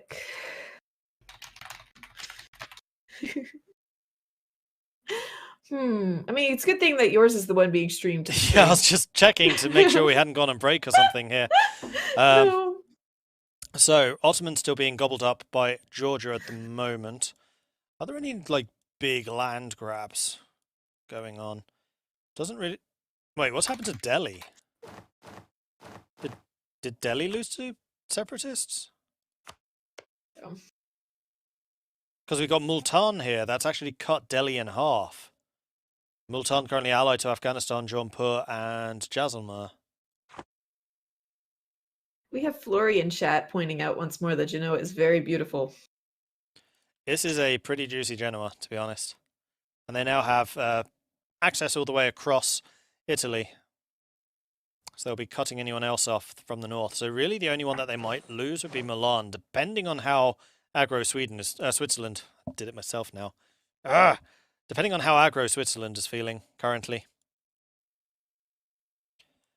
And we also still have the war against Portugal. I was kind of expecting to see Brittany's armies moving down into Portugal, but they haven't. So far, the Brittany-Desmond alliance has kind of meant Desmond does all the fighting and Brittany kind of just enjoys their time in Normandy. Although there is actually a Brittany army currently attacking Montgomery, and I was wondering if the Bretons would be requesting Cornwall, because Cornwall and Brittany are actually the same culture. They're both Breton.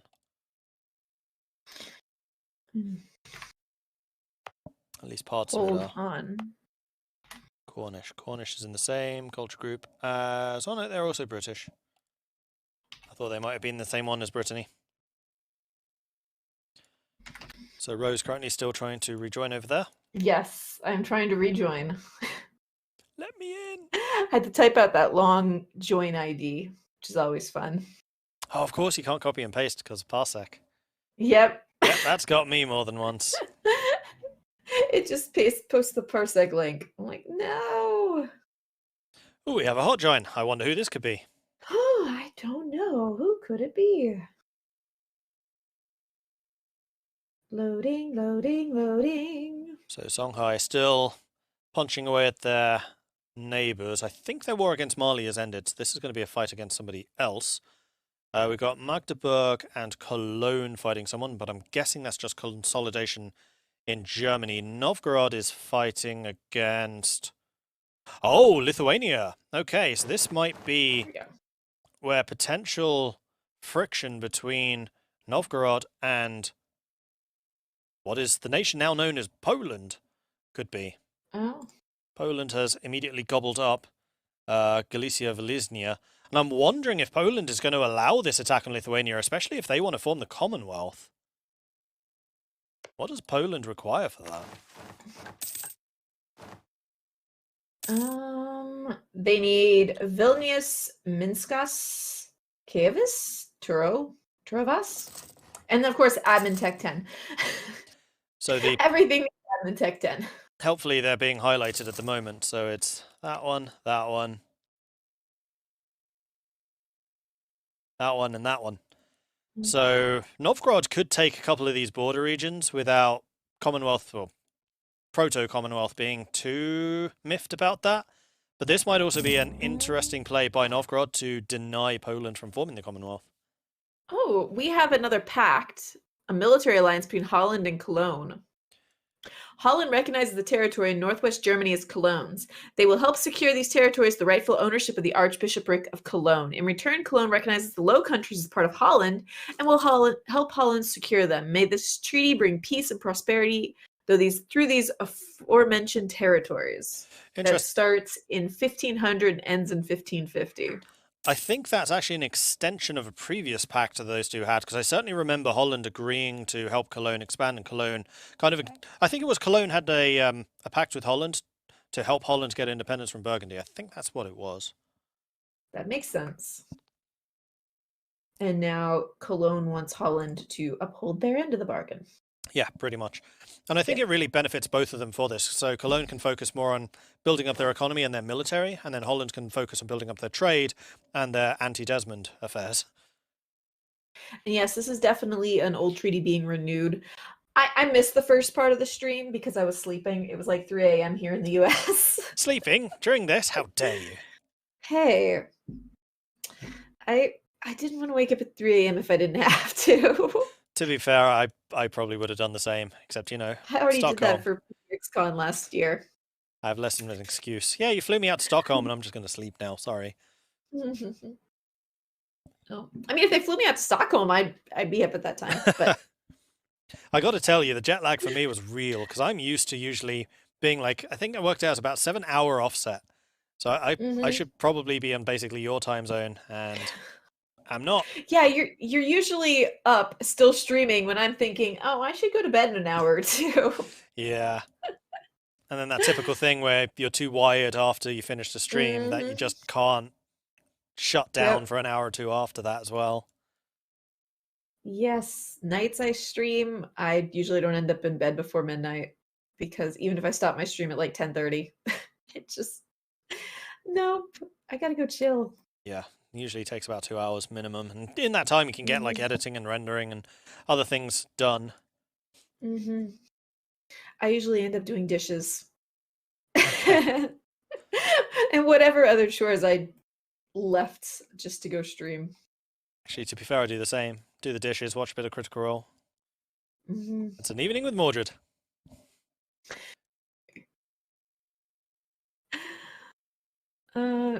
Yeah, dishes are a different type of editing and rendering, especially when you have a toddler. Ugh. Yes, I can believe that. Yep. He's currently addicted to applesauce, so there's applesauce on everything. Yeah, it's going to be a bit difficult to clean up as well, I would imagine. Oh, yeah. Oh, did we see some Dutch in Nova Scotia? No, that's the Native American tribe. Micmac. Micmac are probably the tribe that the Vikings would have met when they were up in Vinland. Mm-hmm. Very, very high chance would have been the Micmac. Mm-hmm. Yeah, what is Poland's primary culture? That is a good question. That's a very good question. Polish, 50%, 28% Prussian, and 18% Lithuanian. And Prussian is their primary culture. Yes. Mm-hmm. But Polish and Lithuanian are accepted, and they can actually accept one more. Except they can't, because Saxon and Pomeranian are not big enough. I would not be at all surprised if they add Lithuanian soon. I wouldn't either. In fact, Poland currently has a truce with Lithuania for another 9 years, so it must be really rankling them watching this happen. Mm-hmm. They need that land, and they need that admin tech pen. They can either form it, they can either form it or they can enforce it. If they enforce it, they need those 4 other territories, and then to form it, of course, they have to also get the ruler in charge of Lithuania. Although at the moment they are allied. Poland, Kazan are allied to Novgorod. So the Poland-Novgorod alliance I'm not surprised by, but the Kazan-Novgorod one's an interesting one. Oh, interesting. Novgorod is offering military access to Poland. I wonder who Poland's going to go after.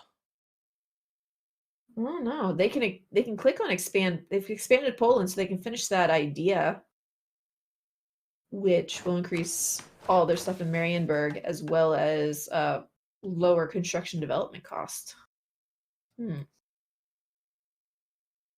Let's see. Is Delhi up to anything over here? They can also defeat the knights, which will give them extra discipline, and Polish Renaissance for extra admin tech costs, which will help them get to that admin 10. Makes sense. It's all very quiet. We need some player wars here. We need some blue flames. Well, it has been paused for a while, so I'm not that surprised. That's true. It's quiet at the moment. That doesn't mean we don't need more blue flames. That's true. Shall we just start some? Console command, you are now fighting Novgorod. Let's throw Songhai against Majorca. Okay, so here's a challenge. Here's a question for chat. Of all of the nations that could be fighting right now, which would you be the most interested to see a player war between? That's a good question. Let's see what chat says. Oh, I would like to see all quiet. Brittany fight someone. Maybe like Brittany Cologne? Mm. Switzerland, Bavaria? I mean, Brittany's still carving up England with Desmond. Mm-hmm. We have Stronghai and Novgorod. That would be a very difficult war, considering they don't even know each other, but sure. Can you imagine the Wallachia... logistics of that? Does Songhai even have a coast? No. We have Wallachia plus Albania versus Poland. Poland versus Wallachia. Poland and Novgorod. Who is this Albania they speak of? Desmond Daddy. Okay. Dalmatia versus Wallachia. Poland versus Novgorod. Desmond versus Delhi. Desmond versus Delhi. That's about as impossible as Songhai versus Novgorod. I think that's even more ambitious, in fact. Mm-hmm. All right, we got our costume contest winners are ready to go. Whenever they want to put it up on the stream. There it goes. I don't think anyone's going to be surprised by our first place. Oh, that's amazing. Yep, we got Kazan. Yep, we got our lovely horse. Glitterhoof, I'm assuming. We have Strasbourg in second. And we have Majorca in third. I gotta say, I'm partial to the pirate costume. Majorca's one's very But maybe that's just me. I like the effort with the background that Strasbourg's done. That's good. It Mhm. blends in nicely. Yes, we got a... I think that's not Notre Dame behind. What is that behind it?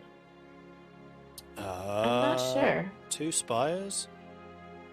Yeah, I'm just not sure which cathedral it is. Is it the one in Barcelona? No, I would assume it'd be one in Germany. I think it is Notre Dame because it's on an island. It's got bridges coming from both directions. Except unless Notre Dame is facing... Well, unless I guess you're taking it from the front. I'm used Yeah. to seeing Notre Dame from the side. Exactly, and you do see the side bit there over his right shoulder.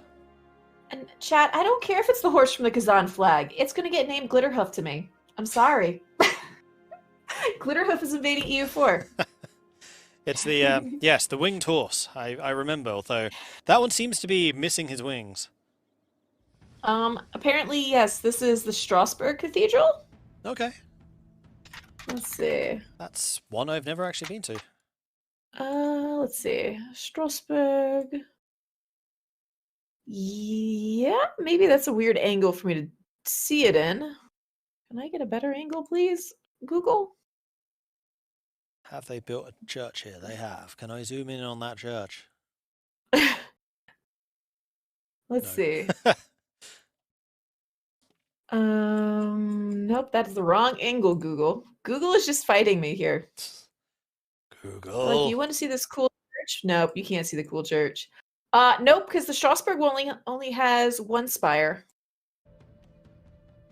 It's not them. I wonder who it is. I think it's Notre Dame. It could be. Though, yeah, no, the Strasbourg Cathedral only has one spire that I could see. Oh, the Knights are going to be fighting another Ottoman war? They are. In fact, they are fighting it right now. The Knights' conquest of Antab. Just carve up those Ottomans. Turn them So- into Swiss cheese. Georgia still hasn't finished their conflict, but I do kind of wonder if this is an agreement that the Knights and Georgia had formed previously. Okay, it could be... Ottoman's about to catch a Knight army that is out there on their own. Knights are going to be suffering a few casualties here if this 10k can't arrive on time. They need another 15 days. I don't think they're going to make it.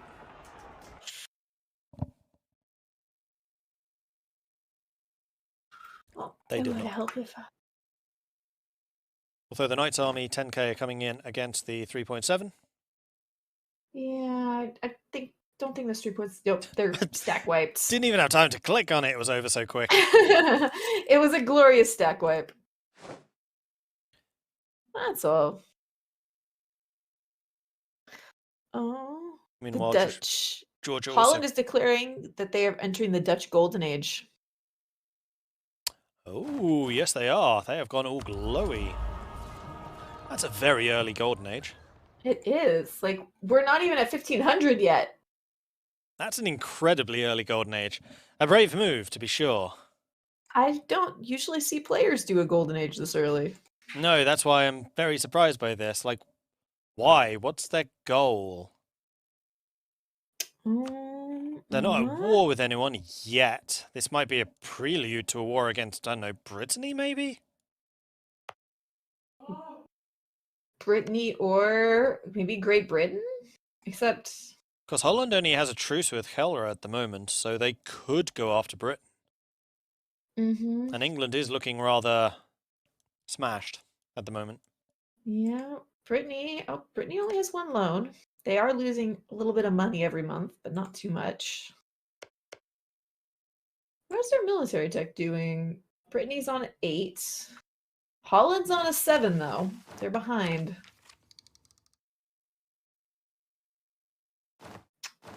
Holland has taken expansion ideas as well as exploration. I would think maybe they're just trying to rush and take as much of the New World as they could.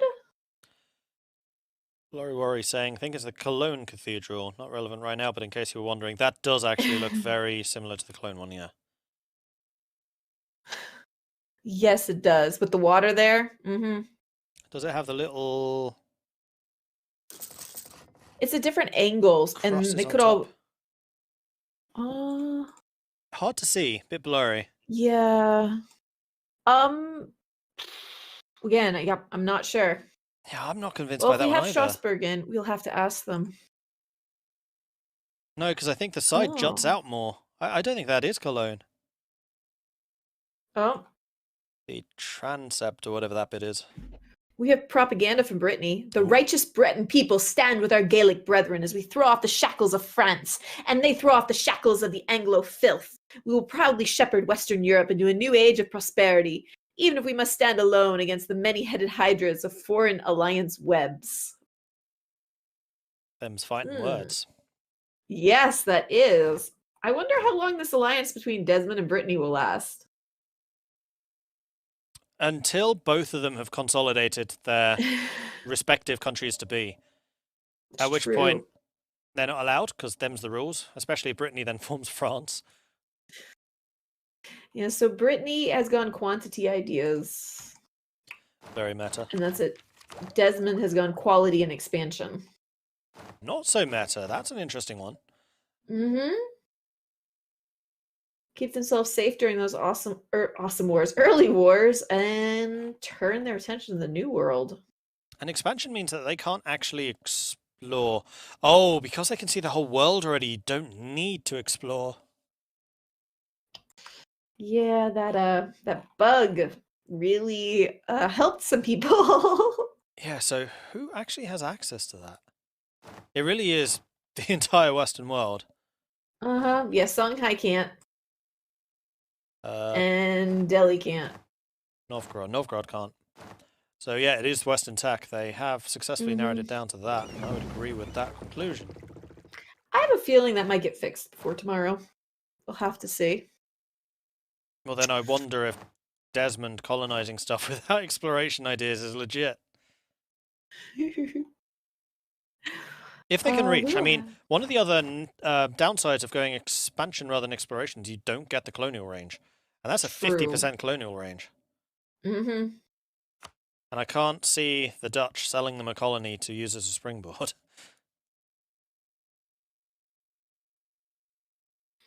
Oh. Yeah, they are a long way away from even getting to Greenland, so I don't think that they're going to be able to do anything with that expansion. No, it's an interesting choice. It definitely is. Oh. Kind of wondering what I'd prefer to have seen them use. Maritime, maybe? Maritime in Pirate Republics works really well, because you get the extra force limit, you get the repair and coastal, which is amazing when you're blockading people. I know. We have Protestant Centers of Reformation. Ho ho, it's happened, and it is those rebels in Tinto protesting against the Pope's word. And Bavaria has made a statement about it. Brittany and Switzerland, you strain from not only the Pope, but God's holy, peaceful light. To further protect our peoples, the HRE stands against you and your new religion. I'm sure your seizures of rightful church land has nothing to do with your new full coffers. You spit on your ancestors and the martyrs who were murdered for the faith. I spit on you. So we've got one of the traders going, we've got one of the monarchists going. Are we going to see one of the theocrats? I'm going to be looking over here. Actually, Poland is... Would Poland really want to form Prussia after this?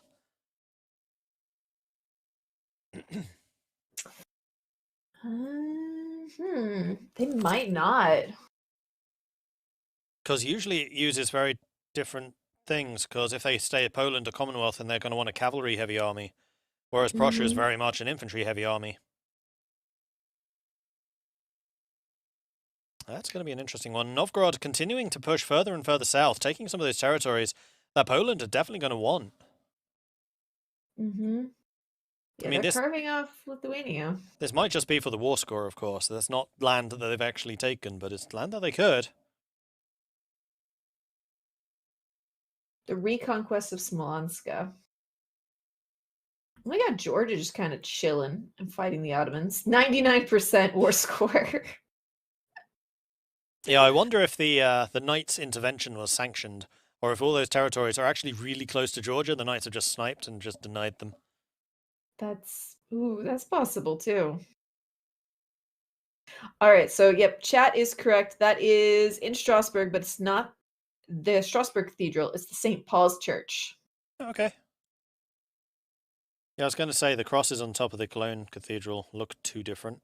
Yeah, they look too big for being in that other image. Oh.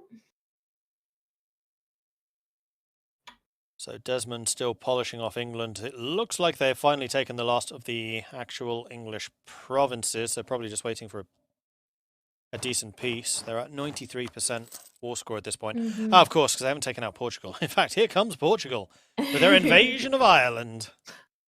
I wonder how long they last. With 3.8k troops, I wouldn't count on it. I mean, all they have to do is send a navy to join the English, and then they can't get the crossing as long as they take Ulster first. Mm-hmm. I mean, yeah. Where is their Desmond navy? Oh, they're way over there. I would be gobbling all of these ships up if I were Desmond. It's free vessels. Yep, free ships, free money. And if you wanted to be really sneaky, you could then sell those ships that you've captured to other players. You say, okay, I'll sell you a light ship for like 10 ducats instead of the usual 25 you have to pay. I got it for free, so it's profit regardless.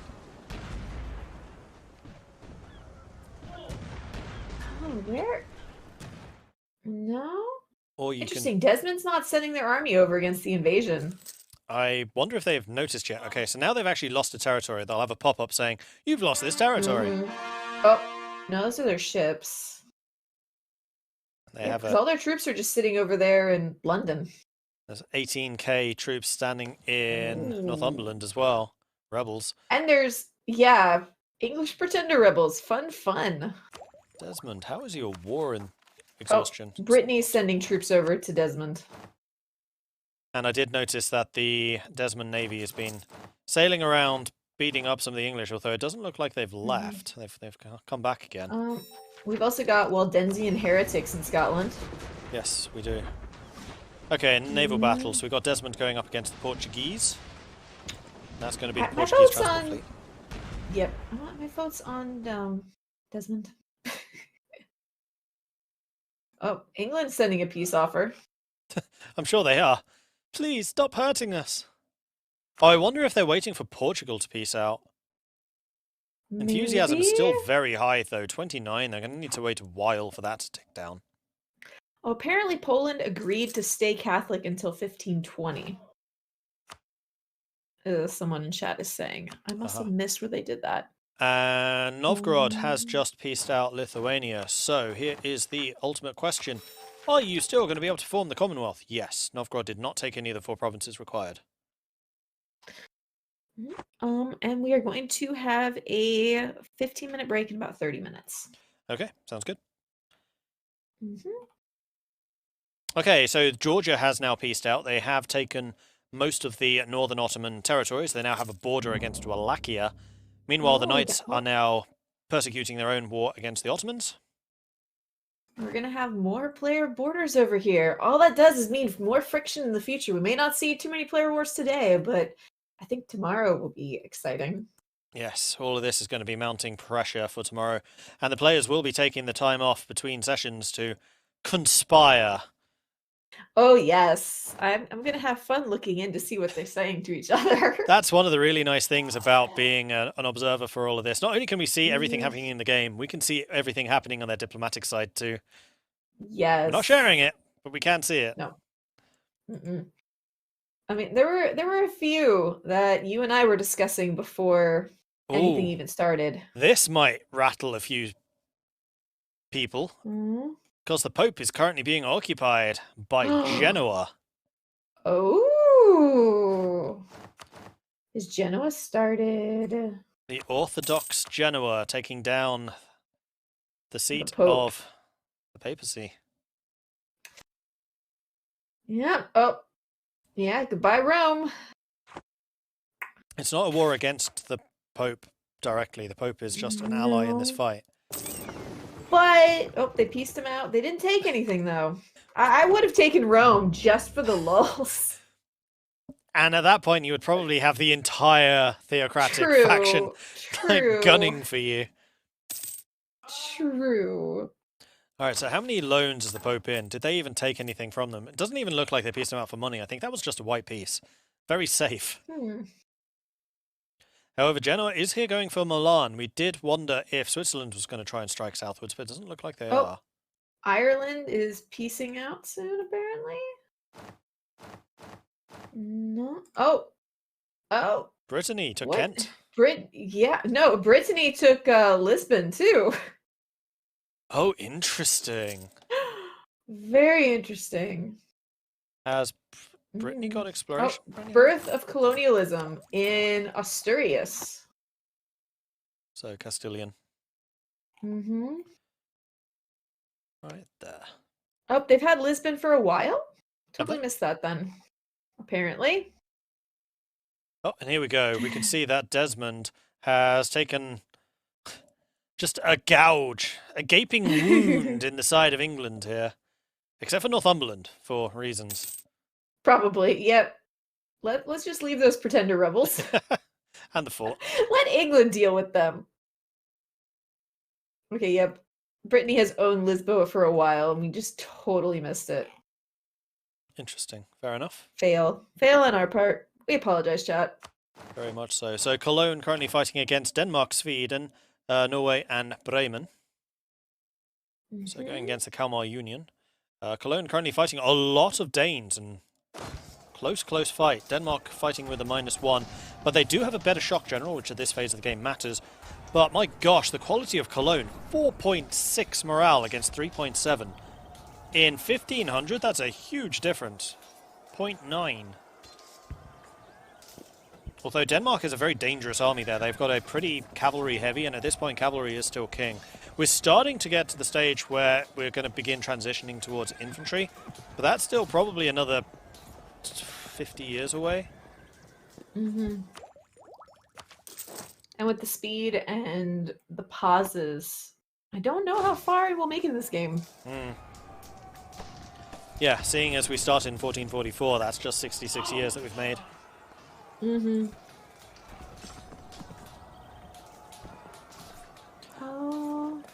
Meanwhile, Medina is currently fighting against Karkanulu, Akanulu, and Mushasha. We have predictions saying that allowing Brittany to own Kent will bite Desmond in the rear end later. Yes, I would think so. Is Kent required for Britain? I don't think it was. I can't check now. We've got a hot join. No, I'm pretty sure it wasn't. It was like Hampshire, Oxford. I don't think Kent was one of them. The Garden of England, not required. Though, I remember it's a holy site in CK2 and CK3. Yeah, Canterbury. Mm-hmm. The seat of the Archbishop of Canterbury. One of the most senior... Sadly, chat, no one has died. We haven't had any player wars since Lubbock and Desmond pieced out. However, I was just looking at this because things are not looking great for Medina. They have a lot of enemy armies currently rampaging through their territories. I'm kind of wondering if they lose this, is Medina going to have to be moved for a second time? Oof. Because they do have 9k troops, but there are a lot of troops here that they're going to have to overcome. They are allied to Delhi, so maybe they're hoping that Delhi is going to send some troops. Delhi is on the way. Oh, Delhi's on the way with a lot. Yeah, okay. Delhi to the rescue. Heck yeah. What about the Knights? Are the Knights up for a fight? No. Oh, and the Knights have finished their war against the Ottomans. They have taken a bit more here in central Anatolia. Yeah. They've now got borders touching with Georgia. And the Ottomans are... I wonder if they're going to leave. Oh, whoa, they just traded a province over. The Knights gave Bazak to Georgia. Oh, interesting. I wonder if they're trying to straighten out what each of them holds here. We do have a good point about Delhi sending huge stacks to Medina. There's a lot of desert in the Arabian Peninsula. Yes, and that's going to be some serious attrition being suffered. So they currently have 12.5k. We'll need to remember to check at the end of this war to see what's been suffered. Although actually we can see in here. attrition suffered so far? Only 195. I don't know if this counts attrition in neutral territory. It might not. I'm not 100% sure on that. Like Crusader Kings, it counts just because attrition is just how many troops can be supported. Yeah, but is that shown in the war score page? I don't think so. Ooh. So who else is fighting? Delhi, obviously. Poland. Poland's also in the war against Denmark. Everyone's joining up with each other to fight wars. Yeah, although actually this is a separate one. Poland, Livonia versus Denmark, Norway, and Sweden. So, yeah, they are in separate wars at the moment. What's Poland going to want from this? Maybe, yeah, probably Ozil, maybe Gotland. Meanwhile, we have the Danish army with a huge stack of Swedes currently sieging down Hamburg, which would be a bit of a pain to lose. Yeah, the Danes are also stacking down Stad in Cologne. Let's go and see this. Oh, this is from the Danish perspective. I have a feeling the Polish-Russian alliance will not last into tomorrow. We'll have to see. No, I don't think it will either. And here we go. Battle is joined. The Danes and Cologne coming in. Cologne currently outnumbering, but Sweden rushing to the aid of their Danish buddies. 35k against 22k. Cologne just, again, that quality is ridiculous. 1.2 morale ahead now. It's a close fight, but...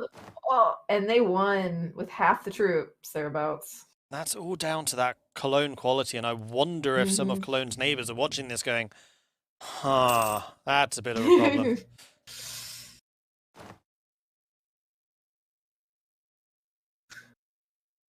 It could be. Nobody's seeming to go after the Danish Navy. This would be an opportunity. Not really. I was going to say it's an opportunity for Cologne to pick up a few ships they're capturing, but they ain't Desmond. Let's see. Oh, Bremen's on Denmark's side, so this might be one of the things that Cologne really wants. Is there a claim on this? No. And it's in the HRE, so that would be an awful lot of aggressive expansion, which Cologne may not necessarily want. Meanwhile, Viborg has just fallen to the Polish, who are now pushing deeply into Finland. What's this doing? Wallachia in a war against Lithuania as well. Why? They have no border with them. The Wallachian humiliation of Lithuania, that's why they're doing it. They're trying to get some power projection or possibly even a show strength. Makes sense to me. They are at 81 power projection, though. Wallachia are? Oh, geez, yeah, they are. Yeah. So maybe just doing this for money then. There's no real advantage. Well, no. I always forget that there are bonuses in power projection except for just the monarch points. But you can get the global trade power. You can get a lot of morale, prestige, fort defense, and legitimacy. So yeah, there are other buffs. That's true. And I think that power projection is actually really important for republics, because just like monarchies get the legitimacy, republics get republican tradition. It's one of the few sources of that. Yeah, we have the suggestion they're doing it for the 300 free mana. Yeah, that's the show strength. Okay, so we've got Brittany currently fighting against France. Brittany strikes at last together with Burgundy. Oh, wow, that's an alliance. Burgundy, Brittany, and Castile. Castile. Against France, Auvergne, Naples, and Portugal. Here's the question. Will Brittany actually give Castile land, or will they chip them in the agreement? No, not a chance. They'll renege on that one. Yep. And yes, the Knights did tag switch to Poland. Yes, they did. No, the Teutonic Order did. The Knights did. Yeah, not the Knights. However, Jerusalem. The Knights have tagged over to Jerusalem. Oh, yes, they did. Jerusalem lives again. What Jerusalem's ideas like? And they're improving Wallachia's opinion. No, that's the Theodora. Come on, why did you open that one? Missionary strength, missionary maintenance, prestige, papal influence, discipline, missionaries, land leader shock, fort defense, diplo rep, and capstone of manpower. They're all right. I think I kind of prefer the knights, to be honest. The knights' ideas are all about galley combat ability and naval force limit, and yeah, give me more of that. What's interesting is that Jerusalem has an alliance with Wallachia and Medina, but not Georgia, even though they just traded land with Georgia. They're also allied with Naples. I wonder. Oh, and Syria is a vassal of Jerusalem. So they're actually a little bit bigger than you would expect, and they're probably going to use Syria to try and grab some of these territories for a little bit cheaper. Makes sense? Oh. Meanwhile, with Delhi's help, it does look like Medina has pushed back their opponents. They are still very much in this war. And Delhi down to... Oh no, their manpower's still going up. So no, it doesn't look like the attrition down here is really affecting Delhi overly. They clearly have an eye on the supply limits of the territories they're marching through. How is religion doing? And who was the third to convert? That would be Volgast. Yeah, up there on the... Not a player. That's really interesting. I kind of expected, like, Desmond to go Protestant. Oh.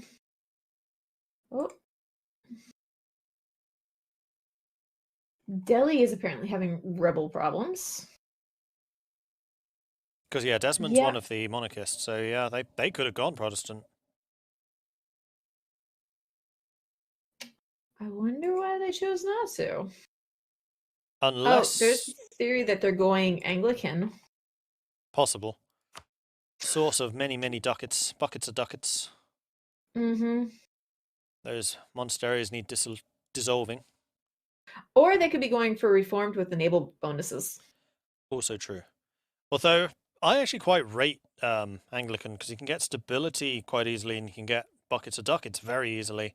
And if you're going for the like high economy military strategy, then that can really pay. True. As for the colonization from the Dutch, they're still working. Like, we haven't moved very far in years. No. And those early colonizations take absolutely ages. Forever. So they have got up to 400 settlers in 514, which is up from like 50 when we checked last. So, tenfold increase. Meanwhile, Cologne once again thrashing the Danes with better general and terrain on their side. But Cologne still winning. Oh, do the Dutch actually have a province over in the New Worlds, besides the one they're colonizing? No. I'm missing it? Yeah, Still, no, I didn't think so. Still Neil Kurland and Arguin. Oh, they're Player still War, working Player hard War, at Blue it. Flames. Yes. We have got Strasbourg trying to go Holland. after Axeroy, which is allied to Brittany. Ooh, and they're attacking while Brittany is attacking France. Bingo. Oh, smart, smart, smart. Strasbourg, We've got Holland, and Strasbourg- Switzerland. With the Burgundy, Brittany, and Dithmarschen. I did see someone theorizing earlier that Brittany is still hoping for a the inheritance over Burgundy. Which I'm not sure if that can even happen at this point. No, it can't. Yeah, I didn't think so, but No, Burgundian inheritance should definitely have happened by this stage. Yeah, past incidents, Burgundy and the Empire. It's done. Yep, and we will be taking a break in about 10 minutes. Oh, we have a message from the spy mistress. It has been said that Georgia intends to contact Delhi to build diplomatic relations between them. The situation may be tough as they need to get the right maps. But what one does not do to please friends who can help with the poverty they are not coping with. What time will bring and whether they will succeed in forming an alliance with Delhi, we shall see. They actually formed an alliance? Not yet. But if they are seeking those diplomatic relations, then negotiations could well be underway already. That's true. Meanwhile, in the Brittany War, we can see that Naples has actually managed to land 13,000 Yeah, troops up in the north. And all the blue flames are gone. Oh, so they are. What did we miss? Did they just... I'm guessing that Brittany pieced out, leaving Burgundy to their fate, because Burgundy's still under siege. Yep. Yeah, there's still a... Yeah, Burgundy's still in both wars. Brittany's just like, I don't want to deal with this. Bye! I wonder if that's a result of one of the pacts that's already been signed. Like, I wonder if there's something between, say, Switzerland and Brittany, which says that Burgundian territories can become Swiss? I'm not sure. That's possible. Because I know that Brittany's been pretty aggressive about saying, no, France is ours. But how much of this is Swiss? I'm not sure. I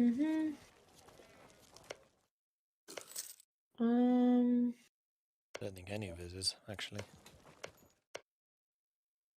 Yep, so the map vision issue will be fixed tomorrow morning, has been announced. So... Okay, good to know. So in that I'm time, sure... has Desmond managed to get a colony going? No. People will be hard at work overnight.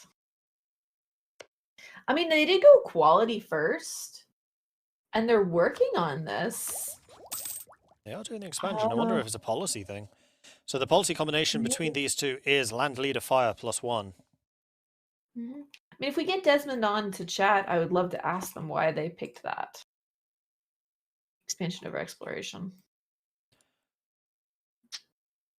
Interesting decision. And actually, that's an interesting point. Let's take a look at the ideas taken by other nations as well.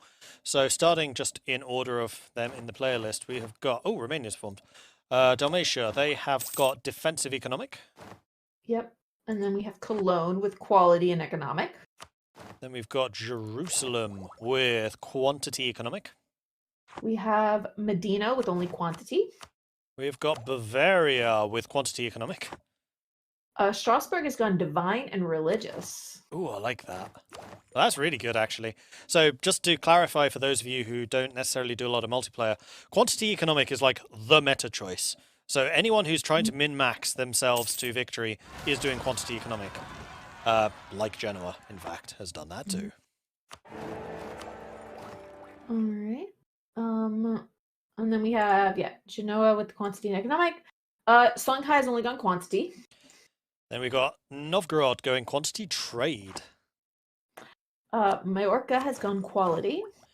Holland has gone exploration expansion. Desmond is quality and expansion. Hanseatic League, or Lubeck, is trade and expansion. Switzerland has gone defensive and innovative. I almost saw what the referee has done, but we're not going to look at that. Wallachia has gone quantity economic. Yeah.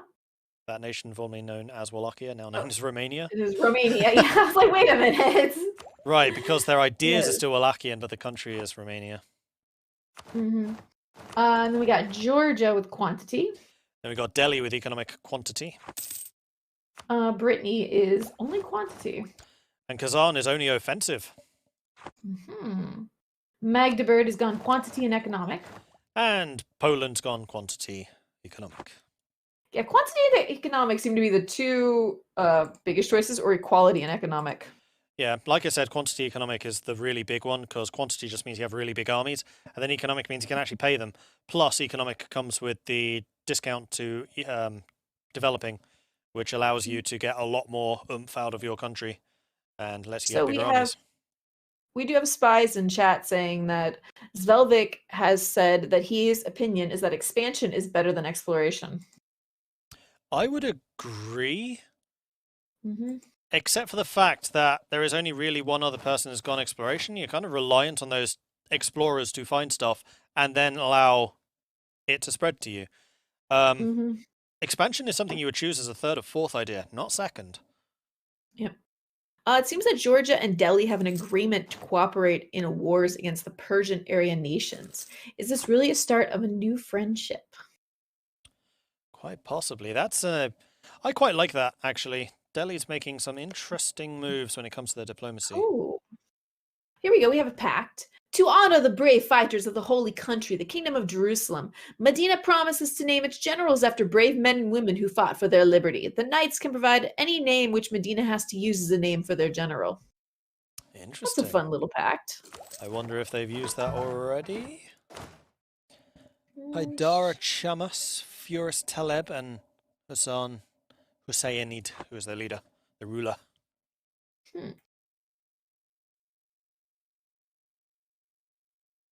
Meanwhile, the division of France continues, which Brittany is still pursuing. Is Switzerland still the best in terms of military? Well, Switzerland is currently fighting against Burgundy and losing 12,000 against 7,000 with another 11 on the way. Burgundy did take a -2 on this. Switzerland does have 105 discipline. Oh, they've just been reinforced. 0.7 morale, so their armies are pretty similar, except for that discipline, and also Switzerland seems to be a Miltech ahead because they're 1.5 tactics against 1.2. Yep, they're a Miltech 9. Plus 190. That's likely part of the reason they've gone for the innovative ideas. They really want to get that tech cost down. Yes, and innovative gives you the extra leaders without upkeep, and it has some really nice policy mergers, although policy with defensive is fort maintenance and fort defense. So Switzerland's strategy here seems to be, I'm going to make myself so hard to conquer that nobody wants to do it. I mean, isn't that true to life, Switzerland? Yes. So definitely not a bad choice for them. In fact, someone in my Discord is making a Switzerland mod for Hoi 4, where literally all you do are like build up your forts and everything and make yourself impossible to conquer. Yep. Sounds reasonable. Mm-hmm.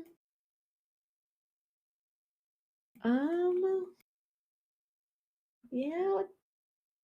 Novgorod's just chilling up here. Yes, Novgorod's probably not going to be able to do very much until they get Russia, so they can start getting the Siberian frontier. That's when we're going to see Novgorod explode. Ooh, check out the Jerusalem economy. Ow.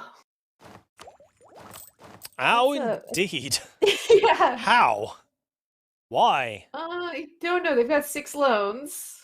They it looks are. like their army maintenance. Are they over? It's the Navy. They're yeah, their ships, they're over 38 over 22 for naval maintenance. Naval force limit. Yeah, that's going to be expensive. So it does definitely look like naval maintenance costs have been increased at some point. I don't remember seeing that in the patch notes, but I think it's a very, very good change, actually, because naval maintenance has always been a bit of a joke compared to army maintenance. Yeah, especially if you're gone for a trade nation. And you're like, oh, I can go over with light ships because I'm going to attach them to my trade node, and they'll still make more than I lose. Yeah, precisely. Ooh. Novgorod has about 20% inflation. Wait, what? Yep. 19.7. Yes, they do. That's going to be from all of the loans that they were taking earlier on during their fights. Majorca has 15%, and they're at -6 income. However, Novgorod looks positively fiscally responsible compared to Dalmatia, with 31%. Oof, I haven't made it. So Dalmatia at 31%, Romania at 21%, Desmond at 20%, Novgorod at 19%, Poland at 16%, Brittany at 16%, Majorca at 15%. After that, it gets a little bit more responsible. But we can definitely see those who like to finance themselves with loans. And at the other end of the spectrum, we got to give a real hearty huzzah to Switzerland and Songhai, who are currently sitting at 0% inflation. We've got another agreement here. Salzburg and Magdeburg agree to ally against foes posing threats or calling in other allies. Against any war where outside players attack either Magdeburg or Bavaria and successor states thereof, the other will come to her allies' aid. And there will be a break in a few minutes, and I think we're going to have some player nations come join us. That sounds very good to me. Looking forward to seeing what they will say. Poland has a lot of inflation, but it's going down. They have a very nice balance of income. Minus 0.3. How'd they do that? Did they take a... They don't even have an advisor. No. Huh. I don't think I've ever seen that higher than 0.2. So they have National Bank, which is an event, Usury Forgiven, which is a Catholic buff, and then Strong Treasury Department, which I'm guessing is another event. Mm-hmm. So That's what I would assume. They got kind of lucky. Maybe it's an event just for the mod that's being used. That could be possible. It's an idea. Is it an idea? Oh, in economic, yeah, it is. Yep. Yeah, they've finished economic and they've finished quantity. Very nice. And they're sitting. Oh, their Diplotech has fallen a little behind. Yeah, I mean they can increase it, but the problem with Diplotech is, do you dev up your production, which can really start to turn a major profit, or do you not? And get tech instead. And if you're mostly a landlocked nation, then there's usually quite a big incentive to not bother with the tech.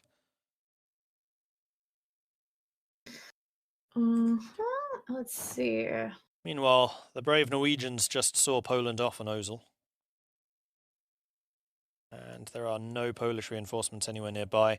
And in fact, we have a 20k stack of Danes currently sitting on Osterode. But then again, half of Sweden is occupied, so swings and roundabouts. France is looking very Swiss cheesy. Sliced cheese. I don't know why, but for some reason I have cheese on the brain when I'm looking at all these nations cut up. I mean, I usually have cheese on the brain anyway. I'm Dutch. True. I just have pregnancy cravings as an excuse, so I guess. Absolutely nothing wrong with wanting cheese. That one I totally understand. Maybe I'll make myself a grilled cheese after we pass the baton over to the next team of Cohasters. Sounds really good. Really want a grilled cheese. Yeah, but I have no tomato soup. Oh well. And now I'm wondering what it'd be like if you made grilled cheese to dip in the soup. Oh, it's really good. You know what? You know had tomato soup with grilled cheese? I was just going to say, you know what that is? That's just a very soppy pizza. No, it doesn't taste quite the same. It's a different. It's different enough. Fair enough. But it's really good. Need some other toppings. I mean, what can also be really good is you put like croutons in your tomato soup after you've eaten the grilled cheese dipped in it. That's very nice. It gives you a nice texture. All right. I think we're gonna be having a pause maybe at the end of the year here. Yeah, we're slowly but surely counting down to that. Jerusalem just started another war, but I think they're gonna. Well, actually, we're gonna continue after this. Of course, we are. We're not the last casters. There's more after us. Kazan is calling Georgia to war. There's a lot of flames, but none of them are blue. Crimea, Crimea, Astrakhan, please. Hisn Kaifa, Khorasan, and Uzbek. Probably the agreement here being Georgia gets Crimea. And there it is. There is the pause. All right. I mean, if you're going to make grilled cheese, you've got to use real sharp cheddar. I would agree. Usually I much prefer mild cheeses, but for a grilled cheese, yeah, you want sharp. So we are going to be talking to an NPC who will be visiting us, it seems. Coming in shortly, I believe.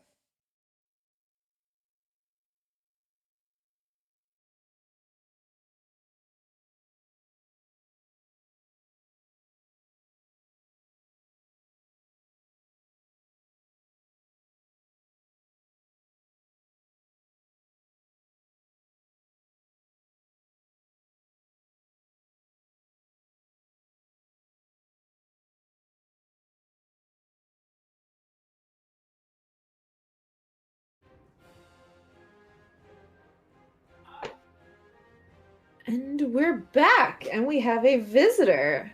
Who are you, sir? My name is Robert Napier. I like to think, the most successful merchant in the world. Ooh. There are none who can compare to the wealth that I contain.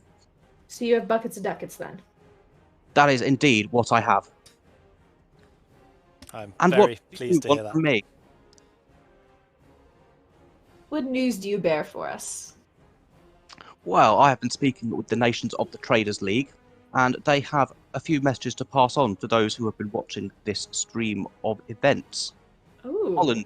Holland states that faith or political ideology do not matter to them as they put trade before all.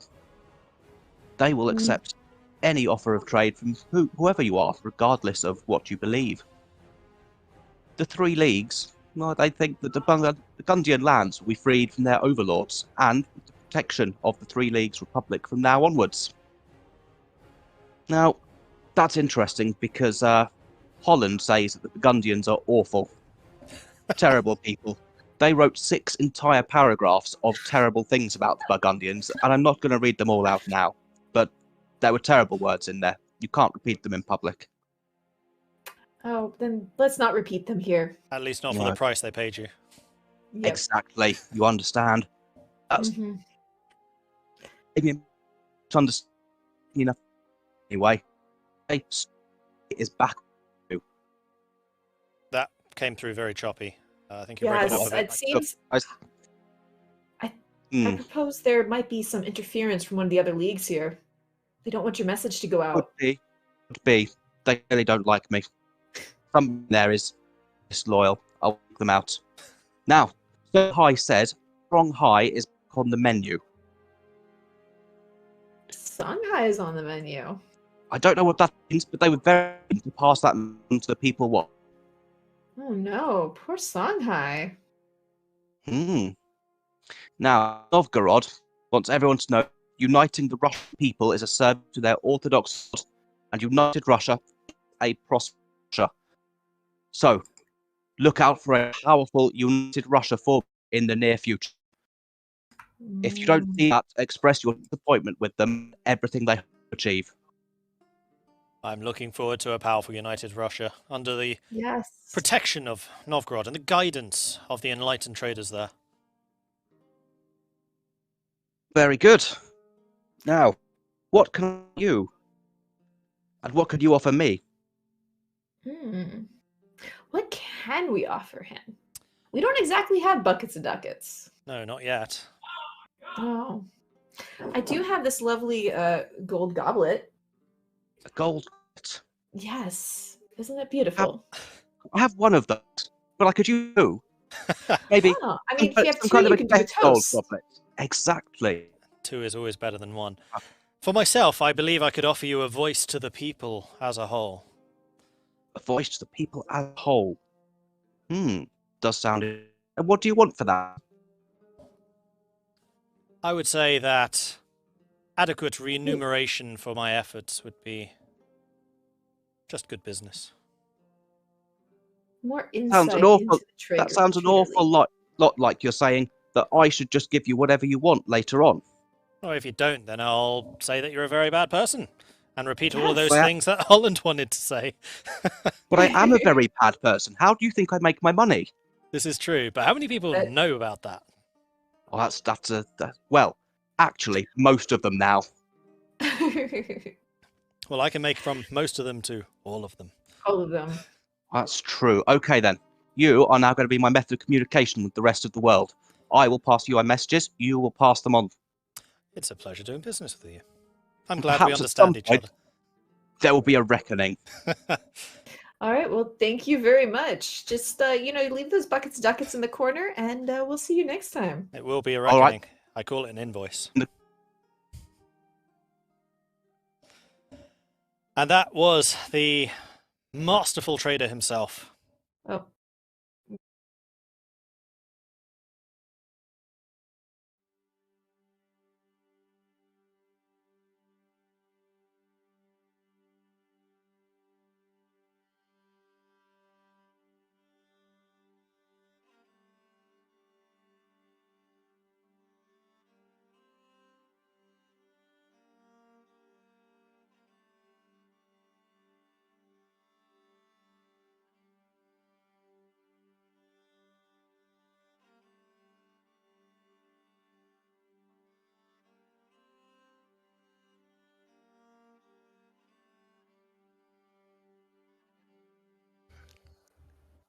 Looking forward to hearing what you guys have to say.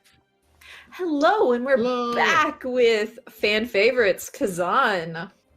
Greetings from the open steppe. We've abandoned our previous homes in Ryazan, where we were always taught, I should point out, that the Tatars were our enemies. But since having made it out onto the steppe, we've discovered that they're actually very friendly people, and we're fitting in very well. Well, you do have this love of horses in common, so... Yes, absolutely.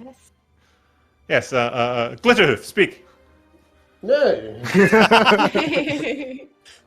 Glitterhoof seems to be a horse of few words.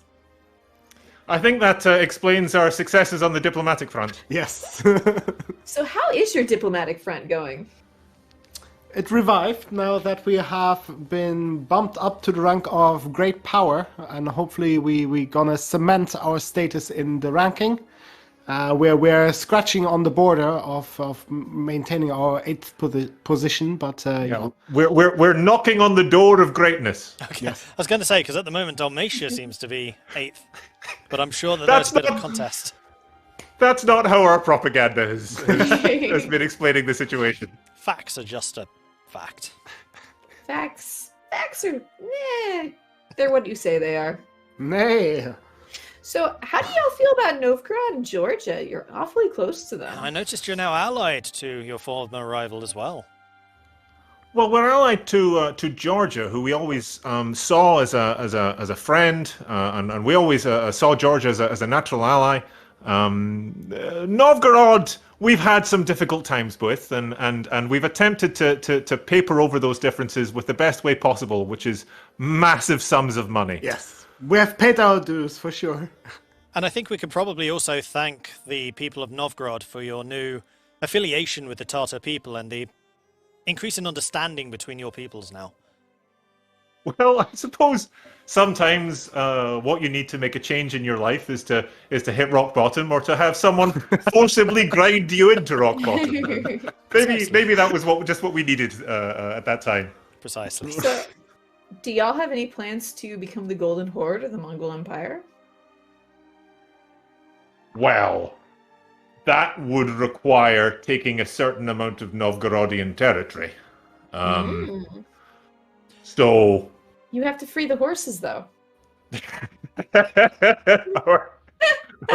And I should mention that Novgorod are still traders at heart, and everything has its price. Mm-hmm. Yeah. I mean... The call of the cans sings to us, but we have our commitments for the moment, and we want to show that we're good, honourable people. I think Novgorod, we've heard some they've been saying some things about us, that we don't stick to our agreements and we don't stick to our pacts, and we think that's all nonsense. We're as honest as the horse is tall. I mean, that was Ryazan, which you have nothing to do with. Like, the reputation of Kazan is pure. Yeah, absolutely. Well, let's leave your pure reputation, and let's go talk to someone a little farther to the west, farther to the south. Much farther to the south. Thank you so much for joining us. Great to talk to you. See you soon. Bye. I'm dying under here. He speaks.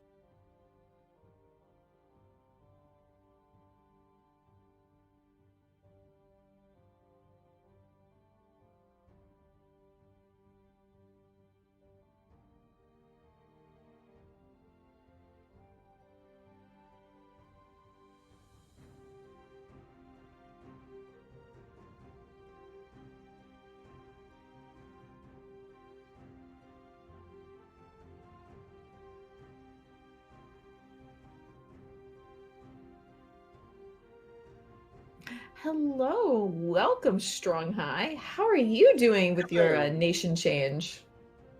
Well, since the last fight unfortunately didn't went so well, we are back stronger than ever before. Since we moved to West Africa, we've just been consolidating our land.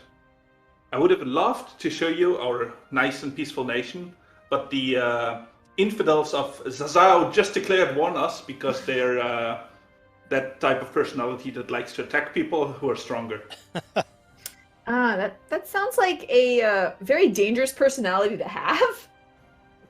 We agree. They might be fully annexed next time we are looking at them. So, how do you feel about your border with Majorca up there? So far, so good. We have an agreement that they can have Morocco, we can have the everything south of the Sahara. As long as that stands, we're now happy with that. But how long do you think that will stand? Well, there's a few gold mines to be had in northern Africa, and once we got our gold mines, we might want more gold mines. So. And what about the coast? Is that for these gold mines, I guess? Is the coast also part of this agreement? The coast Ivory is Coast. actually for Holland.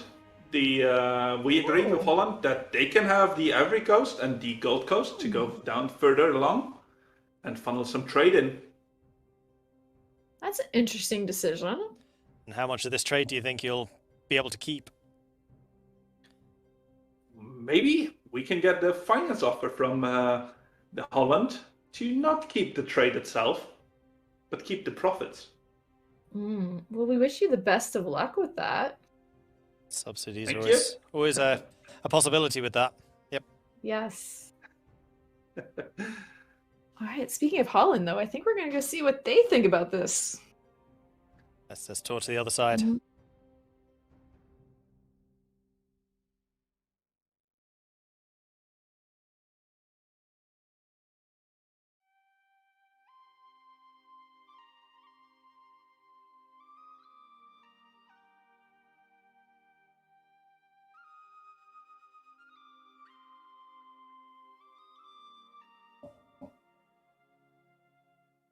Hello, Holland. Welcome. We were just talking about you. Were your ears burning? Hello. I don't know. There might have been. We hear from Songhai that you have an agreement with them that you get That the is Ivory correct. Coast. That is correct. The Ivory Coast is a pretty prosperous trade node, pretty vital for our strategies. We have started colonizing our queen.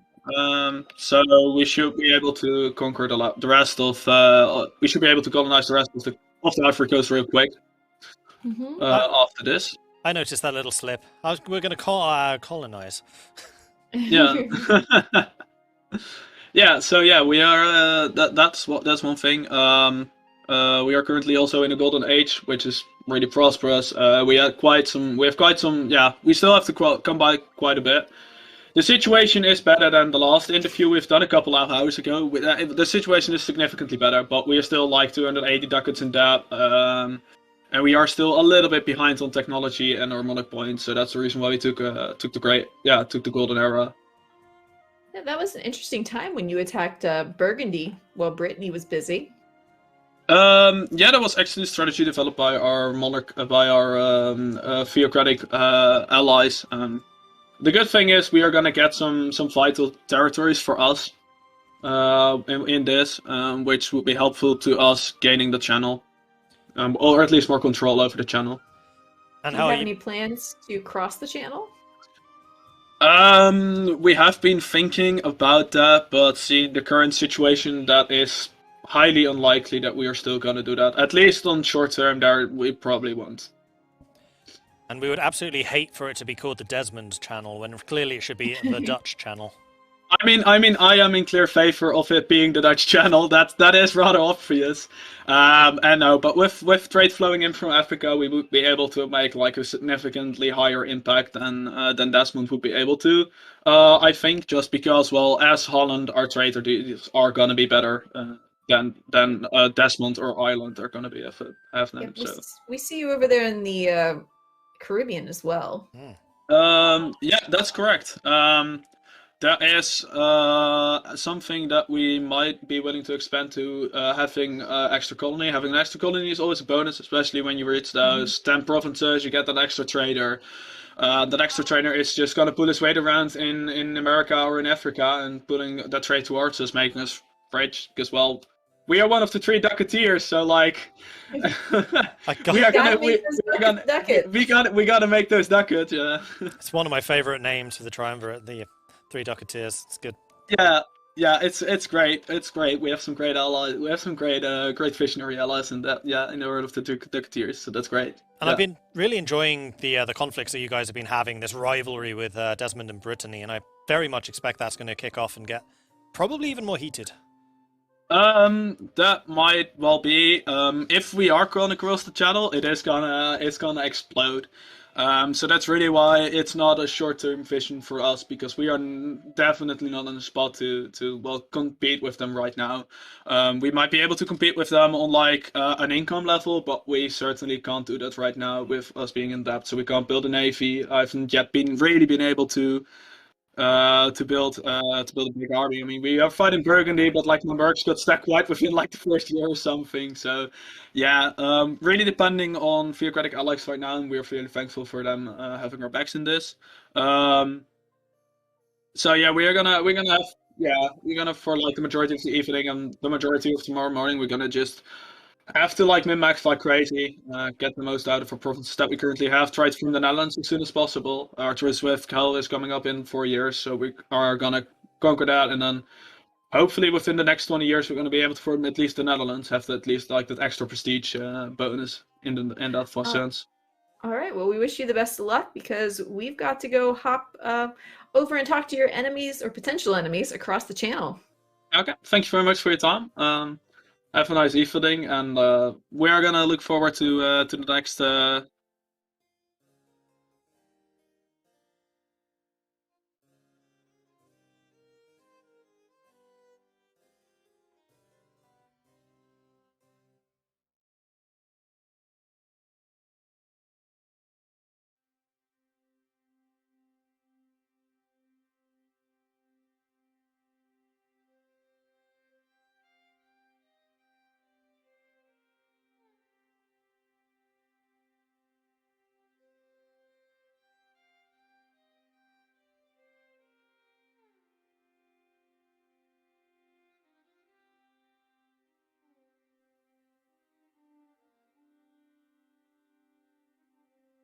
Hello and welcome, Desmond. I think your situation's changed just a little bit since we last saw you. Yeah, that was a rough few hours. How are y'all feeling now? Tired. Yeah. The Slavic was playing when the war was, so he's more tired than me, but yeah, I'm doing the diplo and stuff, so yeah, I'm feeling exhausted as well. And that's got to have been pretty tough. I mean, you were very isolated for a while. Has that situation changed at all? Are you making a couple of new friends around? Yeah, we got some new friends, and we get rid of some enemies, so our situation is very good right now. In one point, we even think about exodus to America, but right now we are happy in our land, and I hope that will stay until end of the game.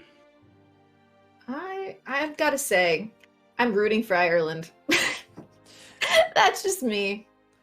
I mean, during from there. During your wars against the Netherlands, or against Holland, I kind of had to be for them. But I'm really enjoying how you guys have been doing this. I always like seeing the naval underdog using naval might to contain their enemies, which you've done very effectively so far. Mm-hmm.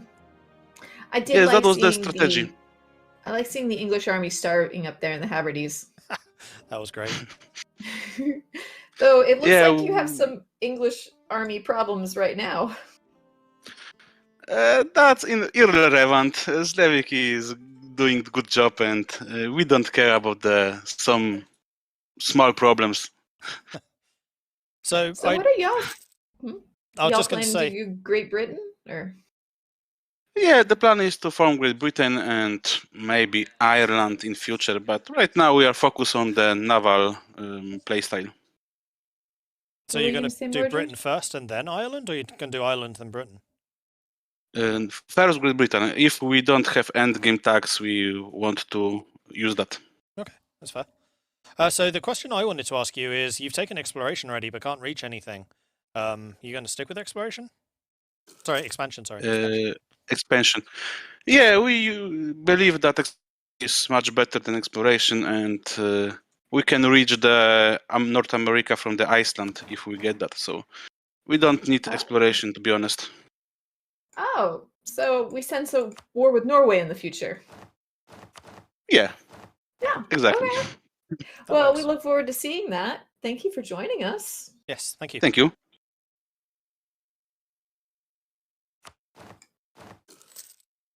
And I believe that we are back on the mainstream now. Yes, So there just were 2 Mordreds for a moment. yeah, there's 2 of me. I've become more powerful. We're multiplying. It was the threat of, Viking Norway being attacked. You had to multiply yourself to defend it. Exactly. Although Norway right now is under siege by Poland. Yeah, and so is Sweden. So What is Poland planning? They are Ossel. They're going after Ossel.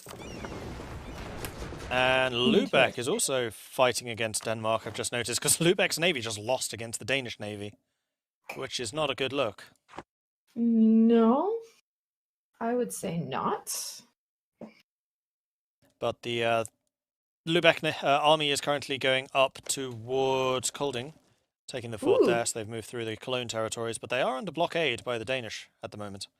Interesting. Poland can almost get to level 9 tech. And once they get level 10, or once they get level 9, I wonder if they're going to try and rush those provinces they need. Oh, against for Lithuania. Yeah, quite possibly. Mhm. Yeah, because then they just need 10. Will be interesting. Yeah, they're currently taking the territories back that the sneaky Danish army had taken off of them. And Lithuania seems to be struggling a little bit with rebels. I think quite a few people have struggled with rebels today. The rebels have been very Yeah. active in this whole playthrough so far. Mm-hmm. Yeah, Medina's got rebels themselves. They seem to have won that other war. Yes, we should take a look over there. So it does look like that Delhi successfully bailed them out. And in fact, if we look over at Delhi, we have another new nation formation. There's possibly the smallest Mughals I've ever seen. They are rather tiny, but that makes them all cute and adorable, right? I'm astonished that they're able to form this already. Like, what are the requirements? I'm not sure. Unfortunately, we can't I'm check sure anymore. someone in chat could tell us. Yeah. Oop. We also have 5 minutes left, by the way. We do indeed. And I believe it is Benjamin Magnus coming back and Bjorn. Unfortunately, Bjorn isn't. I'm going to be taking over, so it's going to be Oh. me and Ben. I'm doing a double. So not only were there You're 2 doing- of me earlier. Oh, that's what it is. It's my duplicate is coming in. Oof. I do not envy you that. I'm starving. I want to go eat. I'm definitely going to grab a snack or something between the streams here. Mm-hmm. Requirements are just to own Delhi and like 3 provinces, but they need Afghan culture, is what Flurry is telling us. So we will take Flurry's word for that. So that was perfectly timed. In the streaming studio, they're pointing at pictures of beef. I know they're saying that somebody that they're talking to did some beef, but saying, are you getting hungry? And then you guys pointing at that. I ate before the stream started, and now I'm like almost shaky with hunger again. Now they're Joys just of mocking being- me. Joys of being pregnant. Starting so much beef, yes, I know. Now, if it has like beef on toasted bread with Swiss cheese to dip in like au jus, that sounds really good. Oh, this talking of food. Now you're just torturing me. I mean, I'm torturing myself here. Like, I really am. Anyway, moving swiftly on. Romania. We haven't actually Is spoken it at all about the fact. just- Sorry. Isn't just me, or wasn't part of Savoy owned by Genoa earlier? Maybe. I thought the coastline there was all Genoa. Like, Yeah, it's still Genoa. It's vassal. wow. So they probably released it so that they could get Genoa to eat up chunks of like Saluzzo or something. Possibly. Because Savoy Genoa's- has quite a few claims and cores in that region. Mm-hmm. What happened to Albania? Albania turned into Croatia. Really? Wait, no. Yeah, Yes, all yeah, right. they did. They turned into Croatia. And Eating up Bosnia all has been getting Greece. bigger. Mm-hmm. And yeah, I wanted to got take a look at Rome- Romania because this is a nation I've never actually seen in the game before. And I'm kind of curious about what their traditions and things are. So they get disciplined, Except fort they defense. still have Wallachian ideas. True. So I guess they still got Legacy of the Impaler. Interesting. Okay. Nice colour though. Yeah. Albania to Dalmatia to Croatia. It's a beautiful chain they made. And Brittany has finished the war against France and have gobbled up a bunch more of the Oh. territories moving towards Burgundy. But they've left a lot of the south free still. Interesting. And of course, they didn't give anything to Castile, but we knew that was going to happen already. Yes. And has Castile ended their Ooh. agreements with them? No, they're still allied, so that might have been just on favours.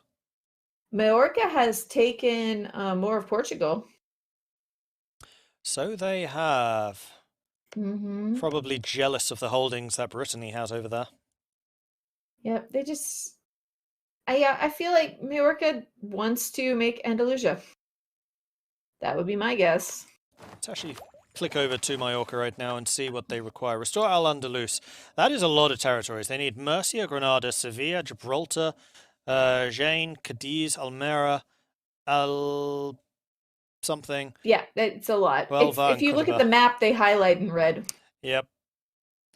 So, everything But that's just fighting Castile, which is an AI, though they are still allied to Brittany, so... And they are currently fighting against Tunis and Morocco, so it looks like they're more interested in their North African expansion before they bite the bullet and go after Castile proper. Mm-hmm. That could just be a long-term plan for them. Quite possibly. Oh. And Majorca's army did just see off the Moroccan armies. Tunis is still coming in from behind, taking a couple of the territories there.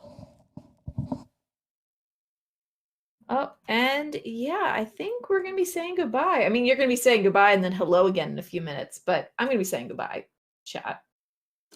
It's been fun doing this. Yes, I'm looking forward to more of it tomorrow and hopefully some more player wars. Heck yeah. In fact, yeah, we've gone the whole session with no actual player war, haven't we? No, like we inherited that Desmond versus Lubbock, but it didn't really go too much, too far. And then there was the abortive intervention in Burgundy, but Brittany pieced out that one. All right, so thanks for watching us, everyone. And yeah, again, you'll see Mordred again in a moment, and you'll see Benjamin Magnus, who was here earlier. See you all soon. And I'll be back tomorrow. Bye. Whenever they decide to do our...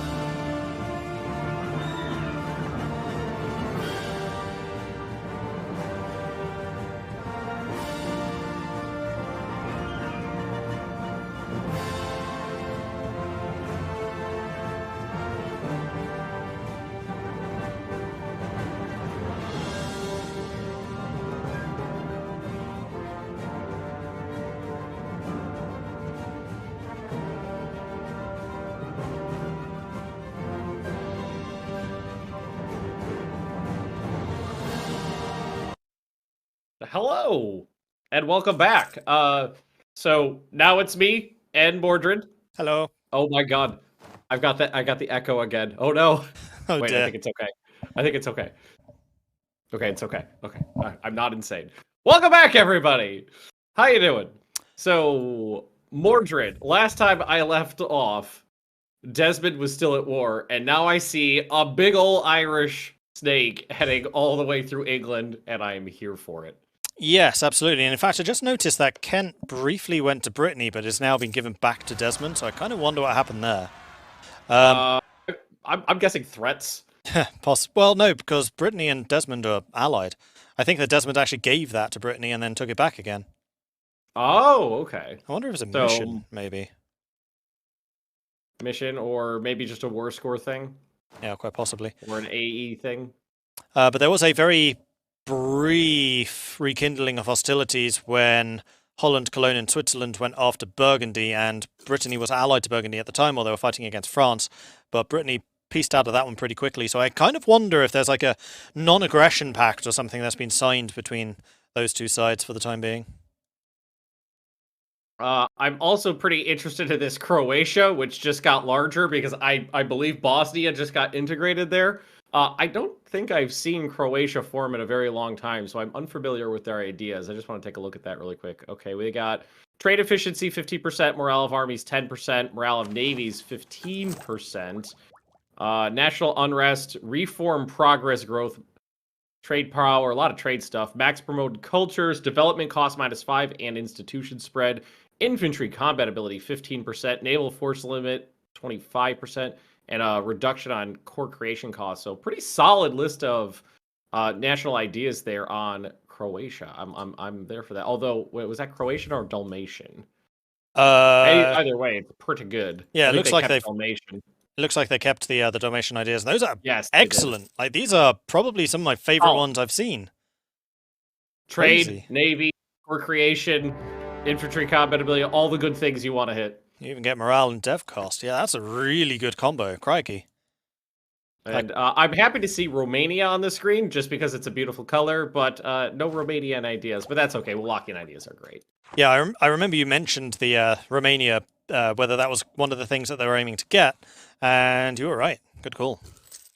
They were kind of hemming and hawing on it. I think it was, if it's on the table, we'll take it, but we're not married to the idea. But I'm happy to see it all the same.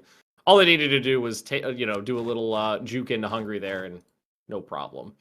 Oh, Croatia is currently at war with Austria. That's one of the bigger AI nations still around.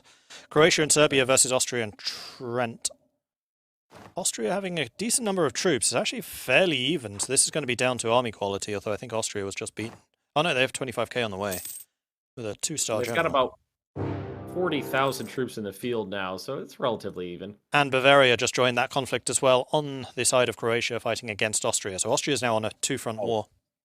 Yeah, no, then they're screwed.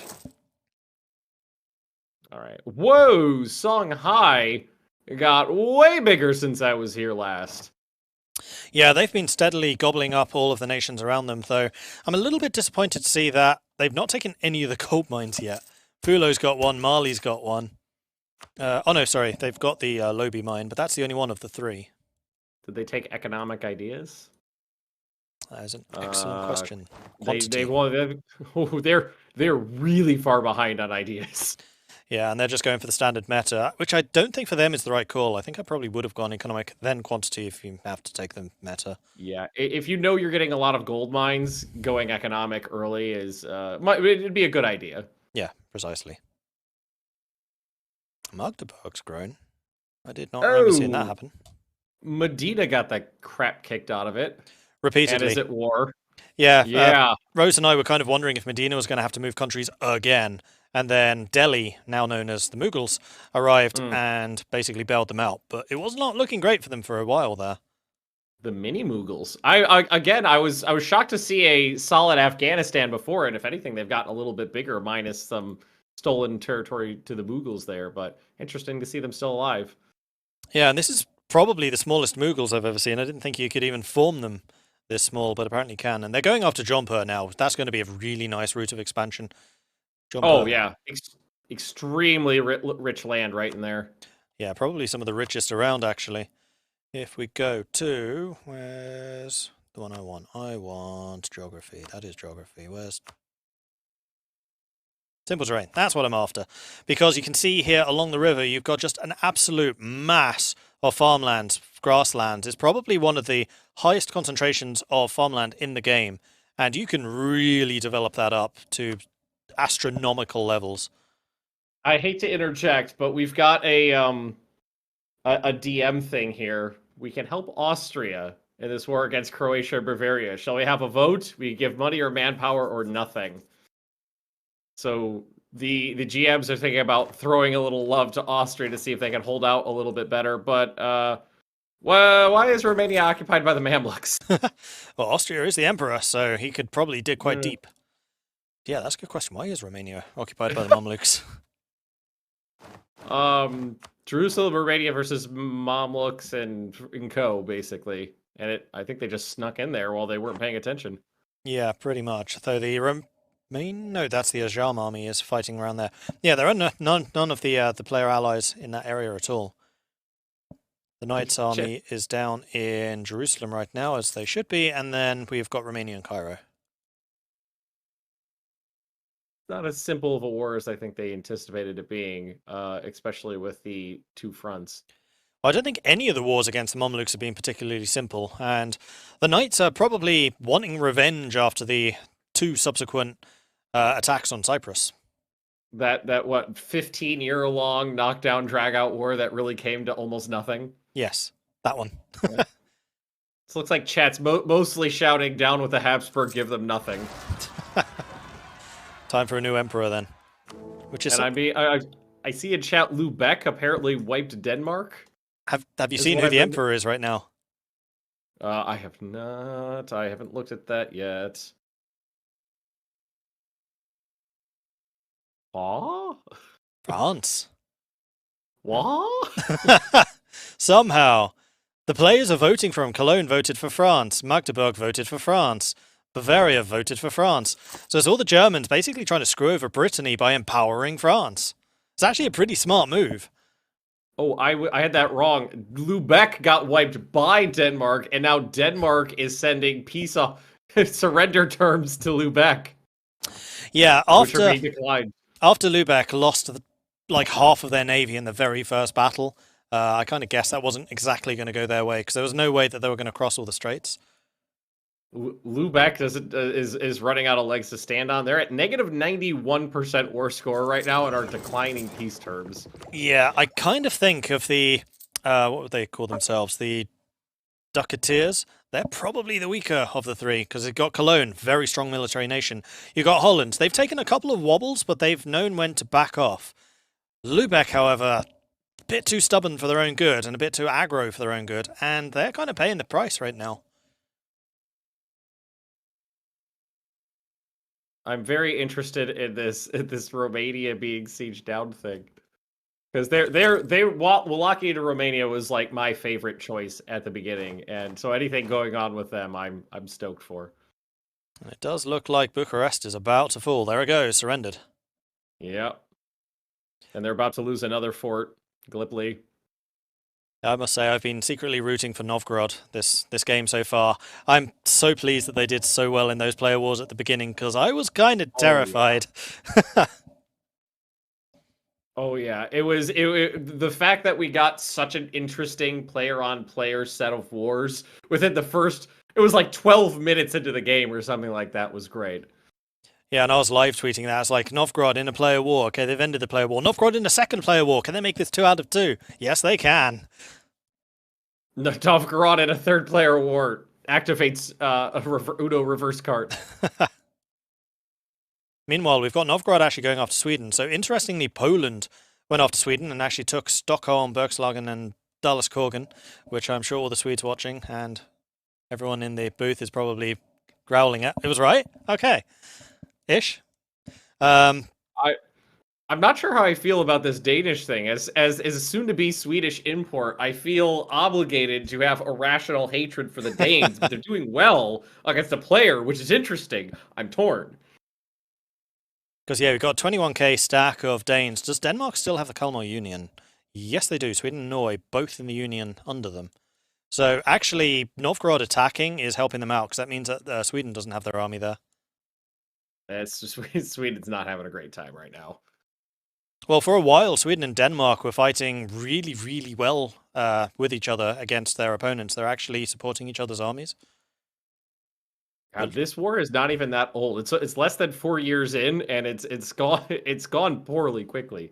Very much so, and yeah, looks like Lübeck's got 9,000 troops. Denmark's just sitting there with 21,000 on Stettin. Yeah, not great. Oh, and Lübeck was also sieged down. Ouch, that's going to be costly. Something I just noticed that could be a potential huge boon is that Desmond has Norway sieged down, which is a beautiful stepping stone for colonizing. Yes. I'm a little... Oh, if they vassalize Norway, yes. Because Norway has exploration as a baked-in national idea, and Desmond has taken expansion. They can't actually explore anything yet. They don't have the colonial range that exploration gives. But if they have Norway doing that for them and providing the stepping stone, then suddenly Desmond's expansion makes a lot more sense. Yep. Meanwhile, Mallorca suffering a couple of rebel problems back at home. Valencian separatists. And the Mamluk invasion of Romania continues. What other wars around the world do we have? We've got Croatia still going against Austria, of course, Jerusalem, against the Mamluks, Medina, against... All right. We've got a bloop from the Streamlords here. I think we're having a what's it called? Poll go up in chat. They asked to show the war between Croatia and Bavaria. I think they mean Croatia and Austria because should be the poll about Austria. If we could switch over to that real quick. Absolutely. So zooming in a bit here on Austria, we've still got the Croatian armies currently sieging down Vienna, and the Bavarian sieging down the Tyrolean territories. Austria doesn't have much of a leg to stand on here right now, it doesn't look like. And I must say I'm a little bit surprised that Switzerland's not getting involved in this. Some of those territories would have been quite nice Swiss additions too. Maybe the Swiss are content where they are. Perhaps. Because the Tinto team definitely seemed very content to kind of stay out of the grander politics and just profiteer off of other people's wars. Which, I mean, I'm fine with that. I would do the same thing. It's just good business. But they did say during the break, they made a statement that they are basically claiming the Burgundian territories near them. So they are becoming a little bit more aggressive than they had perhaps initially intended. There, in Star Trek, are two of the Ferengi rules of acquisition. Back-to-back, war is good for business and peace is good for business. Absolutely. And we've seen them enter a couple of conflicts. Like, I think they entered Genoa's side, didn't take anything off of Milan, and Genoa just kept on paying the money. So clearly there was a transaction there. Ooh, Age of Reformation. Age of Reformation. And speaking of the Reformation, Brittany seems to be the one that is expanding quickest in terms of Protestantism, and Switzerland is already entirely converted. Mm-hmm. I like that the Swiss went, because that's just gonna affect a lot of different countries, because it's just smack dab in the middle of a bunch of people. I was kind of wondering if any of the theocracies were going to switch, and I was kind of hoping to see a bit of a rift in the church there, but it seems like we're only going to get one Great Schism. Okay, we have the results of our chat poll. It looks like the results are 58% in favor of giving money to Austria to help bolster their defenses. I don't think it's going to do too much other than buy some deaths of the Croatians, but all the same. Yeah, and that money might well be funneled to the victors very soon. It really depends if Austria can get some mercenaries going quickly enough. They're running out of territory to even work with. Yep. Let's see. They've got a mountain fort about to fall, and I think after that, there's nothing left, right? And their Austrian army is currently fighting against who was that? Strasbourg, and lost. Yep, I was watching that. Chat chose poorly. Yeah, anytime somebody can make an Indiana Jones reference, I'm happy. And it's such a good one to make as well. It's just applicable in so many different situations. He chose poorly. Meanwhile, Poland is going after Lithuania. Probably with an eye of forming the Commonwealth. We did note that Novgorod was pushing into Lithuania quite heavily, but never really threatening the provinces that Poland would need for the Commonwealth. So it seems that the agreement that those two have struck in the alliance remains strong there. Although Novgorod, interesting, currently only allied with Poland. The alliance between Kazan and Novgorod is over. I'd like to point out that Denmark is now at negative 99% war score, and the peace deals keep coming in. Oh dear. If only the AI could stab it. Peace with Austria from Croatia. That was quick. That was a quick war. Probably to allow Bavaria to grab some more. So they've surrounded Crane. Clearly they want to take that, and basically Bavaria is going to be gobbling up the northern bits, going towards Bohemia. Someone in chat asked what happened to the Knights. They formed Jerusalem and are now having, again, a bit of a hard time. Not as bad as the last one, but not exactly a smooth war with the Mamluks. Yeah, I mean, the fights between the Knights and the Mamluks are constantly just back and forth, back and forth, back and forth. But it does look like Romania has been hitting pretty hard and taken a lot of the Mamluk core territories around the estuary of the Nile. I'm really watching this. I've got I'm watching the Lubeck War like a hawk because I really like playing Lubeck as a country, and I want to see what happens with them. Lubeck is one of my absolute favorites. Betsamissaraka, Lubeck, and the Knights. If I had to pick, there's a lot of weird. I like weird nations. I like silly. I like So. So's really good as well. I like Mali. There's a lot of weird ones that I like. Have you tried Betsamissaraka before? Yes, I did do that one. That's Madagascar, right? Yeah. So yeah, I've done that one. They're pirates. Yeah, so they don't start as pirates, but they are probably the nation which make the best pirates, and they're on Madagascar, so it's fairly easy to get the island requirement. But their ideas are just ridiculous. Like, they get a further 20% chance to capture ships just baked in the national ideas. Morale when losing ships, national sailor modifier. Like, they are just Misraka. So if you ever fancy playing a naval game, can't recommend them highly enough. Hard start, though. If there's not a lot of nations in the game that for their national ideas get piracy efficiency. Another one of them is Dithmartian, and if you can become a like North German pirate, which is not exactly easy to do, it is a lot of fun though. The last time I did that was I just retreated to the Caribbean and became pirates over there. One of the things I've always really wanted to do, and I haven't gotten around to doing yet, is playing as the Pirates of Rugen. So that is an actual pirate republic that can form in the Baltic. Oh, I haven't done that one either. Yeah, I've been really interested in that one because the Baltic always felt strangely unpirated. Well, Rugen can now actually form as a pirate republic, so kind of spits out like Sail or something like that. Desmond annexed Iceland. They have their stepping stone. They do, but can they still reach? Let's see if I can remember where the colonial map mode is. I can't. I would imagine once they core it, they should be able to get to Greenland, no problem. I know I clicked past this about 4 times. I'm sure it's in geographic. That's colonial trade regions. That's supply limit. Actually, I know which map mode you're talking about, but it's oh god. Why can I never find this one? Oh, there it is. It's so rarely used. All right, so they still. I don't have Ireland selected. Desmond. They still can't reach Greenland, but they're not too far away from it now. How far? Okay, yeah, I'm on it now too. It's not that bad. Let's see. Do they have the option to make it work with an advisor? Oh, they already have colonial range plus 20% and can't get it. See, this is the problem with going expansion exploration. Exploration has that baked in 50% range boost, which is just so helpful. Ooh, but nope. I was about to say they're about to Diplotech up, but not one that's going to help them. That's a they very got good trade range on the next one. Yep, I was just going to go and double check when the trade ranges come in, or the colonial ranges. So the next one will be level 9, which is a plus 50. The big one's 11, which is plus 100. Yep.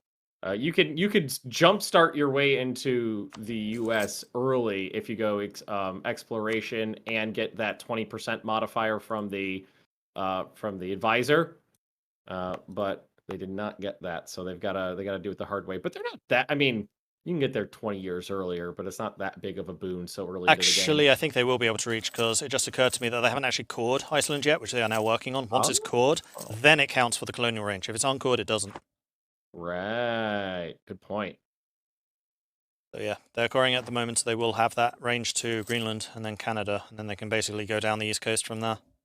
Yeah, rich Canada.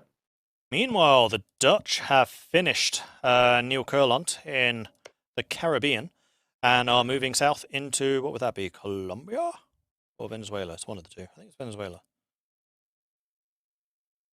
Poland absolutely border gored the hell out of Lithuania. That's physically painful. Oh. There's 3 Lithuanias. That's ow. Lubeck is still just sitting on negative 99%. Oh, it's painful. So, did they get what they need for the Commonwealth? They did.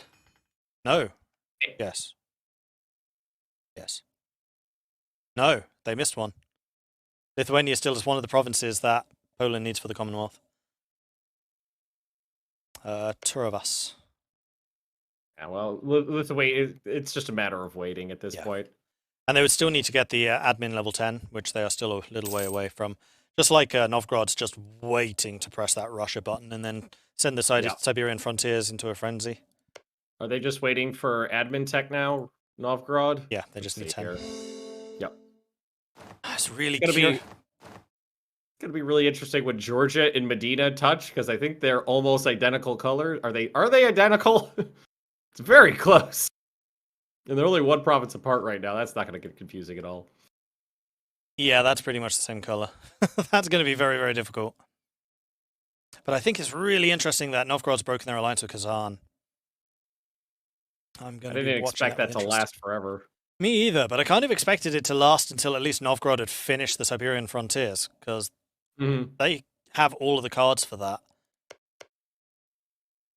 And while Kazan still exists, they're basically the buffer state between them and Georgia, and then Georgia, of course, has a couple of bigger allies that they could call in: Croatia, Romania, Kazan, and Ajam. So they are allied to Kazan, so Kazan could call in some others there, but Kazan's only allied to Georgia.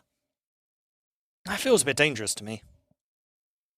Yeah, they don't have a strong alliance chain to prop them up if Novgorod decides that they don't want to exist anymore. Yeah, precisely. Just out of curiosity, how big is Novgorod's army right now? That's a very good question. And I just got handed some snacks from the booth, so thank you to those guys. Yes. It's not as big as I thought.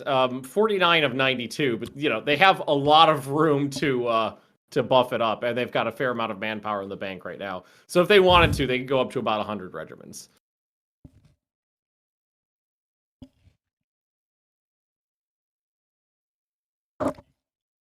This Lubeck war is gone. It's so low key at this point. There's not many men left to fight.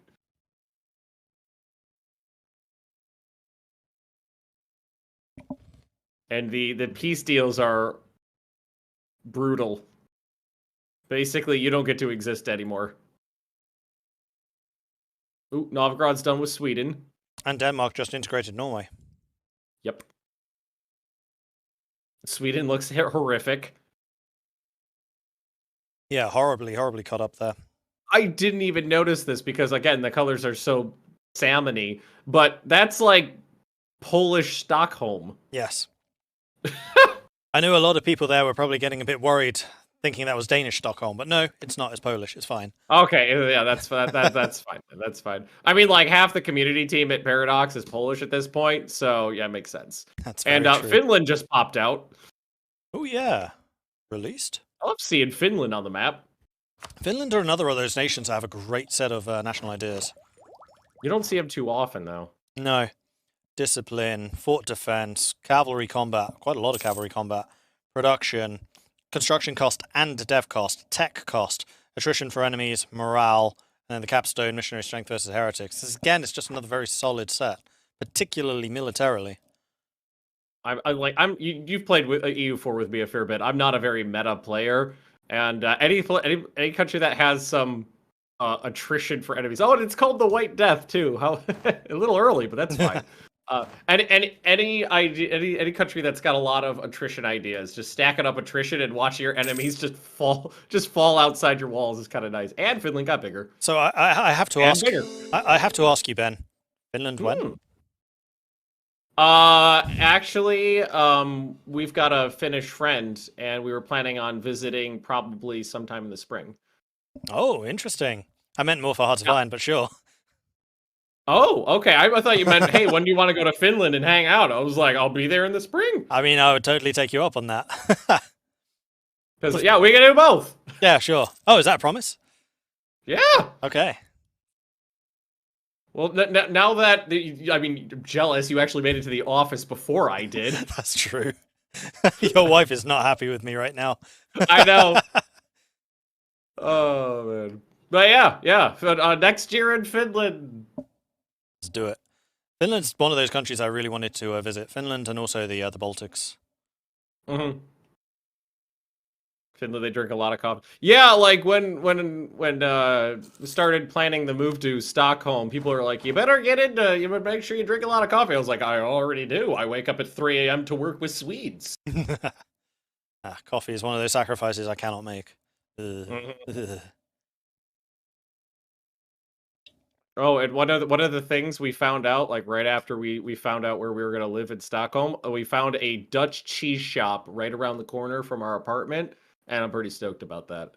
Yeah, that's pretty good. Yeah. Not gonna lie. Literally like 5-minute walk from where I'm going to live. Pretty great.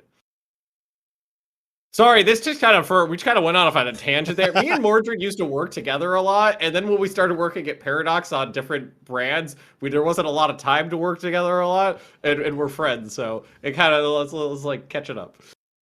Catching up live on stream. I'm kind of loving that there's rebels in Stockholm. Swedish separatists in Stockholm. Makes sense. Although they were just beaten, I believe. In front of 2,000 people. That's fine. So it's fine. I just want to flip over to the player map mode to see how the world has changed, because Europe is definitely starting to get consolidated. Notable lack of players in south of France. That's still an open battlefield. And Iberia. Iberia almost entirely untouched. Yeah, Aragon's gone and a tiny bit of Portugal. Castile, unharmed. Yeah, so at the beginning of this, I was saying how much of a paper tiger Castile is, and then like the players started fighting over their little bits, and Castile just got left alone. Yeah. Although last time I looked, Majorca didn't have some of the Portuguese coastline there, but now they do. I don't know how old that is, though. No, that's pretty recent, actually. I'm not sure exactly when, but certainly rose in my stream. And yeah, last time I was here, Genoa did not own Venice either. Yeah, that was an interesting case, actually, because almost always I give the advice of never ever split the nodes that you collect money in. This is one of the very, very few instances where you might want to do it. Still not convinced it's necessarily a good idea, because they're only getting 3.7 ducats out of that, and they could probably enhance what they're getting out of Genoa without doing it. But that is one of the very few. Yeah, they're both end nodes, so it's not. It's kind of for me. It's probably a little bit of a wash. Like, yeah, it's not necessarily a bad thing, but it's not a huge benefit either. I probably would stick with consolidating one and pushing. And they do have 17% of Ragusa, and Ragusa can feed into Genoa, basically stealing one of the main income sources of Venice. That's a better situation here. Yeah, and there's not a lot coming overland from Central Europe either into to Venice anymore. No, a lot of it being centralized in Rhineland. In fact, who's that being done by? Cologne. Although Cologne does not actually have a merchant there, so they're not getting the extra 10% value that they could be getting, but Strasbourg and Switzerland also collecting.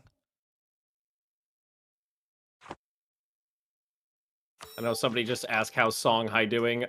Pretty strong, pretty good. Consolidating, continuing. Exactly what we thought they would do, just eating up all the AIs. I just wonder up to the Sahara. I just wonder if they're doing it quickly enough. Because I know the Dutch are already in Arguin, but they've already made an agreement with the Dutch about the Ivory Coast, which is going entirely to the Dutch. I do kind of wonder if Songhai is going to regret that one. but we shall see. Yeah, the Ivory Coast is a massive node linearly, and there's a lot of natural harbors and modifiers in there. So that's really going to strangle their trade income.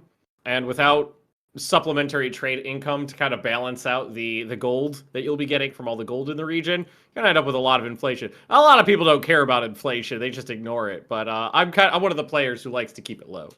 That was actually one of the quizzes that we did for the raffle earlier today. Which trade nodes do not flow into the Caribbean? And pretty much everyone said Ivory Coast. Well, you have proof here on stream that the Ivory Coast does in fact flow into the Caribbean. It's one of those little things I noticed. It's one way that you can get the trade from like the Far East, transfer it all the way to the Ivory Coast, transfer it to the Caribbean, shoot it up the American East Coast, and then back home again. And for every trade node that you send trade through, its value increases by a certain percentage depending on your trade steering.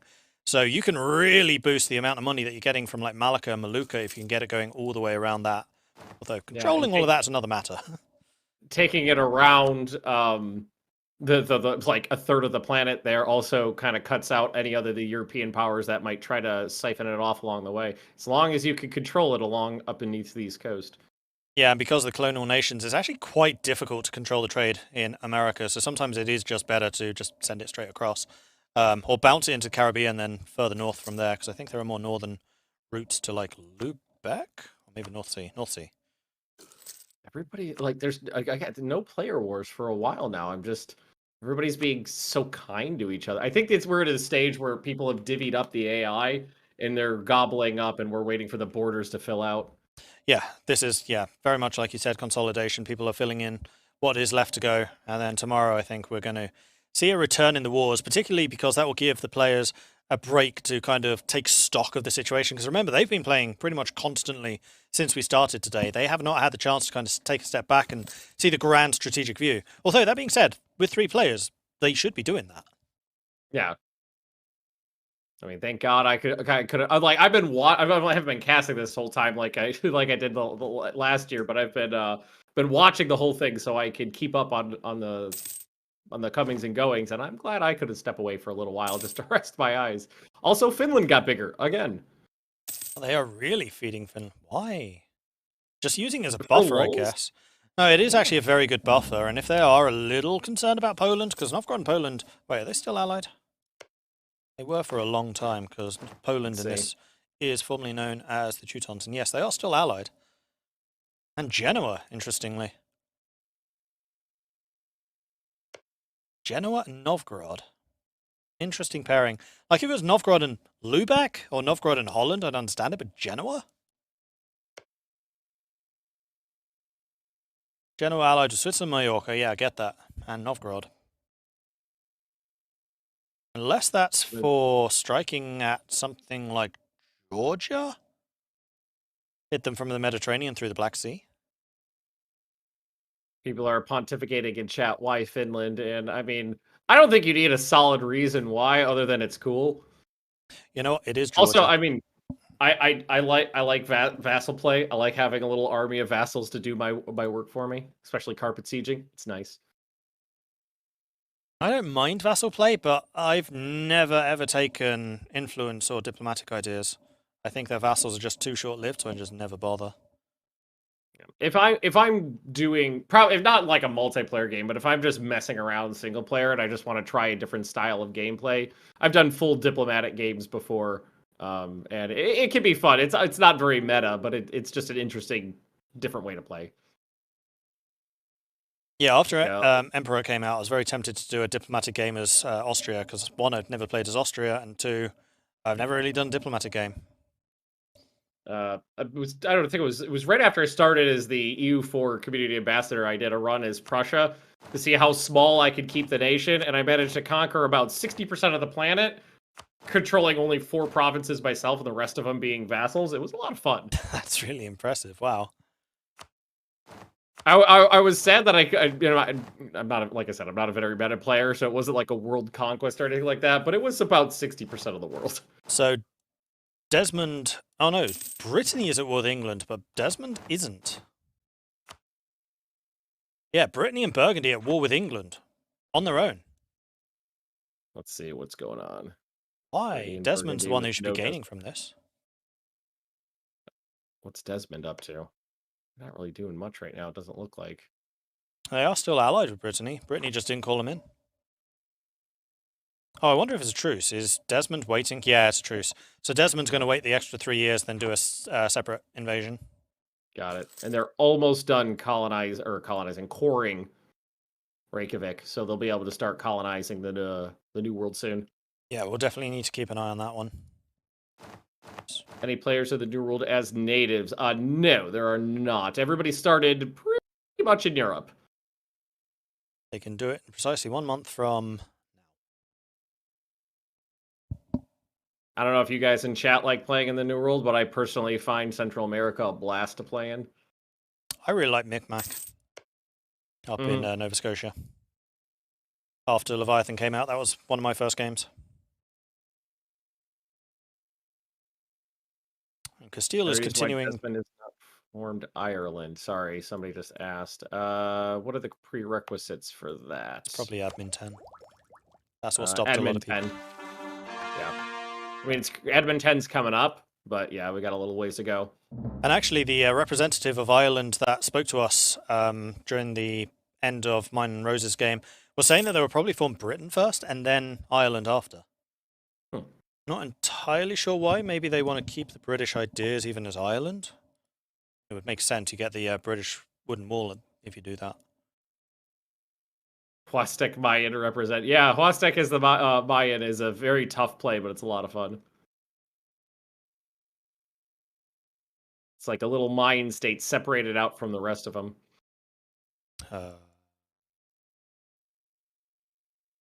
sure who that is. I'm looking around at the moment. Ah, okay.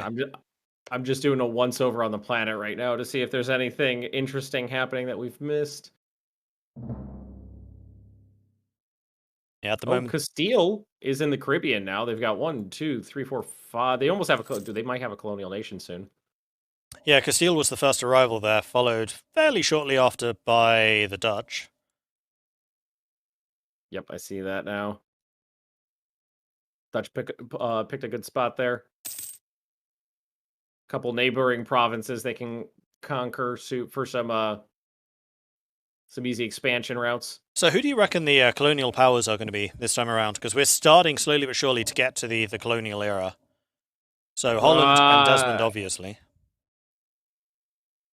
Holland and Desmond, and I think that's going to be... I mean, for players... Yeah. I think that's probably going to be it. Everybody else seems too distracted and not even trying to make a play. Majorca has the possibility, but I don't think that's on their plate. See, what have they taken for ideas? Well, they do have expansion, so possibly Majorca. I wonder if that's for African colonization, though.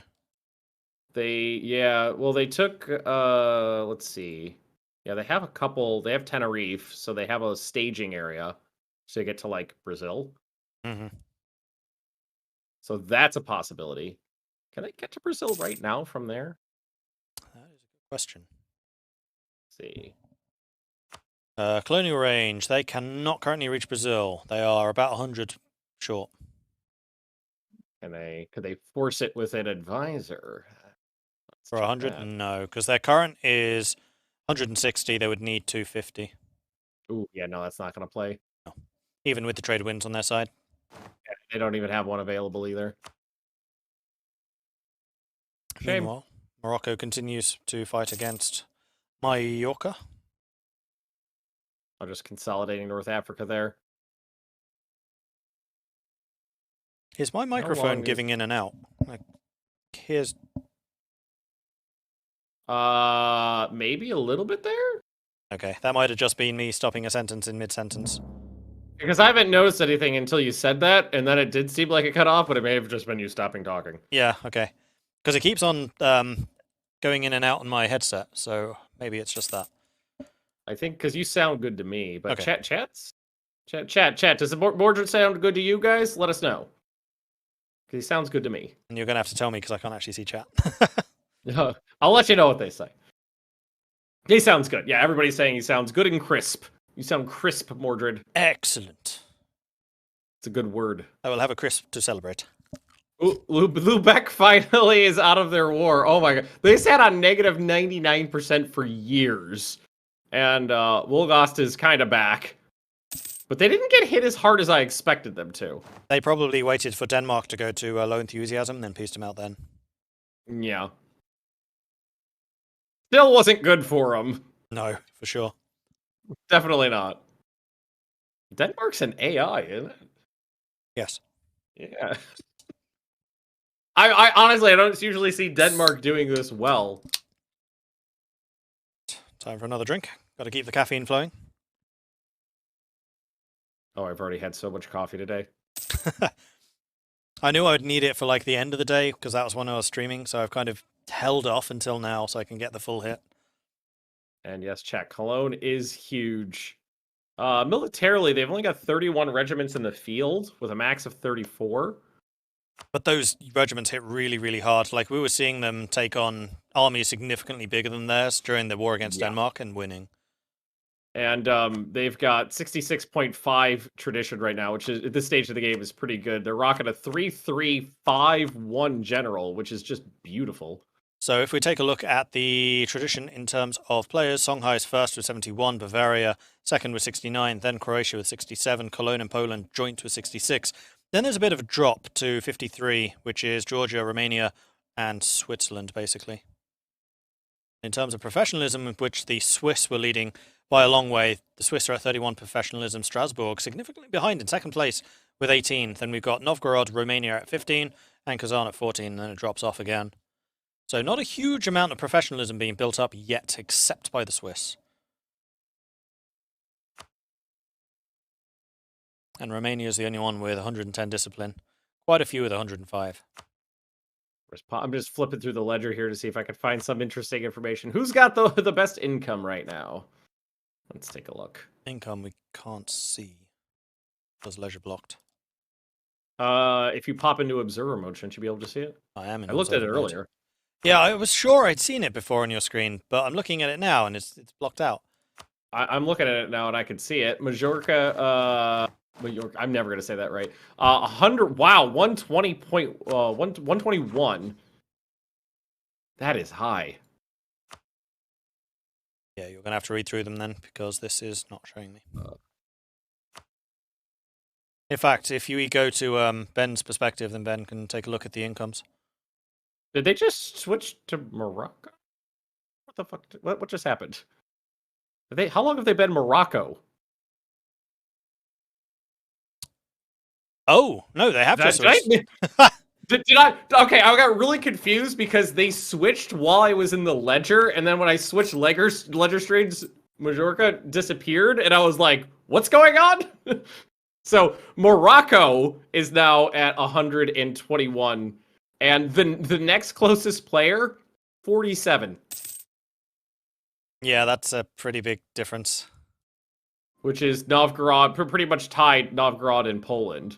And then it starts dropping off pretty steeply there with, Medina still in the pauper house at 5 ducats a month. Jerusalem's only 11. Well, they are half occupied by rebels at the moment, and they are currently fighting against Hormuz and Hadramut. Yeah, a little bit of rough down there. Oh, poor guys. Poor guys. Let's see. Who's got inflation? I see. Inflation's a fun time in this game. Yeah, because country. Croatia's in first with 31. Romania with 25. Second, Desmond 19. Novgorod 19. Morocco 15. Brittany 14. Kazan 14. Georgia 11. Magdeburg 11. Goes down from there. It's weird. Some of the ledger is blocked out, like just gives you question marks because it's limited. But some of the items in observer mode, you just go in there and see all the info. Yeah, which I'm pretty sure if you go in observer mode, you usually can see it all. So clearly something's a bit balked with the game at the moment. We'll make a Jira. Yeah. Meanwhile, Mughals do seem that they've grown a little bit more. John Purr lost a couple of territories to them. Desmond is now... Brittany is still occupying most of England. Yeah, currently going after Wales and Norfolk. Desmond has made the move into North America. Yes, they have. Beothuk. So that is the second player colonial empire. I was going to say colonial nation, but no, that's something completely different. They are lag. I mean, that is a significant. Well, I was going to say it's a significant lag behind, but Holland, as far as I can see, only has one completed colony right now. Is Arguin done yet? Arguin's already done in Africa, so they are moving down to Fort Hollandia, just below Ashanti in Africa. Yeah, I see that. They're leapfrogging down. Do you think they're just going to leapfrog down to South Africa or keep going? I wouldn't be surprised if they keep going. Like, they have a pretty nice advantage over the other Europeans, and grabbing some of that sweet Malacca, Moluccas, and then just shifting it to South Africa, Ivory Coast, and then home. So I wonder, are we going to go Majorca into Morocco into Andalusia? There's a lot to go still, but it's possible. Yes, we were surmising that they would go Andalusia for a while, but they need a war against Castile. Do that. But Castile's allied with Brittany. Okay. Yeah, so in the previous stream, Brittany allied to Burgundy and Castile, and Desmond went after France, and that's why France got beaten up pretty hard. It was a really nice alliance chain that Brittany had built up, actually. That's back when Burgundy was still big. Jerusalem is at peace, but it looks like they're in a consolidation phase right now. Their economy is in ruins. Did they take much from the Mamelukes? Let's go to the diplomatic map mode and have a look. Yes, they did. They took a bunch, which they gave to Syria. And also more along Israel. Oh, okay. Syria's a vassal. Okay, so that makes sense. It is. So actually, they gained quite a big chunk out of the Mamluks. That's a nice bit of a gain there. I just saw chat, as Ben Magnus would say, we need a bloodbath right now. I do like chaos. Chaos is strong. I do like my chaos and war. I'm just looking for like where the next player conflict is going to be. They're all so kind to each other. Yeah, unfortunately, I'm not sure that we'll see anything else today. It's kind of a little bit late in the day for them to start kicking off anything serious, because that's going to have diplomatic repercussions for the entirety of tomorrow. Well, if anything does pop off, it'll probably be right before we end, just like last year. Because that's what happened when I was casting last year. Five years of proxy wars and like dust ups, and then boom, the big one fires right before we're about to wrap up. I mean, I'm still watching Novgorod and Kazan. Like, that alliance break is big and has very, very serious repercussions for that whole region. Kazan allied still only with Georgia. So, well, Kazan looks big. Their military is only 19 regiments at a max of 40. Well, Novgorod is militarizing. Last time I looked, they had 49 regiments in the field. Now they have 76. Yeah, Novgorod's getting ready for that fight. Breaking that alliance with Kazan's massive warning light. And then their alliance with Georgia. Georgia, I now understand. Sorry, not Georgia. With Genoa, I now understand, because Genoa can indeed go after Georgia through the Mediterranean and the Black Sea. Because Genoa has Naxos, which is a naval base nearby, basically. Yeah. Novgorod's got 4 generals right now. All of them are decent. Almost 80 regiments in the field, 60,000 men in the bank, and they're gobbling up the remains of Lithuania right now. So I feel like and how close are they to Russia? Let's take a look. They're still a full tech way. They haven't even hit 9 yet. I kind of wonder if Genoa's gunning to get their Crimean holdings back again, so they can start feeding money across Persia into Crimea, then Ragusa Genoa, so that they're not interacting with the knights too much. I love that Theodora still There. exists. It's hanging out. It's a bunch of peasants in charge of it right now, but yeah, it's still there. Ooh, we got a player war. Oh, Lubeck. Lubeck. Oh, that's a backstab. I don't know if I would call this a war. No, it's just Lubeck does not have an army. No, but it's an interesting one, because that is one member of the triumvirate, the Buccaneers. betrayed. But I'm not that surprised, because otherwise that land would probably have gone to Magdeburg, or worse, Poland. I'm sorry, what did you just say? Or worse, Poland? Or worse, Poland in terms of strategically. I should You know what's clarify. going to be really, you know what's really going to be really fun when we've got Denmark into Poland, into Georgia, into Medina, and there's this huge swath of the planet for thousands and thousands of kilometers that are all almost the same color. Yep.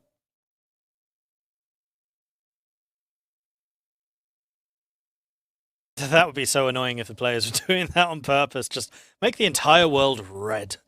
Just smush all the salmon-colored countries together and make some horrible borders.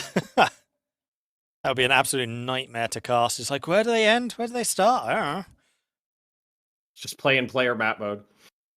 Even that wouldn't help. They're the same color. That no wouldn't help. Well, I mean, it would help in that it would hide the Danes at least. Yeah, true.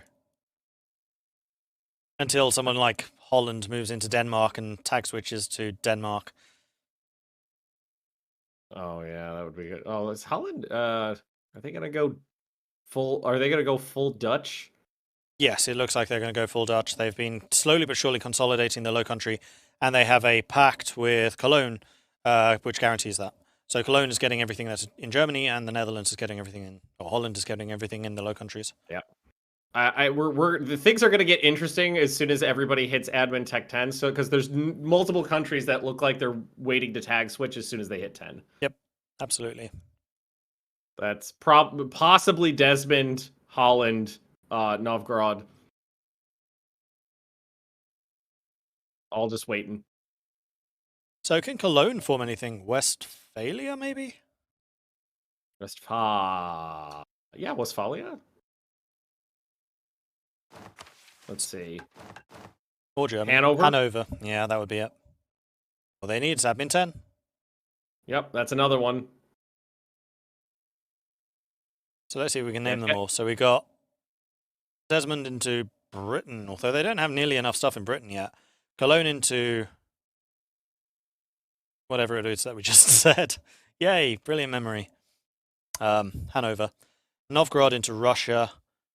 Poland into Commonwealth. Mm-hmm. Georgia form anything? Georgia into Persia, maybe. Although there is an agreement between... Who was it? It was two people that actually... Oh, it was Georgia and Mughals. They want to carve up Persia between them, so I don't think they'll necessarily become Persia. No, I don't see that happening. Georgia into Rome, that would be great. That's a good country. And I think it's blue too, so it'd be more confusing with Romania. Just a plus. Can Jerusalem form anything else? Not by the looks of things, no. Is Ajam a vassal? Nope, just a friend. How's the religious map mode look? Not as bad as I expected. Yeah, a lot less people have gone Protestant, so clearly the changes made to Catholic has made Catholic a lot more useful in multiplayer. Plus, of course, the theocracies are very unlikely to have switched anyway, just roleplay reasons. Although, competitive multiplayer, would that really have stopped them? I'm not sure it would have. Let's see. Some people said Genoa and Italy. They are missing 2 provinces, it looks like. Oh, Reformed has appeared in Stargard. Stettin, near there. Lubeck, did Lubeck get vassalized? Yeah, Lubeck's vassalized. So I wonder if the team is moving. I imagine we're gonna hot. I've said chat everybody for Lubeck. They put up a strong fight for quite a while, but they're vassalized and probably gonna be bopping out somewhere else. Yep. And that is one of the traders as a casualty. So who do we reckon they would be moved into? Oh, I have no idea. Probably someplace far away because there's not a lot of room left nearby. Gujarat? Although that puts them right next to the Mughals. There's a lot of potential in Africa, but you'd have to put them kind of a little ways away from players to avoid getting their faces punched off immediately. Kilwa's pretty well established. And is also a trading nation. They have quite a lot of trade stuff. There's a couple options. Kilwa's nice. Congo. I think Ethiopia's in a strong spot still right now. But they're kind of big. Yeah, that's true. Maybe somewhere. I'd like to see something pop up in Southeast Asia. I wouldn't object. Betsamisaraka. They actually exist. They haven't been gobbled up by Kilwa yet, although that would be a very hard start. Just sitting there with like 2 provinces. 3, 4? Oh, that's more than I thought. Not a lot of dev, but still. 4 provinces is fine. That's Pirate Republic's territory right there, as long as you have less than 6. Chad saying Congo. I think Congo's a fun play. I like it. Less of a trading nation, though. Congo is what I would expect the monarchists to get. Japanese pirates. So, I would love that's a really fun play if you ever want to try it. Yeah, so amazing. These tiny little nation right there, which is currently ouchie. Yeah, so ouchie. Love it. They did indeed inflict an ouchie on so.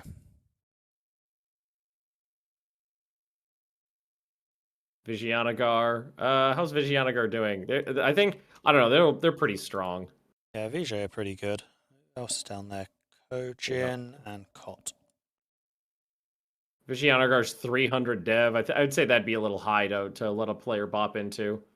I mean, the Indian traders usually you think like Gujarat or Bengal. Bengal's already dead. Gujarat's right next to the Mughals. Gujarat's fun. I know, we did a multiplayer where you played as Gujarat, and somehow you out-teched everyone in India. Yeah, I don't know how that happened. Yeah, I wonder why why I like Gujarat. Yeah. It was money. I made a lot of money, and then I bought it. I bribed people. I bribed people, and good things happened. Yeah.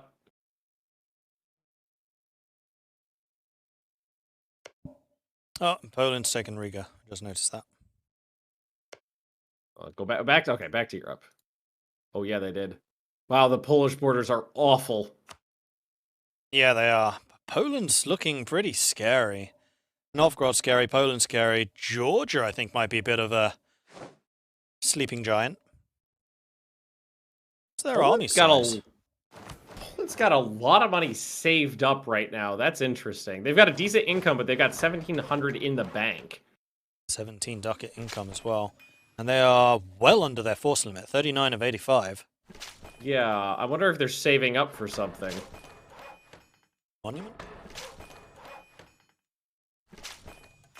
Go to the Great Projects overview, we can see what's over here. They could be trying to build up Malbork. It's already tier 2, so they have been, I think, building that one up, unless the Teutons start with it at level 2.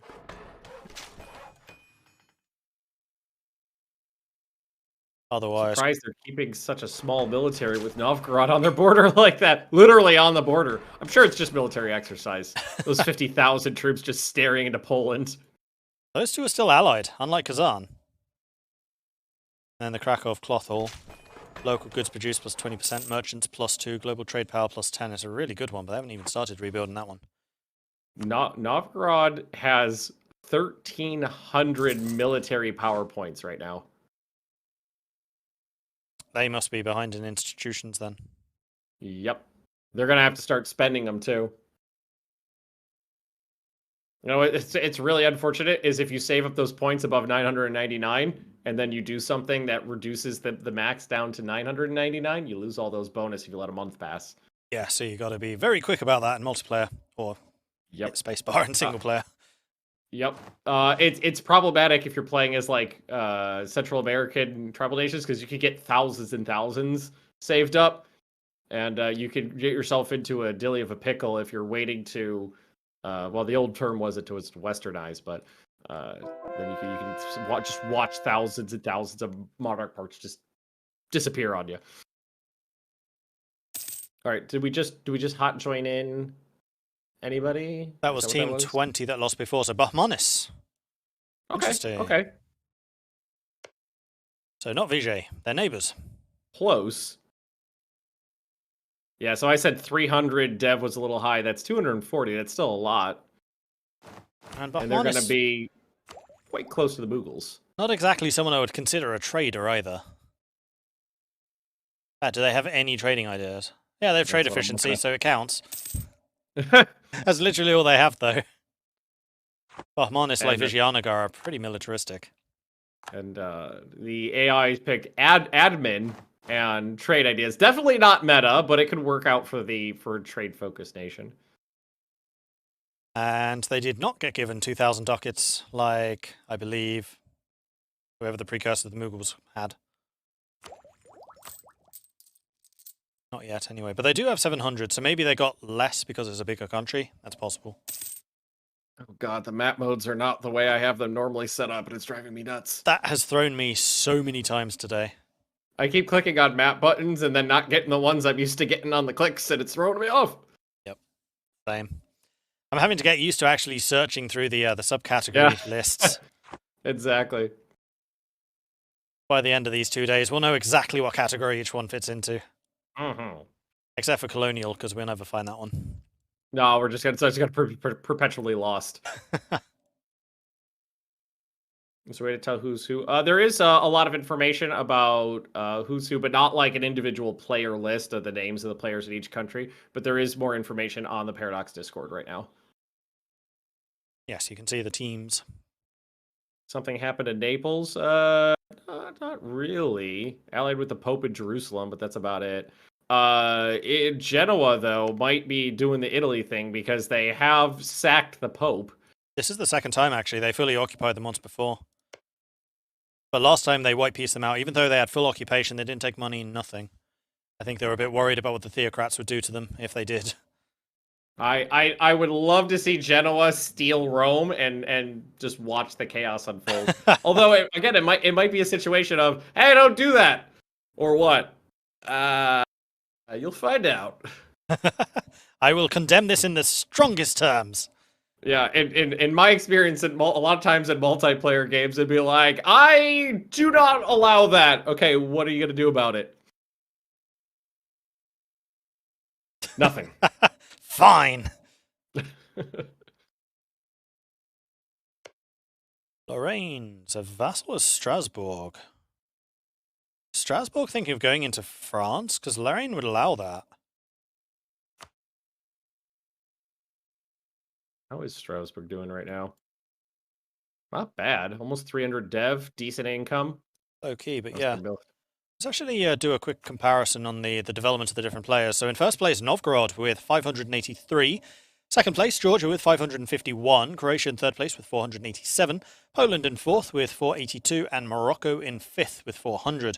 Then Cologne with 394. Romania 371. Shanghai 342, together with Kazan. Mughals 333. Brittany with 305. Genoa 302. And then it goes down from there. All the way down to Strasbourg, which is actually the smallest with 126. So I don't think that includes vassals. They take Rome. Yup, they did. Oh, that's going to come with some condemnation. Rome has fallen to the Orthodox. Ha! Delightful. And you know what would make me laugh so hard now is if in like character, Genoa just bribed the Pope to be okay with this and just switch to Orthodoxy. Yeah, exactly. Just switch hats. I am now the Grand Patriarch of Rome. Chat asks, can you explain why teams change to new nations? Basically to make, because this is for fun, not just to like smash each other's face off. If a nation gets to a point where it's just not viable to really continue playing them anymore, we allow people to switch to another nation so that they can keep playing in the game and having fun.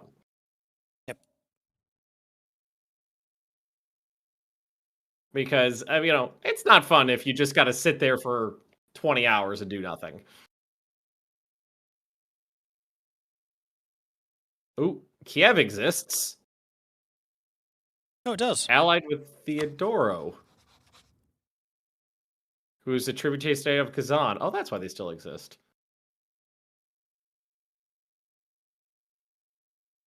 But Kiev is not a tributary. Is that From a Lubick. mission of Poland, maybe? I don't think it is. It's been too long since I played as Poland. Sorry, just noticed Desmond's doing its thing in England, and someone asked where Lubeck went. They went to Bahamanas in India. And Rose is saying, I like what Poland and Desmond has proposed. I did not see that. Which channel was that in? Communicate with hosts, but I don't know what they actually proposed. I'll let you go Yeah. look for that. Yeah, I'll go searching in Discord to see what's what. But yes, Desmond is indeed just blanket sieging England right now, so it kind of looks like Brittany just pieced out. Maybe it was a show strength or something like that. Is Brittany rivals with England? That would tell me for sure, and yes, they are. So that almost certainly was a show strength against England there, just for the free monarch points, which is never a bad thing.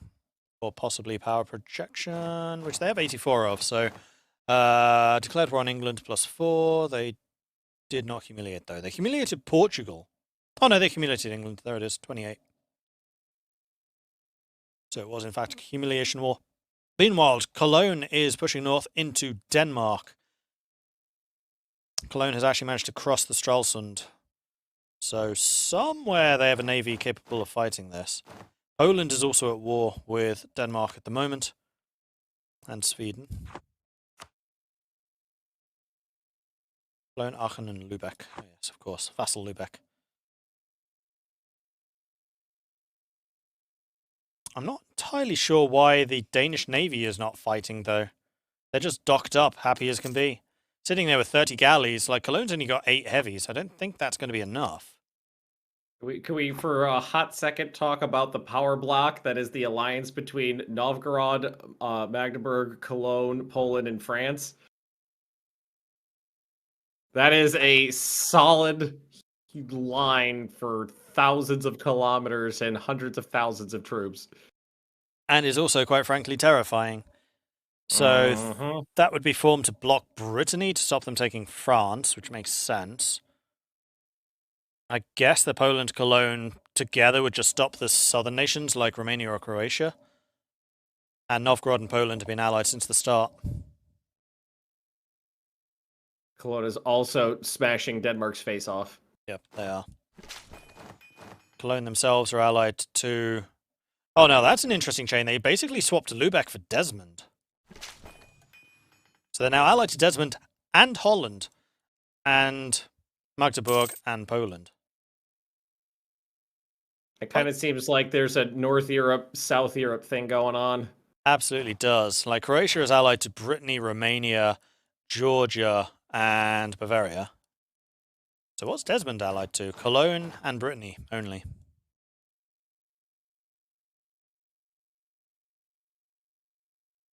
So Desmond might be finding themselves outmaneuvered a little. Because Brittany certainly seems to be getting outmaneuvered here. I think... God, Novgorod's got to be waiting for institutions right now, because they've got a lot of points saved up at the moment. Let's have a quick look. So they currently do not have colonialism. But then again, the only ones that have colonialism is Castile and Portugal. Mm-hmm. Yeah, they're at admin tech 8, and they've got 1,000 admin points saved up, so they could hit Russia very quickly if they wanted to. They just have to pay an extra 10% because they haven't reached embrace colonialism yet. I don't know. I might be willing to bite that bullet. It's not that much. Yeah, it would be 10% for level 9, and then it would be... Does it go from 15 to 30 or 15 to 50? I think it goes 15 30. It's a relatively new mechanic. I still haven't quite learned that one. Yeah, I haven't played with it that much, honestly. I haven't played much since they changed the institution spread thing. And actually, that was a change that I thought I would hate. And actually, having played with it a bit now, I actually really like it. Like, it makes so much more sense this way around. Where the technologies are linked to the institution as opposed to institutions just arbitrarily making things more expensive just because you suddenly decided that colonies are a thing. Oh God, Romania and Bavaria are touching now, and I can't tell where the border. It's like the players are doing this on purpose. Boop. Yeah, they're just pooping snoots there. Yeah. Sweden's getting its face punched off again. I thought Fars said ears there for a second. I got very, very confused. Because there's a river that goes just below the F. Makes it look like an E. Ears. Everyone forming blue nations. It seems like blue and salmon is the way to go. Yep. Italy's green, right? Italy's green. Russia's green. Russia's green. Ireland's green. Yep. Mughals are green. Yep. Persia's green. Does Croatia have any more tags to switch to? I'm just curious how many they could go through. At the moment, they could form Italy. Yeah, they're a ways off from that, but it's on the table at least.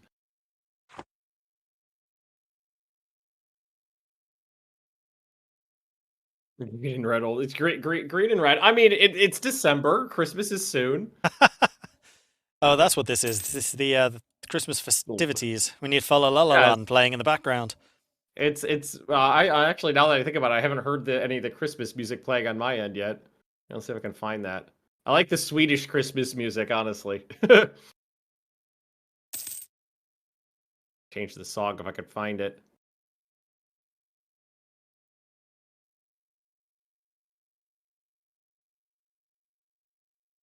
The music just stopped on my end. Oh, here we go. Wait, when I changed the music on my end, did it change on your end? I think it might have. Huh. Yeah, I think it might have. Interesting. Okay, I'm going to stop doing that then. For broadcasting that live, I didn't think they could hear what I'm hearing. What did you change it to, just out of interest? Oh, I just clicked on something random. Let's see, what is it on right now? I couldn't find the Swedish stuff. Battle of Brighton. Battle of... I changed it to Battle of Panapat. Oh, no, it's a different one. I got Battle of Brightonfeld. When you said battle, I was like, maybe? Weird. Well, why is there a bunch of spoilers in chat? Oh, okay. It's secret until a date. I read it. Secret until a date. I did not screw that up.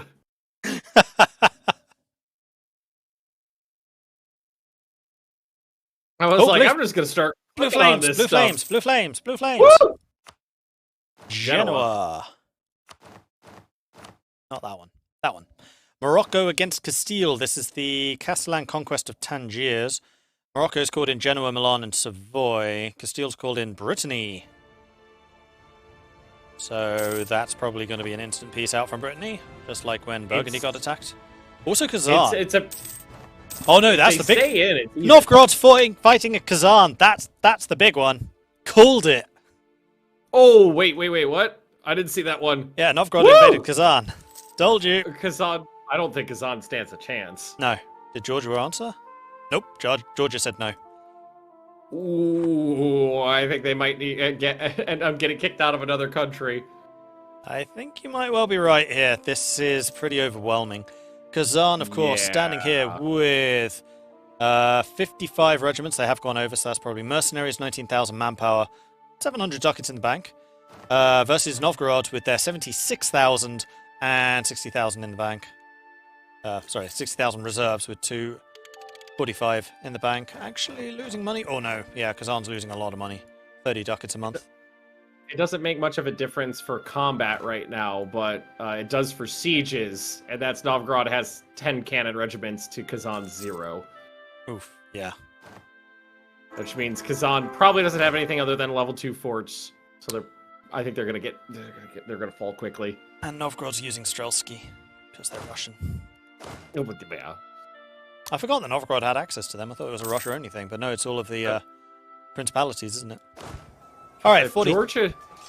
Oh no, that wouldn't have done it. I was gonna say if Georgia joined in, would that have turned the tides? It would have made it a little bit more even, but I don't think it would have turned the tide. Well, Kazan's about to win this fight. Yep, there we go. Novgorod lost the first battle. Reinforcements arrived just too late. 24,000 against 32,000, but Kazan's units are on low strength. However, this isn't a step. They are bored. That's why Novgorod just got beaten twice in a row. And it is Russia that, well, Proto-Russia. How much man? They've got 60,000 manpower in the bank right now, and almost 20% army professionalism. So they got manpower to burn. However, they did just take 27,000 casualties from those two battles. I'm rooting for Horsey Boys. I don't think they're going to win this in the long run, but I'm rooting for Horsey Boys. And if Novgorod takes too many hits, I wonder who the circling vultures are. I kind of think it's a mistake that Georgia didn't join this. I think Georgia could have swung it.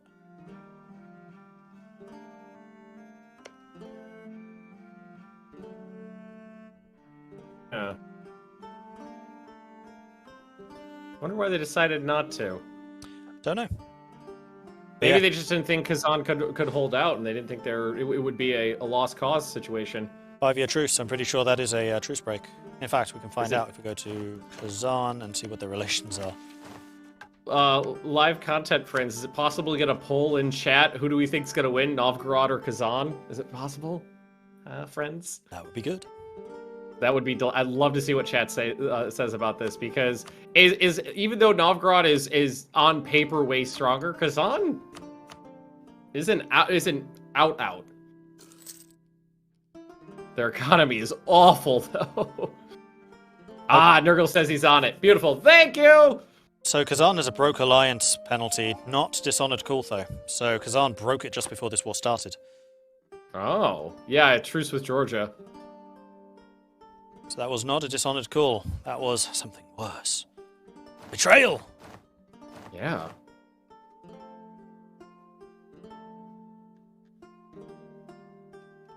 Kazan slowly but surely trying to siege back some of the territories they lost. Is that worth... Well, no, they're not losing manpower. There's no attrition from that, actually. There's a 6k stack of Novgorod trying in vain to sneak past. I'm not sure I would have reacted before they got locked in, yeah, because now they're just going to run away. Well, while you're looking at that, I'm looking at the other one. We've got Genoa's army is in the center of Castile, and Castile's army is plying along the Genoa's coastline. They've just switched places. Did Brittany stay in that fight? They did. Mm-hmm. But their army is currently sitting on 0 maintenance in the middle of Brittany, so I don't think they mean to actually help Castile.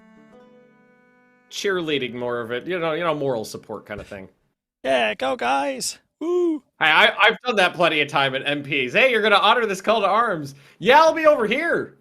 Honoring that call to arms. And Brittany just pieced out. Way over here. So they didn't even go that far. Oh, never mind. Never mind. That's what we get for talking. Oh, Novgorod's about to get attacked by Chemliv separatists in Severia. And they got caught.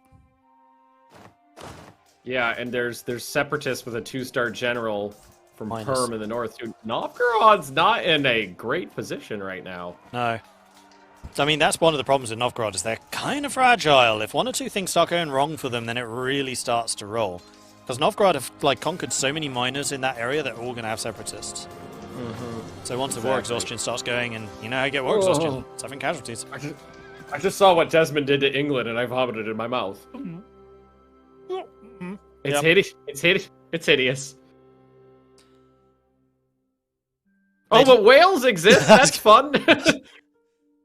I did, yeah. So they got Scotland and they got Wales. So are they just going for the fragmented union here? Did they take what they need for Britain?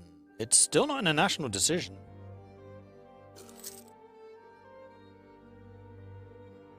So I'm just going to flip over to Britain and see what they would need to form Britain. Yeah, so all of the provinces that are needed for Britain are now under the control of Desmond. Alrighty, so how close are they? Are they saving up admin? They are saving up admin. Well, the decision's not even available for Desmond yet. I'm not entirely sure why. Culture, maybe? Let's see. Desmond, form Ireland's there. So, British nation, let's see. This from England's perspective. Admin tech must be independent. England's not nomad. London's in the state. Yeah, they are. And core provinces. There's no, culture requirement. Maybe it's waiting on courts? I don't know. I don't know. Meanwhile, Cologne has taken out the rest of Jutland, so Denmark is now relegated to Norway and the Isles. Do they need to murder England first before they could do that? No, I don't think so, because you can form Britain to Scotland. Oh, okay. I've honestly, like 4,000 hours of the game, never played England. Really?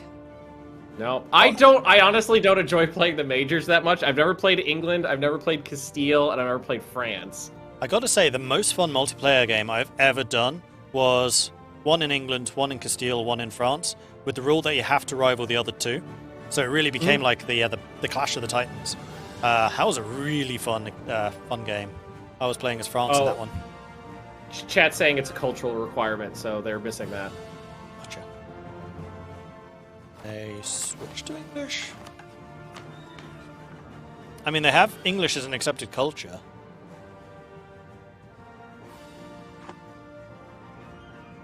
But what percentage is it? Oh, we got another battle. So we have got Kazan versus Novgorod. It's in the steppes again.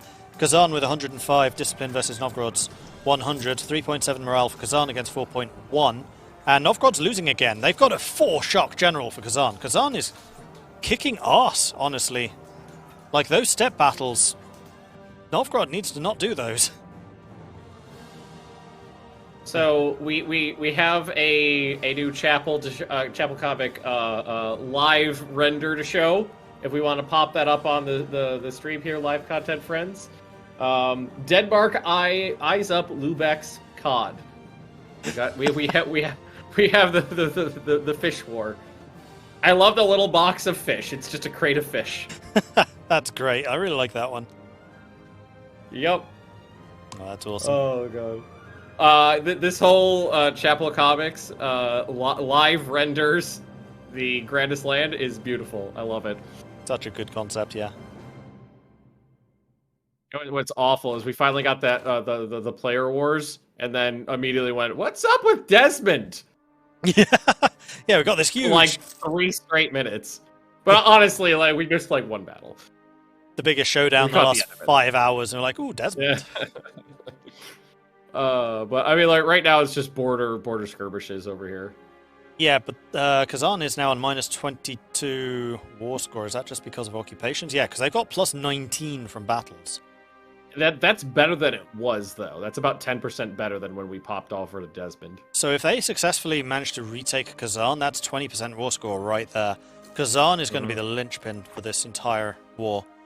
And Novgorod are down to about 15,000 men reserve. Plus from the 60 they started. They started with about 60k in the bank. Yeah. Whereas Kazan started with 16, and they're down to 0, but only just. And it looks like Novgorod's not even bothering with the Permian separatists right now. Kazan needs a few cannons. Honestly, for Kazan, 1 cannon. It would be a huge positive investment to just get 1 cannon in there. Yep. Which I don't think they have.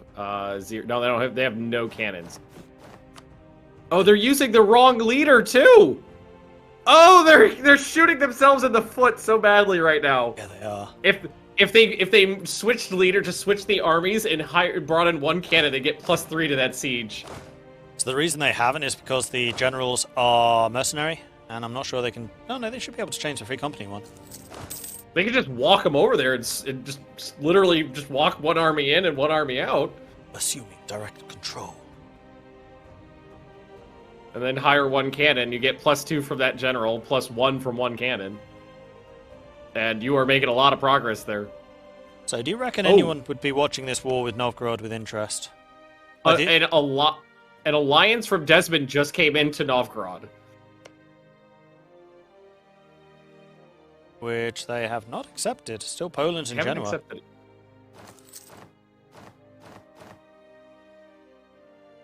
No, I think they rejected it. All right, they're bringing in a 1-star siege general, but they're not doing anything with the 2-star siege general. Yeah, Genoa's 26k could well have made the difference here. How much reserved? Genoa has 71,000 manpower. They could definitely have swung this. Mm-hmm. I'm assuming you mean Georgia? Yeah, I was just going to say, was I saying Genoa? Genoa's on the mind, but yes, Georgia. I meant Georgia. I assumed that's what you meant, but I just wanted to double check. I was like, Genoa all the way over to Kazan might be a bit of a trek. It's kind of echoing in my mind. It's like, Genoa. That sounds wrong. So now it's a question of who's the fan favorite Novgorod from their early stuff, or Kazan for the horsey boy antics. Yeah, who won the poll? I never saw the result of that. Did we get a poll up? I don't know if we actually did. Thought we did. I was too absorbed with the game. I wasn't looking at Discord. Or was it Discord Chat poll? says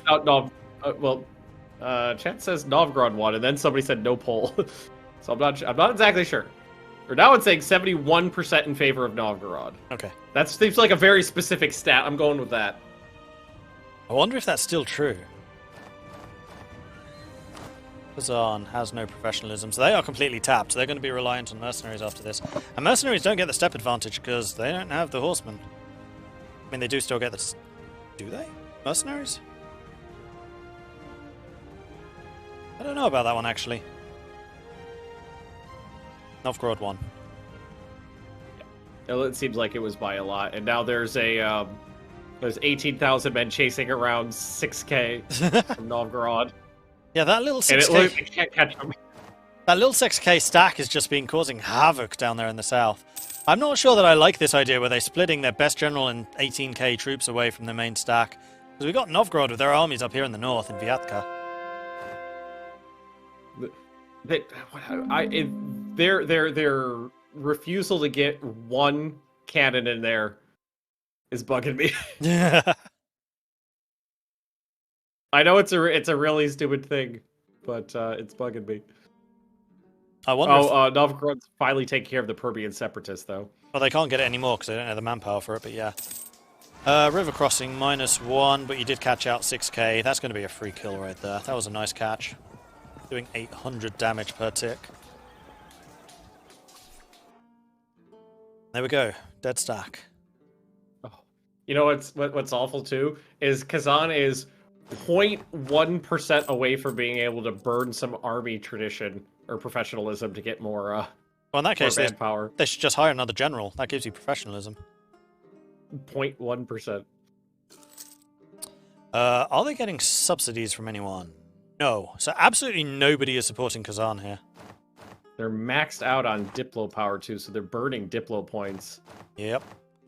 Which they could do with putting in some production right now. That would at least lessen the 31 ducats a month that they are currently suffering. How much in debt are they? 6 loans, 1 grand. Versus Novgorod, who is debt-free. They have any trade goods worth buffing in here, really? Yeah, iron. Loads of iron. Yeah, 1, 2, 3, 4, 5, 6 iron, yeah.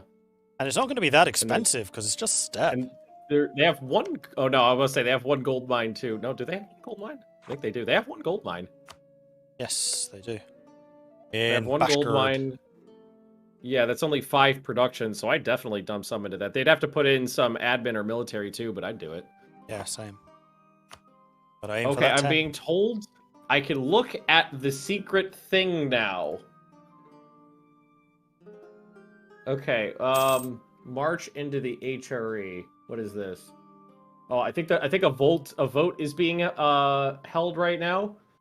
Hang on, I gotta bring Discord over to my main monitor so I can read this better.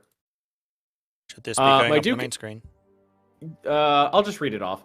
It's becoming apparent that to take over the world for ourselves and someday we will need to deal with the Holy Roman Empire. I think the Holy Roman Empire might be getting partitioned.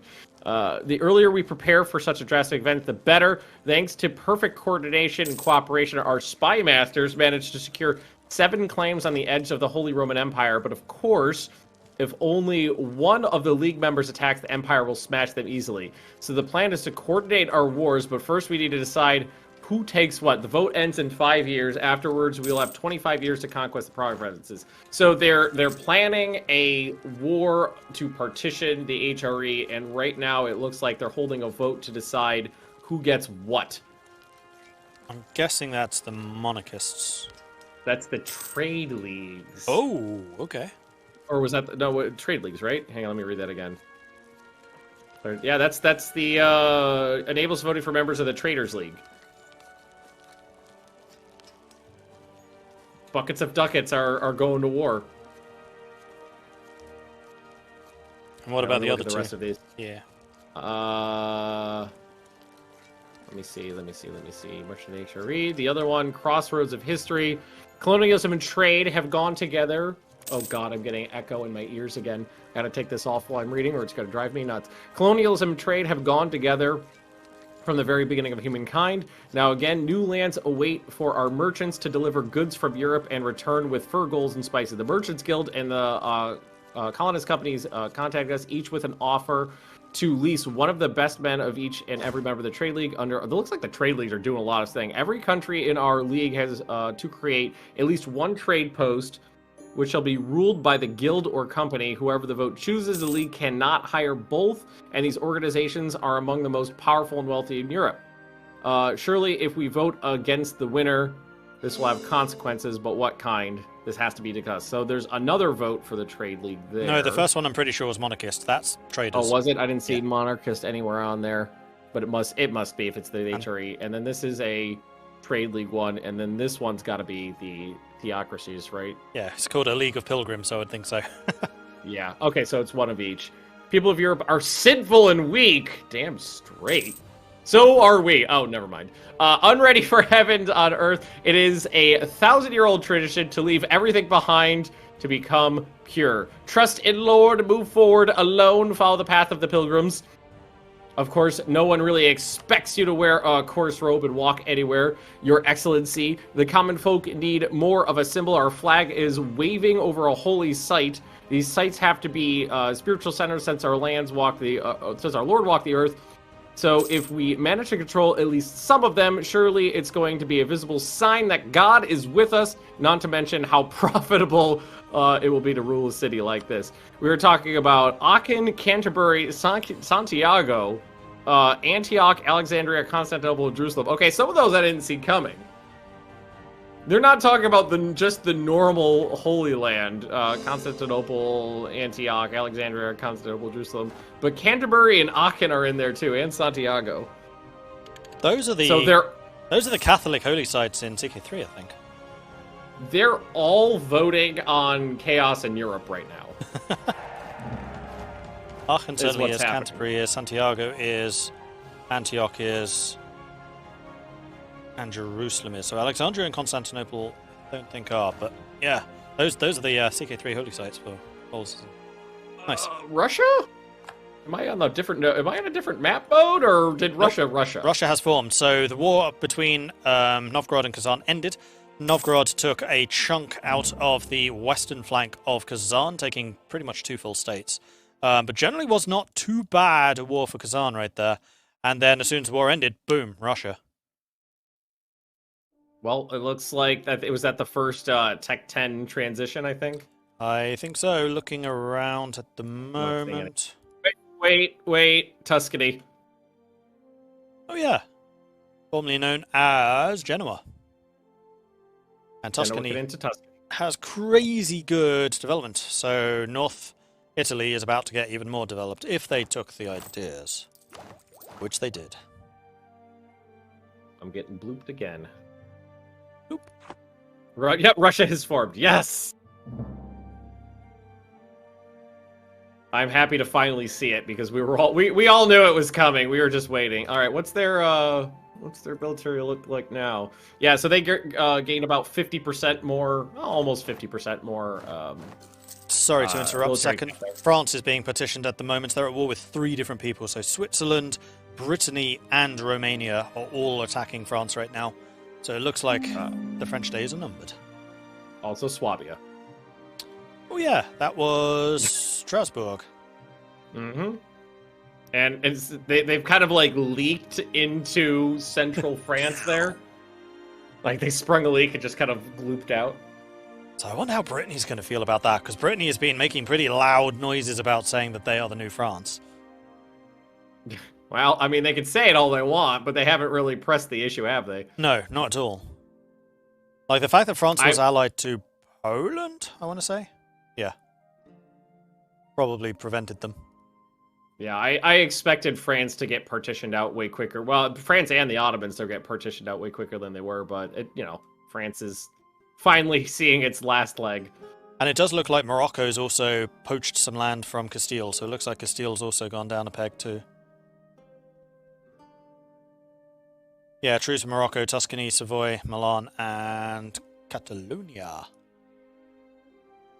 It looks like we're definitely looking at Hanover for Cologne here, because that's they're just waiting now.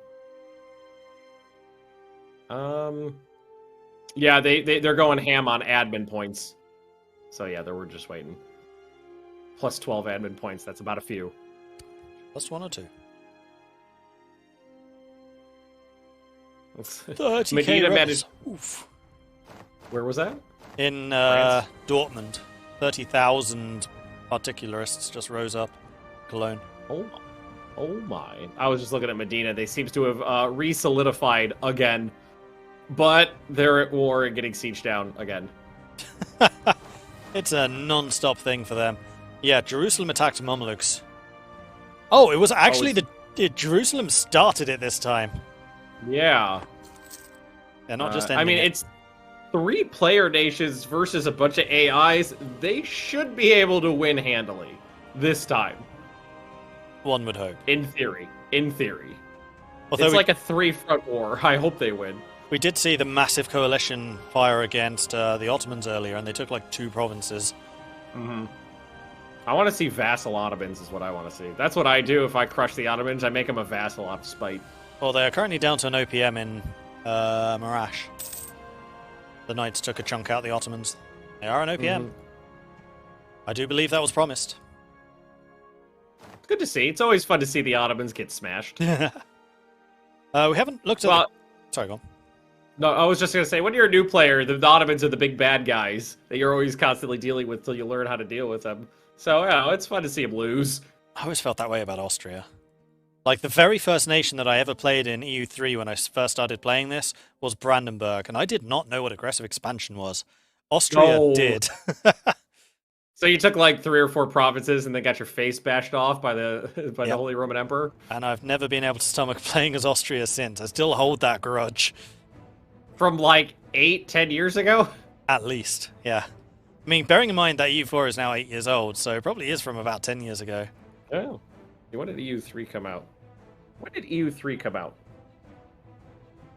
While you're looking that up, I'm just having a look at the colonies. So the Netherlands has just formed. As I was saying, the Netherlands, accidentally I meant to say Holland. We got the Netherlands. Oh, it's glorious.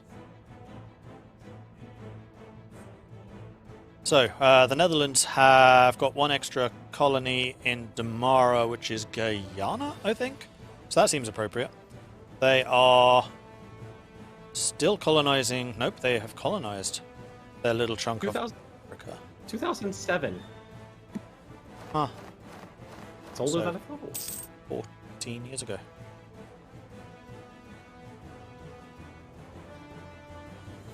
Netherlands. Where are your colonies? Colonies. Where are they? So we got little tiny bits in Africa.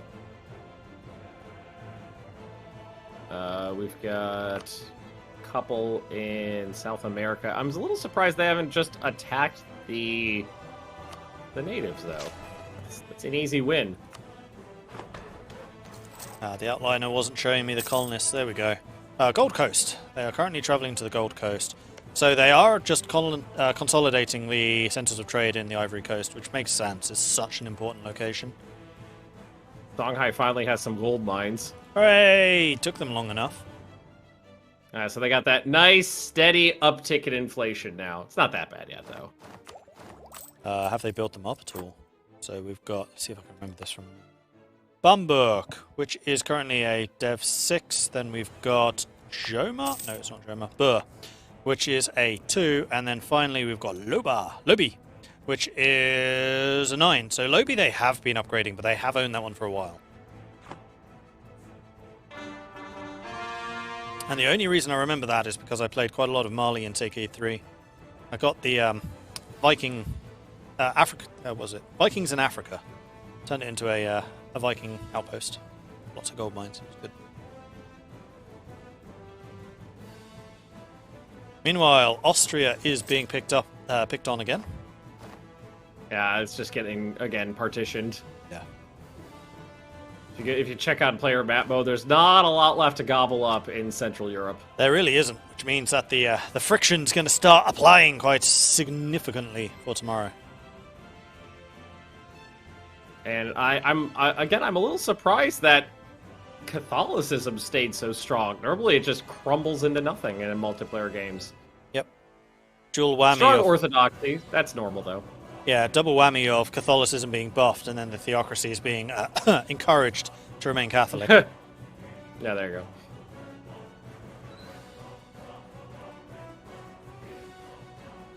It How does much look... longer we got up France here? It doesn't look like they're going to be holding out much more. Nah, the last couple forts are getting sieged down.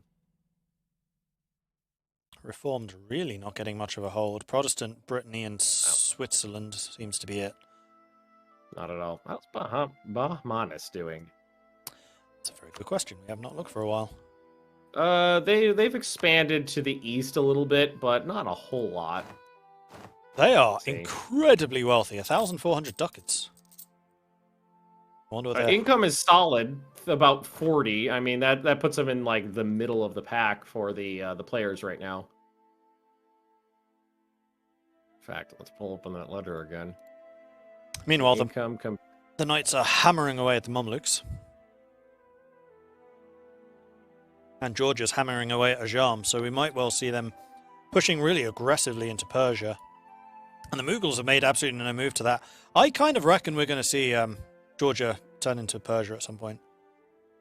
Oh my god, why is Poland so rich? Oh, okay, that makes sense. I was like, why is Poland so far ahead of everybody else? It's because when I open the ledger up, there's spoils in there. Because they're at 260, and the next best is 60. Because 200 of that was spoils of war. That would do it. So that puts Russia as the richest with 60 ducats. Bahamas was 38. And because this is a merchant republic origin Russia, this is going to be a remarkably wealthy Russia. And they got solid control of a lot of the nodes, even Kazan. Okay, so one of the questions I had entering into this is whether Russia from Novgorod would keep the Vesh Republic. It doesn't. It does still become a Tsardom. However, they do still... Hang on, they have some special stuff. The Traders League Consortium allows them to place trade posts, form trade leagues, create trading cities. So they're basically an imperial merchant republic. Are they a monarchy? Yes, they are. No republicanism here. Although the legitimacy is still pretty low. It seems like the Mughals have made a lot of plays recently, but they may just be blocked in and waiting for alliances to shift. Maybe? I do kind of feel like Mughals got absolutely obliterated in that one war and maybe spent some time consolidating. But from the looks of things, they are back, and they should be hitting back with a vengeance. Like, Mughals are powerful. Their economy is strong. It seems like they've been buffing their military up because the manpower is kind of low, so I think they've been just building it up from where it was. Yeah, they're currently at 26 out of 41 force limit. Manpower could go all the way up to 51,000, so yes, I think you're dead right with that. Yeah. And now they do need to concern themselves with the Bahmanis, who are about as wealthy. 26,000 manpower, so they are completely capped. And force limit, they're also capped. They're only like 2 provinces away from each other right now, too. And they're both eyeballing the exact same wealthy land. And they are not allied to each other. No love lost between those two. Just like between Jerusalem and the Mamluks, Mamluks now actually properly being gobbled up. Probably the most significant swing that I've seen before. Yeah, they're at negative 92% war score right now, so this is going to be a big swing away from the Mamluks. A lot of lands going away. Meanwhile, in France, still pretty much fully occupied. What are they waiting for? 82%. What are they not taking?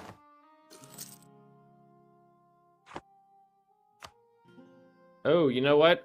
We were incorrect. Mughals are allied with Bahmanis and Medina. So everybody in this region is working together right now. Oh, they are. I'm blind, apparently.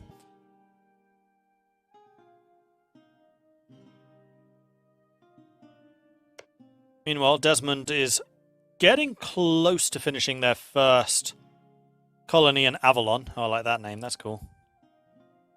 Yeah, what, 90-something%? Yeah. Yeah, it's almost done.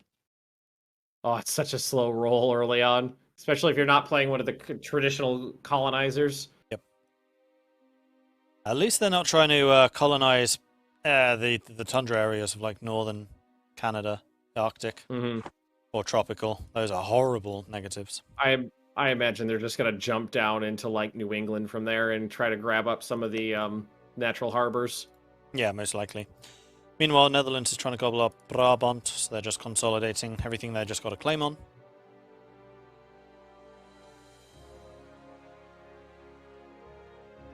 France is looking pretty rough right now. They look full siege to me. Yeah, but it still seems to be 82%, so there's 18% missing somewhere. Because they're in two different wars. But then, oh, I was looking at Brittany, that's why. Yep.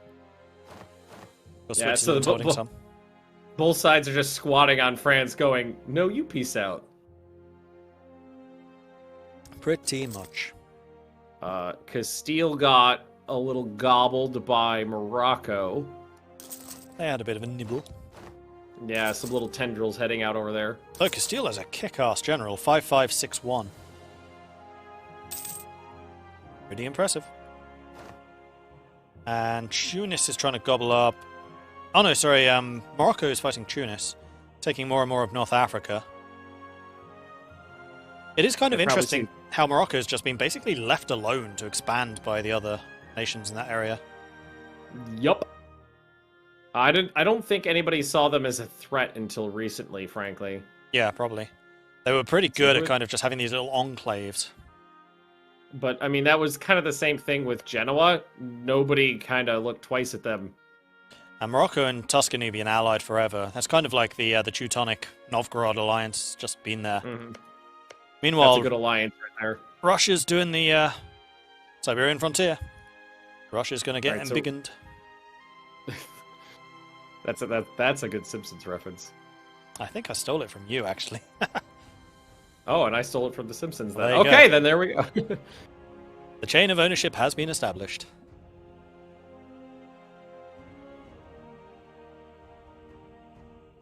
That goes pretty quickly, though. They'll be able to sneak up around Uzbek with no trouble. Yep. And Kazan's going to feel increasingly hemmed in, but I'm wondering if Kazan harbors perhaps some ill will towards Georgia right now. For leaving them hanging, I would. That's such a huge alliance, though. Croatia, Romania, Medina, and Jerusalem. There's not a huge amount they can do about this. Okay, we got another live render to show off here. This one is entitled "The Bear Prepares to Wrestle a Horse." Oh, I like it. That's good. It's even like appropriate to like geographically. We got Russia on the left and Kazan on the right.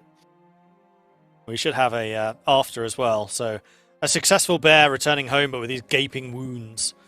Yeah, there you go. Because they did get battered. I'm actually kind of surprised that Kazan gave up what they did. I was too. I think I would imagine that it was their economy that did them in. They couldn't keep that going at that rate for very much longer, and they had no manpower left. So they probably saw the writing on the wall and was like, "Let's just take it now." I mean, they are actually paying this off pretty quickly. They're down to just 4 loans out of the 6 or 7 they had. Although they're about to take another, sitting on -24. There we go. Yeah, they're back up. How are they doing on tech? Bad. They're falling behind a lot. Well, they're up. They're keeping pace on military, which is important, but they're falling behind on everything else. Is that because of institutions? Kind of. I mean, they're only behind in colonialism. And again, pretty much everyone should be behind in colonialism. They could embrace it if they wanted to. They're having a lot of trouble with Monarch parts, I think, because while they've taken offensive and economic ideas, they've only actually unlocked one in offensive and none in economic right now. So we are in 1525, and they've literally done one idea. So that's one of the nice... Not one set, one idea. That's one of the nice things about the Skanderbeg, which we have linked to the game, is that you can go in and see exactly how many Monarch points the different countries have generated. So I would imagine that Kazan is probably near the end of that pack. And I know the last time we checked this, which is now several hours ago, Albania was in first place, which is a bit of a surprise because Monarchy... Oh, actually, not a surprise. Skanderbeg's the king. 666. That is 666. I imagine Kazan right now is just waiting until their heir is old enough to smother their Khan with a pillow, though, because their leader is a 350, painfully average, and their heir is a 654. Excellent. Which would definitely go quite a long way to helping, for sure. Yeah. They're super far behind on admin and Diplo, and a 654 would go a long way to helping out with their... To smother that old bastard with a pillow. He's only a 36. He's not old. He's not that old, but get rid of him. But I do think that Kazan kind of needs to get a move on and take out Uzbek, otherwise Russia will do it for them. Or Korsan or Transoxiana. Anything. They just need to start taking land. Yeah, they've been sitting there for too long now. Let's see, what's their total development is what? 300, really? Is it that high? I mean, is that high compared to other people? Let's see. Kazan, no, they're 293. 293, yeah, they're about almost 300. A lot of it went into production. Maybe that's where a lot of the Diplo points went. Quite possibly. And we can see that Georgia has now spread into Persia, has taken all of those really nice silk provinces, which you can see right there at the top. We are going to have to start wrapping up soon, though. We are at the 2-minute warning. Only 2 more minutes? No! I know.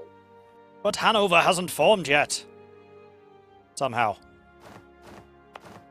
Is 12 hours of... Let's be going, what, about 12 hours, right? Is 12 hours of EU4 enough? No. Georgia is looking pretty thick right now. Georgia, 612 development. So before we finish today, where do you reckon the flashpoints are for tomorrow? Like, where are the early wars going to kick off, do you reckon? I think Russia... Player wars? Yeah. I think it's got to be Russia. Russia, Kazan for sure. I reckon Cologne, Brittany, probably. Brittany's looking kind of isolated and kind of small, and I'm not sure that Desmond would dig very deep to bail them out. At about 6 hours ago, Brittany was the strongest player nation, and now they're not on the Great Powers list anymore. Nope. They've kind of stagnated, unfortunately. They got blocked in there and were unable to take advantage of a couple situations. Well, I mean, they are sieging down France right now, but who knows how long that's going to be allowed to stand. Well, it's going to stand until tomorrow at least, because I think this is the final pause that we've just been hit by. The final countdown. Somebody asked to see colonies. There's really not too much to see right now. There's just a couple spread out around. Precisely. Not a whole lot. Tomorrow, the colonial game will probably start really kicking off about halfway through the stream, or halfway through the day, because it's going to take a little while for the colonies to really start rolling. So, Mordred, favorite nation of the day? Novgorod. Go. Novgorod for sure. Novgorod into Russia? Yeah.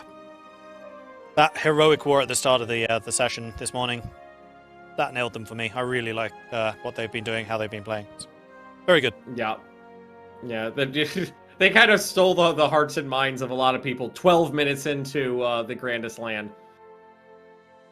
And what about yourself? Seems some Devsmans in chats there.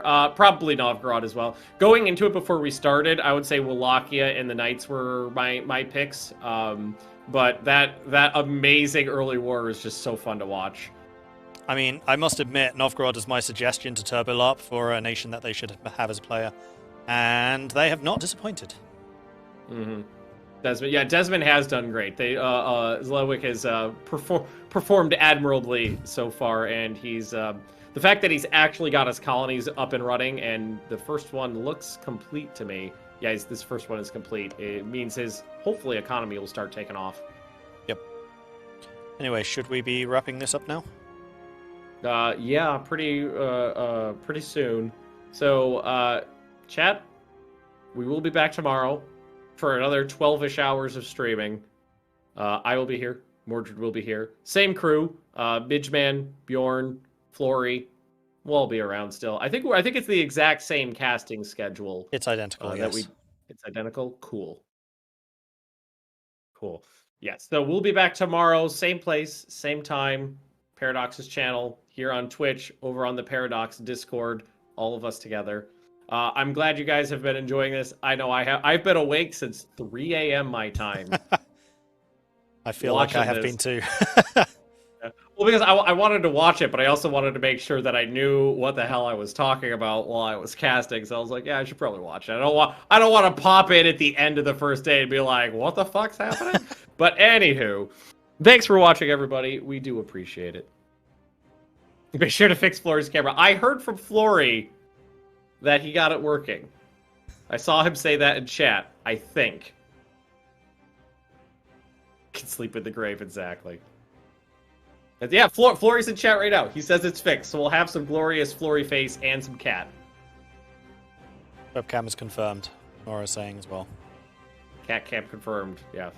Flory will do his, just like last year, we had, when me and Groogy were on, it was my single dog at the time, and Groogy's Lord Cyrus, and now it'll be Flory's cat and my 2 dogs.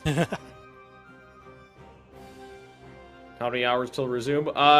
24 hours, right? No, 12 hours. 12, yeah. 24 hours would be until 24 now. 24 hours would be right now. I know how time works and how many hours are in a day, totally. Yeah, 12 hours.